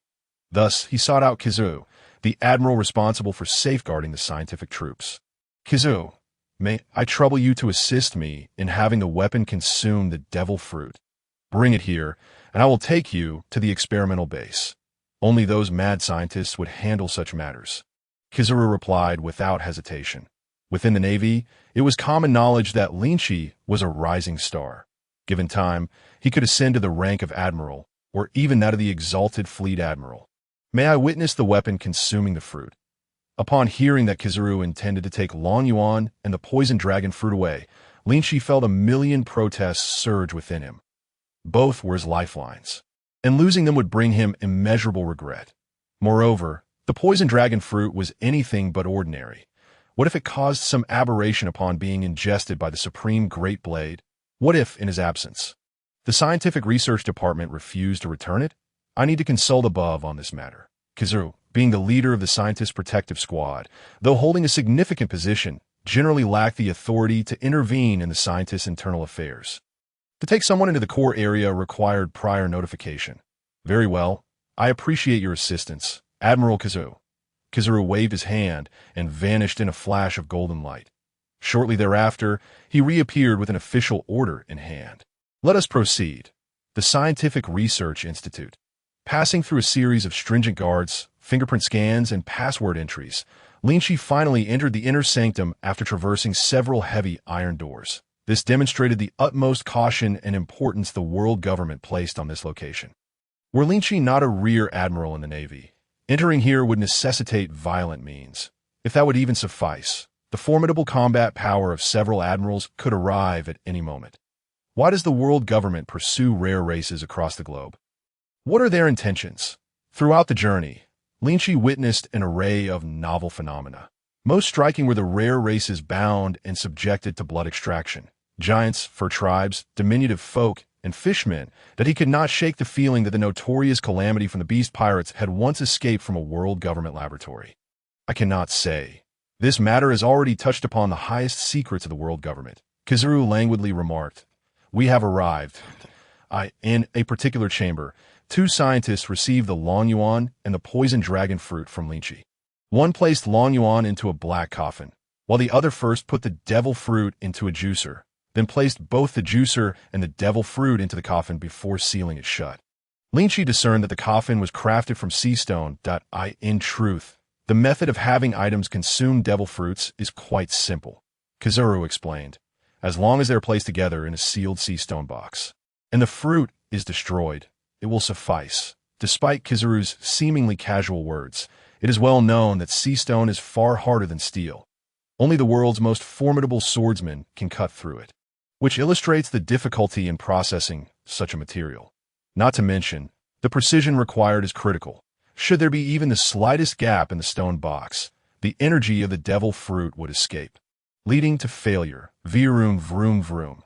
The scientists activated the juicer remotely, pulverizing the poison dragon fruit within, after which the juicer self-dissolved. Without a vessel, the energy from the devil fruit roamed freely in the air, desperately seeking a new host.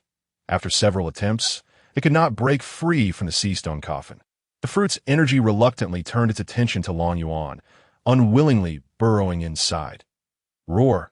Hearing the sound emanating from the coffin, everyone knew it had succeeded.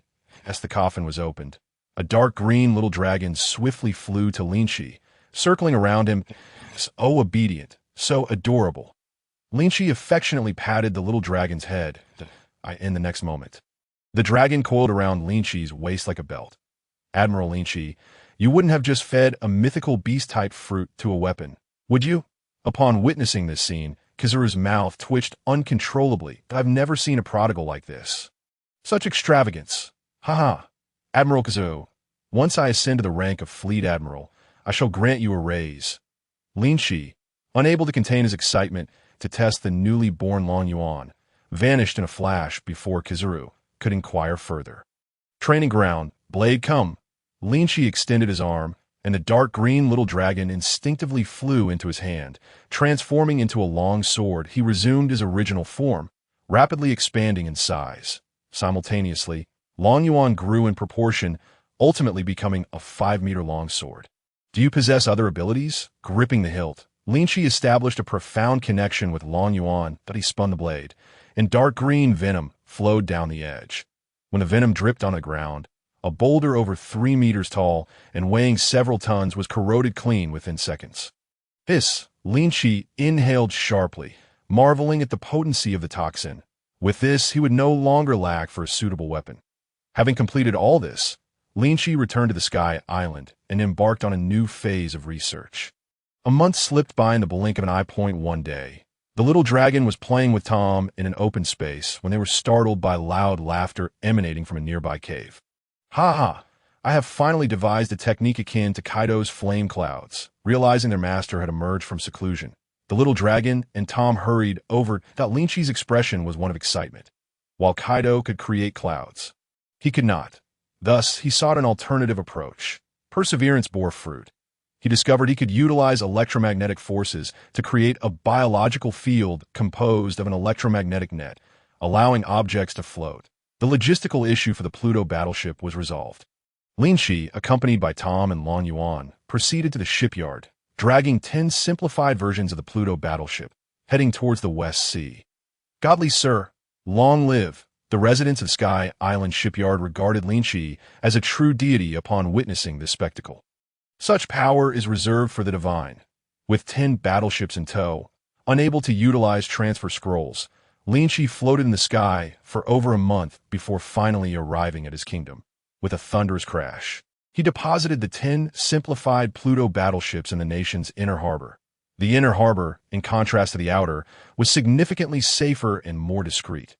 "Greetings, my lord," sensing that their lord was soon to arrive. The apothecary Do had been waiting here in anticipation. Upon Linqi's arrival, he hurriedly approached and bowed respectfully to "Do, a year has passed, and you have certainly grown much sturdier." Linqi offered some encouraging words, causing Do to blush with excitement. "Yes, my lord. This is all thanks to you." "Indeed. Where are Shikamaru and Robin at this moment?" After a year of interaction, one day, Robin had voluntarily revealed her true identity to Linqi. He had feigned surprise and subsequently accepted her entirely. Recalling that day of Robin's enthusiasm, Linqi touched his cheek, a bit nostalgic.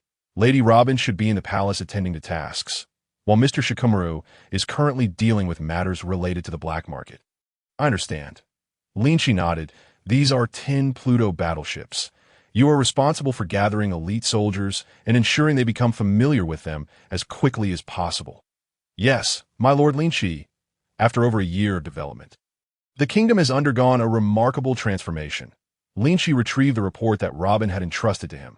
Population 3,950,000. Treasury 9.5 billion berries. Treasures 20 chests. Military 30,000 troops. Weapons 50,000 finely forged steel swords, 15,000 AK-47s.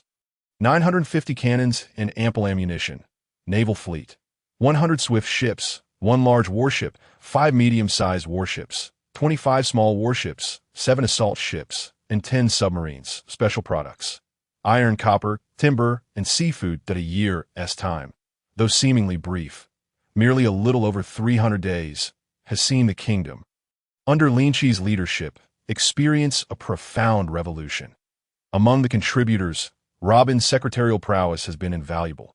Shikamaru and Kabuto have worked tirelessly, even more diligently than donkeys, to achieve this splendid outcome that a year ago the treasury was utterly destitute, unable to produce even a single berry. Now, after a year, the treasury is overflowing with wealth, sufficient to procure the heads of 3 pirate kings. This remarkable turnaround owes much to the kingdom's vigorous development of its mineral enterprises, which played an indispensable role. The resources of copper and iron within the kingdom have proven to be even more extraordinary than initially anticipated. Were he to sell the AK-47s, the treasury might multiply several times over. However, Linqi is not so foolish. He merely authorized the sale of the ordinary weapons and flintlock guns in the warehouse. The AK-47s, being military secrets, are not for sale. The military has expanded from a mere 3,000 men to 30,000, tenfold the original size. Shikamaru frequently leads these 30,000 troops in waves against pirates to gain experience. Thus, these soldiers are not mere window dressing. They have seen battle and shed blood. And they are certainly not timid when it comes to fighting. In terms of weaponry, they have indeed exchanged bird guns for cannons. The long swords in use are exquisite and of exceptional quality. The firearms, namely the AK-47s, can unleash a torrent of firepower that leaves the enemy disoriented. The cannons, while somewhat ordinary, are the best that could be procured at a year prior. This kingdom possessed not even a single ordinary warship. Yet now, a formidable fleet could establish a small navy. The abundance of ships is attributed to the fact that, over the past year, the pirates of the West Sea have been nearly eradicated. Should any be spotted by the kingdom's forces, it would not only mean death for them, but also the loss of their ships. Truly a grim fate. Consequently, the number of pirates at sea has significantly dwindled, leading to a slight improvement in public safety. It is worth noting that this is the notoriously chaotic West Sea. Later, Linqi found Robin diligently working in the palace. Her earnest demeanor made her appear even more beautiful than usual, exuding a unique allure. Linqi stealthily approached and suddenly embraced Robin from behind, lowering his voice to say, "Guess who I am? Be careful. You'll make me fall." A small hand, appearing from nowhere, seized Linqi in a rather compromising manner. At this moment, Robin leisurely turned around, rolling her eyes at Linqi, her beautiful gaze filled with emotion. "You are a king. Can you not be more serious? Well, am I not before you?" Linqi's grin turned increasingly shameless. "You used a devil fruit to grab me. No wonder you were so precise. You're such a tease," Robin retorted with an exasperated glance, though the flush on her cheeks betrayed her true feelings. "It has been so long since we last met. Aren't you going to give me a kiss?" Linqi leaned closer, bringing his face near hers. Without hesitation, Robin lifted her fair neck and pressed her lips against Linqi's cheek. You should be able to stay a few more days this time, right? Yes, I'll stay a bit longer, as I have important matters to discuss with you later. But now, I must attend to something. With a quick peck on Robin's rosy lips, Linqi eagerly dashed into the room. Following over a year of accumulating belief points, with only one brief withdrawal in between, they have now reached a staggering total of over 120. 000. Enough to draw from the Hokage lottery pool over 100 times. This is a commendable result of self-growth over the year, since he spent nearly all of this time at the naval base. The citizens have come to know him primarily through word of mouth. The growth of belief points has been slow.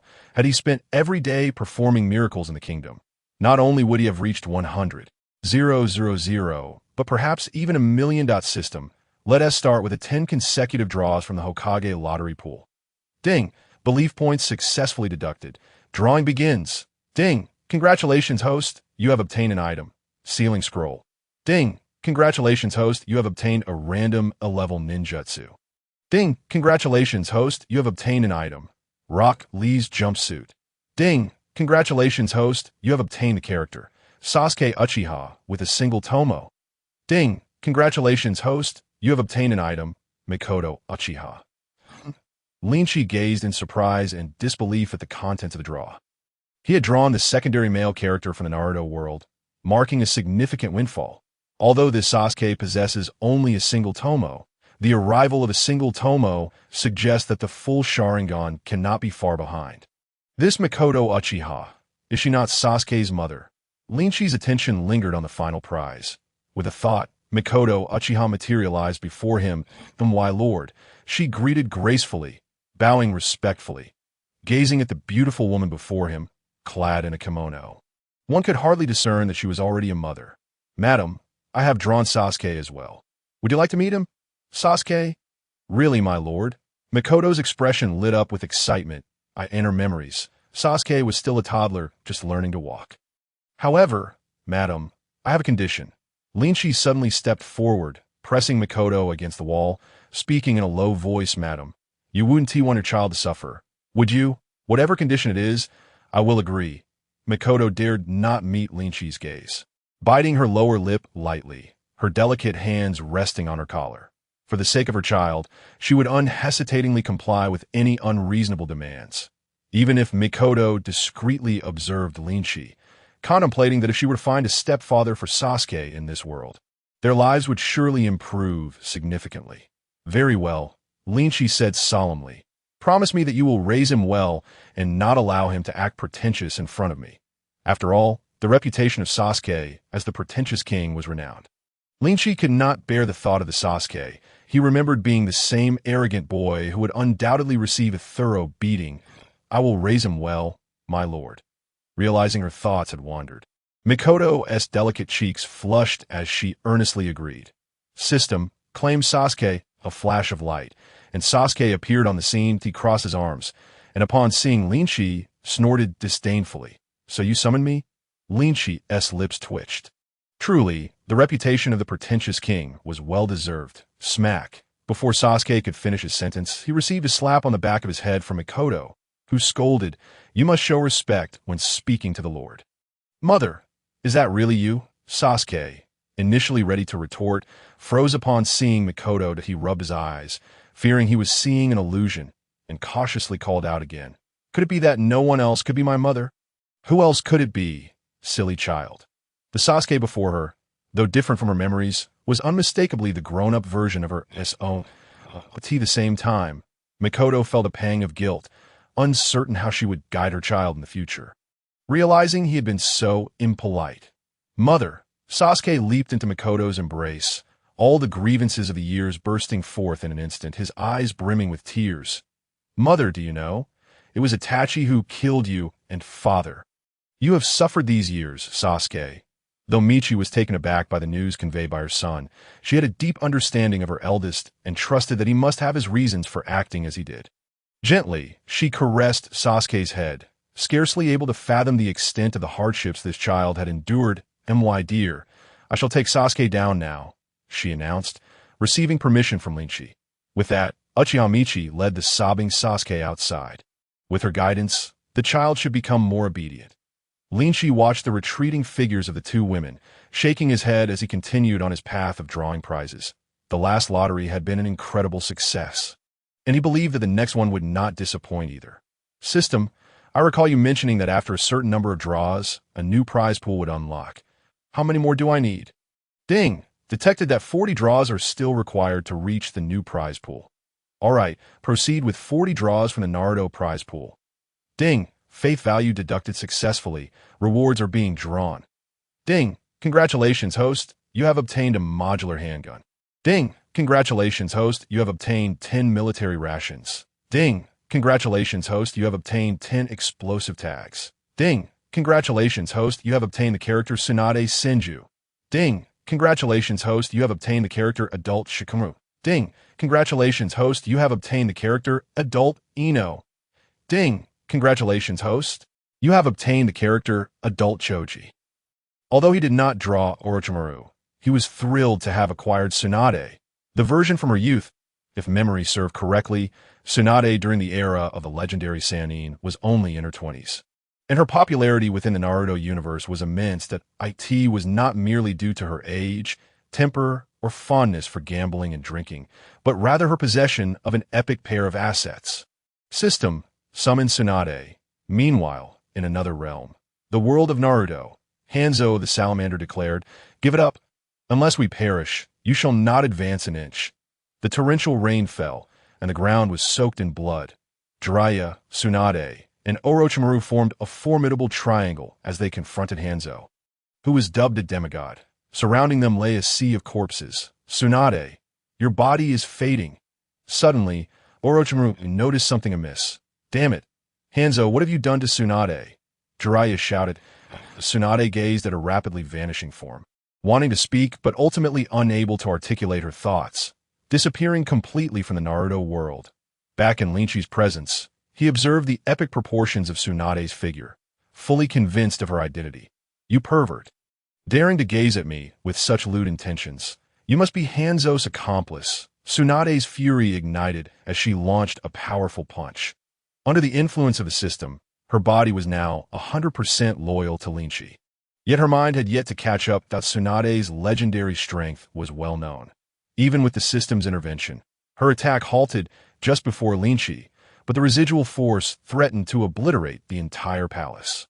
Linqi stepped forward and firmly grasped Tsunade's iron fist. Calm down. Surely you possess information about me in your mind. Think carefully. Tsunade was astonished that this unremarkable man could catch her punch upon hearing his words. She found strange knowledge surfacing in her mind. Furrowing her brow, she queried suspiciously, "Did you summon me here?" "Indeed. You can summon individuals from any timeline of our world." "Very astute." "Splendid. Quickly summon my granduncle, my uncle, and my younger brother." Tsunade's expression was filled with anticipation. These three were her most cherished family members. With the last one being a shadow, she could never escape that. "I apologize, but while I can summon them, I cannot guarantee from which time." "Does that mean you can summon them in the future?" Tsunade inquired again. Linqi nodded. "Very well, kid, I shall look out for you from now on. You must summon my granduncle and the others as soon as possible."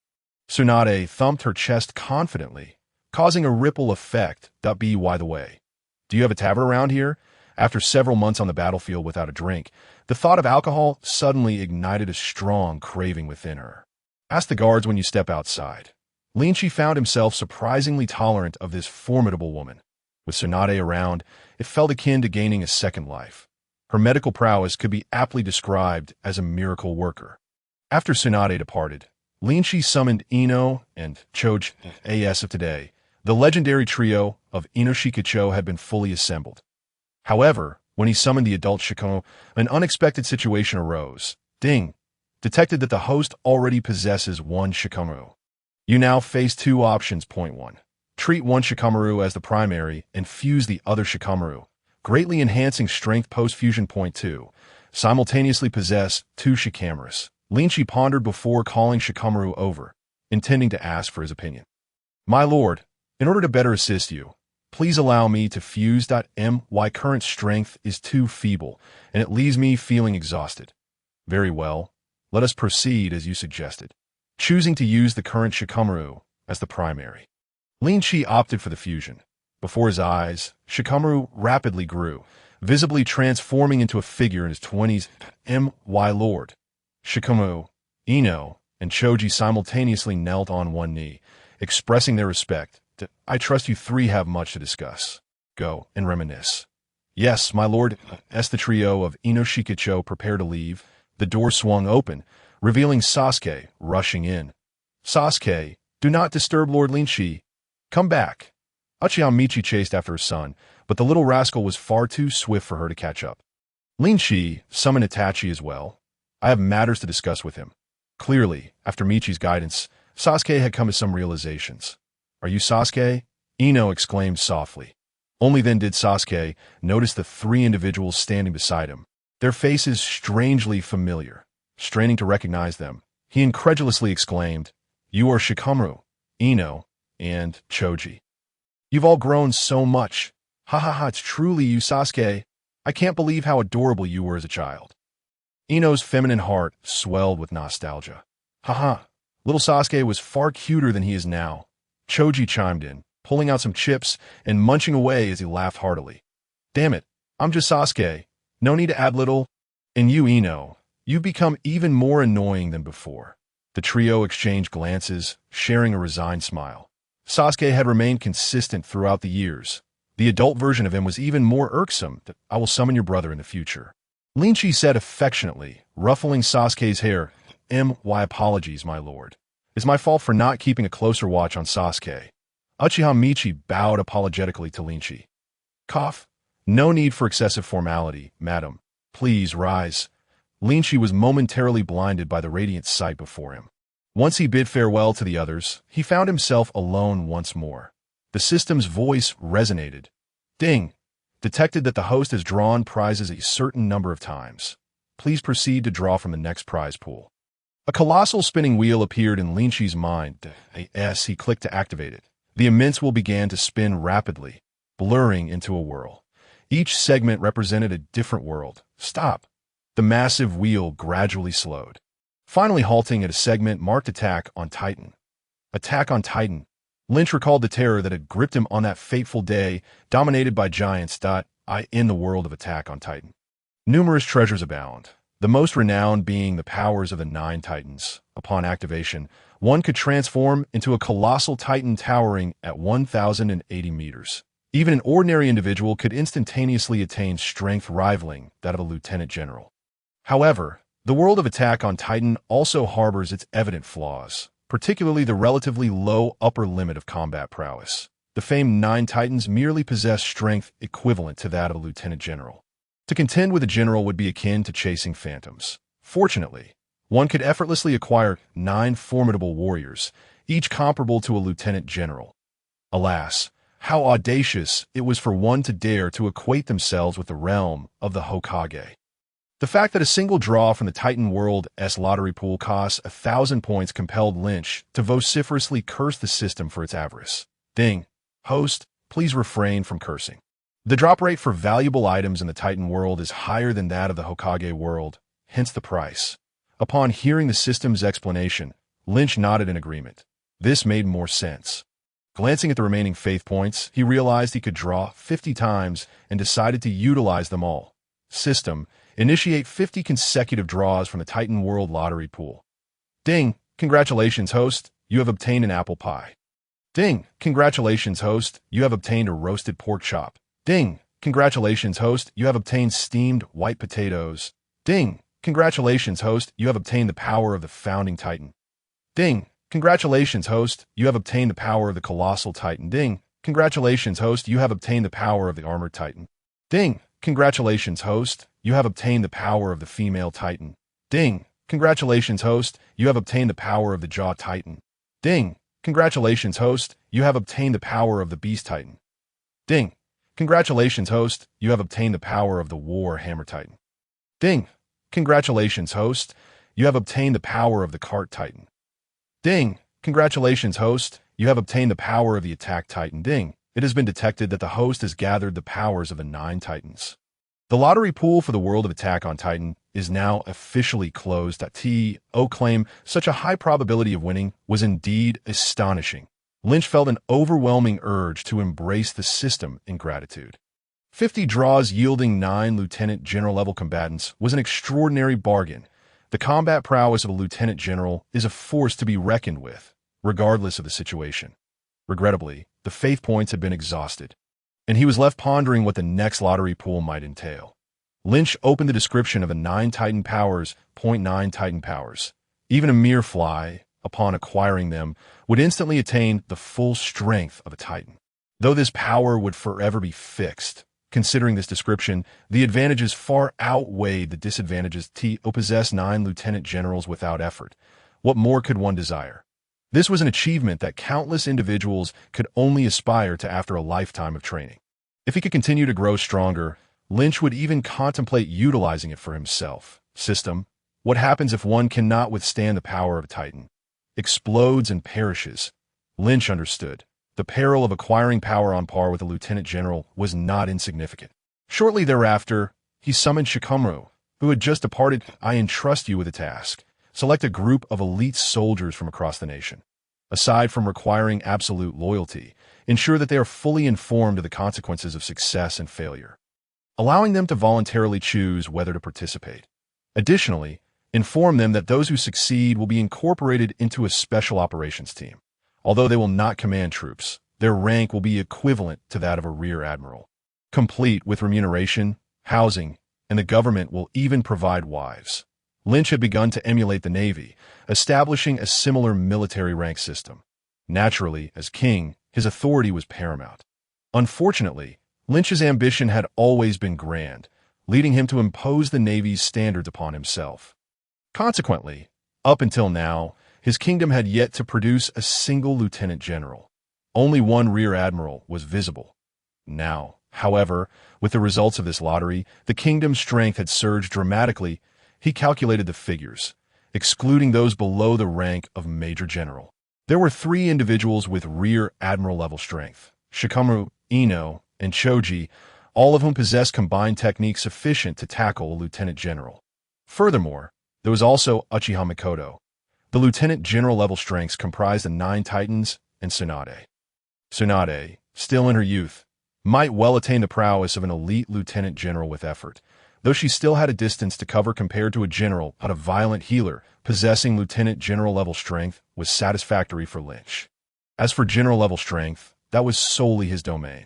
Others, such as Robin, Sasuke, Kabuto, and Uchiha Mikoto, still had a considerable journey ahead to reach the rank of general. This posed no significant issue. Robin and Kabuto would contribute more to domestic affairs, requiring no engagement in combat. I understand. My lord, Shikamaru, in a work-ready demeanor, was worthy of trust. After a respectful bow, he departed to commence his mission. 3 days later, in a vast square, Shikamaru stood with 1,000 willing citizens, awaiting further instructions. Despite the crowd size, an unusual silence enveloped the area. Not a sound to be heard. You all comprehend the consequences of failure, correct? Lynch descended from above, landing before the assembly. We understand, my lord. We are all here voluntarily. Please proceed.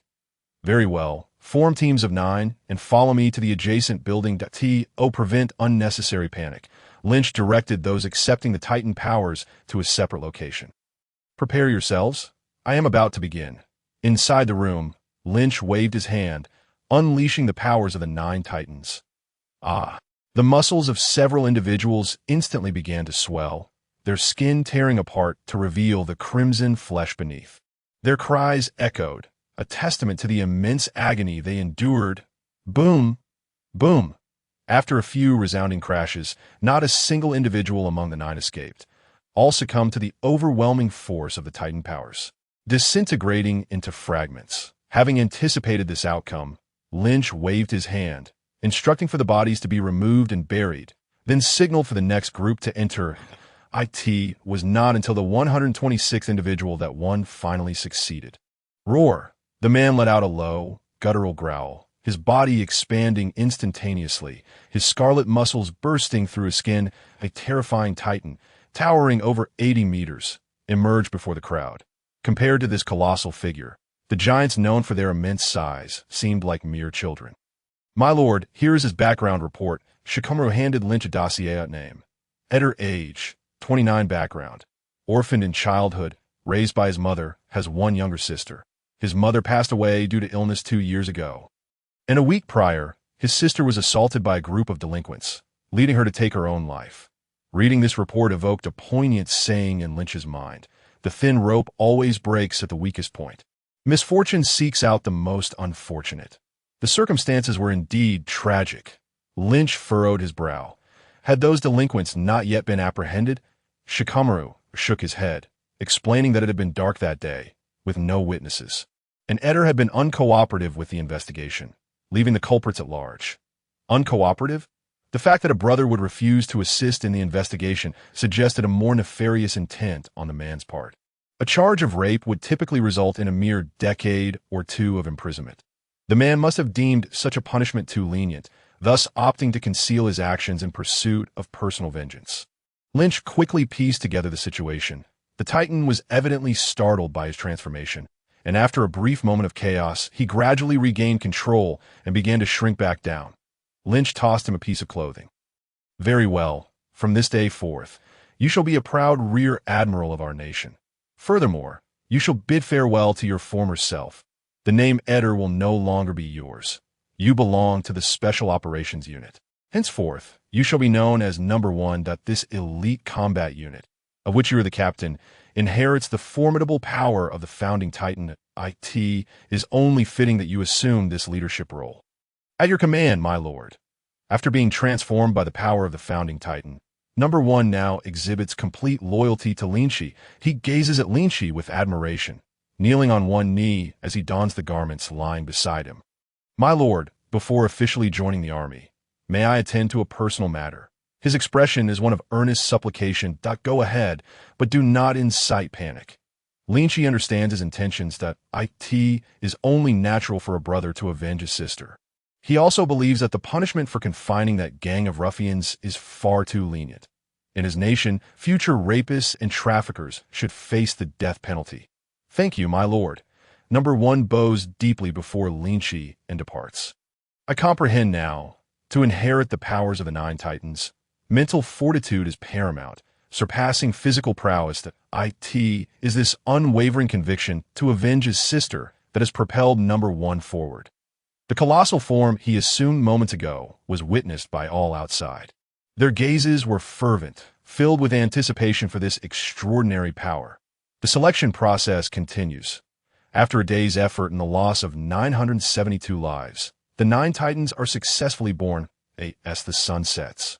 These 9 individuals kneel before Linqi, pledging their unwavering loyalty. Number 1, Number 2, Number 3, Number 9, we vow to serve you, my lord, expanding the realm at all costs. "Very well," Linqi replies, helping them to their feet.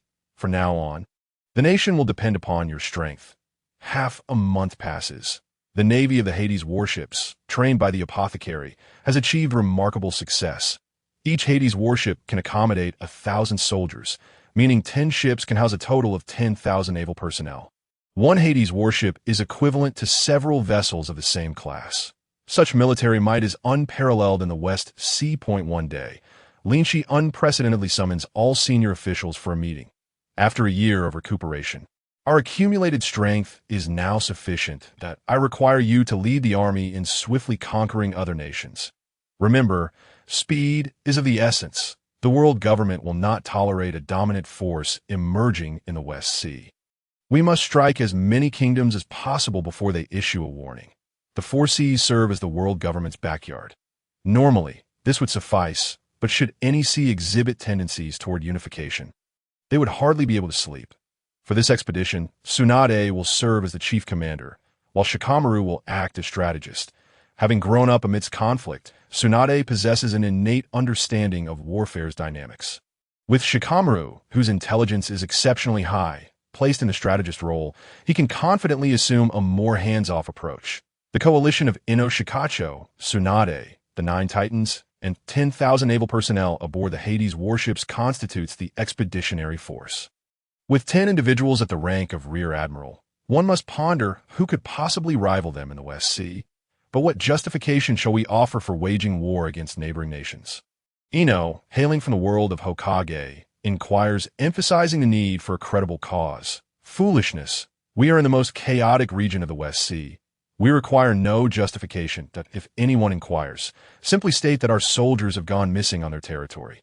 Ino's expression falters at this suggestion, yet she begrudgingly acquiesces that, in the ensuing days, the kingdom expands at an astonishing pace that on the naval front, other kingdoms' forces are utterly overwhelmed by the 10 Hades warships. They either face complete annihilation or suffer devastating casualties. Once the battlefield transitions from the sea to land, they will truly comprehend the terror of the Titans. The Kingdom of Columbia, one of the closest to Linqi, has recently suffered a catastrophic defeat at sea under the command of their king, resulting in a near-total loss of their forces and the king's demise. The heartbroken crown prince, unable to mourn in peace, is compelled to ascend the throne and stabilize the current turmoil. This is bad. Your Highness, 9 monstrous figures are approaching the royal city. What? The crown prince takes the spyglass handed to him by his subordinate and ascends the battlements for a better view. What he sees sends chills down his spine. 9 skinless giants, towering dozens of meters, land from the coastline and swiftly advance toward them. With a thud, the spyglass slips from his grasp and crashes to the ground as he collapses. Overwhelmed by despair, a month passes unceremoniously. In this brief span, 7 nations have been incorporated into the kingdom's territory. Linqi's dominion has expanded from 1 to 8 kingdoms that on this day, as his forces assault the 8th kingdom. The world government dispatches envoys to deliver a warning. He must cease all military engagements with other nations, regardless of the cause. Linqi had anticipated this moment, that he foresaw the day when swallowing 7 nations would be the limit for the current kingdom, necessitating a prolonged period of digestion. Any further expansion could prove detrimental. Thus, under Linqi's leadership, the kingdom steadily grows stronger, now possessing 8 kingdoms at present. 1/7 of the West Sea is under Linqi's control. The alarming speed of this expansion has incited trepidation within the world government. Fortunately, Linqi has resolved to maintain a low profile and refrain from further expansion, focusing instead on consolidating his gains. Upon witnessing Linqi's prudent approach, the world government feels reassured that 1/7 of the West Sea is not an unacceptable outcome. The former Germa 66 once ruled the entire North Sea for a mere 66 days, repeatedly disregarding the world government's warnings before being eradicated, had the world government harbored any deadly intentions. That feeble force would have been extinguished long ago. After incorporating 7 kingdoms, Linqi's population has surged to an astounding 39 million. Faced with this sudden increase in territory, nearly 20-fold, he finds himself in a predicament of manpower shortages. Reluctantly, Linqi summons Robin to select trustworthy individuals to assume critical positions within the newly acquired kingdoms. The remainder will be addressed gradually. The kingdom's appetite has grown excessively. It is akin to a serpent attempting to swallow an elephant. This vast territory will require considerable time for the kingdom to assimilate. Issues surrounding military transitions, citizen management, and the handling of the previous regime's affairs abound. Thankfully, Robin and Shikamaru are capable of managing these intricacies, sparing Linqi from undue stress. Time passes unnoticed as we arrive at the year 1511 of the Sea-Round calendar. During this period, the world government spies have meticulously scrutinized Linqi, the fearsome war king, uncovering every detail of his activities. Were it not for his origins in another world, they might have traced his lineage back generations. Simultaneously, a special report reaches Sengoku's hands. Enraged, Sengoku slams his fist on the table and rises. This brat. After so long, it turns out he has gone off to become a king. Does he truly believe that being a king offers a brighter future than serving in the Navy? Vice Admiral Tsuru, upon hearing this, retrieves a lady's cigarette, igniting it with a poise that belies the tension in the room. He is a king. Sengoku, the nation bows to his will, which is far more advantageous than your position as admiral. In fact, he is not merely a king of 1 nation, but of 8.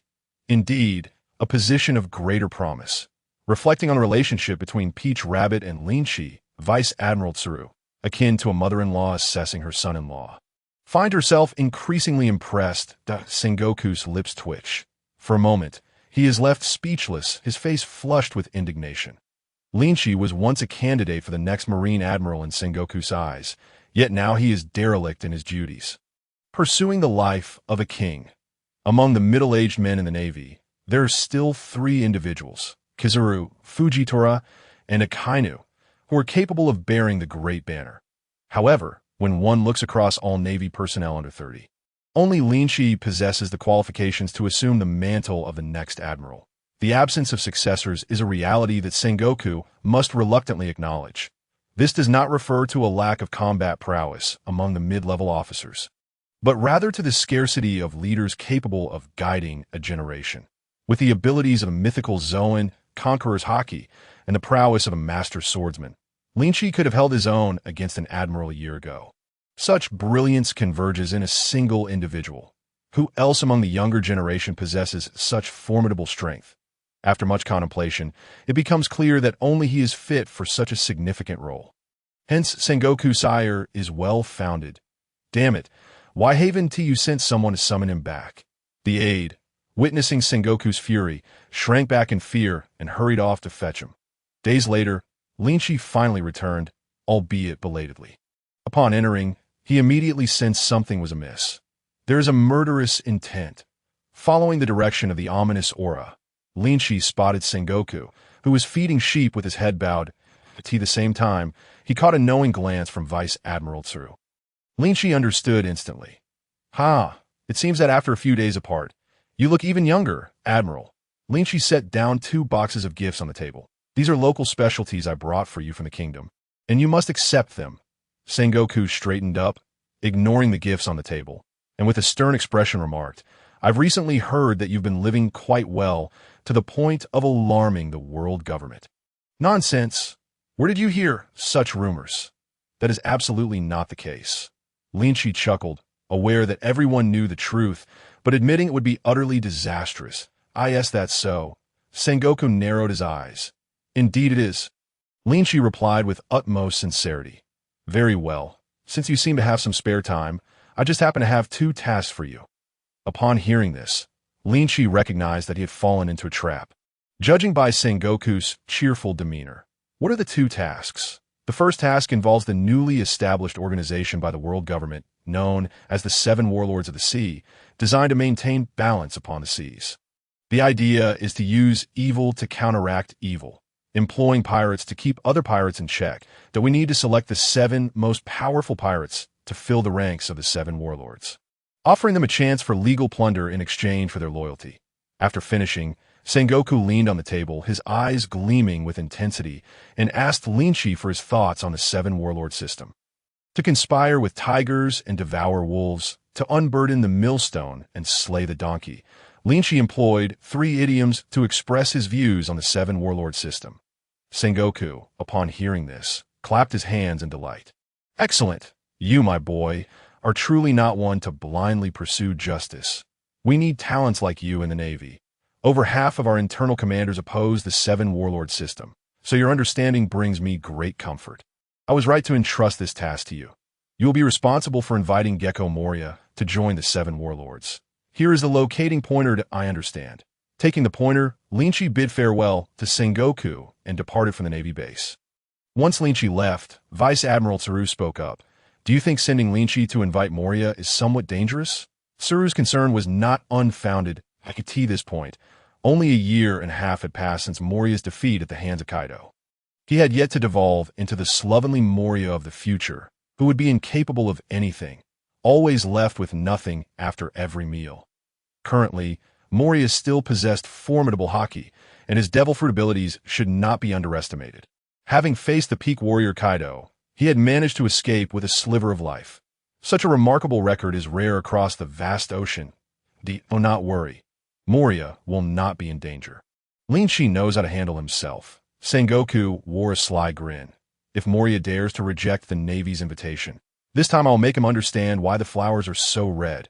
It turned out that Moria had no intention of joining the 7 warlords and had even crushed the pigeon sent to deliver the message. Sengoku, being vengeful, Would not let this go unpunished, a classic case of you must join or I will force you to join. Vice Admiral Tsuru looked disdainfully at his old comrade. You have misunderstood my meaning. I am worried about Linqi's safety. Sengoku burst into laughter, as if he had heard the funniest joke. You worry too much. That kid's strength has reached a point where even I cannot fathom it. Tsuru was profoundly shocked. As the fleet admiral of the Navy, Sengoku stood at the pinnacle of power. If even he could not see through Linqi, what terrifying level of strength had Linqi achieved? Look, what is that? A commotion erupted outside the Navy base. Heavens, even sea kings can fly now. To save time, Linqi transformed into a massive candlelight divine beast and soared into the sky. Fool, that's Vice Admiral Linqi. An old veteran recognized the scene and began to educate the surrounding Navy personnel. Vice Admiral Linqi. I feel like I've heard that name somewhere. Fool. If you don't even know Vice Admiral Linqi, don't hang around me anymore. A young officer looked at Linqi with admiration. He is a legendary figure who ascended to the rank of Vice Admiral in just 5 years. Not only does he possess Conqueror's Haki, but he has also consumed a mythical Zoan devil fruit. He is the hope of the Navy. Thus, the 7 Warlords system was established at this time. Linqi pondered in midair. Does this mean that figures such as Mihawk, Crocodile, Doflamingo, Boa Hancock, and Bartholomew Kuma, all renowned characters from the original work, are about to formally take the stage in history? The intricate relationships they represent are not to be underestimated. Doflamingo stands behind Kaido. Mihawk and Shanks share a friendship. Kuma is a spy for the Revolutionary Army. Hancock has Rayleigh backing her, and Crocodile's ties with Whitebeard are shrouded in mystery, while Jinbe has Princess Odoheim and the ancient weapon Poseidon behind him. Upon reflection, it seems that all members of the 7 Warlords are double agents. Poor Moria stands alone as the only honest man. Thinking further, Moria would eventually transform into a slovenly figure, suffer a brutal beating from the rookie pirate Luffy, and then be betrayed by the world government. After barely surviving to rescue his comrades, he would again be stabbed in the back by a subordinate of the Black Hand. What a tragic life. Linqi felt a pang of sympathy. Honest individuals rarely meet a good end. If only Moria had some backing, he would not have had to endure such a miserable fate. Days later, Linqi arrived in the Misty Sea. As the name suggests, this area is shrouded in thick fog, with visibility limited to less than 10 meters. Every year, numerous ships unwittingly venture into this domain, never to escape, eternally lost within its depths. The terror of this place is exemplified by Brook, who had wandered here for 50 years without finding a way out. However, for Linqi, none of this posed a challenge. With the specialized pointer in hand, he successfully landed on Moria's terrifying 3-sail ship. The terrifying 3-sail ship is vast, comparable to a small nation. Once aboard, finding Moria became a pressing issue. The ship was permeated with a sinister atmosphere, with trees growing in grotesque shapes and tombs dotting the landscape. Oh, eerie moans emanated from the depths below. A withered hand slowly broke through the surface. Point 1. 2. Countless arms pierced through the soft earth. Grotesque stitched zombies crawling out from their graves. How ugly. Linqi frowned, finding the scene even more ghastly than he had imagined. Fresh humans. I want his arms. I want his bones. My bones have been buried for too long. A horde of zombies, reminiscent of a horror film, slowly advanced toward Linqi. However, just as they were about to reach him, they halted in their tracks. Do you not fear us? Typically, those who unwittingly stumbled upon the terrifying 3-sail ship were terrified into submission. Yet this individual not only remained calm, but appeared utterly unafraid, an affront to their zombie pride. It should be you who fears. Lynch casually threw a punch, unleashing a sonic boom. The graves from which the zombies had just emerged were instantly ravaged, as if plowed by ancient wild bulls. Tombstones shattered, coffins were obliterated, leaving only a deep trench behind. In his memory, this horde of zombies was notoriously cowardly. Upon witnessing the might of that punch, the entire zombie throng turned to stone, petrified in fear. If that strike landed upon them, would they not perish en masse? They exchanged glances, and choosing to heed their instincts, they collapsed to their knees, hands raised high. Big brother, we surrender. Take me to Moria. Yes, please follow us. The zombies led the way, guiding Lynch to a castle. Boss, help. "We have intruders!" As soon as they entered the castle, the zombies shrieked in terror, scattering in every direction. Lynch paid no mind to their retreat. His objective had already been achieved. Moria should be at the top of the castle. Upon reaching the second level, Lynch suddenly thrust out his palm, grasping something in the transparent air, and slammed it down forcefully. Puffed. Absalom spewed blood, emerging from his invisible state. "No, it's impossible. I'm the transparent man who consumed the transparent fruit. How could you see me?" he exclaimed, his expression one of horror. "I cannot see you, but the stench emanating from you is detectable from afar," Lynch retorted, delivering a kick that knocked the grotesque creature unconscious. Were it not for the need to invite Moria to join the seven warlords, he might have dragged this individual back for his own gain. The scent of caramel cake wafted through the air, and on the third level of the ancient castle, Lynch's nose twitched as he moved in a particular direction. "No, please don't let him see me." A small girl with pink twin tails, clutching a freshly baked cake, curled up beneath the bed, trembling in fear. She had heard the chaos when the zombie screamed. Perona had sent out her negative ghost to ambush, only to witness Absalom's swift demise. Terrified, she abandoned her plan and hid in her room, unwilling to forsake her beloved dessert. Creak. Hearing the door creak open, Perona shuddered. "It can't be that man. Can it? No, it must be the zombie maid." Clutching her cake, she remained curled beneath the bed, disregarding her soiled clothes, too scared to make a sound. Yet in the next moment, a large hand suddenly seized her arm, followed by a languid voice. "Got you? Ah." Perona screamed in fright, her tiny feet kicking against the bed frame in a futile attempt to resist the man's strength. Unfortunately, her meager efforts were as insignificant as a feather against him, and Lynch effortlessly pulled her out. "Wah, please don't kill me," Perona cried, dangled in midair by Lynch's grip, her little face paling in terror as she nearly burst into tears. The cake is yours. Please don't kill me." In her desperation, she offered her cherished cake. In comparison to her life, the cake felt trivial. "Who wants your cake?" Lynch's expression darkened. Did he look like a person who would rob a little girl of her dessert? "Then what do you want from me?" Perona, momentarily stunned, cautiously replied. "That's not possible. I'm still underage." Silence. Lynch took a deep breath, suppressing his rising blood pressure. This girl, despite her youth, seemed well-versed in matters beyond her years. He had come to capture Perona not for any other reason, but due to the troublesome nature of her devil fruit. The negative ghost was a bug-level ability. Any adversary, no matter how formidable, would succumb to passivity, becoming lambs to the slaughter. Though with the speed of the negative ghost, hitting Lynch was nothing short of a fool's errand. Yet Lynch preferred to eliminate all potential dangers that he raised a finger. Releasing a hint of Conqueror's Haki, overwhelming killing intent enveloping Perona. "If you dare to ambush me, do not blame me for ending your life." Ugh!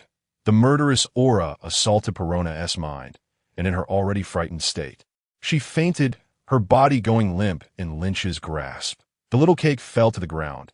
How easily she frightened herself into unconsciousness. Lynch shook his head, depositing the 14-year-old Perona onto the bed before turning to leave. Upon reaching the pinnacle of the castle, Moria awaited him. "Intruder, state your name." Moria, towering nearly 7 meters tall, exuded an overwhelming presence. Among the 7 warlords, Moria was the tallest. Muscles rippled across his form, a stark contrast to the corpulent image of Moria that Lynch would later remember. "Die!" Before Lynch could utter a word, Moria, utilizing his pre-placed shadows, swapped places with them, instantly appearing behind Lynch, his large scissors aimed to sever Lynch's shadow. Should a shadow be cut, Lynch would find himself in dire peril. A raging inferno ignited around Lynch, and in an instant, his shadow vanished without a trace. Not every situation would have shadow. For instance, in excessively dark areas, overly bright ones, or when one is a source of light themselves. Knowing Moria's shadow fruit abilities beforehand, Lynch had prepared accordingly. Burned by the candlelight flames, Moria quickly leaped back, his face covered in soot, distancing himself from Lynch. Moria was quite cunning. From the outset, his words lulled one into a false sense of security, only to suddenly attack from behind with the shadows that a normal person would undoubtedly be bewildered by such a series of changes, leading to their downfall. who would pay attention to their own shadow? A series of consecutive attacks might leave even Luffy at this moment vulnerable to a merciless defeat. Puffed. Moria spat out the remnants of ashes from his mouth, finally facing the man before him. I, Moria, never kill nameless individuals. Now, state your name. Moria, I am here on behalf of the Navy to invite you to join the 7 warlords that I hope you do not reject this offer, Lynch stated calmly. The 7 warlords? Sorry, but I refuse to join. So, you're a dog of the Navy. No wonder I felt a sense of familiarity. Upon hearing Lynch's affiliation, Moria chose to attack. Shadow box, shadow house. The shadows beneath Moria spread like ink, rapidly enveloping the room. In the blink of an eye, the entire space was shrouded in darkness, devoid of sunlight. Moria, I advise you against courting death. With a thunderous roar, flames erupted beneath Lynch's feet, illuminating the area. Ridiculous. Moria thought he could act as he pleased without consequences. Shadow bats. Moria seemed to meld with the surrounding environment, a unique and piercing sound echoing from all directions. Hundreds of grotesque black shadow bats surged toward Lynch. Damn it, you still lack a shadow. Moria's plan to have the bats feast on Lynch's shadow fell through as he commanded the bats to attack, while simultaneously switching places with them. Emerging in midair, what is your connection to Kaido? Seeing the shadow bats collide with Lynch yet inflict no damage, Moria was struck by a thought of Kaido in Moria's extensive travels. Only before Kaido had the shadow bats been unable to consume flesh. The mere thought of Kaido ignited a fire in Moria's eyes. What? Have you been driven to the shadows by Kaido? Lynch scoffed. Damn it, I'll slay you. Shadow mage, dagger shadow. A shadow identical to Moria appeared, and both Moria and his shadow wielded 10-meter-long blades. Moria, your shadow fruit is quite formidable, but alas, its wielder is utterly useless. The shadow fruit is certainly on par with the gravity fruit of Fujitora. Yet it has been developed by Moria into something so rudimentary. Had it been properly harnessed, even if one could not defeat Kaido, the outcome would not be as dire. Why is the shadow fruit considered a top-tier paramecia? Without delving into other aspects, simply the shadow sorcerers summoned by Moria possess the trait of invincibility. And no matter how formidable the attack they endure, the shadow sorcerers remain utterly unscathed. Invincible. What other fruit can boast such a quality? Apart from the shadow fruit, coupled with Moria's ability to swap positions with shadows for instantaneous movement, it would be exceedingly difficult to meet one's demise. Even Kaido cannot forcefully retain them, in terms of self-preservation. It is likely that no other devil fruit surpasses its efficacy. With Lynch, who is well acquainted with the intricacies of the shadow fruit, disregarding the shadow sorcerers, he launched a punch towards Moria. Do you intend to make me laugh to death with your fists?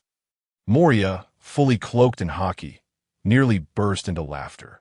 However, the next moment his mirth was extinguished. He beheld the dark, purplish Haki enveloping Lynch's arm, which was undoubtedly more potent than his own.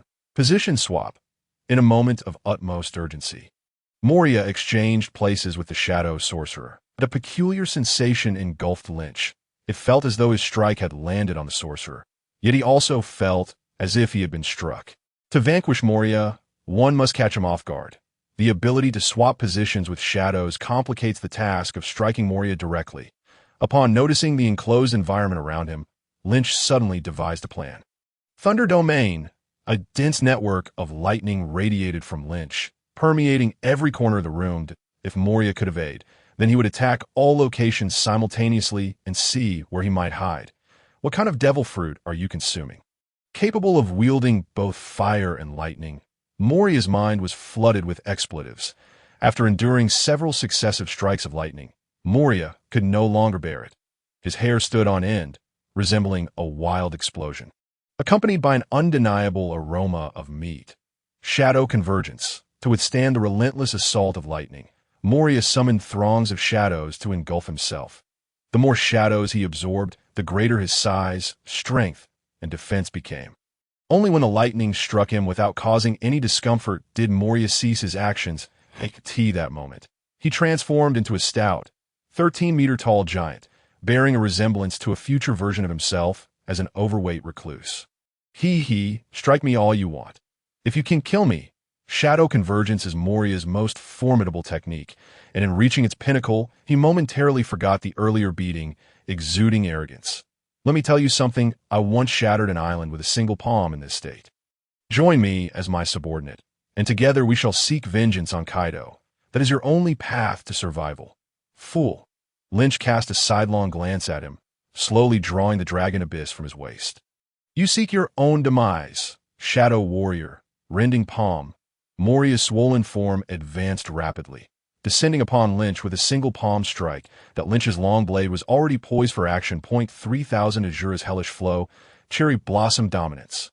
Shadows of countless malevolent spirits manifested behind Lynch, cherry blossoms swirling in the air as an indescribable blade of wind coalesced upon the surface of the dragon abyss. This strike approached the zenith of Lynch's prowess, roughly reaching 70% of his full strength.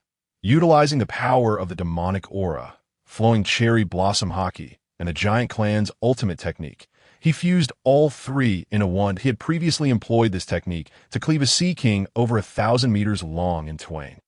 No. In that instant, Moria felt as if he were once again confronting the blow that had shattered him at Kaido's hands. His instinct screamed that a direct hit would certainly spell his end. He could muster no courage to resist, abandoning all offensive intentions and swapping positions with the shadow sorcerer. I anticipated your move. Lynch's blade pivoted, his arms suddenly elongated, leaving traces of afterimages in the air. And the blade, which was about to strike the shadow sorcerer's arm, redirected towards Moria. Life restoration. The well-informed Moria recognized Lynch's technique and hastily exchanged places with the shadow sorcerer, once more to tea that moment. The blade that had initially targeted Moria gradually turned transparent. One of the afterimages suddenly solidified that, in truth, Lynch's objective had never wavered. The second dragon abyss that Moria glimpsed was merely a phantom of the blade. The intent was to deliberately deceive Moria into swapping positions with the shadow sorcerer. It was no easy feat to strike Moria's true form. Psychological warfare was undoubtedly the superior strategy. Did you not foresee that I would anticipate your anticipation? The long blade cleaved the air, blood gushed forth as Moria was slashed open, a gash several meters long appearing before him, rendering his Haki utterly ineffective. His body sustained grievous wounds, and the shadows he had previously absorbed could no longer be contained, spilling forth from the wound like a tide that a true blow had inflicted him deeply, revealing bone beneath. Even more critical was the fact that the dragon abyss, which bore a grudge against Moria, seized the opportunity to expel a copious amount of venom, causing Moria to writhe in agony, drenched in sweat, on the verge of unconsciousness. It hurts so much. Moria rolled on the ground in torment. Utilizing shadows to stitch his wounds, he sewed. Blood gushed forth from the injury like a fountain, leaving Lynch speechless. Truly, he was a resilient individual, having survived numerous betrayals and still managing to escape with a sliver of life. This was a creature who had not been rendered half-dead by his wounds, something Lynch had not anticipated. It dawned on Lynch. He noticed that the shadow sorcerer, who had previously sustained no injuries, now bore a deep gash. He instantly comprehended the situation. The reason Moria could still wail was that he had transferred his own injuries onto the shadow. However, it appeared that this transfer had its limits. Gurgle. Just as Moria had nearly finished stitching his wounds, the potent poison from the dragon abyss took effect. Moria's face turned a shade greener than grass as he continuously expelled white froth. Help! You must endure. Do not die. I have only just managed to control the force. Kicking Moria, whose eyes had turned green, Lynch then kicked the dragon abyss. Look at the mess you've made. Hurry and save him, The now dragon-shaped dragon abyss made a pitiful sound, flying above Moria to spit a few droplets of water onto him. However, the potency of the poison was overwhelming, and it took Moria a considerable time to recover even after receiving the antidote. Just now, I seemed to see my great-grandmother waving at me. Moria gazed blankly at the ceiling, feeling that death was alarmingly near. You need not inquire further. I shall join the 7 warlords. Moria was thoroughly defeated this time, both in strength and intelligence, crushed on both fronts. Yet he could not perish. he still sought vengeance against Kaido for his fallen crew. Once upon a time, Moria was a passionate youth, the pride of his generation. A formidable figure in his own right. Until that day, when he faced Kaido, everything changed. He witnessed the members of his crew, who had followed him for over a decade and were like family, perish one by one before his eyes, helpless to intervene. Ultimately, he could only flee like a coward. From that day forward, Moria harbored a deep-seated hatred for Kaido and himself, vacillating between thoughts of revenge and drowning his sorrows in excess, spiraling into self-destruction. What? Do you still harbor thoughts of seeking revenge on Kaido? Lynch proclaimed, stepping on Moria's abdomen, delivering a merciless mockery that a glutton who spends his days eating and sleeping, wallowing in self-pity, dares to pursue vengeance against Kaido. I advise you to wash up and sleep. Everything you desire exists in dreams. Moria's eyes flew open in rage, glaring at Lynch. You have defeated me. If you wish to kill me, then do so. Do not question my resolve to slay Kaido. Is that so? Then take a good look at yourself now. How much have you regressed compared to a year ago when you fell to Kaido? You are in a continuous decline, while Kaido grows ever stronger. Do you truly believe you can exact revenge? Lynch moved a large mirror from the room and placed it before Moria, allowing him to scrutinize his reflection. Moria gazed at the disheveled figure staring back at him, lost in thought. Suddenly, he burst into a long, maniacal laugh. Blood tears streaming down his face, he raised his bloodied palm and grasped Lynch's ankle firmly, resolutely declaring, "What must I do to slay Kaido? I am willing to pay any price to achieve that."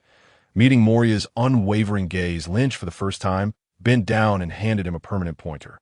"Go here, seek out a man named Enel. He will assist you."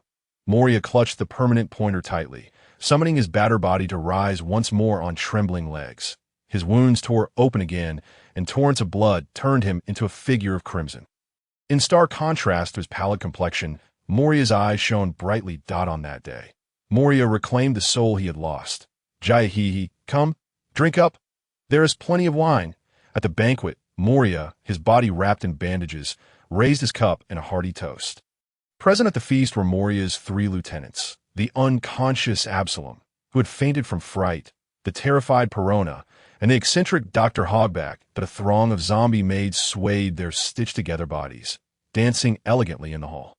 Lynch lifted his goblet, taking a small sip, that he was experiencing firsthand the unique culture of pirate feasts, which was said to revolve around 3 pivotal elements: women, brawls, and revelries. Pirates drifting across the sea had little in the way of entertainment, and feasting conveniently filled that void, becoming their favorite pastime.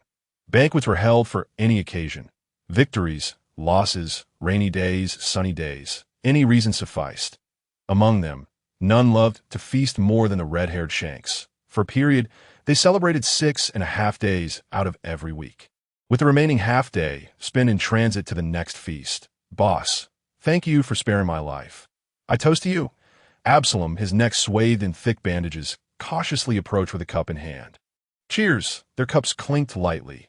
Lynch took a symbolic sip, while Absalom, feeling honored, downed his drink in one go. Share a toast with the boss was worth a lifetime. "Himph, villain," Perona pouted, sulking as she sipped her juice, grumbling about the bad man who bullied her. The little cakes were gone too. She would never admit to having been so scared she wet herself. Lynch found amusement in the scene. He certainly had no intention of quarreling with a young girl. "Gulialu, dear Navy officer, do you fancy zombies? Would you like me to send you a few zombie maids? They're quite handy." Hogback slithered closer, only to be deterred by Lynch's disapproving glare. This greasy, repulsive man was best kept at a distance. Did he seem like the type to desire zombie figurines? He had a wife, after all. After several rounds of drinks, Lynch recalled something. "Moria, do you possess the corpse of Dr. Vegapunk?" "Whoa!" Moria exclaimed, startled. "Wait, you knew I just dug him up? Is the Navy's intelligence network that formidable?" Moria's eyes widened in disbelief, sensing the looming horror of the situation. Not misconstrue. It is unrelated to the Navy. I have my own special means." Moria breathed a sigh of relief. Indeed, he had Vegapunk's corpse, but regrettably, he lacked a shadow worthy of it. Otherwise, he would have made a formidable subordinate. "How about gifting me his sword? That's a minor issue. We 1T utilize swords. So it would be a waste. Moria declared grandly. I'll have someone fetch it for you right away. How generous. Come, let us drink to that. A hefty sword was easily offered by Moria. He cheers after a night of revelry. The next day, Lynch departed the terrifying three-masted ship, wielding the famed sword Chios. T-Navy headquarters, Lynch tossed Moria's petition onto the admiral's desk. Look, Moria requests to join the Shichibukai. Please expedite the approval. Indeed, sending you is the right choice. Not long ago, Moria had declined to join the Shichibukai, and now he was proactively seeking membership. The difference between inviting someone to join and having them request to join was monumental, restoring the Navy's lost prestige. In his excitement, Sengoku exclaimed good multiple times. Vice Admiral Lynch, you executed this matter splendidly. The Navy will remember your contributions. Sengoku rose, patting Lynch on the shoulder encouragingly. Keep it up, Vice Admiral Lynch. I suspect it won't be long before I address you as Admiral Lynch. Lynch scoffed. After a few days apart, when had Sengoku learned to spin grandiose tales? What expression is that on your face? Sengoku's demeanor darkened. Nothing. Thank you to the organization and the Admiral for your guidance. Lynch replied earnestly. Very well. I have high hopes for your future. Don't let me down. Return to the matter at hand. Sengoku continued. You've returned at just the right moment that I was just about to report when you walked in. Sengoku patted the files on the table, grinning. Lynch felt his skin twitch involuntarily. You see, do you believe your own words? This was clearly premeditated. Today, Lynch had learned a valuable lesson. To aspire for the rank of admiral, one must possess a thick skin. With this matter concluded, I have fulfilled all your requests. Do not seek further opportunities to exploit me. You cheeky brat, what kind of talk is that? Sengoku grumbled. You are, after all, a vice admiral of the Navy. You spend more time gallivanting than serving. That is it excessive to ask you to assist with a couple of tasks? If I don't assign you some work, the entire Navy might think you have connections. Sengoku's words made Lynch feel a twinge of guilt. The average Navy personnel only received a month of leave each year. It did seem a tad excessive to be absent for 6 months or even a year. You're finally aware of how excessive you've been. Sengoku smirked. I promise you, if you complete this task, I will grant you a few months of rest. All right, it's a deal. Lynch seized the intelligence on the table and strode toward the door. After Lynch's departure, Sengoku revealed a sly grin, reminiscent of an old fox. Young people are so easy to manipulate. This is the wisdom of age. Outside, Linqi opened the envelope and was taken aback. The Big Mom pirates and the Whitebeard pirates were vying for the ownership of Fishman Island, and King Neptune had requested the Navy's intervention to protect the royal family members. There was a line of small print beneath it. The celestial dragon Masquerade Saint had intervened, demanding that the Navy dispatch at least one admiral-level force to ensure the protection of Princess Otoheim. The volume of information here was quite substantial. Linqi was aware that Princess Otoheim's survival was due to his butterfly effect. As for Masquerade Saint, he seemed to be the celestial dragon whom Princess Otoheim had saved, who later reformed. If he remembered correctly from the original story, the Whitebeard pirates ultimately won the battle for Fishman Island. However, Big Mom had always been coveting Fishman Island, fixated on the sweet treats it offered. And after Whitebeard's demise, she had renewed her ambitions to seize it. But if it weren't for him, resulting in Princess Otoheim's survival, this time the Navy would likely only dispatch a rear admiral to make a symbolic gesture. The clash of two royal pirate crews with the Navy's involvement would be a thankless task. Should a particularly strong naval presence intervene, the Big Mom pirates and the Whitebeard pirates might very well join forces to eliminate the Navy first. As for why the Navy did not directly occupy Fishman Island, it was simply because they lacked the capacity to do so. The complexities involved on Fishman Island were so intricate that even the Navy could not intervene. Closing the intelligence report, Linqi immediately set off for Fishman Island. Fishman Island lay beneath the Sabaody archipelago, very close to the Navy base. Linqi spent little time arriving at the Sabaody archipelago. Ding! A new choice has been triggered. Task option 1. Ask the seemingly unremarkable old man before you. Are you strong? What's the point of being strong? In this world, one must have connections. Reward: 5 favorability with Rayleigh. Task option 2. Old man, You clearly can't fight just by looking at you. Come here and give me a coating. I'll reward you handsomely. Reward. Risk of being knocked out by Rayleigh while walking at night. Task option 3. Old man, seeing your advanced age, can you really do it? If you can, please help me with a coating. Reward. 10 favorability with Rayleigh. Linqi's eyes brightened his surprise upon arriving at the Sabati archipelago. He encountered a local specialty, the Pirate King Rayleigh. He was the future teacher of Pirate King Luffy and the mentor to countless traversers. Thus, he strode over confidently. Rayleigh was reclining on the shore, basking in the sun when he suddenly felt someone lift the straw hat that shielded him from the sunlight. The dazzling rays of sun poured down, and Rayleigh squinted, only to see an extraordinarily handsome young man before him. Old man, you must be the coding master.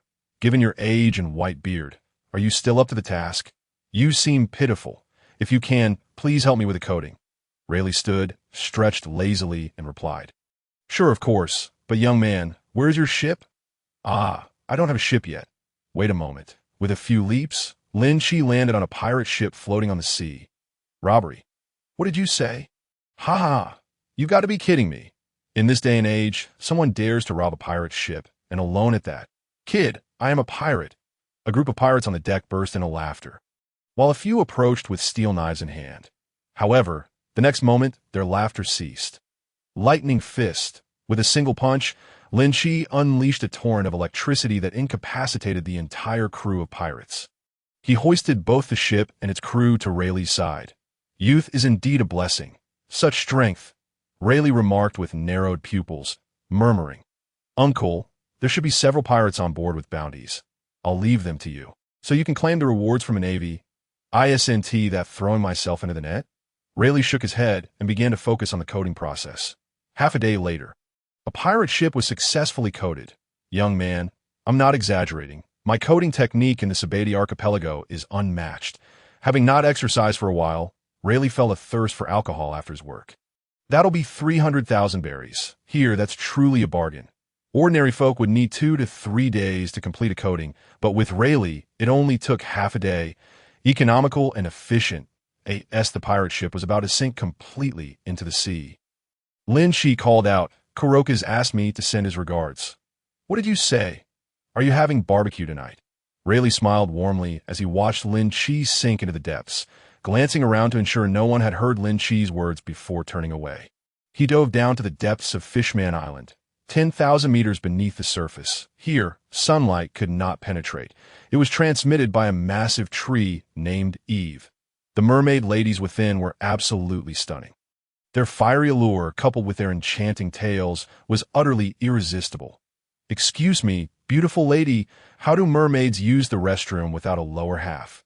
And how do they give birth? On the street, Linqi stopped a mermaid sister and blurted out the question that had been on his mind for 2 lifetimes. Ah, pervert! The mermaid lady quickly swam away, her face flushed. Why be so shy? Linqi shook his head, continuing toward the palace. Moreover, Linqi noticed that the atmosphere on Fishman Island was quite unsettling. Most shops had tightly closed doors and windows, and there were only a few mermaids out buying food. Pirates were surprisingly numerous. In the alleys and under eaves, fierce-looking pirates lay in wait, conserving their strength for the impending battle. Upon seeing Linqi, they merely glanced at him and ignored him. As long as he wasn't from the Whitebeard pirates, they wouldn't take action. Big Mom had previously ordered them not to harm the innocent residents of the island, wishing to keep them for her desserts. Thus, the mermaids were safe and sound. That night, within the royal palace at the center of Fishman Island, Linqi received a warm welcome.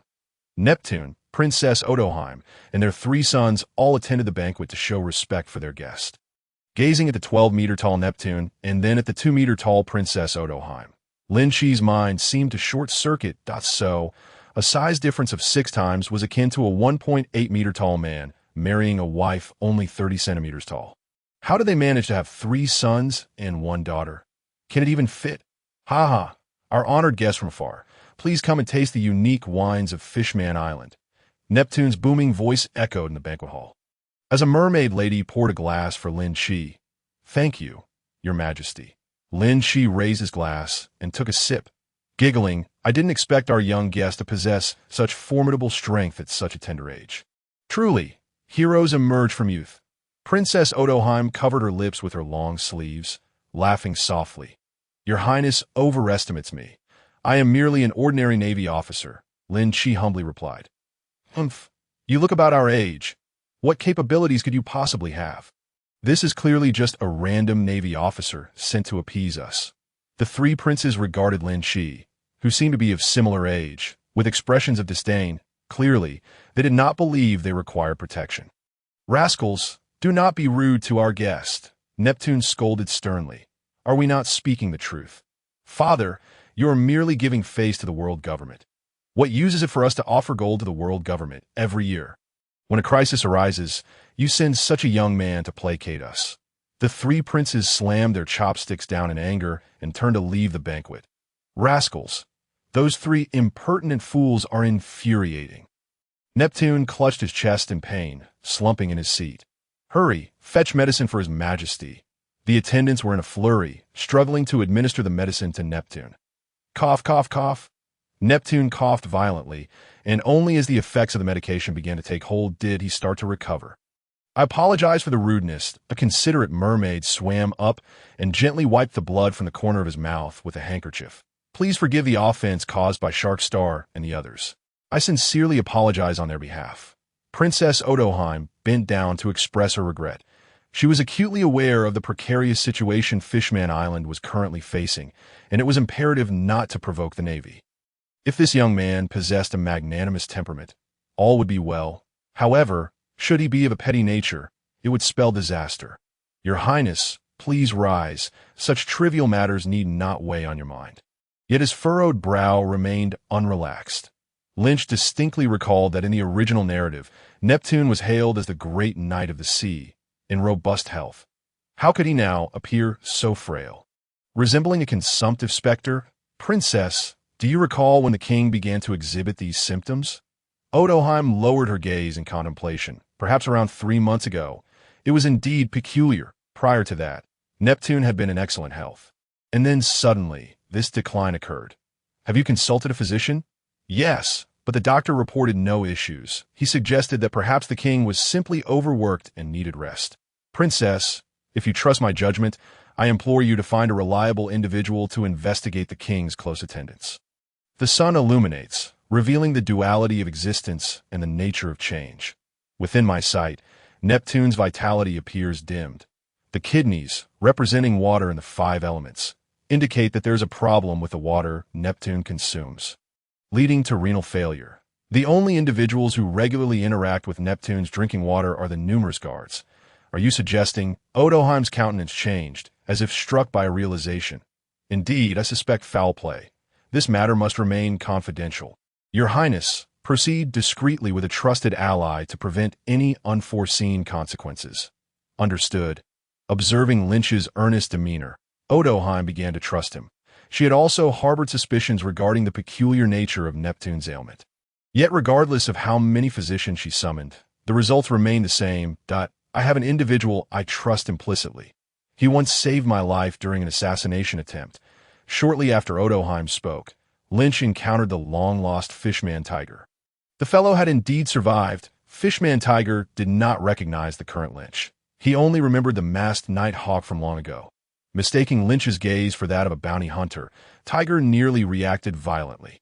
But fortunately, Odoheim intervened to mediate that. I see you possess a sense of justice. I hope you will keep Tiger's affairs confidential.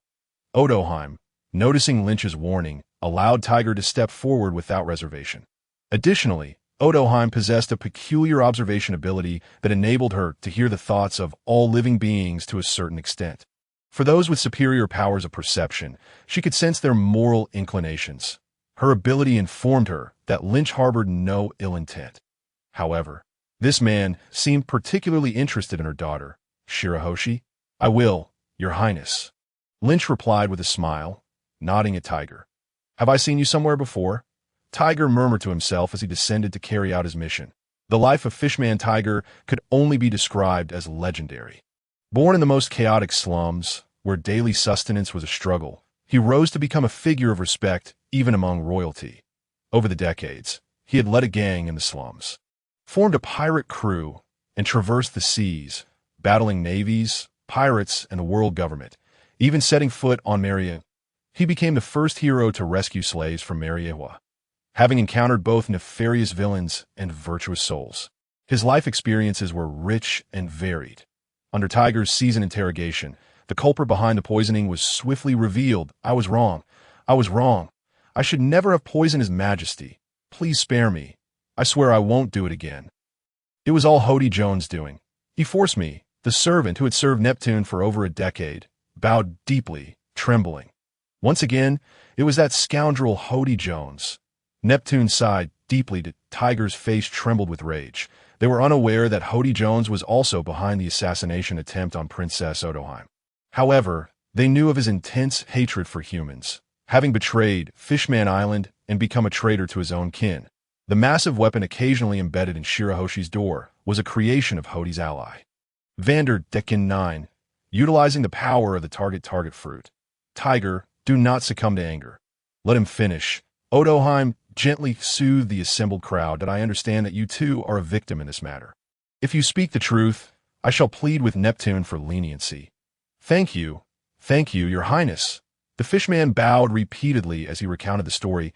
It emerged that ever since Hody Jones' last failed assassination attempt on Odoheim, he had been scheming to incite hatred against humans once more on Fishman Island. In a stroke of luck during a black market deal, he acquired a peculiar poison resembling a deadly drug. Unlike the aforementioned substance that granted temporary strength at the cost of one's lifespan, this drug was colorless and tasteless, harmless to other races, yet a deadly threat to fishmen. Most crucially, it could not be detected by physicians. To stoke animosity towards humans, aside from Odoheim, Neptune was the next prime target. Hody Jones devised a meticulous plan. When Neptune was on the brink of collapse, he would present the antidote, thereby gaining the royal family's trust while casting aspersions on humanity. With this act of saving the king, Hody's reputation would soar on Fishman Island, and should Neptune face further troubles, suspicion would never fall upon him. The fishman, being merely a pawn, was privy to little more. However, the subsequent deductions were not difficult. Gaining trust would naturally lead to hiring a band of pirates to eliminate Neptune, especially with Hody as an insider, making it an easy endeavor to that point. Not only could animosity towards humans be ignited, but he could also ascend as the new king of Fishman Island through a marriage to Shirahoshi. Throughout, Hody Jones maintained the facade of a discontented extremist among fishmen. Compared to saving Neptune's life, the preceding events paled in significance. Despicable. I shall see him dead one day. Tiger seethed with righteous fury. Fortunately, we encountered this naval officer. Odoheim cast a fearful glance at Lynch. If Hody Jones were to infiltrate the royal palace, it would spell disaster. Regrettably, Hody overlooked one critical detail: Odoheim's ability to perceive the hearts of others. Additionally, this incident unveiled an even graver reality. The mastermind behind the previous assassination attempt on Odoheim was indeed Hody Jones. The great knight of the sea, Neptune, was utterly infuriated. He immediately issued a decree declaring Hody Jones the #1 wanted criminal on Fishman Island. As for you, Neptune gazed at the kneeling fishman, hesitating. Despite his grave error, the man had served him for over a decade, and Neptune found it hard to condemn him to death at that moment. Princess Odoheim gently tugged at Neptune's sleeve, suggesting, "Perhaps we could allow him to atone for his sins, that we shall continue this charade until after the showdown between the Big Mom pirates and the Whitebeard pirates. Then we can draw Hody Jones out and have Jinbe and Tiger ambush him." Neptune's eyes lit up. His wife's suggestion was indeed astute.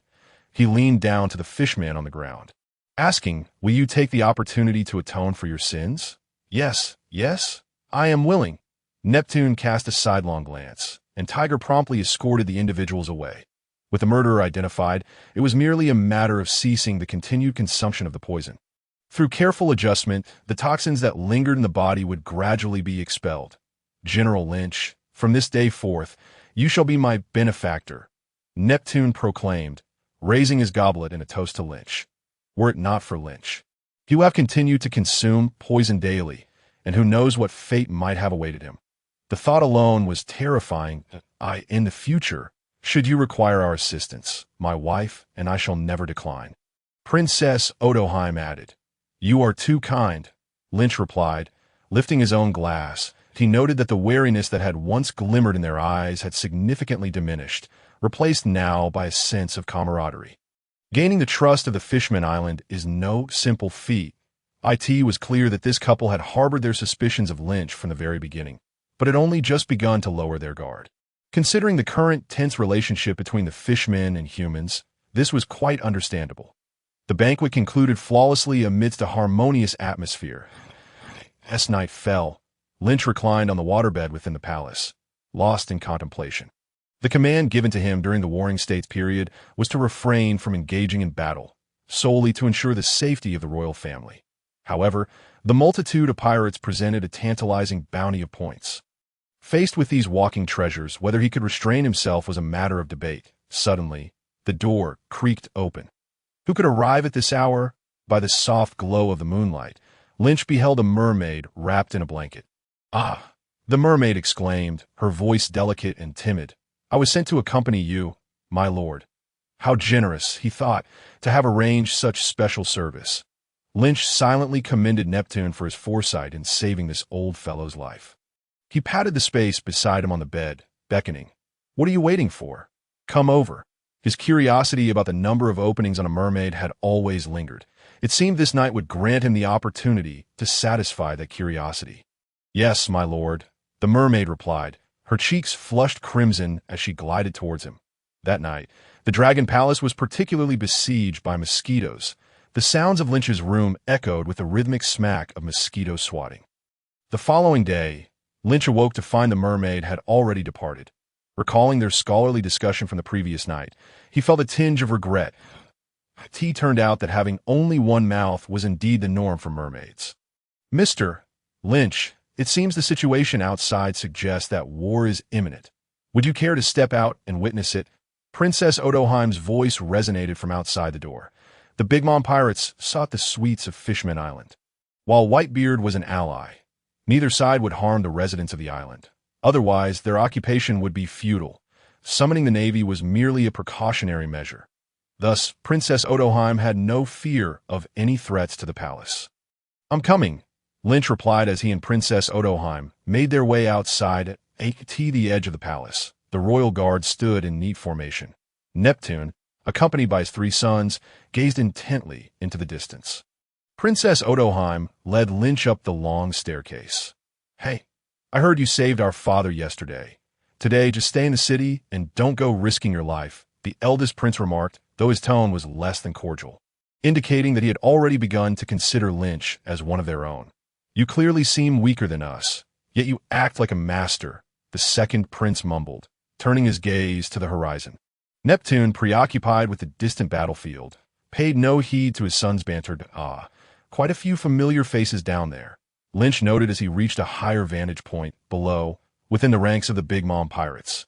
He recognized several figures. Charlotte Rizel, the 33rd son of the Charlotte family, Charlotte Galette, the 18th daughter, and among others, he could easily identify Charlotte Perispero, the eldest son, Charlotte Oven, the 3rd son, Mondor, the 19th son, and Smoogie, the 14th daughter.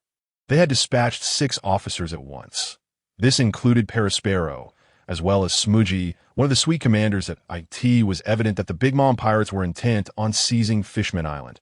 His focus primarily rested on Galette and Smoogie.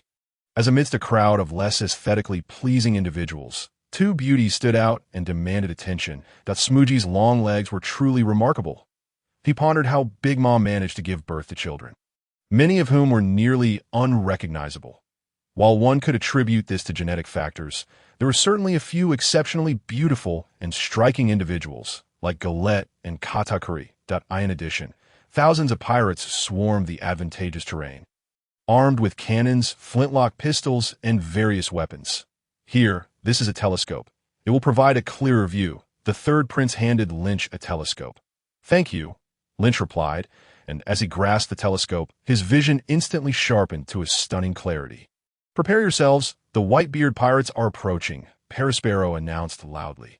Within the Big Mom pirates, Perispero had always assumed the role of strategist, his commanding prowess in battle unparalleled.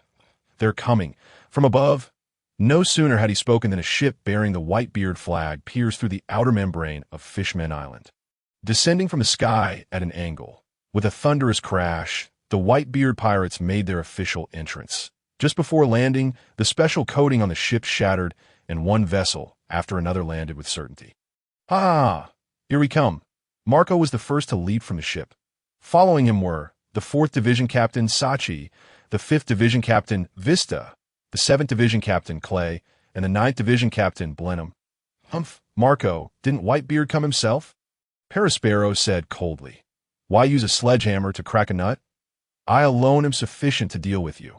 Marco surveyed the surroundings and retorted, "It seems that without Karakuri, you're not my match. Let us put that to the test.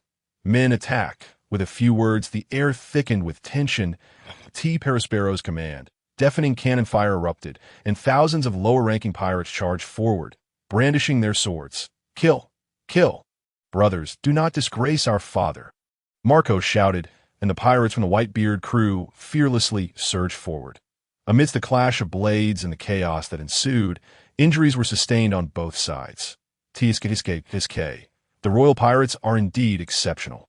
The strength and cohesion of their lower-tier crew far surpassed those of mere small-time pirates. From his elevated position, Lynch watched with great interest. If every day featured such encounters between pirates, the Navy would indeed have an easier time. "Breadhead, I want to take you down for a long time. Prepare to pay with your life. You're the real Breadhead." As soldiers clashed, Perospero was about to leap forth to teach Marco a lesson when he was abruptly yanked back mid-flight. "Smudgy, what are you doing? You go take care of the others. The Breadhead is mine," Smudgy coolly asserted, not waiting for Perospero to respond before stepping up to confront Marco. "Am I being dismissed?" Perospero chuckled wryly, wondering if every sister grows to disdain her brother. It was clear Smudgy was concerned he might not be able to handle Marco, though he knew he was more than capable to. "You're the real Breadhead. I want to allow anyone else to call me that." The dialogue between the siblings infuriated Marco to no end, that he swore he would make them pay dearly. As he charged forward, Smuggy relentlessly plunged her long sword into the bodies of the pirates. In the brief span of mere seconds, her 3-meter-long blade was adorned with corpses like a candied hawthorn skewer. The pirates, pierced through, screamed in agony, their bodies visibly desiccating into mummified remains, while the sword radiated an eerie luminescence. As a user of the Juju fruit, Smuggy possessed the ability to extract the essence from human bodies, thereby augmenting her own strength. The more she drained, the greater her enhancement became, though she enjoyed slacking off. She did not hold back when it truly mattered. Must she resort to that move? The audience's Lynch squinted his eyes.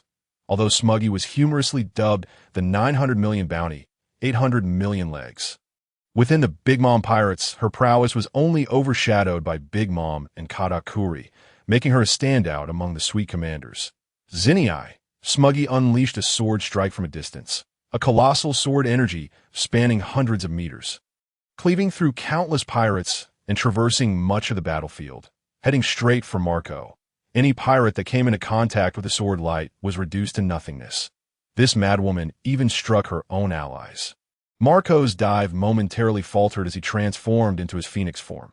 Struck directly by the sword light, Marco shot forth like a meteor, soaring over half of Fishman Island and demolishing numerous structures before finally coming to a halt.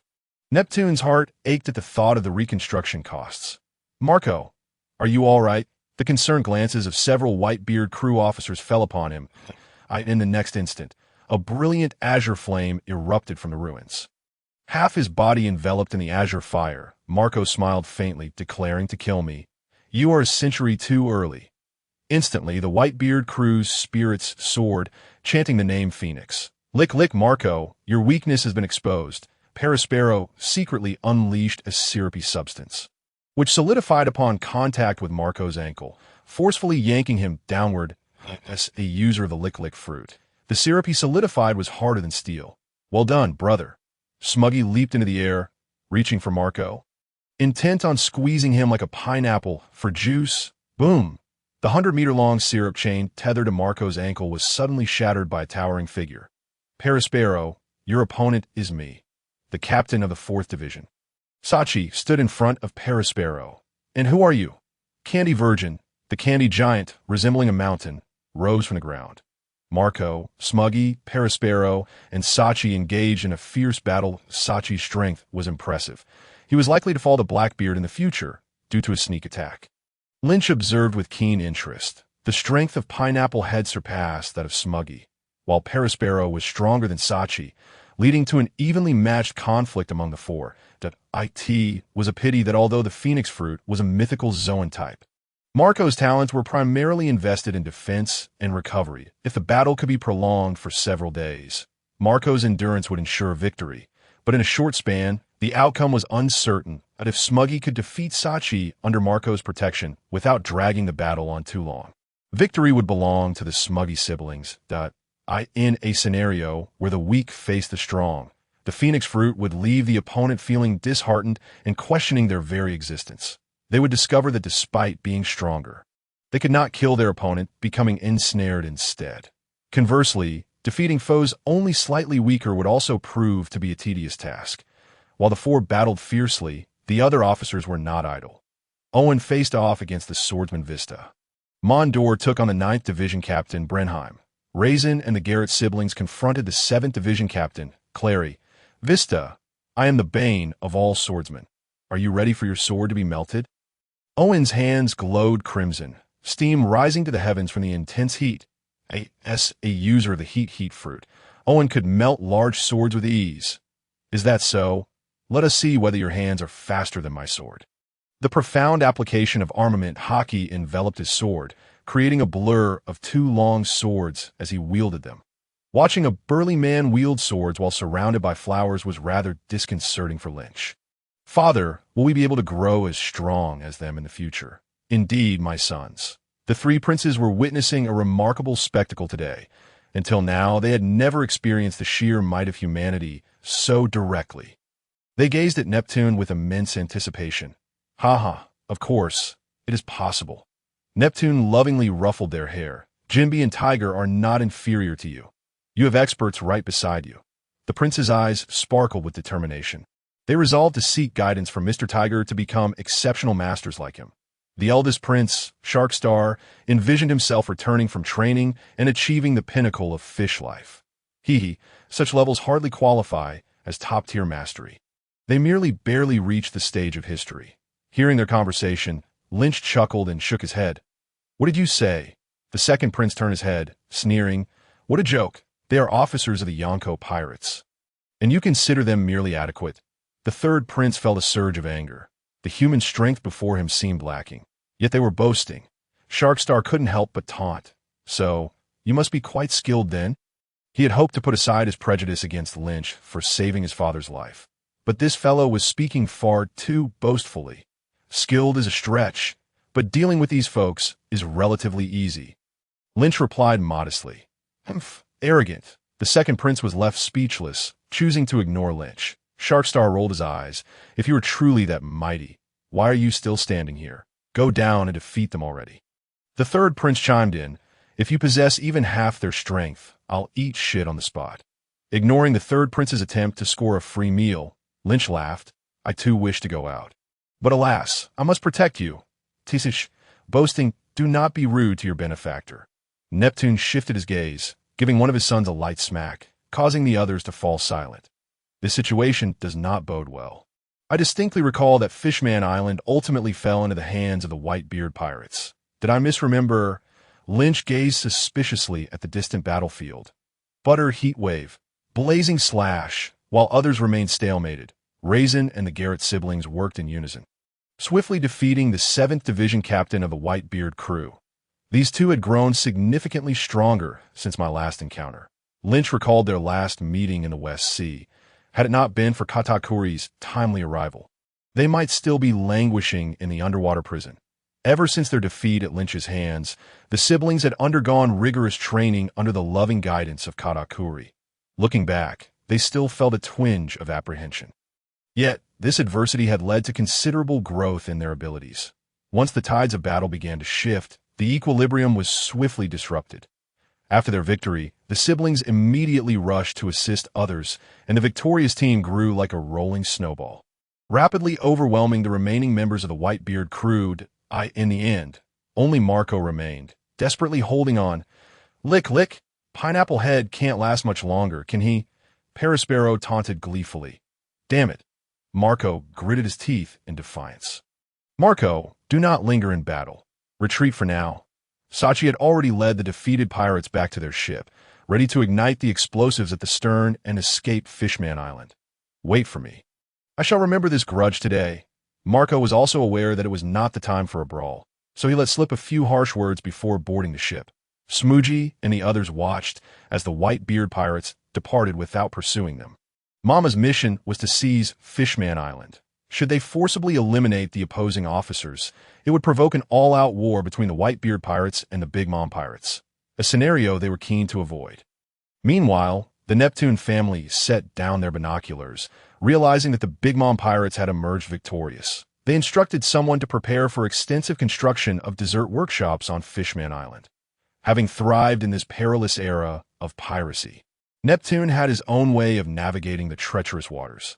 Although he hoped that the Whitebeard pirates would ultimately prevail, he understood that offering a few confections in exchange for the protection of the Big Mom pirates was not out of the question.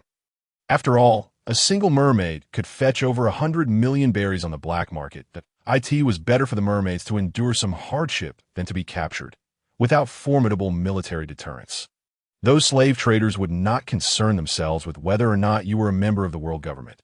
Logically, Lynch should have been pleased with the completion of the task assigned by Sengoku. Yet he found himself unable to summon any joy that wasn't it supposed to be the Whitebeard pirates who triumphed. Had he misremembered, or was there still something yet to unfold? Lynch furrowed his brow. Just then, a chime sounded.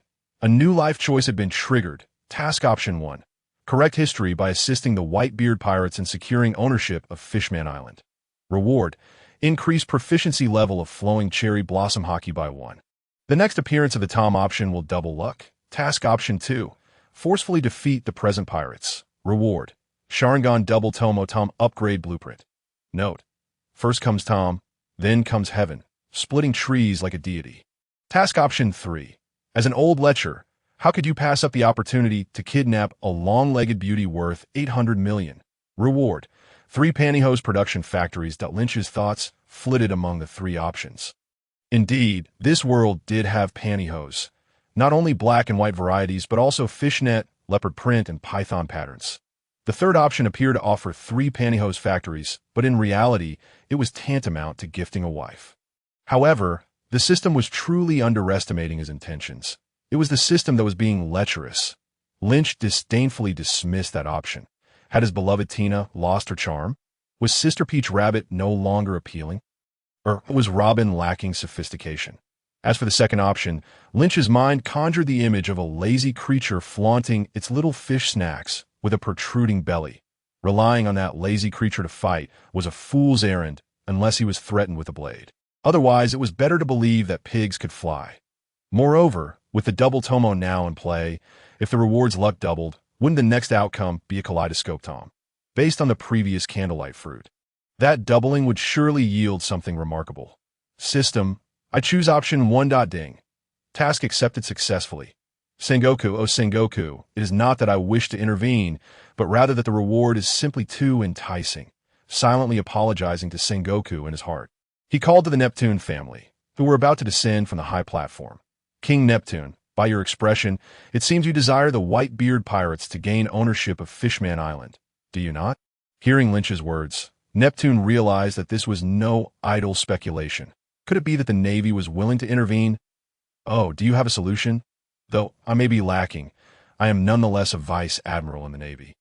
Viewing these mere thousands of pirates as nothing more than chaff, if His Majesty desires, I can assist in dealing with the Big Mom pirates. Neptune was immediately filled with disappointment that Mr. Lynch, you jest, gazing at Lynch's earnest expression. He found himself at a loss for words. Could this fellow be serious? After all, he was his savior. He could not allow the man to perish here. Just as Neptune was racking his brain for a polite refusal, the Sharkstar brothers burst into laughter. This is the funniest joke I've heard all year, I say. Little brother, it's one thing to boast, but at this moment, such grandiose claims will only lead to your own downfall. Don't be upset. Were it not for you saving our father, we wouldn't care about your fate. You seem quite young. Surely you have connections in the Navy. Otherwise, how could you have risen to the rank of Vice Admiral? It's obvious this is your first time at sea, and you don't even know the might of the Big Mom pirates. Let me tell you, even if a few seasoned Vice Admirals came, they wouldn't fare well. The Sharkstar brothers exchanged barbs, and while their words were harsh, their intentions were good. Princess Odoheim apologized on their behalf, saying, "I apologize for their rudeness. They meant no offense, and hope you won't take it to heart." Odoheim's apology came after the brothers had spoken, intending to make Lynch understand the harshness of reality and dissuade him from any reckless ideas. Lynch chuckled and shook his head. "I am not a small-minded person. How could I quarrel with 3 princes?" He turned to the Sharkstar brothers and asked, "If I were to truly defeat the Big Mom pirates, what would you do?" Accepting the task was one aspect, but he could not miss the opportunity to claim the substantial prize that was Fishman Island. The benefits must be maximized. "Haha, if you really succeed, I would even acknowledge you as my brother-in-law," said Sharkstar. "If you can pull it off from now on, whenever we 3 brothers see you, we will definitely call you Big Brother," the second prince added. The third prince was far more straightforward, exclaiming, "I eat shit." The 2 elder brothers stared in shock at the third prince. Even if they knew they could win, only a bold person would dare to utter such words. The brothers spoke so swiftly that by the time Princess Odoheim attempted to intervene, they had already concluded their remarks. "All right, this is what you have pledged that a man's word is his bond. I will not take it lightly." Before anyone could react, Lynch had already darted away. "Look at the mess you 3 have made. If Mr. Lynch perishes, you will all be held responsible." Neptune fumed, delivering a resounding slap to each of them. The 3 brothers covered their faces, bewildered. "No, we were just joking. We were certain he wouldn't actually go through with it." Meanwhile, on the other side, having vanquished the Whitebeard pirates, Smoogie and the cadre gathered together, all wearing smiles. "Having completed Mama's task, she will surely reward us upon our return. Indeed, we have accomplished a great feat." "Ha! To be honest, the Whitebeard pirates are nothing special. Lick, that pineapple head is still a first division captain. He pales in comparison to the second brother." Lick, something appears to be approaching from the sky. With heightened vigilance, Perispero was the first to spot Lynch's figure. "Not good. Get out of the way. That thing is coming down." Perispero's complexion changed drastically as he transformed syrup into springs, launching his surrounding siblings away. Almost instantaneously, a resounding boom reverberated as a beast nearly 10 meters tall crashed down. The ground trembled as if an earthquake had struck. As the smoke cleared, they finally beheld the terrifying creature within. What a horrifying entity it was! Its skin, exposed to the elements, was covered in dragon scale-like tattoos, with vital areas sparsely guarded by scattered dragon scales. The twisting horns atop its head seemed poised to pierce the heavens, while the barbed joints appeared utterly chilling in the distance. The 3 brothers, peering through their binoculars, were nearly paralyzed with fear. That Lynch? How terrifying. He is so powerful. He shouldn't hold a grudge, right? Sharkstar felt that the aura emanating from Lynch was more fearsome than any sea king he had encountered. He feared that a single punch from Lynch could reduce him to a pulp. Mr. Lynch is not that petty. Princess Odoheim reassured the 3. Of course, that has provided you keep your promise. Odoheim intended to use this opportunity to instill a lesson in her sons, making them understand that one should not judge by appearances and never underestimate anyone. The 3 princes recalled their earlier words, their faces contorting into expressions more sorrowful than tears, especially the 3rd prince. He had declared he would eat shit. Yet, confronted with the monstrous task that lay ahead, the 3rd prince shuddered. Suddenly, he pondered that perhaps excrement was not wholly inedible. What a cunning fellow! Linqi nearly deceived even this prince. Neptune, his eyes gleaming with renewed hope, approached the edge of the platform. Could it be that this young man truly possessed the strength to rival the Big Mom pirates? Ahem. Perispero waved away the smoke that obscured his vision, finally discerning the figure descending from above. Kaido. Faced with the imposing physique, Perispero's expression turned to one of terror, retreating several steps. Upon recognizing the long-tongued beast, Linqi felt a twinge of annoyance. It was irksome to be mistaken for Kaido every time he transformed into his half-beast form. By lineage, the azure dragon fruit was akin to the candlelight fruit, belonging to its generation, that if one were to speak of resemblance, it was indeed Kaido who bore a closer likeness to him. With a piercing sound, the 5-meter-long Long Yuan was unsheathed, its unrivaled blade gleaming with a brilliance that seemed to tear the earth asunder. Damn it! When did such a monster rise from the depths of the sea? Perospero wore a face of apprehension. Every strong individual possesses a unique aura, and it is no easy feat for an ordinary person to muster the courage to challenge such formidable beings. Before the man standing before him, Perospero felt as if he were confronting his mother during an episode of bulimia. "Do you know who we are? We are the Big Mom Pirates." He raised a hand to halt his eager siblings. His instincts warned him against any confrontation with this individual. Otherwise, death awaited them. "Withdraw from Fishman Island, and out of respect for Lin Lin, I may spare your lives." Though a clash with the 4 emperors was inevitable, it was not the time for it now. Should Linqi choose to eliminate them all, he would invite the wrath of the entire Emperor faction, leading to an unending cycle of vengeance. A frenzied Big Mom Pirates posed an unfathomable threat. By then, his nation, his people, and even he himself would be hunted by the entire underworld and the Big Mom Pirates. Even the current navy and the world government dared not act against her, fearful of disrupting the balance of the seas and incurring retaliation. "Apologies, but Fishman Island is under Mama's orders. We cannot retreat without a fight." Perospero drew his staff, bracing himself for a battle to the death. "You are Linqi." The navy, a voice from the crowd, suddenly recognized him. Garrett fixed an intense gaze on Linqi. This figure had haunted her nightmares countless times. Had it not been for his half-beast transformation, she would have recognized him immediately. "Huh, sister, you must be mistaken," Raisin exclaimed, astonished at his sister-esque claim, recalling the beating they had received from Linqi in the East Blue. Since that day, they had thoroughly investigated the information on that Navy officer through the underworld.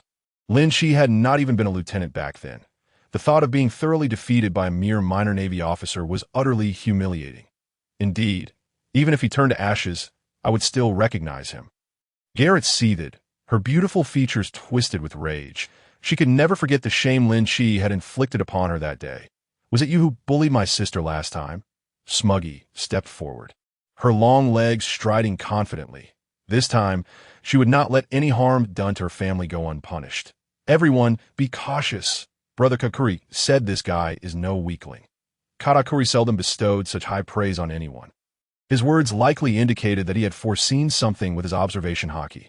The crowd braced themselves, preparing for a confrontation. They numbered 6, while he stood alone. Surely victory was theirs. Perospero exchanged glances with his comrades, and the sea of pirates surged forward. "Hold back for now.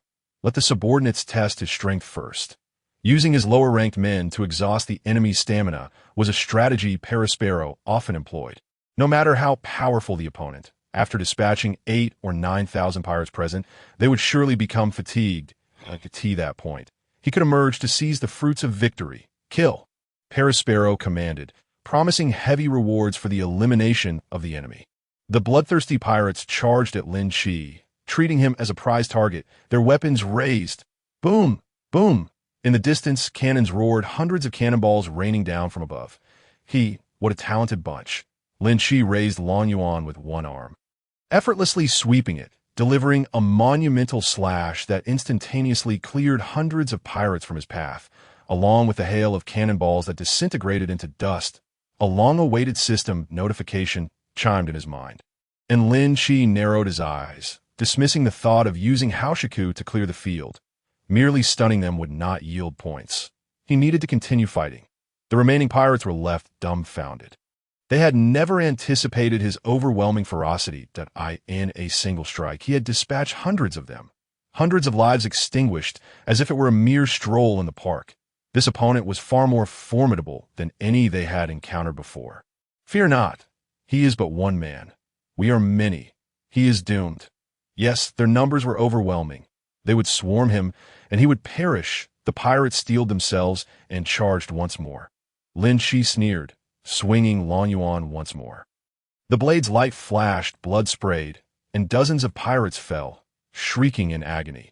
Linqi showed no mercy, striking with brutal efficiency, lacking any finesse, merely repeating the motion of slashing with raw power in a mere 5 minutes. 3,000 to 4,000 pirates had perished at his hands. The notifications in his mind continued to ring. Points gained, 5 points gained, 26 points gained, 16705. That's so tough. Even my armament Haki-coated blade can't pierce his skin. A pirate who had rushed forth found his head crushed by a colossal hand before he could finish his sentence. This enemy's might cannot be compensated for by sheer numbers. Run, after witnessing the deaths of thousands of their comrades. The remaining pirates finally grasped the gravity of the situation and turned to flee. Alas, it was too late. Linqi dashed forward with the speed of a tempest, swiftly catching up to several fleeing pirates. He seized their shoulders and hurled them into the air, their bodies crashing against the wall with sickening cracks and anguished wails. He did not relent, pursuing another pirate and delivering a fatal strike. With a sickening squelch, blood erupted, and a pirate's head soared into the air, transforming into a rain of crimson droplets. What manner of monster is this? The remaining pirates were paralyzed with terror at the gruesome scenes unfolding before them. This being was far too vicious. They stood no chance against him. You scoundrels! No one is allowed to run. Return to me, Perilous bellowed in fury. Forget him! Run! Seizing the moment while others provided cover, they hastened their escape. Even if they faced repercussions later for fleeing, there was still a chance to survive. Remaining behind was a certain death sentence. The remaining pirates fled forward, glancing back in horror to their dismay. They discovered that all the pirates behind them had been slaughtered. Linqi was still hot on their heels. Closing the distance in the blink of an eye, he floated behind them like a specter, each shift in position claiming more lives. That I surrender. I beg you. Spare me. The last remaining pirates finally succumbed to the pressure, kneeling in supplication. That I refuse. Linqi, with an expression of indifference, raised Long Yuan and swept it across, sending flesh and blood flying. The remaining pirates screamed in agony. Collapsing lifelessly to the ground, his form flickered like a phantom, darting back and forth amidst the chaos. As the last pirate fell beneath the blade, only 6 officers from the Big Mom pirates remained, their eyes wide with shock as they gazed upon this terrifying man. Perilous had intended to exhaust his opponent's stamina using his minions, yet in less than 15 minutes, 8,000 or 9,000 had perished, an absurdly exaggerated outcome. Now, it was their turn. The bloodied Long Yuan was pointed at Perilous and the others by Linqi. Perilous' expression darkened. He had never anticipated that they had encountered an insurmountable obstacle. The man's strength surpassed his expectations. He had believed that their numerical advantage would secure them victory, only to realize that his men were nothing more than cannon fodder, a collection of utterly inept individuals who could not even wear down their opponent's stamina.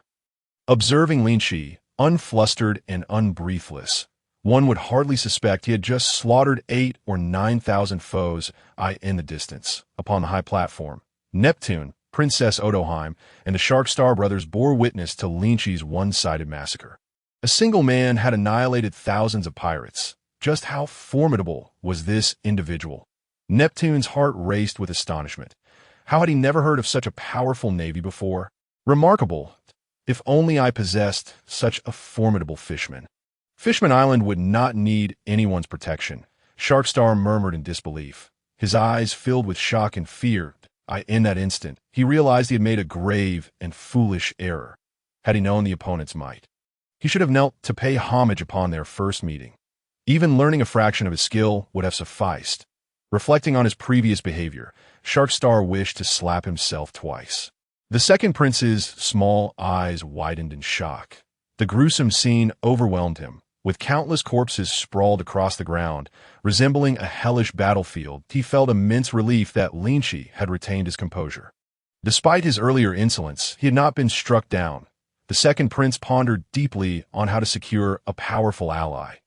The third prince stammered, "Let him take me as a brother-in-law. I no longer wish to strive." "Enough chatter. We are the pinnacle of pirate crews. How could we fear you?" Perilous declared. His hands, weaving as layers of syrup, surged forth like waves. Simultaneously, he stomped his left foot, raising a crystalline barrier that encased Linqi within. "Behold, it is Perilous' candy heat wave and candy wall." Owen explained. The hardness of the candy wall surpassed that of steel. Once the syrup enveloped its captive, they would suffocate within 3 minutes. Lick, lick, prepare to become amber candy.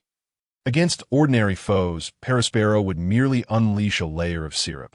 Yet, to confront Linqi, he had utilized a syrup quantity 100-fold greater than usual, in the original tale. This very tactic had dispatched 2 of Luffy's comrades. Harder than steel, Linqi unsheathed Long Yuan and effortlessly sliced through the candy shield, as if it were mere parchment. He then leaped high, evading the ensuing candy heatwave. Nanny? Perospero gasped in disbelief. The syrup that had previously ensnared Pineapple Head had been insufficient in quantity. But this time he had supplied ample syrup, only to witness it shatter. Absurdity incarnate. Just how powerful was this opponent to cleave through a meter-thick layer of syrup?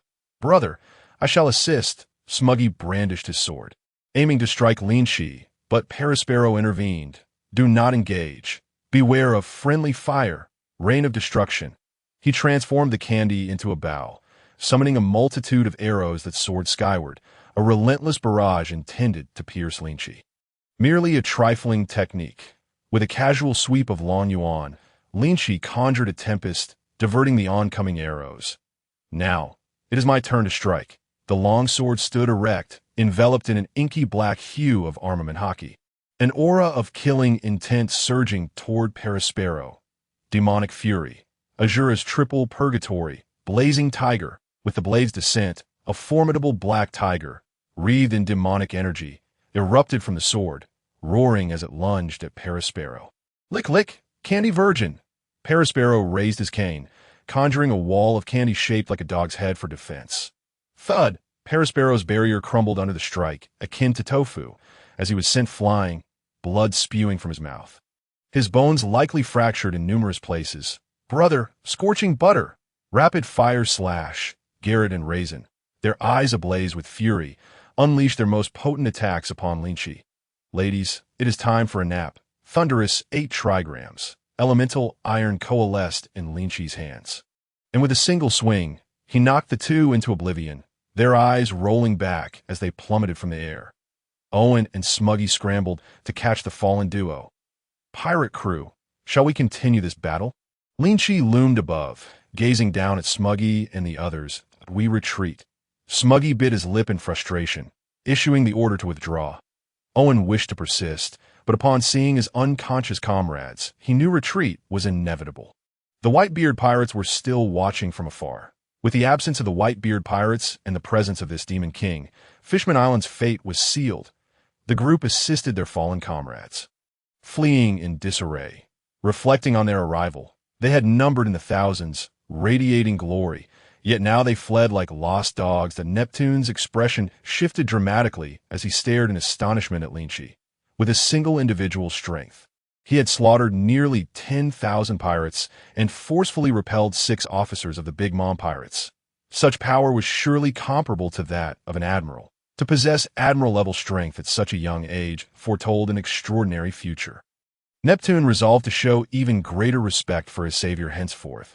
He must cultivate a strong relationship between Linqi and Fishman Island. Having a friend of such caliber within the Navy was invaluable. Alas, if only White Star were older. Arranging her marriage to Linqi would be an excellent choice. Daughters must marry eventually. Should she wed another, Neptune worried for her safety, but with Linqi as her partner, he harbored no such concerns. The Sharkstar brothers were utterly captivated by Linqi's displayed prowess. From this day forth, Linqi would be their elder brother, his word law. Princess Odoheim gazed at Linqi, lost in thought, unaware of what occupied her mind. Pineapple Head, come here. Linqi's voice slides through the battlefield, reaching Marco's ears. Marco, he beckons you. Do you know him? Know him? Not a chance, Marco replied, having witnessed Linqi's recent battle, hesitating on whether to approach. What if the man turned hostile? Marco, he called you Pineapple Head. Are you not upset? Ha! As if I'm foolish enough to be offended, Marco replied, a smile masking his concern. Upset? That would require the ability to defeat him. Otherwise, it would only lead to impotent rage. Seeing Marco's reluctance to approach, Linqi leaped onto their vessel. Noticing the tension among the crew, he patted Marco on the shoulder. Pineapple Head, tell them not to be anxious. With his towering form above, Marco felt a twitch in his eye. He thought to himself, in your presence, I feel like a mere child. If they are nervous, I am far more so. Pineapple Head, regarding the ownership of Fishman Island. I believe it is best left to your Whitebeard pirates. Neither the Navy nor I can take control of Fishman Island due to political reasons. It would be more prudent to use it to fulfill our mission. Huh. What did you say? Marco questioned, doubting his ears. The man had toiled to drive off the Big Mom pirates, only to offer the territory of Fishman Island to them. You heard correctly. Swiftly hoist the Jolly Roger upon Fishman Island. If any mermaids are captured by slave traders, I shall hold you accountable. Thank you. Thank you. Marco felt as though he were ensnared in a dream. Sitting at home, he had unexpectedly acquired Fishman Island. If this were indeed the case, it mattered not if they addressed him as Pineapple Head. He would willingly present his face for a slap, should it come to that. The other members of the Whitebeard crew were equally taken aback by Linqi's words. The Sachi were left in a state of bewilderment. All right, you all take charge of Fishman Island swiftly. I have matters to attend to and shall not accompany you. With that, Linqi departed. Ding, congratulations on completing the task. Your proficiency in flowing cherry color Haki has increased by 1 level, and the luck of the Tom options that appear next time will be doubled. Following a fierce battle, his score had once again soared to 6 figures. Upon returning to the Fishman Royal Palace, the 3 princes rushed forward eagerly, gazing at Linqi as though he were an idol. Brother Linqi, you have returned. Yes, I have. The rapid changes in the 3 were somewhat disconcerting to Linqi. He longed to voice his preference for their former rebellious demeanor. Brother Linqi, are you tired? Allow me to summon someone to give you a massage. Brother Linqi, are you hungry? I have delicious food. Brother Linqi, are you in need of a wife? Just give the word, and I will have several mermaid sisters sent to you. Brother Linqi, from now on you are our true elder brother. Can I refuse to eat even dung? Having witnessed Linqi's might, the prince's attitudes had undergone a complete transformation. Previously, they had looked down upon Linqi, but now, having experienced his formidable power, they had all become his ardent admirers. The fishmen have, since time immemorial, revered strength and wildness. Please wait a moment. I have matters to discuss with King Neptune. Linqi bypassed the princes and approached Neptune, stating, I have fulfilled my promise to you. Your Majesty, thank you. You shall forever be a friend of Fishman Island, and I extend to you my highest respect. Despite being a sovereign of a nation, Neptune willingly bowed to Linqi, observing him with a complex expression. After all, it was the formidable Big Mom pirates, one of the 4 emperors, who had indeed been vanquished by a single individual. Initially, he had thought the young man was merely brimming with youthful bravado, boasting alongside his sons. Who could have imagined that such a young Navy officer, comparable in age to his children, possessed such terrifying strength? Neptune could not help but reflect on the vast array of talent that the sea harbored. Why are you still standing? At that moment, Queen Odoheim approached, playfully scolding him. Due to Linqi's prior slaying of over 10,000 pirates, blood had splattered across his body. Indeed, I see, I have been negligent. Neptune called over his attendants in frustration. Bring it to my attention. Mr. Linqi is exhausted. Take him to freshen up and rest. Tonight, I shall host a banquet at the palace in honor of Mr. Linqi. Inform the civil and military ministers that they must all attend. Yes, your Majesty. The guards gazed upon Linqi with reverence, saying, Sir, please follow me. Rest well. You are a benefactor of Fishman Island, Queen Odoheim smiled. Comforting the eye in the natural hot spring, a gentle mist lingered, and Linqi luxuriated within, releasing a contented sigh. Sir, is this pressure acceptable? Several mermaid sisters, their faces flushed, knelt at the edge of the pool, offering him a massage with their delicate fingers. Quite nice, he replied, half closing his eyes in enjoyment. Sir, the 3 princes are requesting an audience outside. After an indeterminate time, a fishman entered to report, Oh, the shark stars.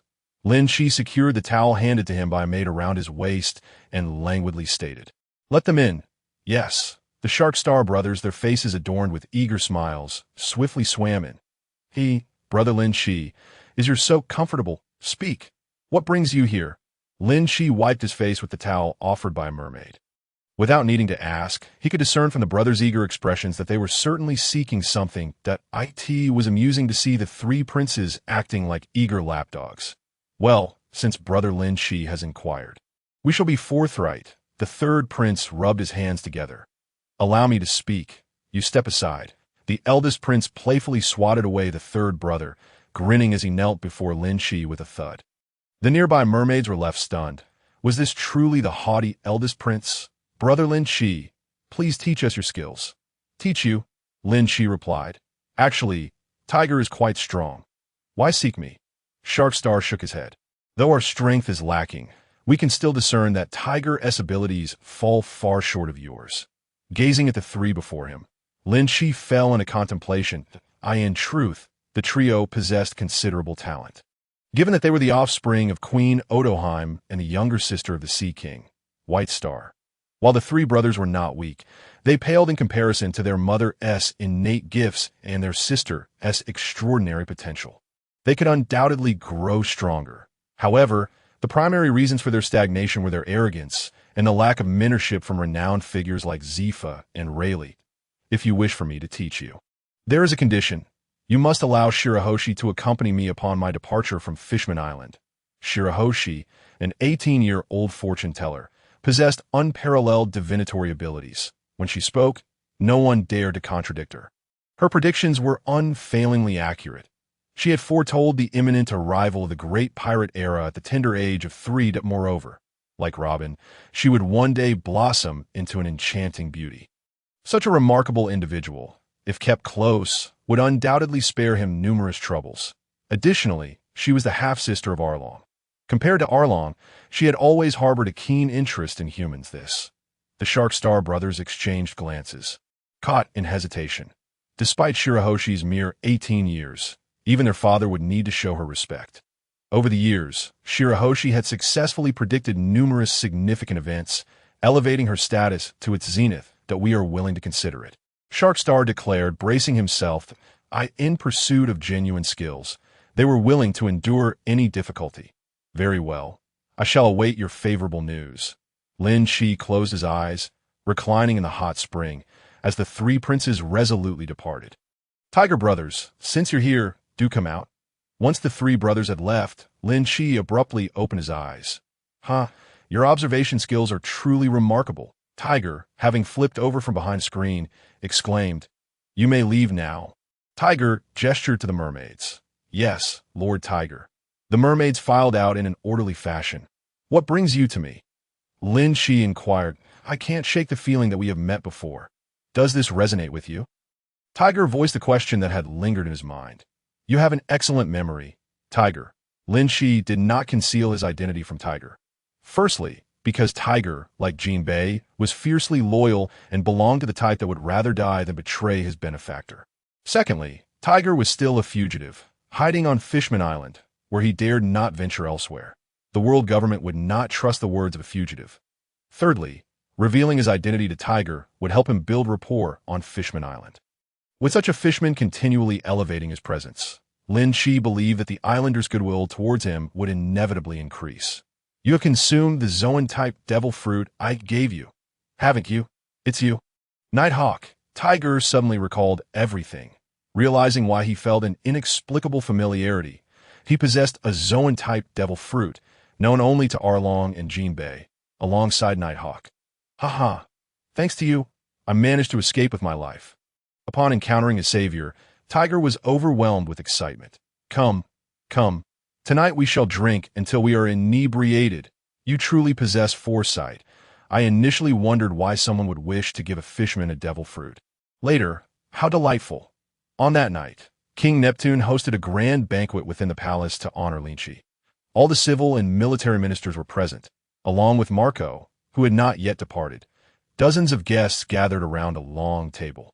As mermaid maidens continuously served exquisite dishes and fine wine, the hero, King Neptune raised his goblet towards Linqi, proclaiming, You are a benefactor to our Fishman Island. I drink to you, the hero. The ministers raised their glasses in unison, downing their drinks. Marco, typically embodying a carefree demeanor, took on a rare seriousness as he lifted his goblet, stating, This time, I express my gratitude. Our Whitebeard pirates owe you a favor. It was but a trifling effort. You all are too courteous, Linqi replied with a smile, emptying his cup. After a day and night of revelry, Linqi was escorted to his guest room to rest. In a state of half-sleep, he seemed to perceive several mermaid maidens, partially concealed, entering the room. Instantly awakened, his interest piqued. Ah, how thoughtful of Neptune to recognize my passion for knowledge, as the delicate garments slipped off their shoulders. The mermaids shyly climbed onto the grand bed, just as Linqi was engaged in philosophical discourse with them. News traveled swiftly through the snail phone. The three factions had learned of the happenings on Fishman Island, each reacting in their own manner. What? You say that lad slaughtered over 10,000 pirates on Fishman Island and single-handedly defeated 6 commanders of the Big Mom pirates. Sengoku listened in disbelief to the revelations relayed through the snail phone. Ha ha! What has transpired, Sengoku? Even I heard the commotion from outside. Carp, with Sun Bei in hand, forcefully kicked open the door and strode in confidently. That rascal Linqi was sent to protect the royal family of Fishman Island. And what do you suppose he did? He nearly annihilated the very Big Mom pirates we dispatched. Sengoku's voice involuntarily rose a notch. Ha! I see no fault in that. Addressing the issue at its root. Look, the royal members are now safe, are they not? Sengoku's expression darkened. That scoundrel Carp had preemptively concocted excuses for Linqi's actions. What I fear is whether that lunatic Linlin will wage full-scale war against the Navy.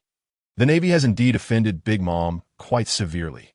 Since the onset of the Great Pirate Era, piracy had grown increasingly rampant and at present. The Navy was ill-prepared to engage with an Emperor's crew. Cautious of provoking the other emperors. Sengoku, when did you become so timid? You were not this way back when you were an admiral. Rest assured, Linlin is not foolish. She won't act rashly. Thankfully, Linqi did not slay the commanders. I would have already ordered preparations for war. Sengoku's tone shifted abruptly, returning to the matter at hand. To eradicate over 10,000 elite pirates in one fell swoop is a rare feat. Even in major battles, he has indeed achieved great merit. I just calculated the accolades this lad has amassed. Aside from his relatively short experience, his strength and military contributions are already sufficient for a promotion to admiral. Are you considering an exceptional promotion for Linqi to admiral? Carp paused his enjoyment of Sun Bei, his brow furrowing. Indeed, with the rampant piracy in recent years and Kizuru tasked with guarding the science division, we are critically understaffed. I believe the Navy should have a 4th admiral. Will the world government agree? Carp inquired. The 3 admiral positions are a specification set by the world government for the Navy. To expand, we must first seek their approval. I will give it a try. They lost quite a number of celestial dragons in recent years, so I believe they may acquiesce. Meanwhile, on Cake Island, that wretched brat. I will have his head. Big Mom, upon receiving the news, erupted into a furious rage, raising her hand to extract the souls of over 100 pirates. In her bloodthirsty frenzy, her terrifying visage sent nearby pirates fleeing in terror. Just then, Longbread and Katakuri arrived, pushing a cart laden with rare desserts, which momentarily quelled Big Mom's wrath. Katakuri was the kind of person who would appear at the first sign of his family's need. Mother, that Linqi is a Navy man. Given his strength, it would be quite difficult for us to kill him. Our enemies include the other 4 emperors as well. Perhaps we should consider an alternative strategy. I have a plan. Katakuri, what plan do you propose? Big Mom squinted her eyes, indulging in the desserts. Despite being his mother, she would not hesitate to unleash her fury if displeased. I have conducted an investigation into this individual. Besides being a Navy officer, he is also a king. How about we?